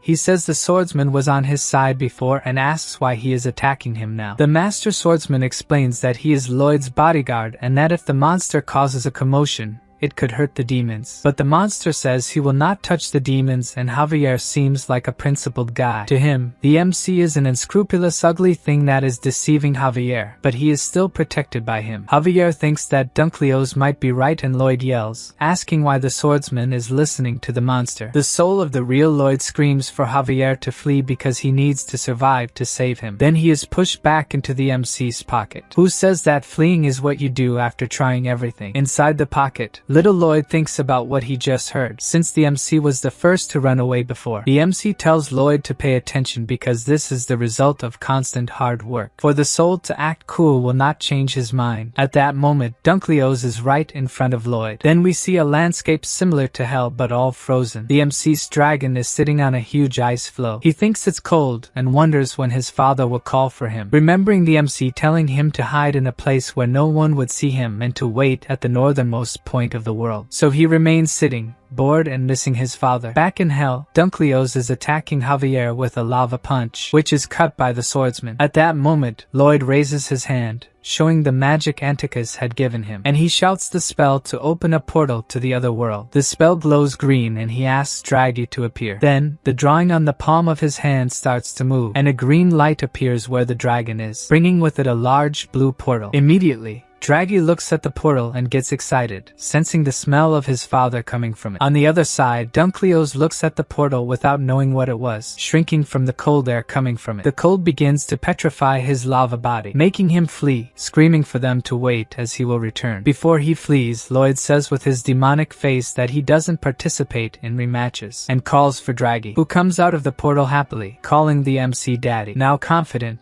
the MC asks if Dunkleoz is cold. He points to the ball of lava that is fleeing, and Draghi appears right behind the monster, giving him a loving icy hug. For Draghi, the hug is very warm, but for Dunkleoz, who is made of lava, the hug is too cold, and he ends up being petrified as the lava cools. Victorious, the MC approaches, laughing malevolently. He asks Draghi to move away from Dunkleoz now, and launches several aura attacks with his shovel at the monster, which, turned into stone, breaks into several pieces. The demons watching the fight are shocked. Dunkleoz, the most powerful being in hell, has just been defeated. Even the soul of the real Lloyd peeks out from the MC's coat, amazed that he defeated that terrifying monster, and remembers the MC telling him to just watch, as that was the result of hard work. So he wonders what he has to show for his life, ending up admitting that the MC is an incredible guy. Suddenly, Lloyd hears the monster screaming that he is Dunkleoz, the immortal, and sees a small glimmer coming from the petrified lava. Then Dunkleoz emerges from it, roaring, but this time time, he is the size of the MC's dolls. The small monster screams that in a million years he will be huge again and will crush Lloyd, who just stares at the creature's new form, then laughs horribly, saying that he will have died long before that time. This makes Dunkleo's cry lava tears, shouting that he hates the MC because he is evil. Lloyd continues with his scary face, saying that if he is angry he should fight him, and the monster flees. The soul of the real Lloyd appears in the corner of the coat again, retracting what he thought about the MC being incredible, finding him just human trash. With the cold wind, the system announces that Lloyd has gained a new title, which gives him the power not to suffer from hypothermia even in freezing cold. With the new ability, he won't have to worry about extremely cold or hot weather. Then something behind him catches his attention. Behind him, all the demons are kneeling. One of them says that the MC is the biggest human trash in the world. Everyone there admires him for that and works for him as a result. Now they respect him as the best singer in hell and the one who defeated the great Dunkleos and will obey his commands. Lloyd gives a discreet laugh and says they are all pathetic for volunteering to be his slaves. For the demons, hearing from Lloyd that they are pathetic is invigorating. However, one of the demons says there is currently a problem. The freezing air coming from the portal makes the beings of hell very uncomfortable and could harm their ecosystem, needing to be closed. But Lloyd plays dumb, asking what portal and cold air the demon is talking about. The demon just stares at him, knowing it's impossible for the MC not to know what he is talking about. With his shirt collar flying in the cold wind, Lloyd continues to say nothing, as if he is unaware of the portal. The demon reinforces that everyone saw the MC open the portal, but he continues to pretend not to know about it. Lloyd says he doesn't know what they are talking about, and orders the demons to get back to work. He turns, leaving the demons behind him, while the cold wind continues to come from the portal. The demons realize that Lloyd will continue to pretend not to know about the portal and has no intention of closing it. How could they not love a human like him? With their loyalty assured, it is time to start the final part of the construction. Lloyd's soul wonders if the construction will resume now, worried about when the MC will start helping him. Looking at a huge pool of lava, Lloyd says that if they can cross it, the construction will be expedited by 2 days. Then, with a corner smile, he summons Draggy to take care of it. The dragon unleashes an attack that traverses the entire river of lava, leaving Lloyd's other pets amazed at his power. Then the MC asks him to make the roadbed. Meanwhile, the other pets just watch without doing anything. The MC continues to ask Draggy to fetch stones and pierce mountains. Then he hugs his dragon, happy with his efficiency. This whole affection for the dragon irritates the other pets, who are furious with the attention given only to Draggy. A bit later, we see the dragon sitting on a cliff during a break in his work. Then a voice calling him buddy makes him look back. Padong, the pet spokesperson, says Draggy is presumptuous for doing some work and that experience triumphs over everything there. As soon as the dragon turns to them, everyone gets apprehensive. But Draggy doesn't seem bothered by what they said. Padong and the others try to understand what the dragon means. He shakes his head, calling his companions closer to him. Then the four start climbing on his back and have to hold on tight to Draggy to avoid being carried away by the strong wind, since the dragon takes off at high speed. But they all find it fun, enjoying the ride on his back. Thus, Draggy becomes a member of Padong's group, their new companion. From the ground, Lloyd watches their ride, amazed at Draggy's sociability. Then, the soul of the real Lloyd appears, calling the MC scum, saying angrily that the MC only wants to deceive him. The MC asks what he is talking about. The soul, nervous, says that Lloyd promised he would help him, but only focuses on the project and must be planning to escape from him. With his evil face, the MC asks what the soul will do if that is indeed his plan. Nervous, he responds that Lloyd's face scared him and tells him to keep that horrible face away from him. The MC reminds the soul that this is its true appearance, and thanks to it, all the girls run away from him. Even so, the soul keeps saying that the body reflects the soul and that's why Lloyd is so ugly. The two continue to stare at each other angrily, until they say at the same time that they can't stand each other. The MC emphasizes that he is very busy now and doesn't know how he will help him. The soul starts screaming that the MC's job is to think about how to help him after ruining his whole life. He just listens irritated when Lloyd says that. In fact, he owes him no favor. The MC says that if it weren't for him, the real Lloyd would have died from drinking and his whole family family was destined to die, leaving the soul speechless for a moment. The MC adds that he saved all of them, and that's why Lloyd's soul should be kneeling, thanking him. Then the soul screams even more angrily that it's nonsense, and no sane person would believe it. Suddenly, the king of hell appears, seriously saying that everything the MC said was true. He says the soul has never been a source of happiness for anyone, and was destined to be a pathetic and worthless soul, leaving the little soul of Lloyd in shock this time. The king of hell wonders how much the MC really knows, and the MC takes the opportunity to respectfully ask the sovereign something. If the king knows how he ended up in that world, the king of hell looks at him silently, until he asks if Lloyd has no idea how it happened. The king says that a messenger from the upper world was on the MC's side and asks if he said anything to him, leaving Lloyd apprehensive that he might know about the messenger. The two just stare at each other, while the MC thinks that when he gave his mana to Javier before, the messenger mentioned this upper world. As soon as he starts asking about the upper world, he is interrupted by the king, who says he is not there to talk about that. When the railway is ready, he will have plenty of free time, and thanks to that, he can reserve some time now. The king watched the whole construction, and maintaining the railway doesn't seem difficult, except for the train cars. While the sovereign says that Lloyd could make a manual on maintaining them, the MC realizes something, and smiles as soon as he understands. He bows, saying that he will prepare manuals for everything needed. Then the sovereign asks what he will want in return, and Lloyd humbly asks for a pass to use the reincarnation portal. The real Lloyd's soul watches as the MC says he only wants it if it comes with transfer rights. The sovereign explains that this limitation does not exist, and the MC can give this pass to whomever he wants, even to the red smurf clinging to the MC's leg. Knowing this, the small soul of Lloyd can only look up, crying. The MC looks at her with his ugly face, wondering if that annoying thing is happy now. Then we see one of the railway cart wheels. Several demons are desperately trying to pull the cart. One of them is changing color from the effort, complaining that the work is too heavy. The MC appears, saying that the guy is pale and should take a break. Excited, the demon asks if he can really rest. Confirming that he can, the MC throws him off the tracks, calling the demon a useless cog. With the MC's kick, the demon rolls off the side of the tracks, leaving his companions scared. With a horrible face, Lloyd says he can help if anyone else is feeling tired. Afraid of meeting the same fate, the other demons work even harder. On the other hand, the demon thrown off the tracks feels that being treated like trash by Lloyd made his heart race, even making him blush. Meanwhile, the soul catches Lloyd's attention, calling him a fraud once again. He asks if the MC is really giving him the reincarnation pass. Lloyd says the question doesn't make sense since the pass is already in his hands. Then,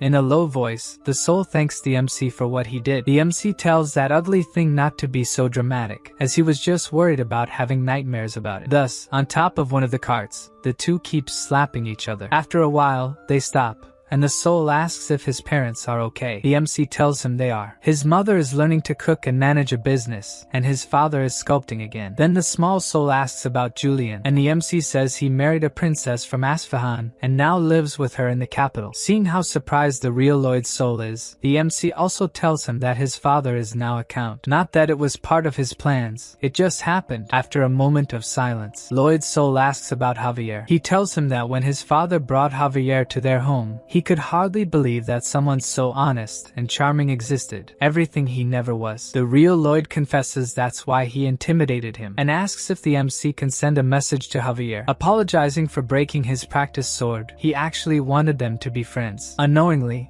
Javier is listening to their conversation. He also asks the MC to tell his parents he's very sorry. Then we see the small soul in front of the reincarnation gate. He takes a look back, realizing that the MC is standing behind him. He begins to say something about maybe being lucky enough to be born a human again. But before finishing the sentence, our Lloyd kicks him. He flies towards the gate, shouting curses at the MC, who, in turn, says he couldn't stand the soul whining pathetically like a loser anymore. As he is being sucked in, the soul yells that in the next life he will do his best, making the MC look like nothing, that he will be someone amazing and the whole world will be grateful for his birth. In the end, we only see his tears flowing, and the MC looking at him, seeming satisfied. With a smile, he says the soul should really try to be better, and that it's very hard. The soul gives one last smile to the MC, turning blue, and starts disappearing as it enters the portal, ending up as just a blue dust. Now our protagonist has a serious expression. He has completed his mission, and now it's time to receive his payment. Then we see Anticus's soul, joyful, free from the glass dome. With a snap of the Hell King's fingers, it disappears from hell. The sovereign says that, as promised, Anticus's soul was freed. Lloyd thinks he should just leave now and about how his entrance into the Dragon Club will be affected. The king tells him that time passes differently there, and in their world, only about 5 hours must have passed. He will open a portal for them to return, and then his kindness will come to an end. With a smile, he says he is looking forward to his next meeting with the MC. The MC wonders what the sovereign meant by that. When he was about to say he didn't plan on seeing him again, the king opens a portal that sends them back. Thus, Javier and Lloyd reappear. The MC says he has no intention of returning to hell, even though Javier thinks the master felt at home there. Then Lloyd recalls that Javier also enjoyed talking with the demons. He then goes on asking where his Dragon Club membership is if the dragon tricked him. Javier calls his master to see something. There is a red light like fire shining right in front of them. The light is, in fact,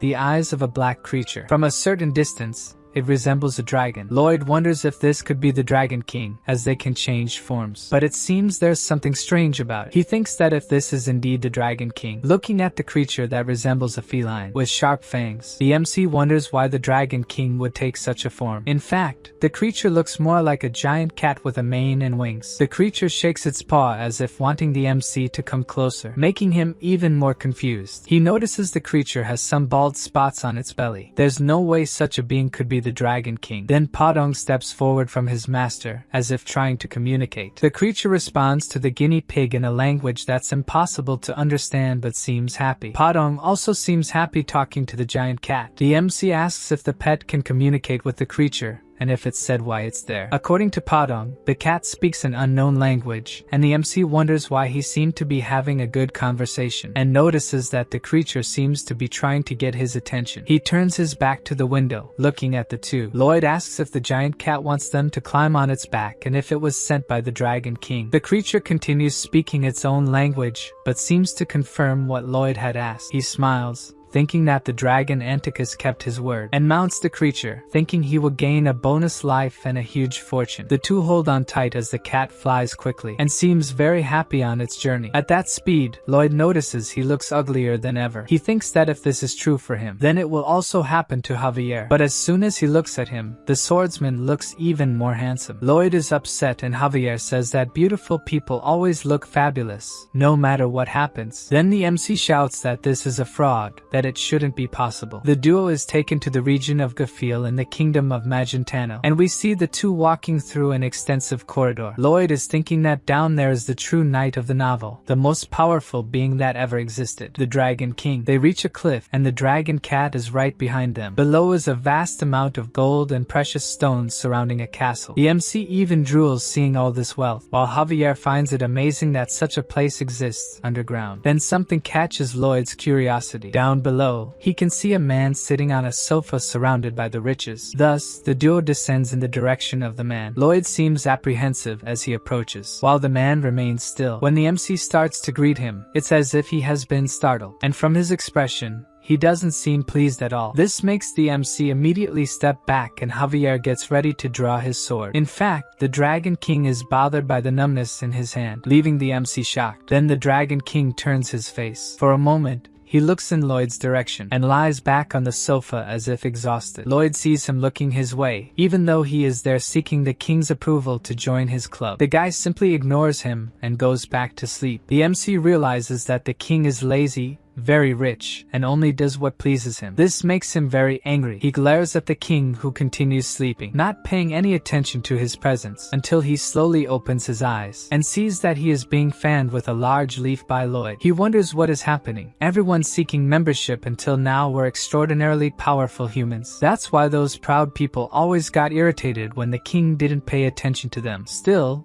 the man in front of him is fanning him, and the king wonders if he's trying to please him. He looks at Lloyd, who doesn't stop fanning him, thinking that the MC is happy, giving his best at what he is doing. This makes the king like him, and as a symbol of this gratitude, he intends to sleep very well. The MC realizes that the king has fallen into a deep sleep, and with his evil grin, thinks that the first stage of his plan was a success and will start the next one. Javier warns him not to do anything thoughtlessly, as he feels the dragon is as powerful as the Hell King. Lloyd Lloyd just fills the cup he had taken earlier with water. Javier doesn't understand what he is doing, and laughing, the MC says he's just preparing a glass of water for when the king wakes up. A being who disrespects others while having so much money and power and doesn't care how it affects others is someone Lloyd is willing to risk his life to approach. At that moment, Javier realizes that the master is serious about this. While the Dragon King sleeps, Lloyd, sitting on a throne and covered in jewels, pretends to be a wealthy noble threatening others. The target of the threat, also played by him, apologizes for being poor and not knowing who the noble was. The noble throws several jewels at the servant, telling the lowly being to pick them up and become rich. While the servant protects himself from the heavy jewels hitting him, noble Lloyd continues to throw gold, saying that the path to wealth is painful, calling the servant a fool. With open arms, he accepts all the jewels and asks the nobleman to keep throwing more. Javier watches his master throwing gold pieces in his little theater, and starts to think this isn't good. Somehow, he began to find it amusing. Suddenly, the nobleman Lloyd becomes apprehensive about something, making Javier curious about what could have happened. Then he angrily shouts that he is hungry and must eat, as a nobleman should never feel hunger. Staring at his master, the swordsman thinks that the MC has the mentality of a typical poor man. Lloyd finds the place amazing, having just dug up and found some kind of vegetable. Then Padong calls his attention to see something. He can hardly believe that Padong has found kimchi. He must be in paradise. Lying on a pile of gold and jewels, he delights in eating the kimchi and a type of sweet potato he found. Javier tells him that it doesn't seem like the king will wake up soon and asks how long the MC will keep doing these things. With a silly look of satisfaction,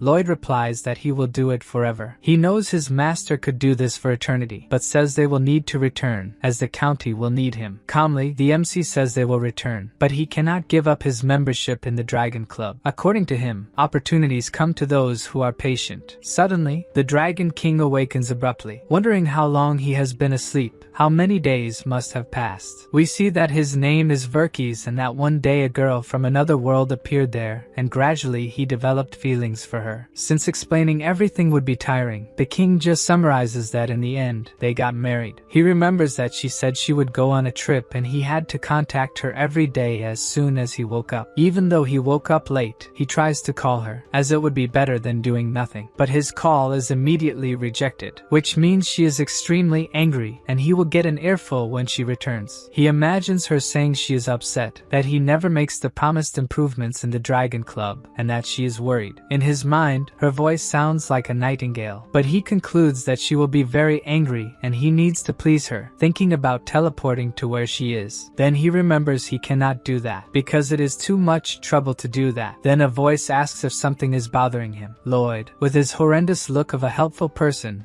is staring at the king, who is startled, shooting rays from his eyes and asking if he is some creature from hell. The rays pass right by Lloyd and explode in the distance as if a bomb had fallen there. Then the helpful look on the MC's face transforms into a mix of astonishment and apprehension. He says again to the king politely that if something is bothering him, he can try to help. The king says the MC is indeed obsessive, as he almost killed him, but to the MC, it was only his fault for startling the king. Verkis really likes Lloyd and wonders how the MC knows him so well. The MC is using a secret sales tactic, where the product being sold, or the customer's needs are the last concerns. What really matters here is whether the buyer likes the person selling the item. Then the king asks if he would like to know what he is thinking, and the MC humbly confirms. The king says the MC must not have a girlfriend. With his face, there is no way he has one, and he surely has never been married either. Gradually, Lloyd's eyes fill with tears with all this frankness from the king. He says that a man like that would not understand the problems of a married man. The MC exposes that the king must be having problems with his wife and that he always mediated his parents' fights. Thinking he could trust him at least once, he begins to talk about his wife, but he is soon interrupted by Lloyd. He says he will guess the king's problems since it must be exhausting for him to speak. All this concern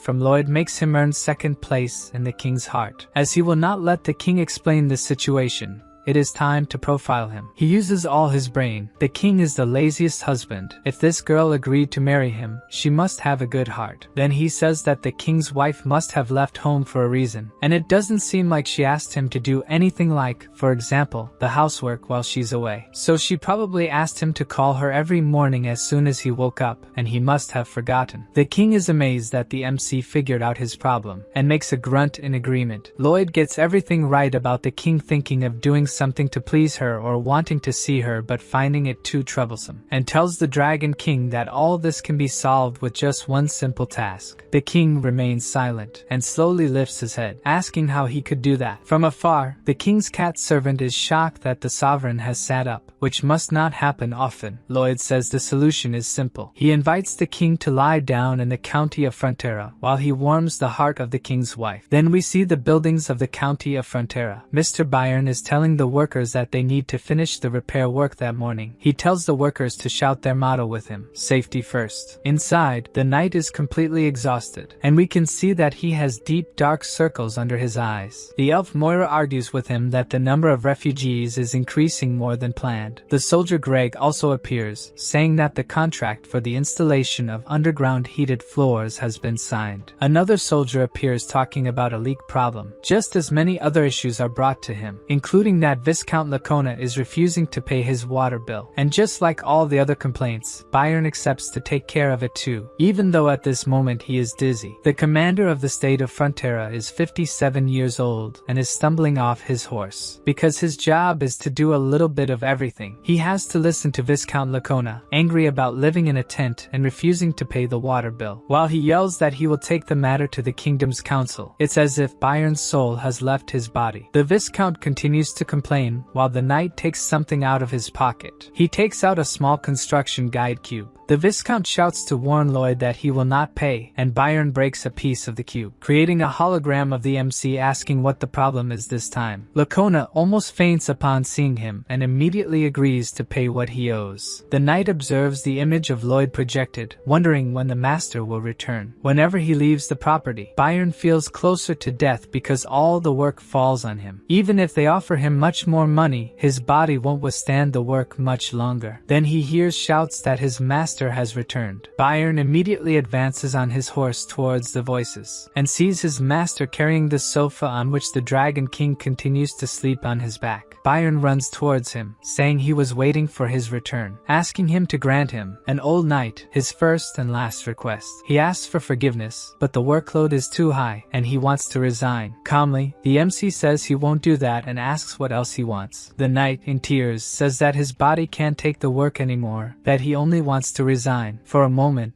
the MC looks at him thoughtfully. Then with an impassive expression, he walks past the knight and says that from that day, his payment will be 3 billion gold per year. Byron shouts to his master that this is not a monetary issue, and that he won't disappoint his master. It seems that it was a monetary issue in the end. Then Lloyd notices something right ahead. His parents and several people from the county he helped are gathered to welcome him. For a moment, he wonders what that feeling is, until he smiles when he understands that that place has become his home, and he smiles happily at them. Sometime later, at the Frontera mansion, sleepily, the king says that the deal is that Lloyd will wake him up every morning so he can call his wife, asking if by doing this, it will make up for not calling her for a month. Seriously, the MC says that it won't make up for it, and the king questions if he trusted him and was deceived. According to the MC, they will start over, with the king showing that now he is a sincere man by calling her every morning. The Dragon King just stares at Lloyd, then gives a slight smile, and goes back to sleep, while the MC tries to ask about membership in the Dragon Club. With a sleepy, trembling hand and calling him annoying, the king asks Lloyd to bring his neck closer. He draws a very crooked design on the MC's neck, saying it's his bonus life. The king congratulates him on now being a member of the Dragon Club and goes back to sleep.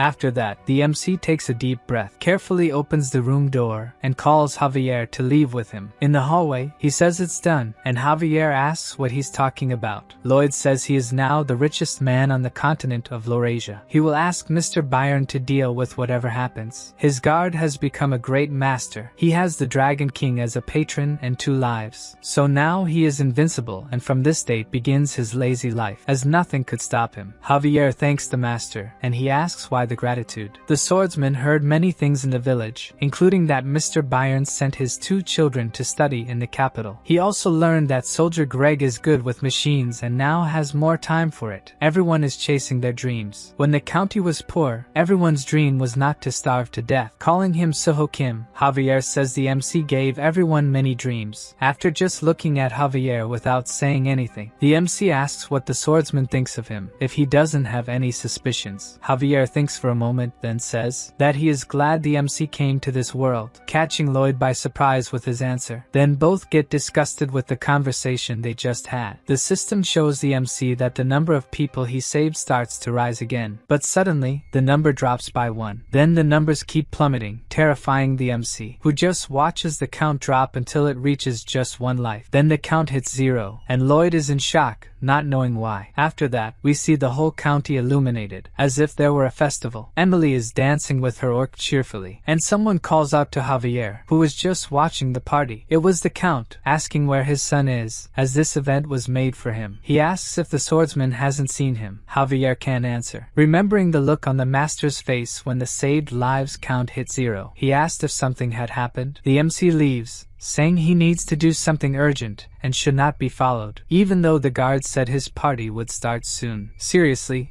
Lloyd says maybe there won't be any more parties, and leaves without saying anything else. Back in the present, Javier continues not to respond, and we see Lloyd running somewhere. The swordsman says he believes his master went to do what was necessary. Then we can see the whole county illuminated behind the MC. Javier continues, saying the master went to do what was necessary for there to be more parties like that, leaving the count not understanding what that meant. Alone, Lloyd shouts to the system that he wants to see the final spoiler. A system message asks if he really wants to use the final spoiler, and he selects yes. Then everything around him goes black. Another Lloyd behind him calls him Suho, saying he hopes he's seeing this because now he doesn't need to worry, because this is not the future that will happen. It's just one of the bad endings that can occur if he is foolish and doesn't see the final spoiler. But if he doesn't act after seeing this future will come true. On the day the MC saw the count of saved people hit 0, nothing happened, not in the following days. But about 3 years after that, a kind of red smoke starts to spread around Lloyd, and he reappears in a clearing. His parents were riding their horses without worries, making him wonder if something would happen to them. Back at the party, humans, elves, and orcs play instruments together, and the count and countess dance,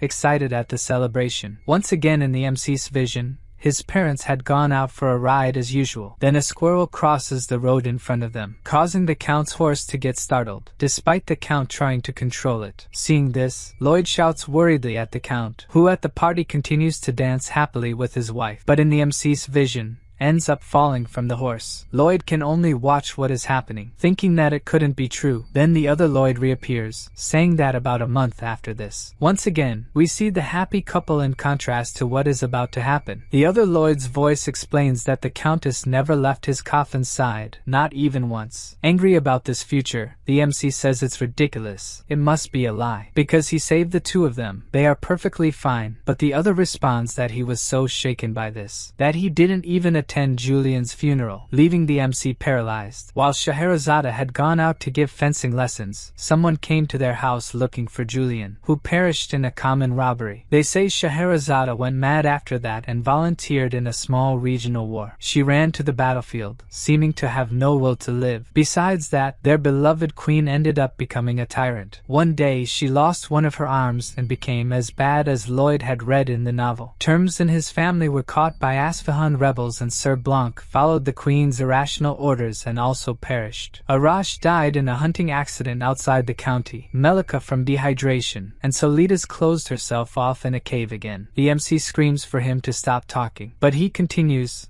saying that each of them will die. So the MC tries to punch him, but the attack goes through him. Lloyd keeps saying for the spoiler to end. However, the other Lloyd still asks what he thought of this ending. If after seeing all this, he still believes he can stop this ending. Then he chokes, and starts coughing uncontrollably over the table. Then his trembling hand falls, but soon stops moving, and the MC witnesses the vision of his own end. He is completely silent, remembering that he lost his parents in his original world without being able to do do anything. Then back to the county, which he observes from the top of the hill. The Count and Countess continue to dance without any clue of what awaits them in the future. Lloyd is fearful of losing everything he has again, but he is determined, and refuses to lose everyone for the second time. In tears, he says he won't stand by and watch this future happen. Then we see Draggy roaring. He is flying out of a lake, carrying Bibiang on his back, who is very excited, playing with his new friend. Meanwhile, at the Frontera mansion, it's time to wake up the Dragon King, who is sleeping deeply instead of calling his wife. Lloyd watches the king for a moment. Then he raises his hand, taking a deep breath. Then he uses his incredible musical talent to wake the sleeper. It works,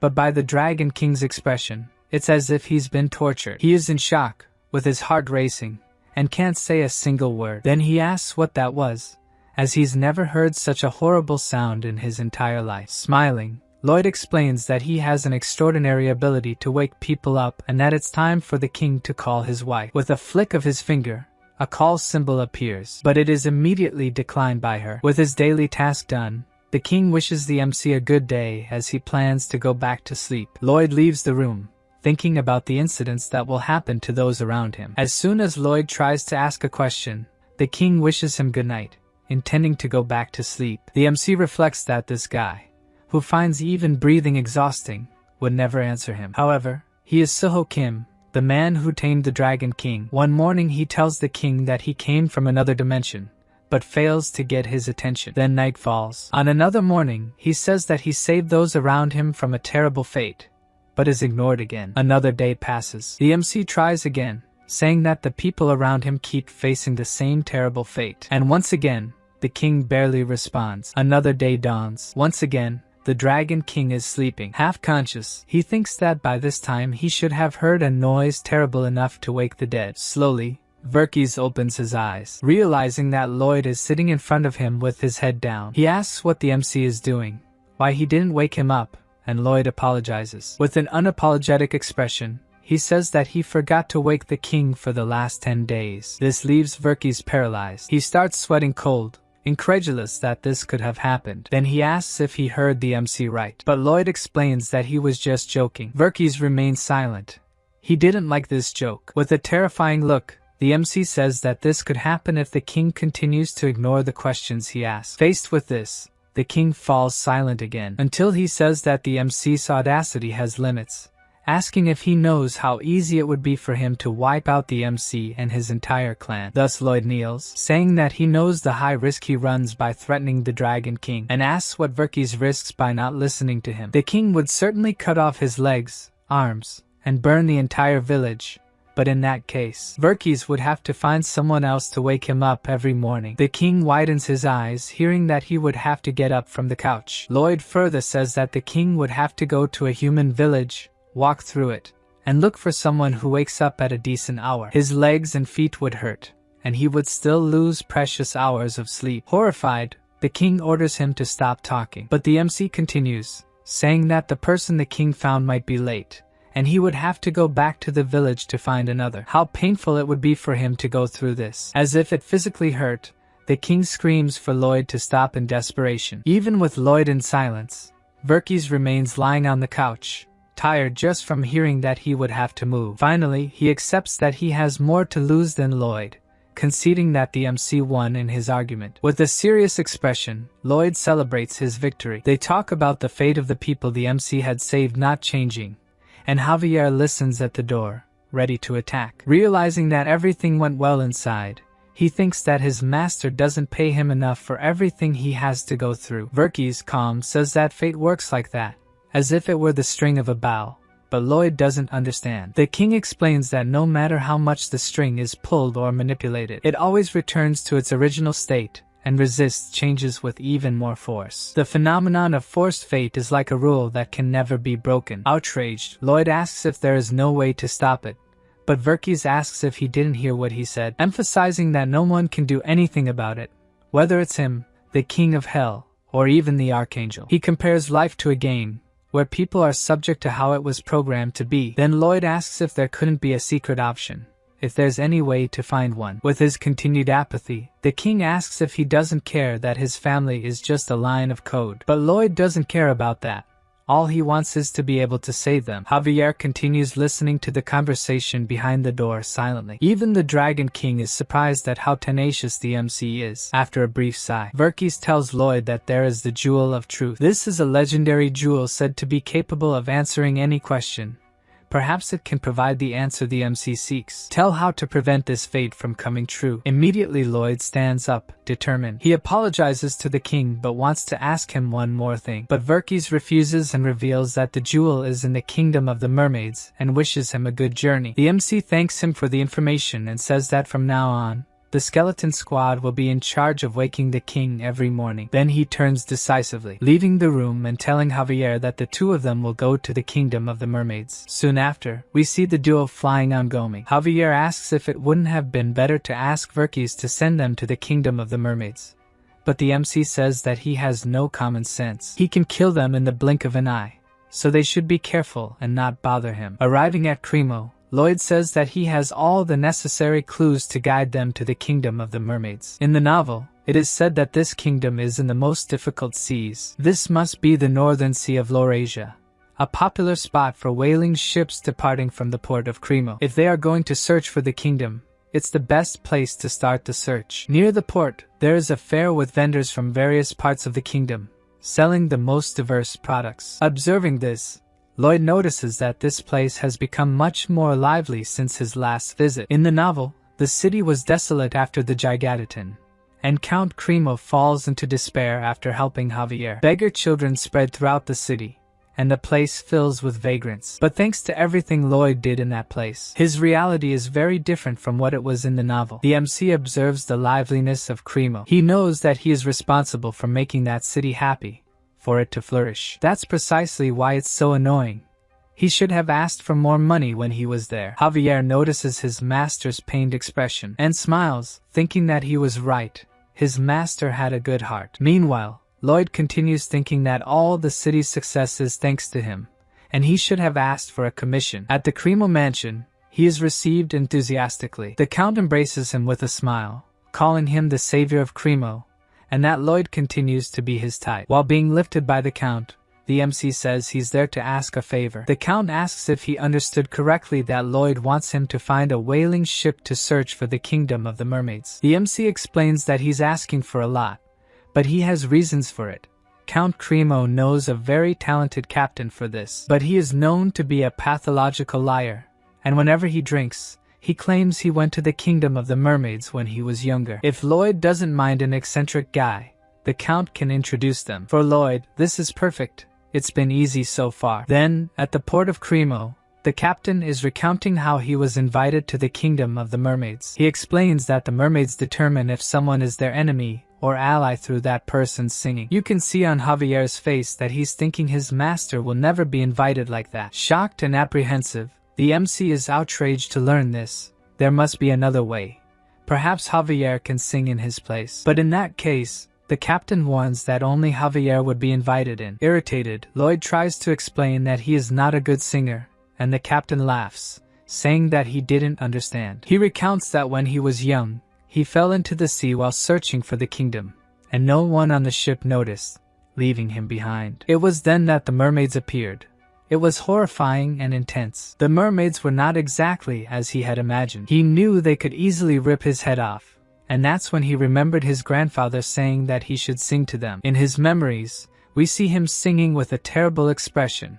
His voice must have been torturous. The captain sang like a terrifying banshee. At first, the mermaids made faces as if they couldn't stand the sound. But then something happened. Their ugly faces turned into gentle smiles. The mermaids don't listen to the rhythm or tone but to how true the person's heart is. Lloyd reflects on what he said, remembering his parents from this world. He thinks of his brother and Scheherazade, and all the important people to him in the county. After thinking of all the people he wants to save, the MC decides to hire the captain and his ship to take them to the Mermaid Kingdom. At first, he was only thinking about making a lot of money. The captain says they can't leave now because it's not yet whale season. But now Lloyd doesn't care as much about money and offers a large sum to the captain. Seeing the amount, the captain immediately changes his mind and says they will depart in 10 minutes. One night, a month after they set sail, they reach their destination. The MC chose not to ride Goming or Draghi on this mission, as the mermaids might see them as a threat. That's how desperate he is.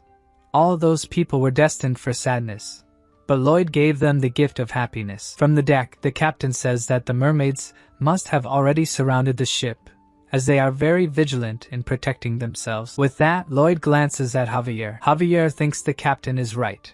There are hundreds of them surrounding the ship. The MC wants to protect these people's happy fate, no matter what he has to do, so he starts singing serenely, asking in his thoughts for the mermaid's help. They stare at Lloyd with a frightening gaze as he begins to sing. The MC sings to them without stopping, and looking at him, it doesn't even seem like he's such a bad singer. Soon the mermaids' expressions change, as if they were hypnotized by Lloyd's voice. Even Javier can't take his eyes off him. That voice comes straight from Suho Kim's heart, and the mermaids keep looking at Lloyd. Then, their eardrums explode with the infernal noise he produces. They throw a spear at him, breaking the part of the ship where he was standing. With a fierce expression, one of them shouts that this is a declaration of war.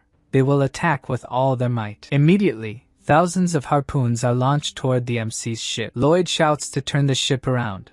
They need to escape quickly. The MC yells at the captain, who had said that if he sang with his heart, the mermaids would accept him. In response, he gets punched by the captain, who wants to know what's wrong with him. He shouts that he told Lloyd to sing, not to recite a curse. The poor MC takes the punch without reacting, sad that the plan didn't work. Even Javier asks if the MC's wish was to invade the mermaid kingdom, making him even more irritated. Javier jumps off the ship to attack them, but Lloyd says he should just buy time to change the ship's course. At that moment, the mermaids witness the beautiful Javier flying over them, and their leader orders them to stop the attack, leaving Lloyd wondering what is going on with them. The mermaid points to the swordsman, who also doesn't understand what they are planning. Then they make heart symbols and say that Javier can enter their kingdom. For a moment, he just observes them. Then, he looks in the direction of his master, who is crying expressionlessly on the ship, wishing they would all just go to hell. Before entering, Javier asks if the mermaids allow all of them to enter their kingdom. They agree,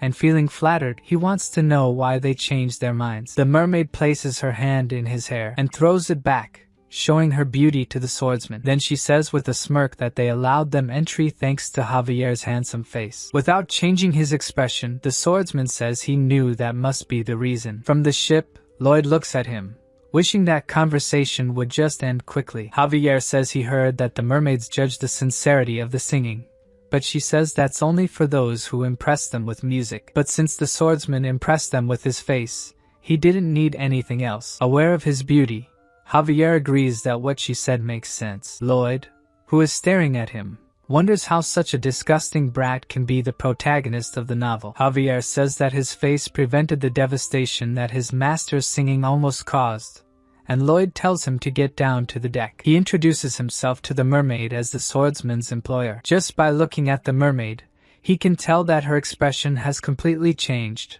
having to look at someone ugly. But as he has to win their favor, he says he is eternally grateful for being invited to enter their kingdom. The mermaid leader immediately shows that the invitation was not for Lloyd. He knew that and thinks that, as always, he will find a way to make things work. He needs to discover their weakness, open an opportunity. While the MC is thinking about this, Javier asks the mermaids if he can make a request. Their leader, mesmerized by Javier's face, agrees. Lloyd continues with his thoughtful expression, and neither of them says anything. Even when Javier looks at the master, who is starting to tear up, Lloyd wonders if it might be the salty sea air making his eyes water. From the MC's face, the swordsman knows that he must work hard and wishes him luck. Then the mermaid places a necklace around Javier's neck that allows him to breathe underwater and prevents pressure and temperature. When it's Lloyd's turn, they just throw the necklace at him. At least he was invited to the mermaid kingdom, no matter how sad he feels about how things turned out, as long as he can find the jewel of truth and save the county. Suddenly, he is caught by surprise when he sees a light coming from the ocean's depths. Getting closer, the MC's eyes widen. There is a gigantic octopus holding a city that seems to be in a dome. He can hardly believe that an octopus could be the size of a city. Lloyd asks the mermaid about the octopus,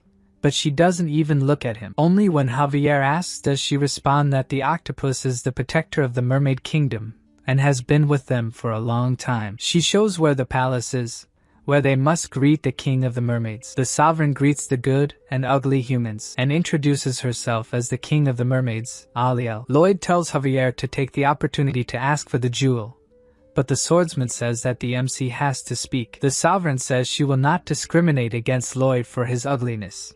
He should just turn his face when speaking. That certainly seems like discrimination, but the MC introduces himself, saying he came in search of the jewel of truth. But before he can finish asking to borrow it, the sovereign starts laughing. She says that if the jewel existed, she would lend it, but it is nothing more than a story from the age of myths, leaving Lloyd incredulous at the statement. She continues, saying that it is practically a legend and asks if he came all this way thinking the jewel existed. Lloyd tries to explain that the Dragon King mentioned the jewel, but to the Queen, he is just a bum who never gets off the couch. She adds that the MC's intelligence matches his face, which is why Verkis would never explain something like that to him. Lloyd curses the king in his thoughts, thinking he must be just an idiot. Aliel says that since Lloyd is so interested in the jewel, he should try asking the octopus about it, as it has been there since the age of myths. Lloyd is completely surprised, asking if the octopus can really talk, but the sovereign retorts,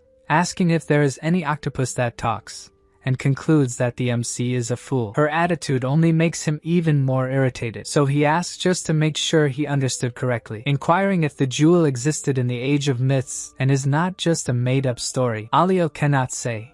Her predecessor said it was real, but no one in her generation has ever seen the jewel. To Lloyd, this means that at least the probability of the jewel's existence is not zero.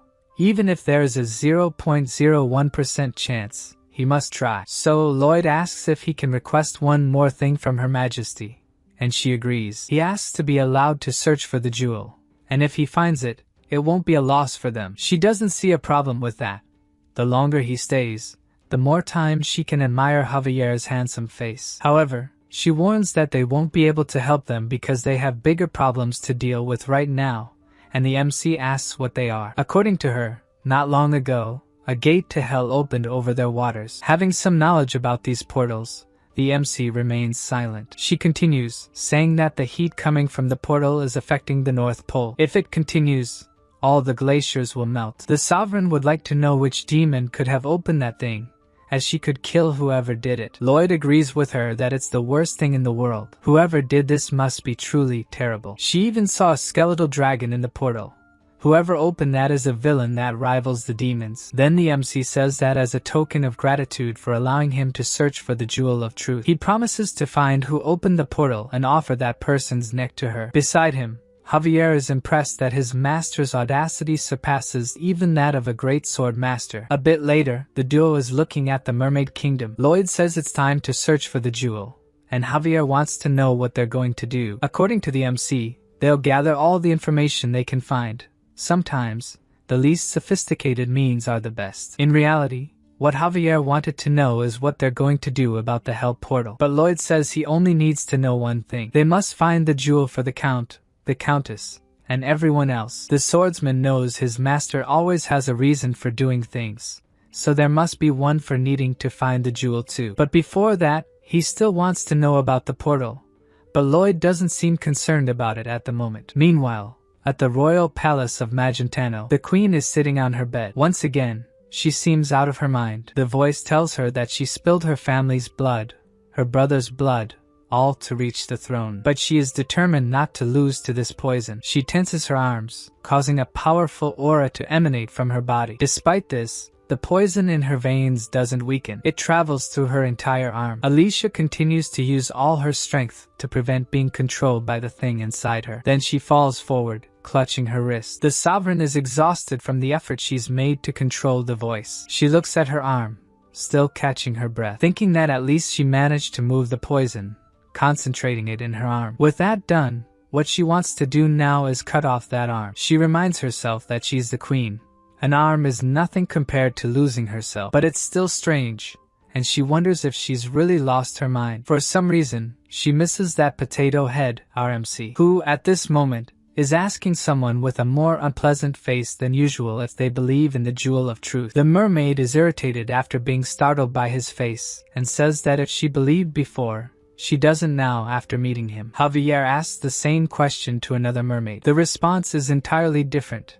They melt over the swordsman's beauty and say they heard there's a man searching for the jewel. They wouldn't mind if he were that man since he's so handsome. They explain that there was a merman searching for the jewel and offer to show where he is, while the MC is outraged, since they received completely different answers just because one is handsome and the other isn't. Javier apologizes for making his master feel bad about himself. Even while crying, Lloyd tells him that it's fine, it's just water since they're underwater. They arrive at a house that looks like a pineapple, only missing a sponge living in it. But who lives there is a merman who's excited that more people are after the jewel and asks if they'll join him. The system even informs Lloyd that he received a positive evaluation from the merman Rotorua right away. The MC explains, a bit surprised by the positive evaluation, that they're just wondering how much Rotorua knows about the jewel. He says his family has been searching for it for generations, and despite everyone laughing, the jewel was in the ocean until the second era of myths. Lloyd realizes the guy is a nerd who wants to share everything he knows with a companion,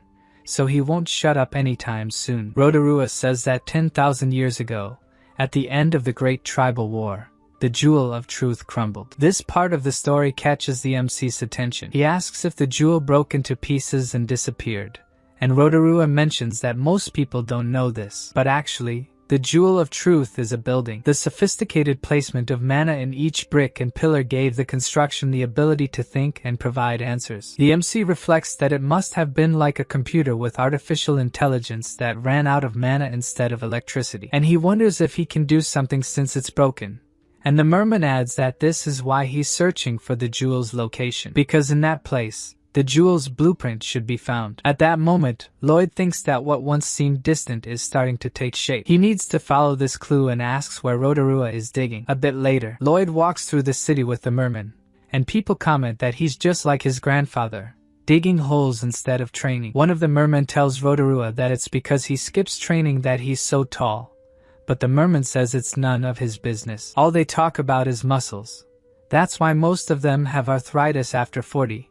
They don't take care of their insides. Rotorua yells that the guy lived long enough anyway, while the other enjoys Rotorua's massage, which leaves him tossed in a corner, complaining that he's always treated like an idiot by them. Changing the subject, Lloyd asks why his family still hasn't found the jewel if they've been digging for generations. Looking at the horizon, the merman explains the reason for this. It's because the northern sea is vast. He points to some holes, saying that he dug them, and he shows an exploration map with hundreds of markings of where they've already searched. At this rate, the MC thinks he won't have found it even when the mermaids evolve and grow wings. Lloyd reflects on whether digging is really their only option. Measuring it is useless due to 10,000 years of sediment. If Javier uses his power to sweep the ocean floor, the blueprints might get blown away.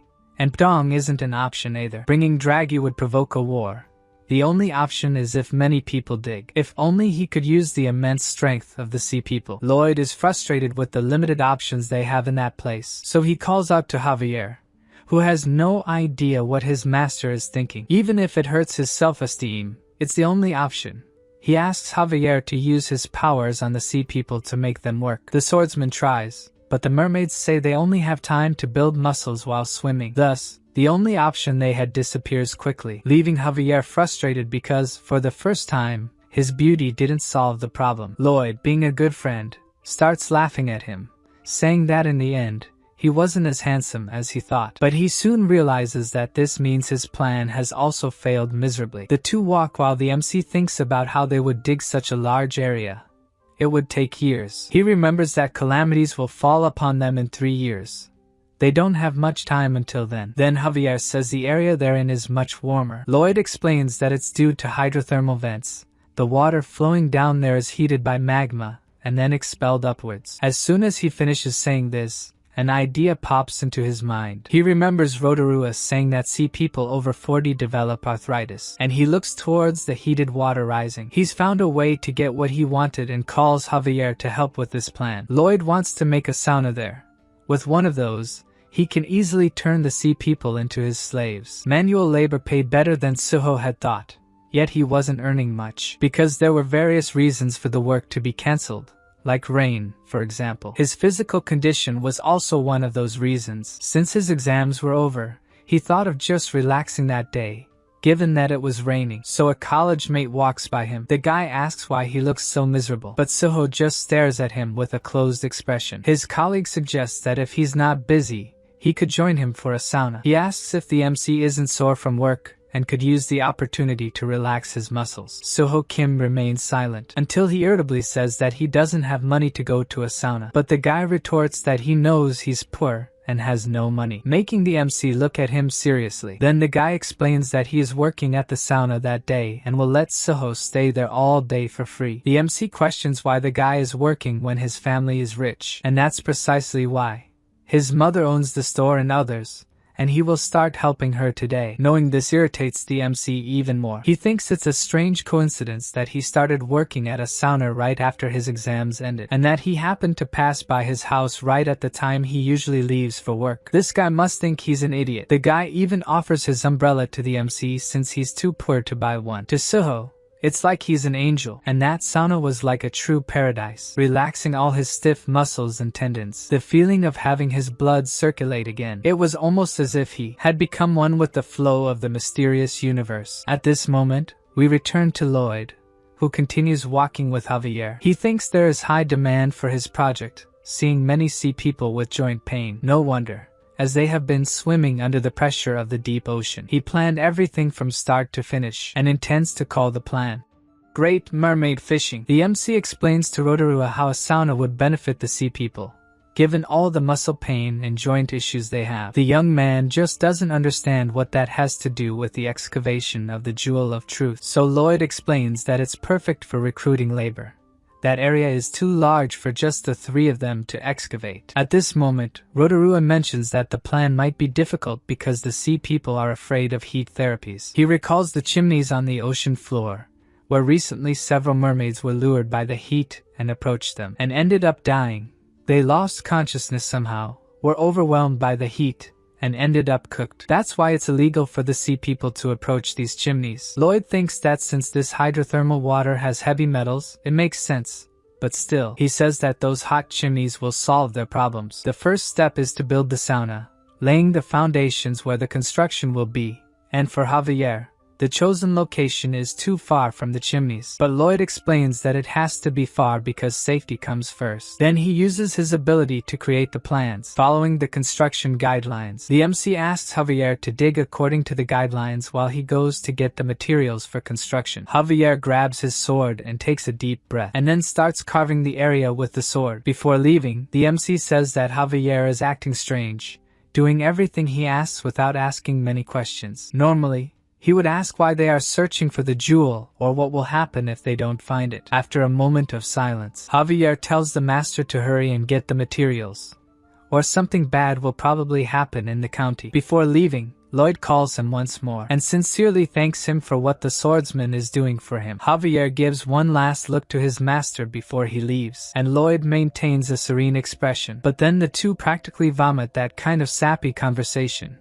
It's not their style. The second step of the plan is to obtain the materials, and Lloyd is sure that the chimneys will solve all their problems. He jumps towards one of them, looking for the creature that lives near it, which will provide all the materials they need for construction. What he was looking for was right ahead, the giant tubular worm, which, as soon as it senses the MC's presence, shoots some kind of liquid. Part 1 of Step 2 is to collect this fluid from it to be used as adhesive and finishing. And Part 2 of Step 2 is to gather the external tubes to be used as pipes, which doesn't seem very easy. Step 3 is to place the pipes and connect them to the chimneys. Step 4 is to run the pipes through all the rooms and then apply the finishing touches, and adjust the flow in the pipes to control the temperature in each room. Lloyd says that now comes the most important part, inquiring about the main point of a sauna. The themed rooms.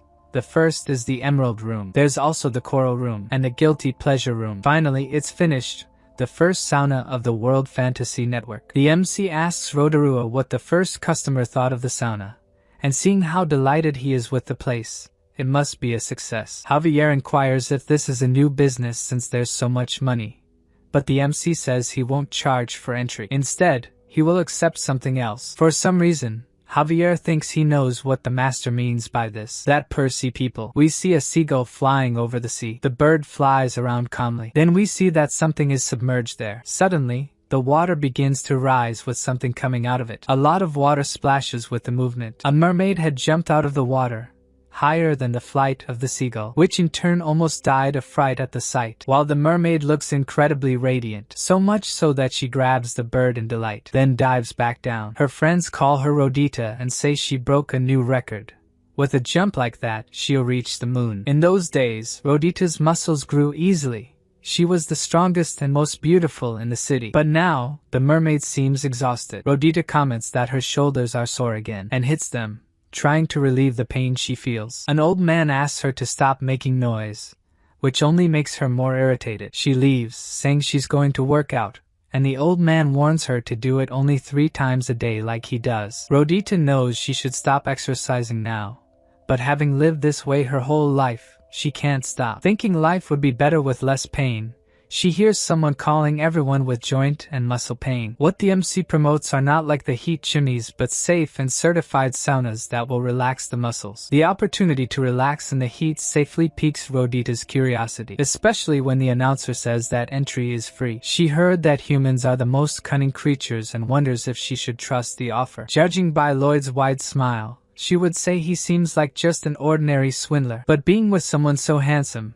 he wouldn't do anything bad, and there shouldn't be any scam with the sauna. Even if it's some kind of scam, she decides to try the sauna. Her expression changes as it starts to warm up. The sauna heats up a little more, and Rhodita's eyes widen. She feels like in the old days, when she was young and pain-free. As soon as she leaves, she goes home to tell her husband to go to the sauna with her, mentioning that it's free for a week. Lloyd greets them with a smile, wishing them to relax thoroughly, which is exactly what the couple does, in ecstasy at the place. The MC thanks them for coming for 5 consecutive days, saying their eyes even look brighter now. They mention they have been working out together and are more vigorous, and Lloyd says he's glad to hear that. Not just them, but many other sea people are more than satisfied with the sauna. With his commercial smile, the MC thanks them, saying that their happiness is his own, and says he hopes to see them again the next day and the day after. With that, the days go by, and this time, Lloyd is no longer smiling. Instead, he stares at Rhodita sitting at a table with some contracts. She glances toward the sauna, which is locked that day. She questions why it's closed, and Lloyd explains that the special event period has ended. From now on, entry is restricted to members only, and he asks her to sign up. Handing her a form, she wonders if all they need to do is sign to use the sauna again. The first clause states that only members can use the sauna facilities. Each member can use the sauna for up to 12 hours a day, which starts to displease her. Each member must also pay a usage fee every time they use the facilities. According to Lloyd, the fee will not be paid with money, but with work. The amount of work required is half the time spent in the sauna. If someone stays for 5 hours, they have to work for 3 hours. The work must be done within 48 hours after using the sauna. For a session not worked, access will be denied for 10 days. The penalty increases until expulsion, and the mermaid's outrage is such that she grabs Lloyd by the collar, asking why someone like him would dare to use them. Mermaid's so proud. Rhodita asserts that they have lived well without that silly sauna and will not get involved in that scam. With his hand on his injury, Lloyd says that he cannot force them to join.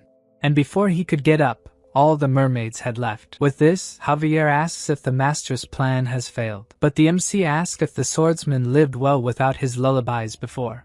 Rhodita goes back to pounding her shoulders to relieve the tension, while ranting that the scammer must think they are idiots. Meanwhile, Lloyd thinks that humans lived well without cigarettes. We see again the mermaid pounding her shoulders non-stop trying to relieve the pain. Lloyd continues reflecting that people lived well without video sites or video games. Rhodita keeps trying to relieve the tension incessantly without success. Lloyd finishes his thought that people lived well without these things because they hadn't experienced them yet. As he looks ahead, a line of mermaids with Rhodita at the front waits to sign the forms. Reluctantly, she asks for the membership form, calling the MC a sea trash. Unconcerned, he hands her the contract, saying with his wicked face that it was she who chose to join by signing the form. After this, the sauna is reopened, and dozens of mermaids relax in its warmth. Soon we see a type of bracelet on their arms. Inside it, a small octopus shines intensely, but soon the creature loses its glow, until it wilts completely. At that moment, Lloyd enters the room calling the mermaids by numbers and saying that their time in the sauna has ended and that he will see them the next day at the excavation site. Leaving, Rhodita thinks she can't stand that man any longer.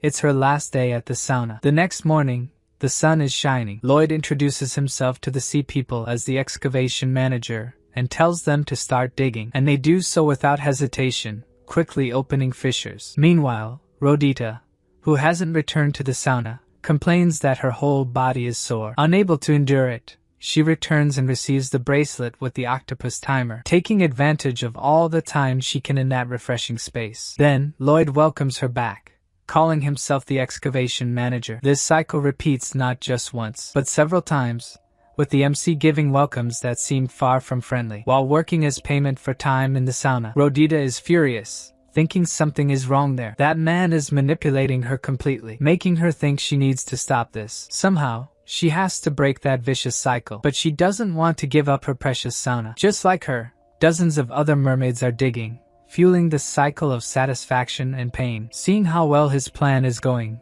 Lloyd smiles wickedly, as if looking at his slaves. Rotorua, who is beside him, thinks that the MC is a demon, as he is turning the sea people into slaves. Feeling guilty, he wonders if he has sold his people to the demon. He is caught off guard when the MC asks if he is thinking he sold his people to a demon, claiming with an angelic face that they never forced anyone to do this. For a moment, Rotorua doesn't seem to believe these words, but then he smiles calmly, convinced that Lloyd is right. The MC notes that it has been a month since the sea people started digging, and the sediment level on the seabed has decreased significantly. He continues using his ability to try to find a piece of the jewel. Suddenly, he shouts for everyone to stop what they're doing and goes down towards the excavation, thinking he saw something in one of the holes. As soon as he arrives, he starts digging vigorously until he almost runs out of breath, saying that this was the place where the jewel of truth was supposed to be. He looks at the square on the ground, thinking he was nervous. Lloyd thought the jewel might just be a legend, that they might never find it. What would happen if he couldn't stop all the bad things that were about to happen to those around him? Then he examines the floor he has just uncovered and wipes his face with his shirt sleeve. Maintaining his composure, he says it's great and that they should try to find the plants now. As he turns to ask Rotorua about the plants, he sees that the merman is in tears, barely able to believe it's real. Still crying, he says that according to his ancestor, they need to find the center of the jewel. There must be some sort of keyhole there. Lloyd uses his ability, and they quickly find the magical storage facility where the plants should be. Rotorua says excitedly that the place definitely looks like a lock. This makes Lloyd reflect that if there is a lock, where is the key that opens it? Suddenly, a strong wind blows from the lock, and Rotorua says that his ancestor told him the lock would show where the key is, but he didn't expect it to be like this. Lloyd looks in the direction the wind is blowing, noting that the gusts are going in the direction of the giant octopus holding the sea people's city. The MC thinks the lock would show where the key is, but it can't be in that place. Meanwhile, the poor elder octopus suffers with the wind blowing towards it. Then Lloyd shouts, asking if the key is in the creature's stomach, which, with the force of the wind, can no longer hold the dome containing the city and lets it go, making the city tremble with the impending fall. The sovereign of the kingdom warns that if they fall to the ground, they will be doomed and orders the entire kingdom to evacuate. One of her aides explains that fortunately most of the citizens are outside the kingdom because they were called by the human visitor, which makes the queen think that Lloyd was a good guy in the end.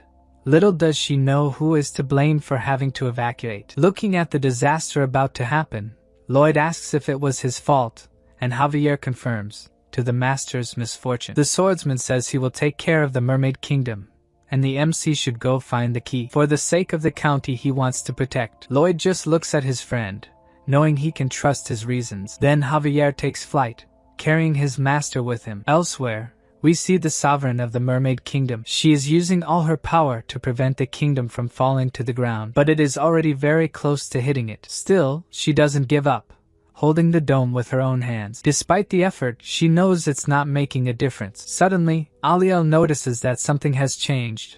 The kingdom has stopped falling. She realizes it's because of the human beside her, and says that everyone is grateful to both of them. Javier thinks for a moment, until he says it was nothing, having lost all his shame just like his master. Meanwhile, Lloyd approaches the giant octopus that doesn't seem to be feeling well and puts the tentacles in front of its mouth in desperation. The MC would recognize those symptoms anywhere. That octopus is clearly suffering from indigestion. The giant octopus is feeling unwell. It moves desperately, preventing Lloyd from getting close to it. The whole sea becomes turbulent due to its movements, making things difficult for the Queen and Javier, who are preventing the city from sinking to the bottom of the ocean. Even on the surface, the sea is agitated. The MC tries to think of what he can do to cure the octopus's indigestion, remembering a similar experience he had. Back then, he still had his parents in his previous world. After checking him out, his father said he was bloated. At that moment, the MC wanted to vomit, but his father said he would take care of it. While lying on a mattress, his father asked him to extend a finger. The man held a huge knife, saying he would quickly pierce the young man's finger with it. The MC complained that with something like that, his father would put a hole in his finger. Then his father laughed, saying it was just a joke. He would use a normal needle to pierce the finger. Even so, the MC complained that the prick hurt, and he didn't feel better after the home remedy. Despite this, his father remained enthusiastic, saying that he should feel a bit better. Then his mother appeared, telling them that the method didn't work, despite her husband always using it. She pushed him aside, saying that in this situation, the best thing to do was to get everything out. Smiling, she asked her son if he trusted her. Feeling pain, the young MC barely answered. He just saw the woman raising one arm to show her muscles. Then she brought it down forcefully, pressing the MC's chest. It seemed like it would burst from the blow. At least what she did worked.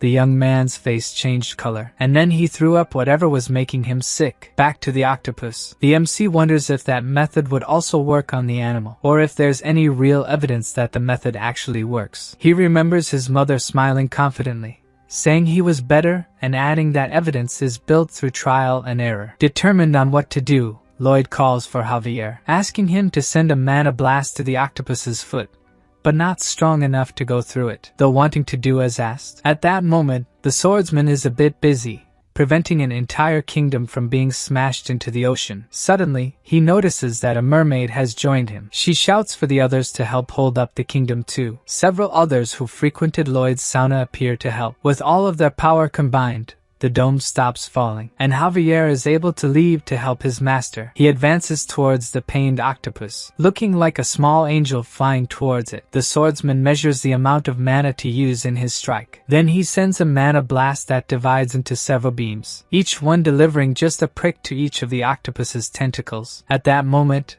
its eyes widen. Lloyd's method seems to work on octopuses too. The MC thought they should have tied its legs together before striking them, but from the burp it let out, it worked. Step 1 was successful, but it's not over yet. The MC's pets are coming towards him in their giant forms. Lloyd warns that as soon as they get away from him, they will no longer be protected by the magic necklace, so they have to finish this quickly. Hamong then gulps down a massive amount of water. Padong and Bangul cling to him, forming a giant ball of pets. Then Hamong spits the water out with pressure, pushing all of them backward, straight towards the octopus. They get very close and bounce off the octopus. Lloyd, who had been in the middle of them until now, prepares for his part. He uses a powerful mana blast, trying to push all of them towards the animal. The ball of pets approaches it, spinning at high speed. This time, it seems to be the final blow for the octopus. It lets out a huge burp in the middle of the ocean. But what it threw up wasn't just air bubbles. The key they were searching for was also spat out, and Javier catches it before it can be lost. Near him, the MC celebrates that his plan was a success. With that done, the system announces that Lloyd has earned the title of Sea Village Master and can now breathe underwater. Feeling better now, the octopus realizes it had let the kingdom fall, and swims towards it to lift it back up. The MC also gained the ability Stomach Shot, which makes sea creatures vomit. Back in his original position holding the dome, the sea people celebrate that their homes are safe again. Holding the key that came out of the octopus, Lloyd is sure it's the same one from the blueprints. Before he can go after the jewel, the Sovereign Queen calls for him. She tells him that after watching him closely, she noticed he has the face of a handsome young man. The MC just stares at her without saying anything, and she continues, saying that he increased the muscle gain of her people and saved their kingdom, offering her salutations to thank him for his deeds. Now, her people consider Lloyd a true friend, even though he was also the cause of the whole situation. The MC feels grateful to his parents, because he only knew what to do thanks to them. And the system says that if he feels that way, his parents must be even more grateful. To Lloyd, the system is going too far by saying things like that to him. How could he thank people who are no longer here? The MC carries several regrets that can no longer be fixed, but he knows it's no use dwelling on it. He needs to focus on his current family, which he needs to protect. The MC inserts the key into the lock on the ground. Then blue beams of light start to emanate from the lock, revealing images like blueprints. The MC wonders what they are. To him, the images resemble those of a tomb from the Goguryeo period. By the type of construction, it's like a pyramid. The system says that he should study the blueprints to save the information about the Jewel of Truth, also called the Aotearoa. The MC does as the system asks, but another message appears, leaving him puzzled this time, because now he needs to find a series of materials. Since Rotorua can't see the system window, he asks Javier if the MC is okay. Lloyd continues to stare at the system window, irritated. He thought it was over, but since he has no choice, he calls Javier to accompany him, and the swordsman asks where they're headed now. The MC explains that they're going back to Magentano. One of the materials they need is Toranga, which is found there. Meanwhile, in the palace of Magenta, Queen Alicia is swamped with paperwork. She doesn't look well as she writes. It seems she still hasn't managed to get rid of the curse reappearing on her face. She is very tired of it, wondering how much more of it she needs to gather in her hand. Alicia knows she can't give up. As queen, she must be the most powerful person in the kingdom. Through the door, someone announces they brought news about the business proposals with the southern nations. A messenger informs her that these nations have united, ignoring her proposals and making irrational ones. Other nations are also making negotiations difficult, and he wonders if it was because of that incident. At the party that was supposed to showcase the kingdom's power, a dragon appeared, ruining their image. Even though they said the situation was resolved, since there is no body, they don't believe it. If this continues, even nobles may challenge her authority, and chaos could ensue. At this moment, the queen has no idea how to solve it, and although she's trembling, she refuses to falter. As a queen, she must be strong. Suddenly, she hears that Lloyd Frontera is there, asking for an audience with her. Alicia runs through the castle's corridors looking for him, surprising the nobles. Then the queen arrives in a brightly lit corridor, and can see some people ahead. She knows that annoying pest is there. That pest who completely got out of her control and does whatever pleases him. She throws herself at the MC, thinking that was the pest she wanted most at this moment. Of course, Lloyd is utterly shocked by the queen's reaction, and at that moment, she realizes what she just did, which was nothing, as it was just her imagination. Lloyd's voice pulls her back to reality, where he and Javier are kneeling before her. She asks what he was saying, but the MC explains that he simply greeted her for the second time since she didn't hear him. The MC wonders why she was so agitated. Surely it wasn't because she was eager to see him. The queen just silently looks at him. Then she shakes her head in irritated denial. Javier, attentive to everything, is panicking, throwing glances between the queen and the MC. Javier notices a shy expression on her face, unsure of how to react to Lloyd. He can't believe it. This would be even more ridiculous than saying that, in reality, Suho is an angel. Back to Alicia, she asks why the MC requested to see her. He apologizes but says he'd like some of the pillars from the royal palace's basement. This leaves the queen unsure of how to react. She didn't expect to hear something like that. But smiling, the MC says that in exchange, he'll make those rebellious neighboring nations do whatever she wants. Still in the Mermaid Kingdom, Lloyd was thinking about the plants for the Jewel of Truth. When he clicked on Toranga from the materials list, the system showed him a kind of recording from the Great Tribal War during the era of myths and the battle for the jewel during that time. A mermaid quickly asked the jewel a question at a critical moment, perhaps whether they would win the war. But whatever it was, harpoons the size of cedar trees destroyed everything. Then several tribes began looting the ruins, using them as war trophies. A giant took a bit of Toranga and carried it to the land. That giant would build a kingdom and rule over humans. But soon there was a rebellion, and he was hunted. The humans built a palace for themselves, and the Toranga the giant had was used for the palace foundations. And now this material is at the bottom of the royal palace of Magentano, where a great celebration is taking place. Some foreigners ask what the queen could be going through. Another mentions that the last time she hosted such a banquet, she was thrown into the air by a bone dragon. He also comments that despite this, she still has a confident look, as if she could fool them by showing power after that. Lloyd hears them laughing, saying the queen's story of capturing the dragon was just a big lie. Then he smiles, calling for Draghi. Suddenly, a strong wind hits the queen's banquet, and the guests look up to the sky. One of the foreigners who was laughing earlier completely changes his expression upon seeing the shadow of a dragon coming their way. The man panics, desperately shouting that it's the bone dragon. All the banquet guests start fleeing in fear. Only Lloyd remains standing,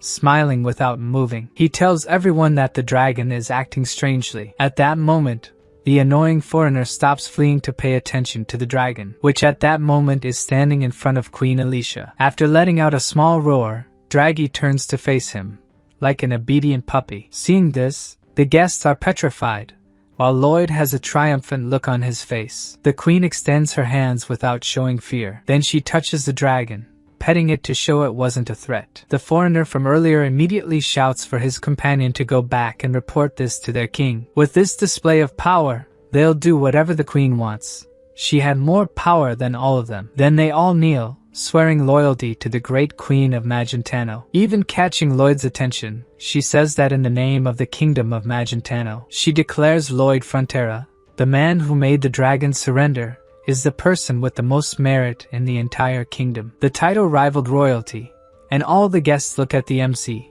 who did not expect such a declaration. Lloyd thinks that she had already given him the power to take a part of the palace. She didn't need to do this too. At that moment, Alicia smiles at him. He doesn't quite understand the reason for her smile, unlike Javier, who remains shocked, knowing what it meant. Later that night at the palace, Lloyd inquires why the queen had called for Javier, and he explains that she said she needed to train and would also take the opportunity to discuss something with her. Lloyd is curious about what he would talk about, and the swordsman asks if he felt anything when he was with the queen. Without any expression, the MC says the only thing he felt was the queen's royal presence. Before leaving, Lloyd asks if Javier noticed anything strange about her right arm. The swordsman asks if he's going somewhere, but the MC remains silent, then reveals that he'll take the opportunity to visit his younger brother while he's there. Javier seems thoughtful about Lloyd calling Julian his brother. Far from the palace, Scheherazade is training Julian, complaining about his combat stance. Despite trying hard, he was far from keeping up with her speed, as she appears behind him. But instead of landing an attack from behind, she gives him a passionate kiss on the cheek, leaving her husband completely embarrassed. As a gesture of affection, he kisses her hand. A couple completely in love and happy. The MC,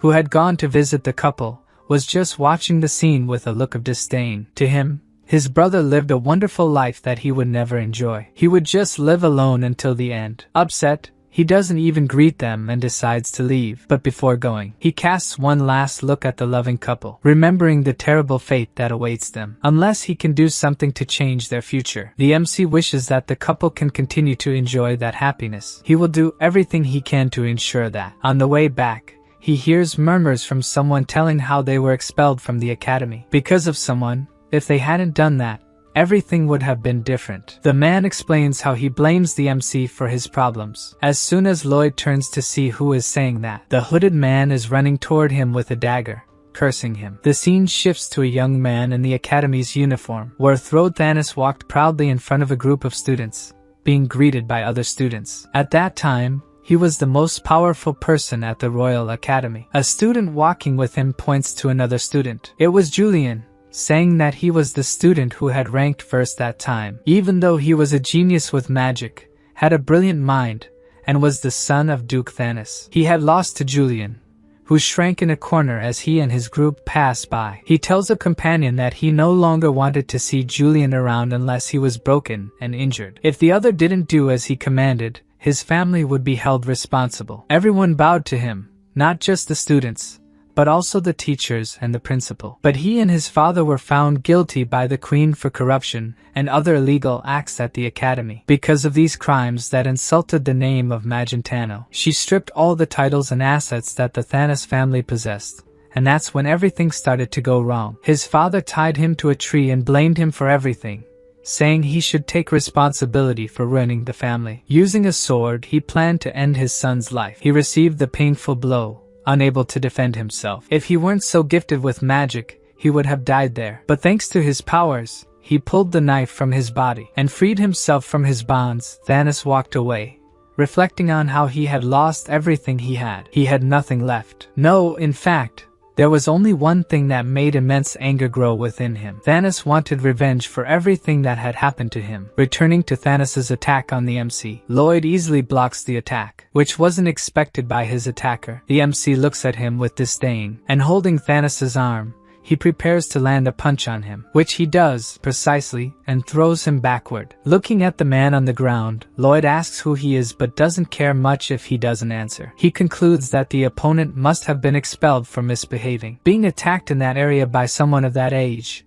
it was obvious to Lloyd. Furious at being treated this way, Thanos flings his blood toward the MC. The liquid transforms into spears heading his way. But thanks to the shovel he was carrying, Lloyd manages to defend himself from the spears coming at him, and even counterattacks Thanos. Now he's a bit more interested in the guy, seeing that he can use blood magic. In the novel, there wasn't any character capable of using that type of magic. Furious, Thanos yells that the MC is not the most deserving, just a miserable villain.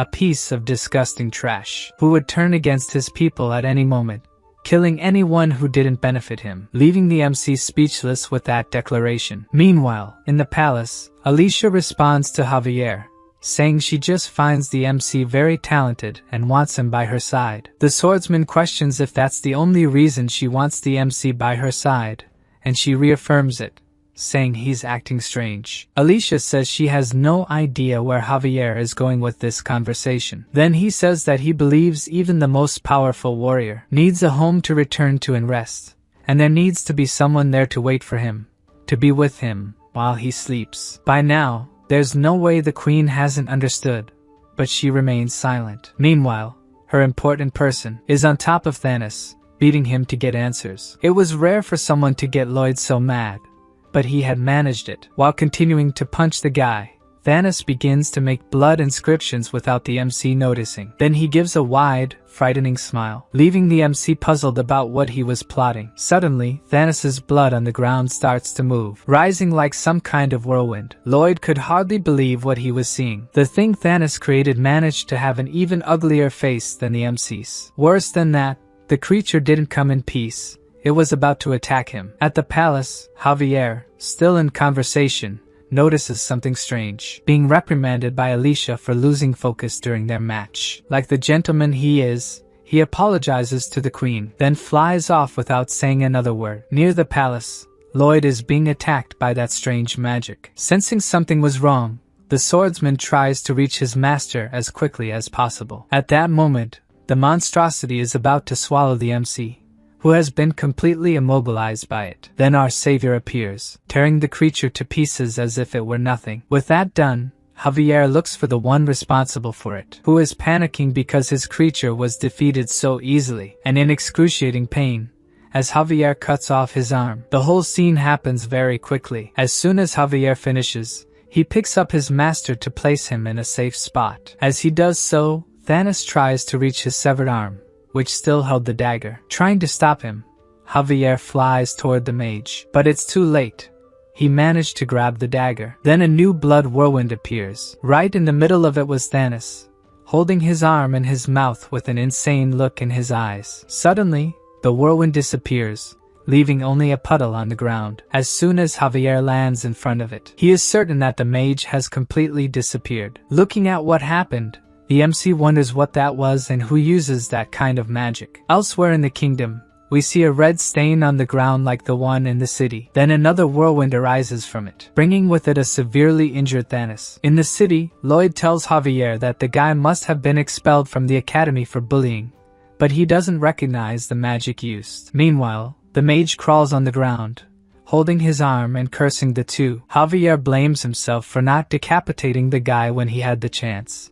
But the MC consoles him, saying there was no way to know he would disappear. Furious in the ruins, Thanos yells that he will never forgive them as he tries to fix his arm. To ease the swordsman's guilt, the MC says that with him around, that mage will never be able to touch him. Even so, Javier remains worried for letting the mage escape. Meanwhile, Thanos continues screaming alone that he will kill them all. Suddenly, a system window appears for Lloyd, showing that now the number of lives he has saved is no longer 0. Now the count changed to 1 less life saved. The MC panics, wondering what that could mean, that his arrival in that world might mean someone's death. The next day, in the palace, Lloyd is a bit wary of the Queen's decision. She had him completely surrounded by bodyguards to the point where he could hardly move. According to her, that was the standard level of security when someone was threatening the life of the kingdom's most meritorious person. She orders a general to deal with anyone who approaches Lloyd, and he confirms the orders. But the MC protests that this won't work,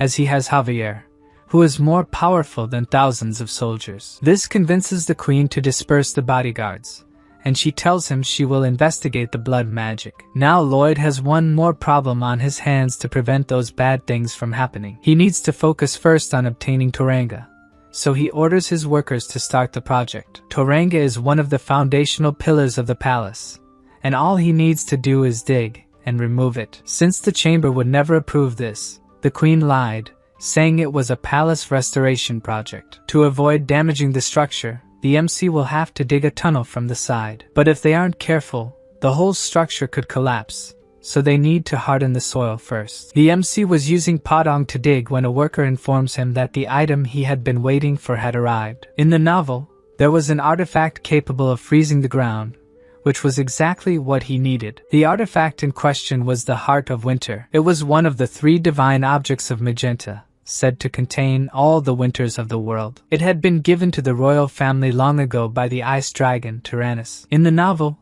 there was a scene where the Queen, after turning evil, froze an entire enemy army with the item. To use such an object, they would need the chamber's approval, but thanks to a little bribery, Alicia managed it. With the Heart of Winter, the MC will be able to safely remove the Toranga, but he will need to put another block in its place. Passing by a group of mages, one of them catches Javier's attention. It was none other than Siluria, the swordsman's crush from Namarin. His eyes widened when he realized it was her, but the girl just greeted him briefly and went on her way. Lloyd comments to him that she's a brilliant mage, so it's no wonder she's handling such a powerful item. He encourages Javier to go talk to her, knowing the swordsman missed the girl. However, Javier plays dumb, but the MC insists, saying he saw what was going on between the two of them. He says he can tell when one person likes another just with a glance, having a 100% accurate radar. In this case, Javier thinks that this ability doesn't work at all when it comes to its user. The swordsman says he can't leave his master,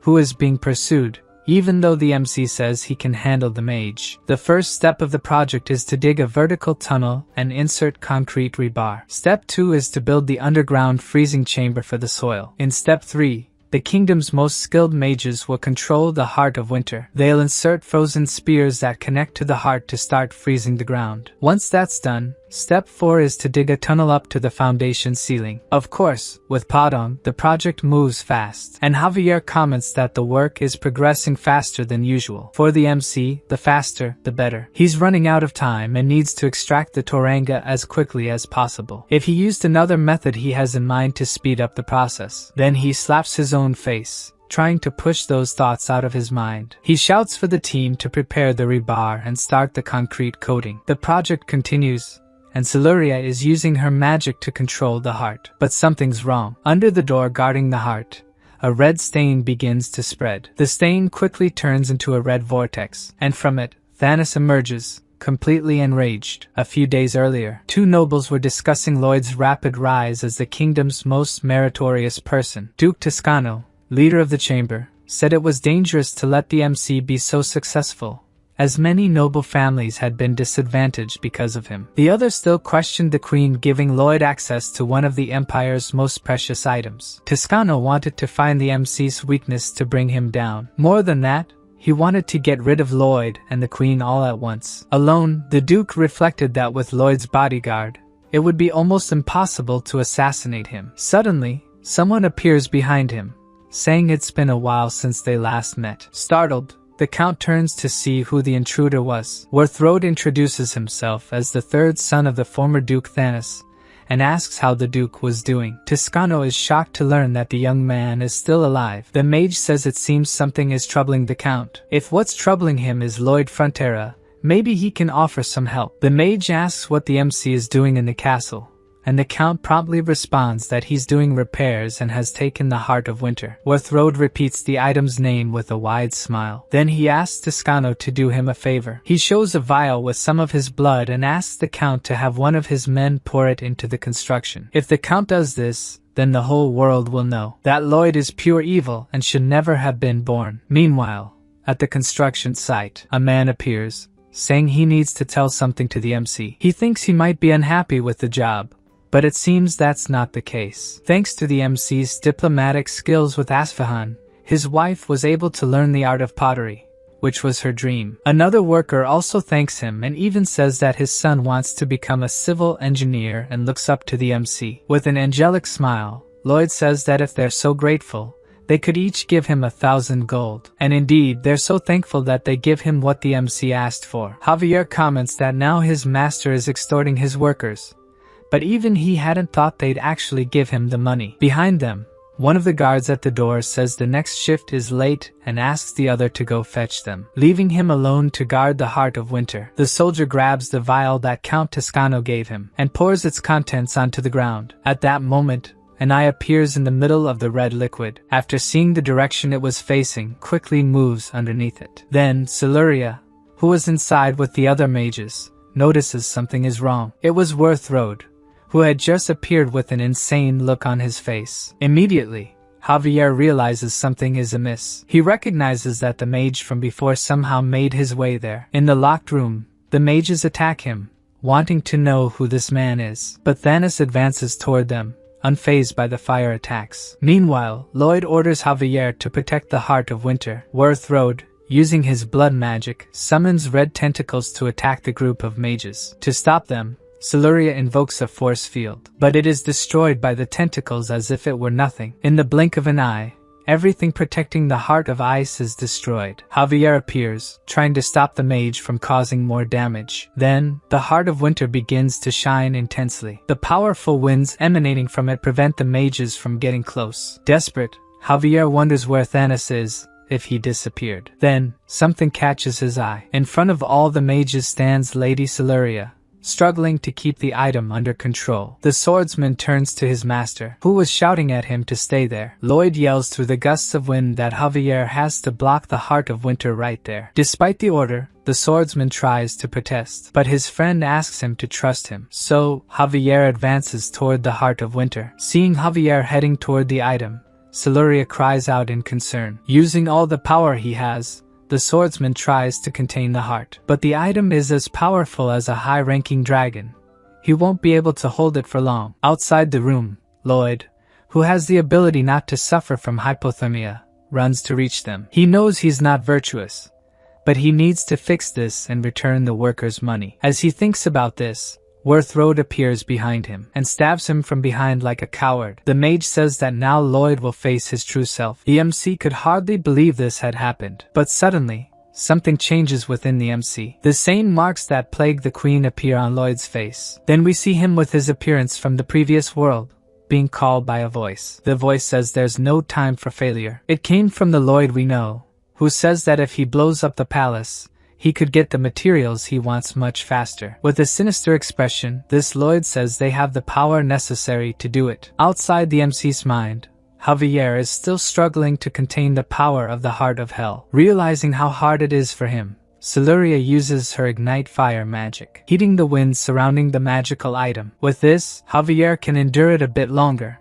but she wonders what the point of just blocking is. Thinking he should be protecting the MC, who had just been stabbed, Lloyd screams as the power of the curse enters his body, while the mage laughs, saying that this is ancient magic, the curse of darkness that consumes everything. If there's even a spark of darkness within a person, it will multiply until it takes over their mind. Werthrode shouts for Lloyd to reveal his corrupt and reckless self, for him to destroy everything. With the MC in agony, the mage continues to command him to reveal his true self, so he will perish with the world's hatred. Inside the MC, the conversation between his two versions continues. Lloyd tells Suho that he wasted too much time in the mermaid's kingdom, asking why he bothered to coerce them. There was a much easier way to get what he wanted. The image of the giant octopus that held the mermaid's kingdom appears at Suho's feet. Lloyd says that if he had used Draghi, he would have resolved everything in less than a day. He didn't need the king's permission. Using terror was a fantastic method of communication. Suho is shocked, seeing the alternative Lloyd showed him. Lloyd continues, showing that Javier could have taken down the sovereign of the sea people. It would have taken just a few hours to subjugate all those people, and to get the Toranga, all he needed to do was get rid of the palace. Lloyd even claims that if he hadn't taken so long, the jewel of truth could already be complete. Then Suho asks what he's talking about. How could he do something that would hurt and sadden so many people? But Lloyd shows that he didn't care about any of them. Facing Suho, he says none of those people were part of his family. For him, there was a clear difference in value between strangers and those he loved. With tears streaming down his back, he asks if Suho wants to lose everyone he loves once again. Then the image of the MC's parents appears like reflections in a water mirror. Suho is in shock, staring at them. He remains downcast as the darkness within him seems to grow more and more. At that moment, he appears to make a decision. Then Lloyd extends his hand to him, saying they should save those they love. Slowly, Suho walks toward him, extending his hand toward Lloyd's. But instead of grabbing it,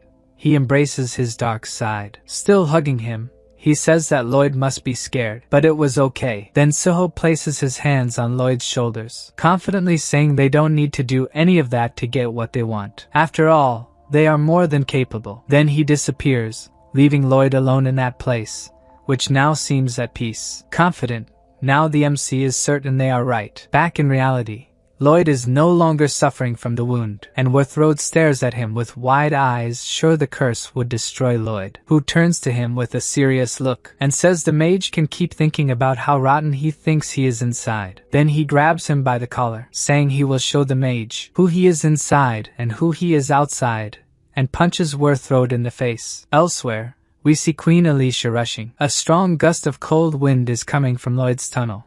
According to the soldiers, if they get closer, they will be burned by the cold. Unfazed by any of this, the queen throws herself into the hole. Thinking that this person is more competent than thousands of subjects, she cannot risk losing him. In the tunnel, Alicia finds Javier, who informs her that Lloyd is inside. Then she advances, trying to find him, and along the way, she finds the son of the former Duke of Thanos completely frozen. Serves him right. Then something catches the queen's attention. A little further ahead, she can see a familiar silhouette. The MC was walking with difficulty, carrying someone on his shoulders. It was a worker, practically frozen. One of the workers jokes that the job couldn't be that hard if he still didn't want to quit, but he had no choice. His coworker laughs, saying none of them had an alternative, but that Suho was a great young man. That man was loved by everyone on the construction site. His smile always lifted everyone's spirits. He worked hard to send money to his family abroad, but one day, he had an accident and could no longer walk. The reason for the accident was obvious. Their safety equipment was garbage, but no one took responsibility for it. Both the construction company and the developer avoided accountability. When it came to rights that benefited them, they cared, but they turned a blind eye when they should have been held responsible. Back in the present, Lloyd thinks about what he would do if something like that happened at his work sites. Maybe he would even run away. Then Alicia appears, yelling for him. The queen throws her cloak over him, trying to protect him from the cold, at least a little. In doing so, she realizes that the MC is almost out of mana. The only explanation is that he must have given all his mana to the workers, which is why he's in this condition. Despite his state, Lloyd worriedly tells the queen that there are still 8 workers inside and that Javier is in danger. But for her, the MC's safety comes first. She takes off, fleeing the gusts of wind, carrying him on her back. Lloyd continues talking about the workers left behind, but Alicia asks him to trust his queen. Ahead of them is the tunnel leading to the exit. Then the queen climbs up, bringing Lloyd back to the surface. The soldiers worry about her safety, but Alicia doesn't say a word to them. She throws herself back into the frozen tunnel. Meanwhile, the workers bring blankets for the MC, surprised that he can withstand the cold. He was betting on his ability to be immune to hypothermia,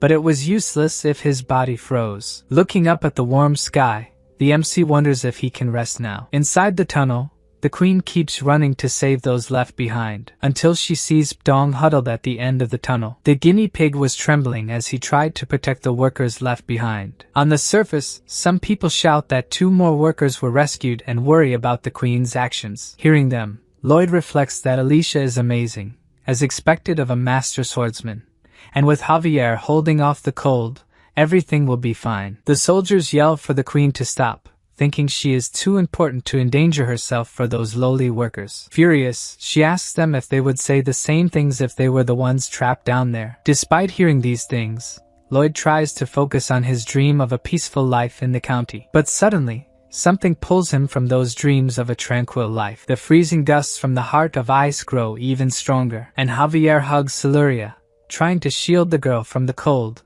even just a little. Outside, the soldiers shout that the last person has been rescued, but the queen says there are still 2 people down in the freezing chamber. At that moment, an even more powerful blast of cold emerges from the crater, lifting the ground with it. The queen looks in disbelief at what's happening. The cutting gusts of cold spread far beyond the crater, freezing the palace almost instantly and reaching the city. To try to remedy the situation, at least a little, Draghi appears, breathing his flame toward the whirlwind. The queen orders the evacuation of the citizens, and any intermediate sword expert to assist. Then something causes the queen to stop everything she's doing. Lloyd is standing in front of her, and even though Alicia commands him not to go in that direction, to run away from there, the MC says seriously that he will not lose anyone precious to him. He activates his quick charge ability, which starts absorbing the cold winds. But the queen yells at him, warning that it's too much for a human to absorb. Even as she says this, the winds visibly weaken. Alicia notices this, shocked. In the end,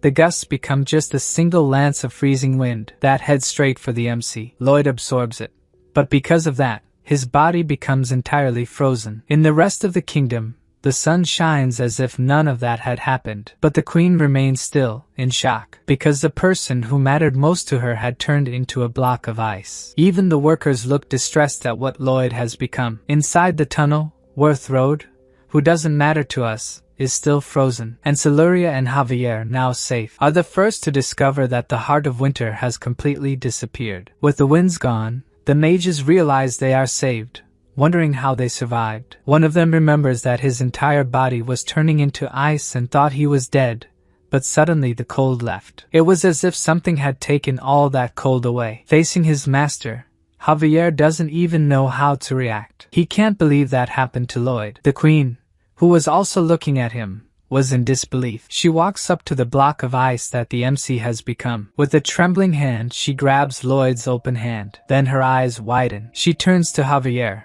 saying she can feel that Lloyd's heart is still beating, restoring the lost hope in the swordsman. Alicia asks if Javier could melt Lloyd using mana. Inside that cold layer he had become, it was as if the MC was tied up with few clothes and left to freeze. He wondered what had happened to him, why he was in that situation. Then someone tells him that this is the materialization of his heart, the only part of him that can move now. A strange creature says that Lloyd is alive thanks to him with a little grin, and that he should be grateful. To the MC, that was a monster, but the little creature, annoyed, says that he is the heart of winter. Then he turns around to show that he has the shape of a blue heart, but to the MC, it looks even more like a but that way. Regardless, he questions why the heart is inside his body. With a smug face, the little creature explains that it allowed itself to be absorbed by Lloyd. The arrogant one says it took the great dragon Tyrannus 110 days to create it, and if it hadn't wanted to, the MC would never have been able to absorb it. Besides that, the little blue but felt a special power coming from Lloyd. It's as if his heart reminded him of a dragon's heart. Surprised, the MC remembers his half-man,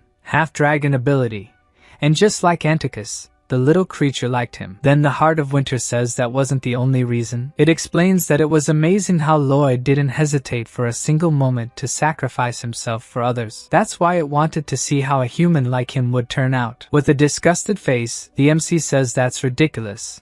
He just didn't want anyone complaining about him later. Despite the statement, it's still reason enough for the creature. It doesn't matter that he did everything for such a reason. The heart begins to float around Lloyd, leaving a blue trail as it passes until it reaches him. Then the system announces that the MC has become one with the heart of winter, and now has the ability to freeze time. Suddenly, Lloyd opens his eyes in surprise, no longer a block of ice. All he can think about is the incredible ability he's just gained. Time can be frozen for up to a year, and if the time freezer leaves the exclusion zone, time resumes flowing. With a sinister smile, the MC knows this means he can freeze time and build at the speed of light. This ability will allow him, even if things start to go wrong, to freeze time and find a way out. There's just one problem. He needs 3000 RP to use the ability, but he only has 2665. Even though he now has this wonderful secret weapon, he also has a problem staring him in the face. The problem in question is Javier and the Queen, who are waiting for him to wake up. As soon as he sees his master waking up, the swordsman starts shouting his name, but the MC stops him, signaling that it's better to stay quiet. He shoots a glance at the Queen, who was sitting further back. We can see Alicia has fallen asleep, surely tired after everything that happened. With a serious face, Lloyd reveals that he is in possession of a divine item from the kingdom, as if he had stolen a nuclear bomb. With no time to explain further, the MC says it's lethal and they need to leave immediately. Javier questions how that would help. They'd become enemies of the kingdom, and besides, the MC needed to deal with the consequences of what happened. Lloyd says he had planned for that. He never failed before. But from his confused and shaky look, he must not have thought of anything. At that moment, the Queen opens her eyes and says it's too late to run, leaving the MC in panic. Bowing, Lloyd says he never intended to possess the heart, and without showing anger, Alicia tells him to stand up. Staying bent over like that wouldn't solve anything, and she thinks she knows what happened. The problem is, the MC was responsible for borrowing the heart, which makes him curse Thanos. It was all his fault. Even though he had been frozen before, the Queen says he remained alive. That is, until he was captured, and then he was burned. He was truly a vile man, and the Queen made sure to witness his end. Changing the subject, what matters to her at this moment is that Lloyd is still alive. This time, she was so direct that the MC blushes. He can't be that foolish. His heart even starts beating strangely, and Lloyd wonders if it's because of the winter bud, which starts shouting inside him, irritating him, saying it's a heart, not a bud. According to Alicia, her only regret was not having learned about that blood magic.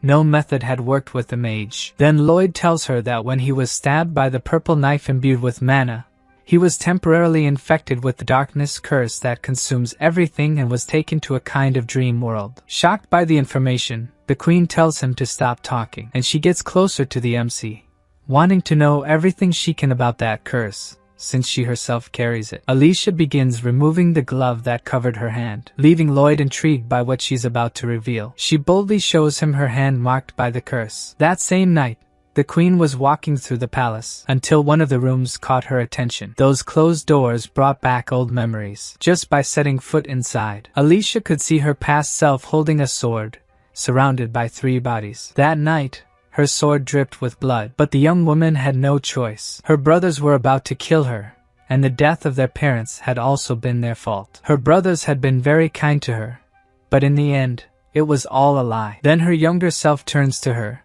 saying she should trust no one, that she must kill before she is killed. The young woman affirms that both of them know the danger that Lloyd Frontera represents. She warns that the Queen must not be foolish and trust someone again, or she will end up being betrayed. Shouting, her other version reveals that people don't respect her because they think she's a wise queen. She could be killed in an instant. This darker side of Alicia wants her to control everyone through fear.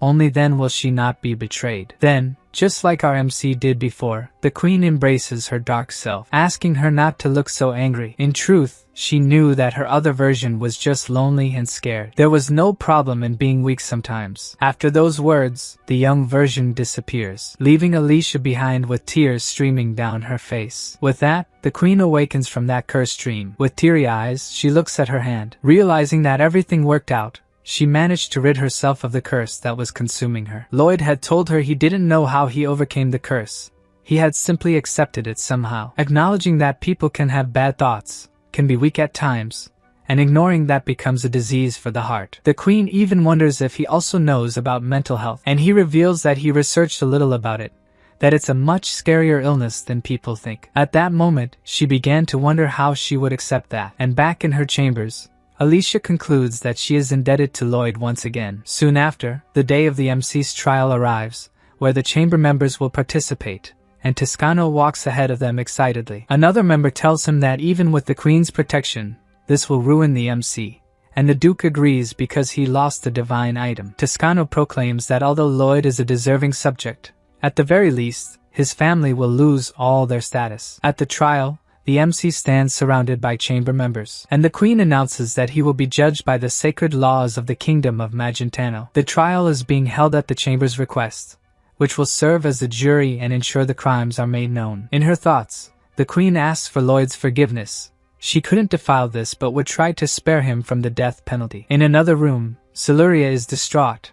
She knows it wasn't the MC who caused the heart to explode, and he saved the entire city. Javier explains that it doesn't change the fact that it was the MC who brought the heart, and that he couldn't stop the one responsible for it. He asks Siluria not to worry, as his master will be fine, but she protests that the chamber hates him. However, since Lloyd said everything would be okay, Javier believes it will indeed turn out that way. At the trial, Toscano tells the defendant that they entrusted the kingdom's divine item to him due to his immense grace. Seeing the MC fumbling with his coat, he even accuses him of searching for something in a sacred court like that. Then Lloyd pulls a vial from his pocket, an item familiar to the Duke, who just stares at the defendant without saying anything. But as the MC knows where he's heading, he starts making some faces while showing the vial. The Duke continues looking at him, confused, until suddenly he turns white as a sheet.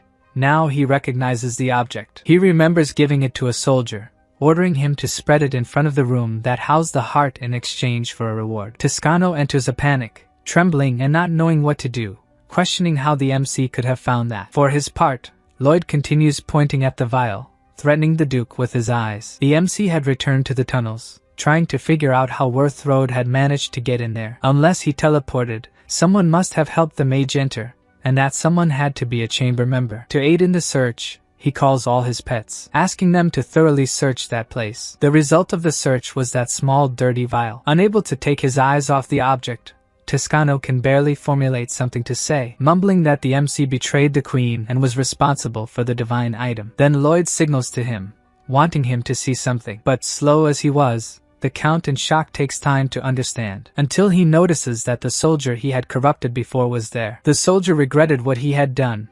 He had no idea what would happen and agreed to help the MC, who had even saved his life. At that moment, the MC's expression becomes even nastier, pointing to the 2 trump cards he holds. Trembling and surely already regretting everything, Toscano says Lloyd committed all those mistakes. Then, as if he were someone else, he begins to smile, stating that even though he did that, Lloyd was the deserving subject, a true hero for preventing the Queen's assassination, while the chamber members look at him, confused by this sudden change in him. The Queen, like them, doesn't understand Toscano's change in behavior. While the MC begins to strike poses, the Duke continues to shower him with praise. Stopping his pose, Lloyd points at Toscano, showing that he won't let it slide next time. It's better for him to have learned his lesson. For his part, the Duke is in tears, ending the trial by proclaiming that the MC is a hero among heroes, a wonderful being.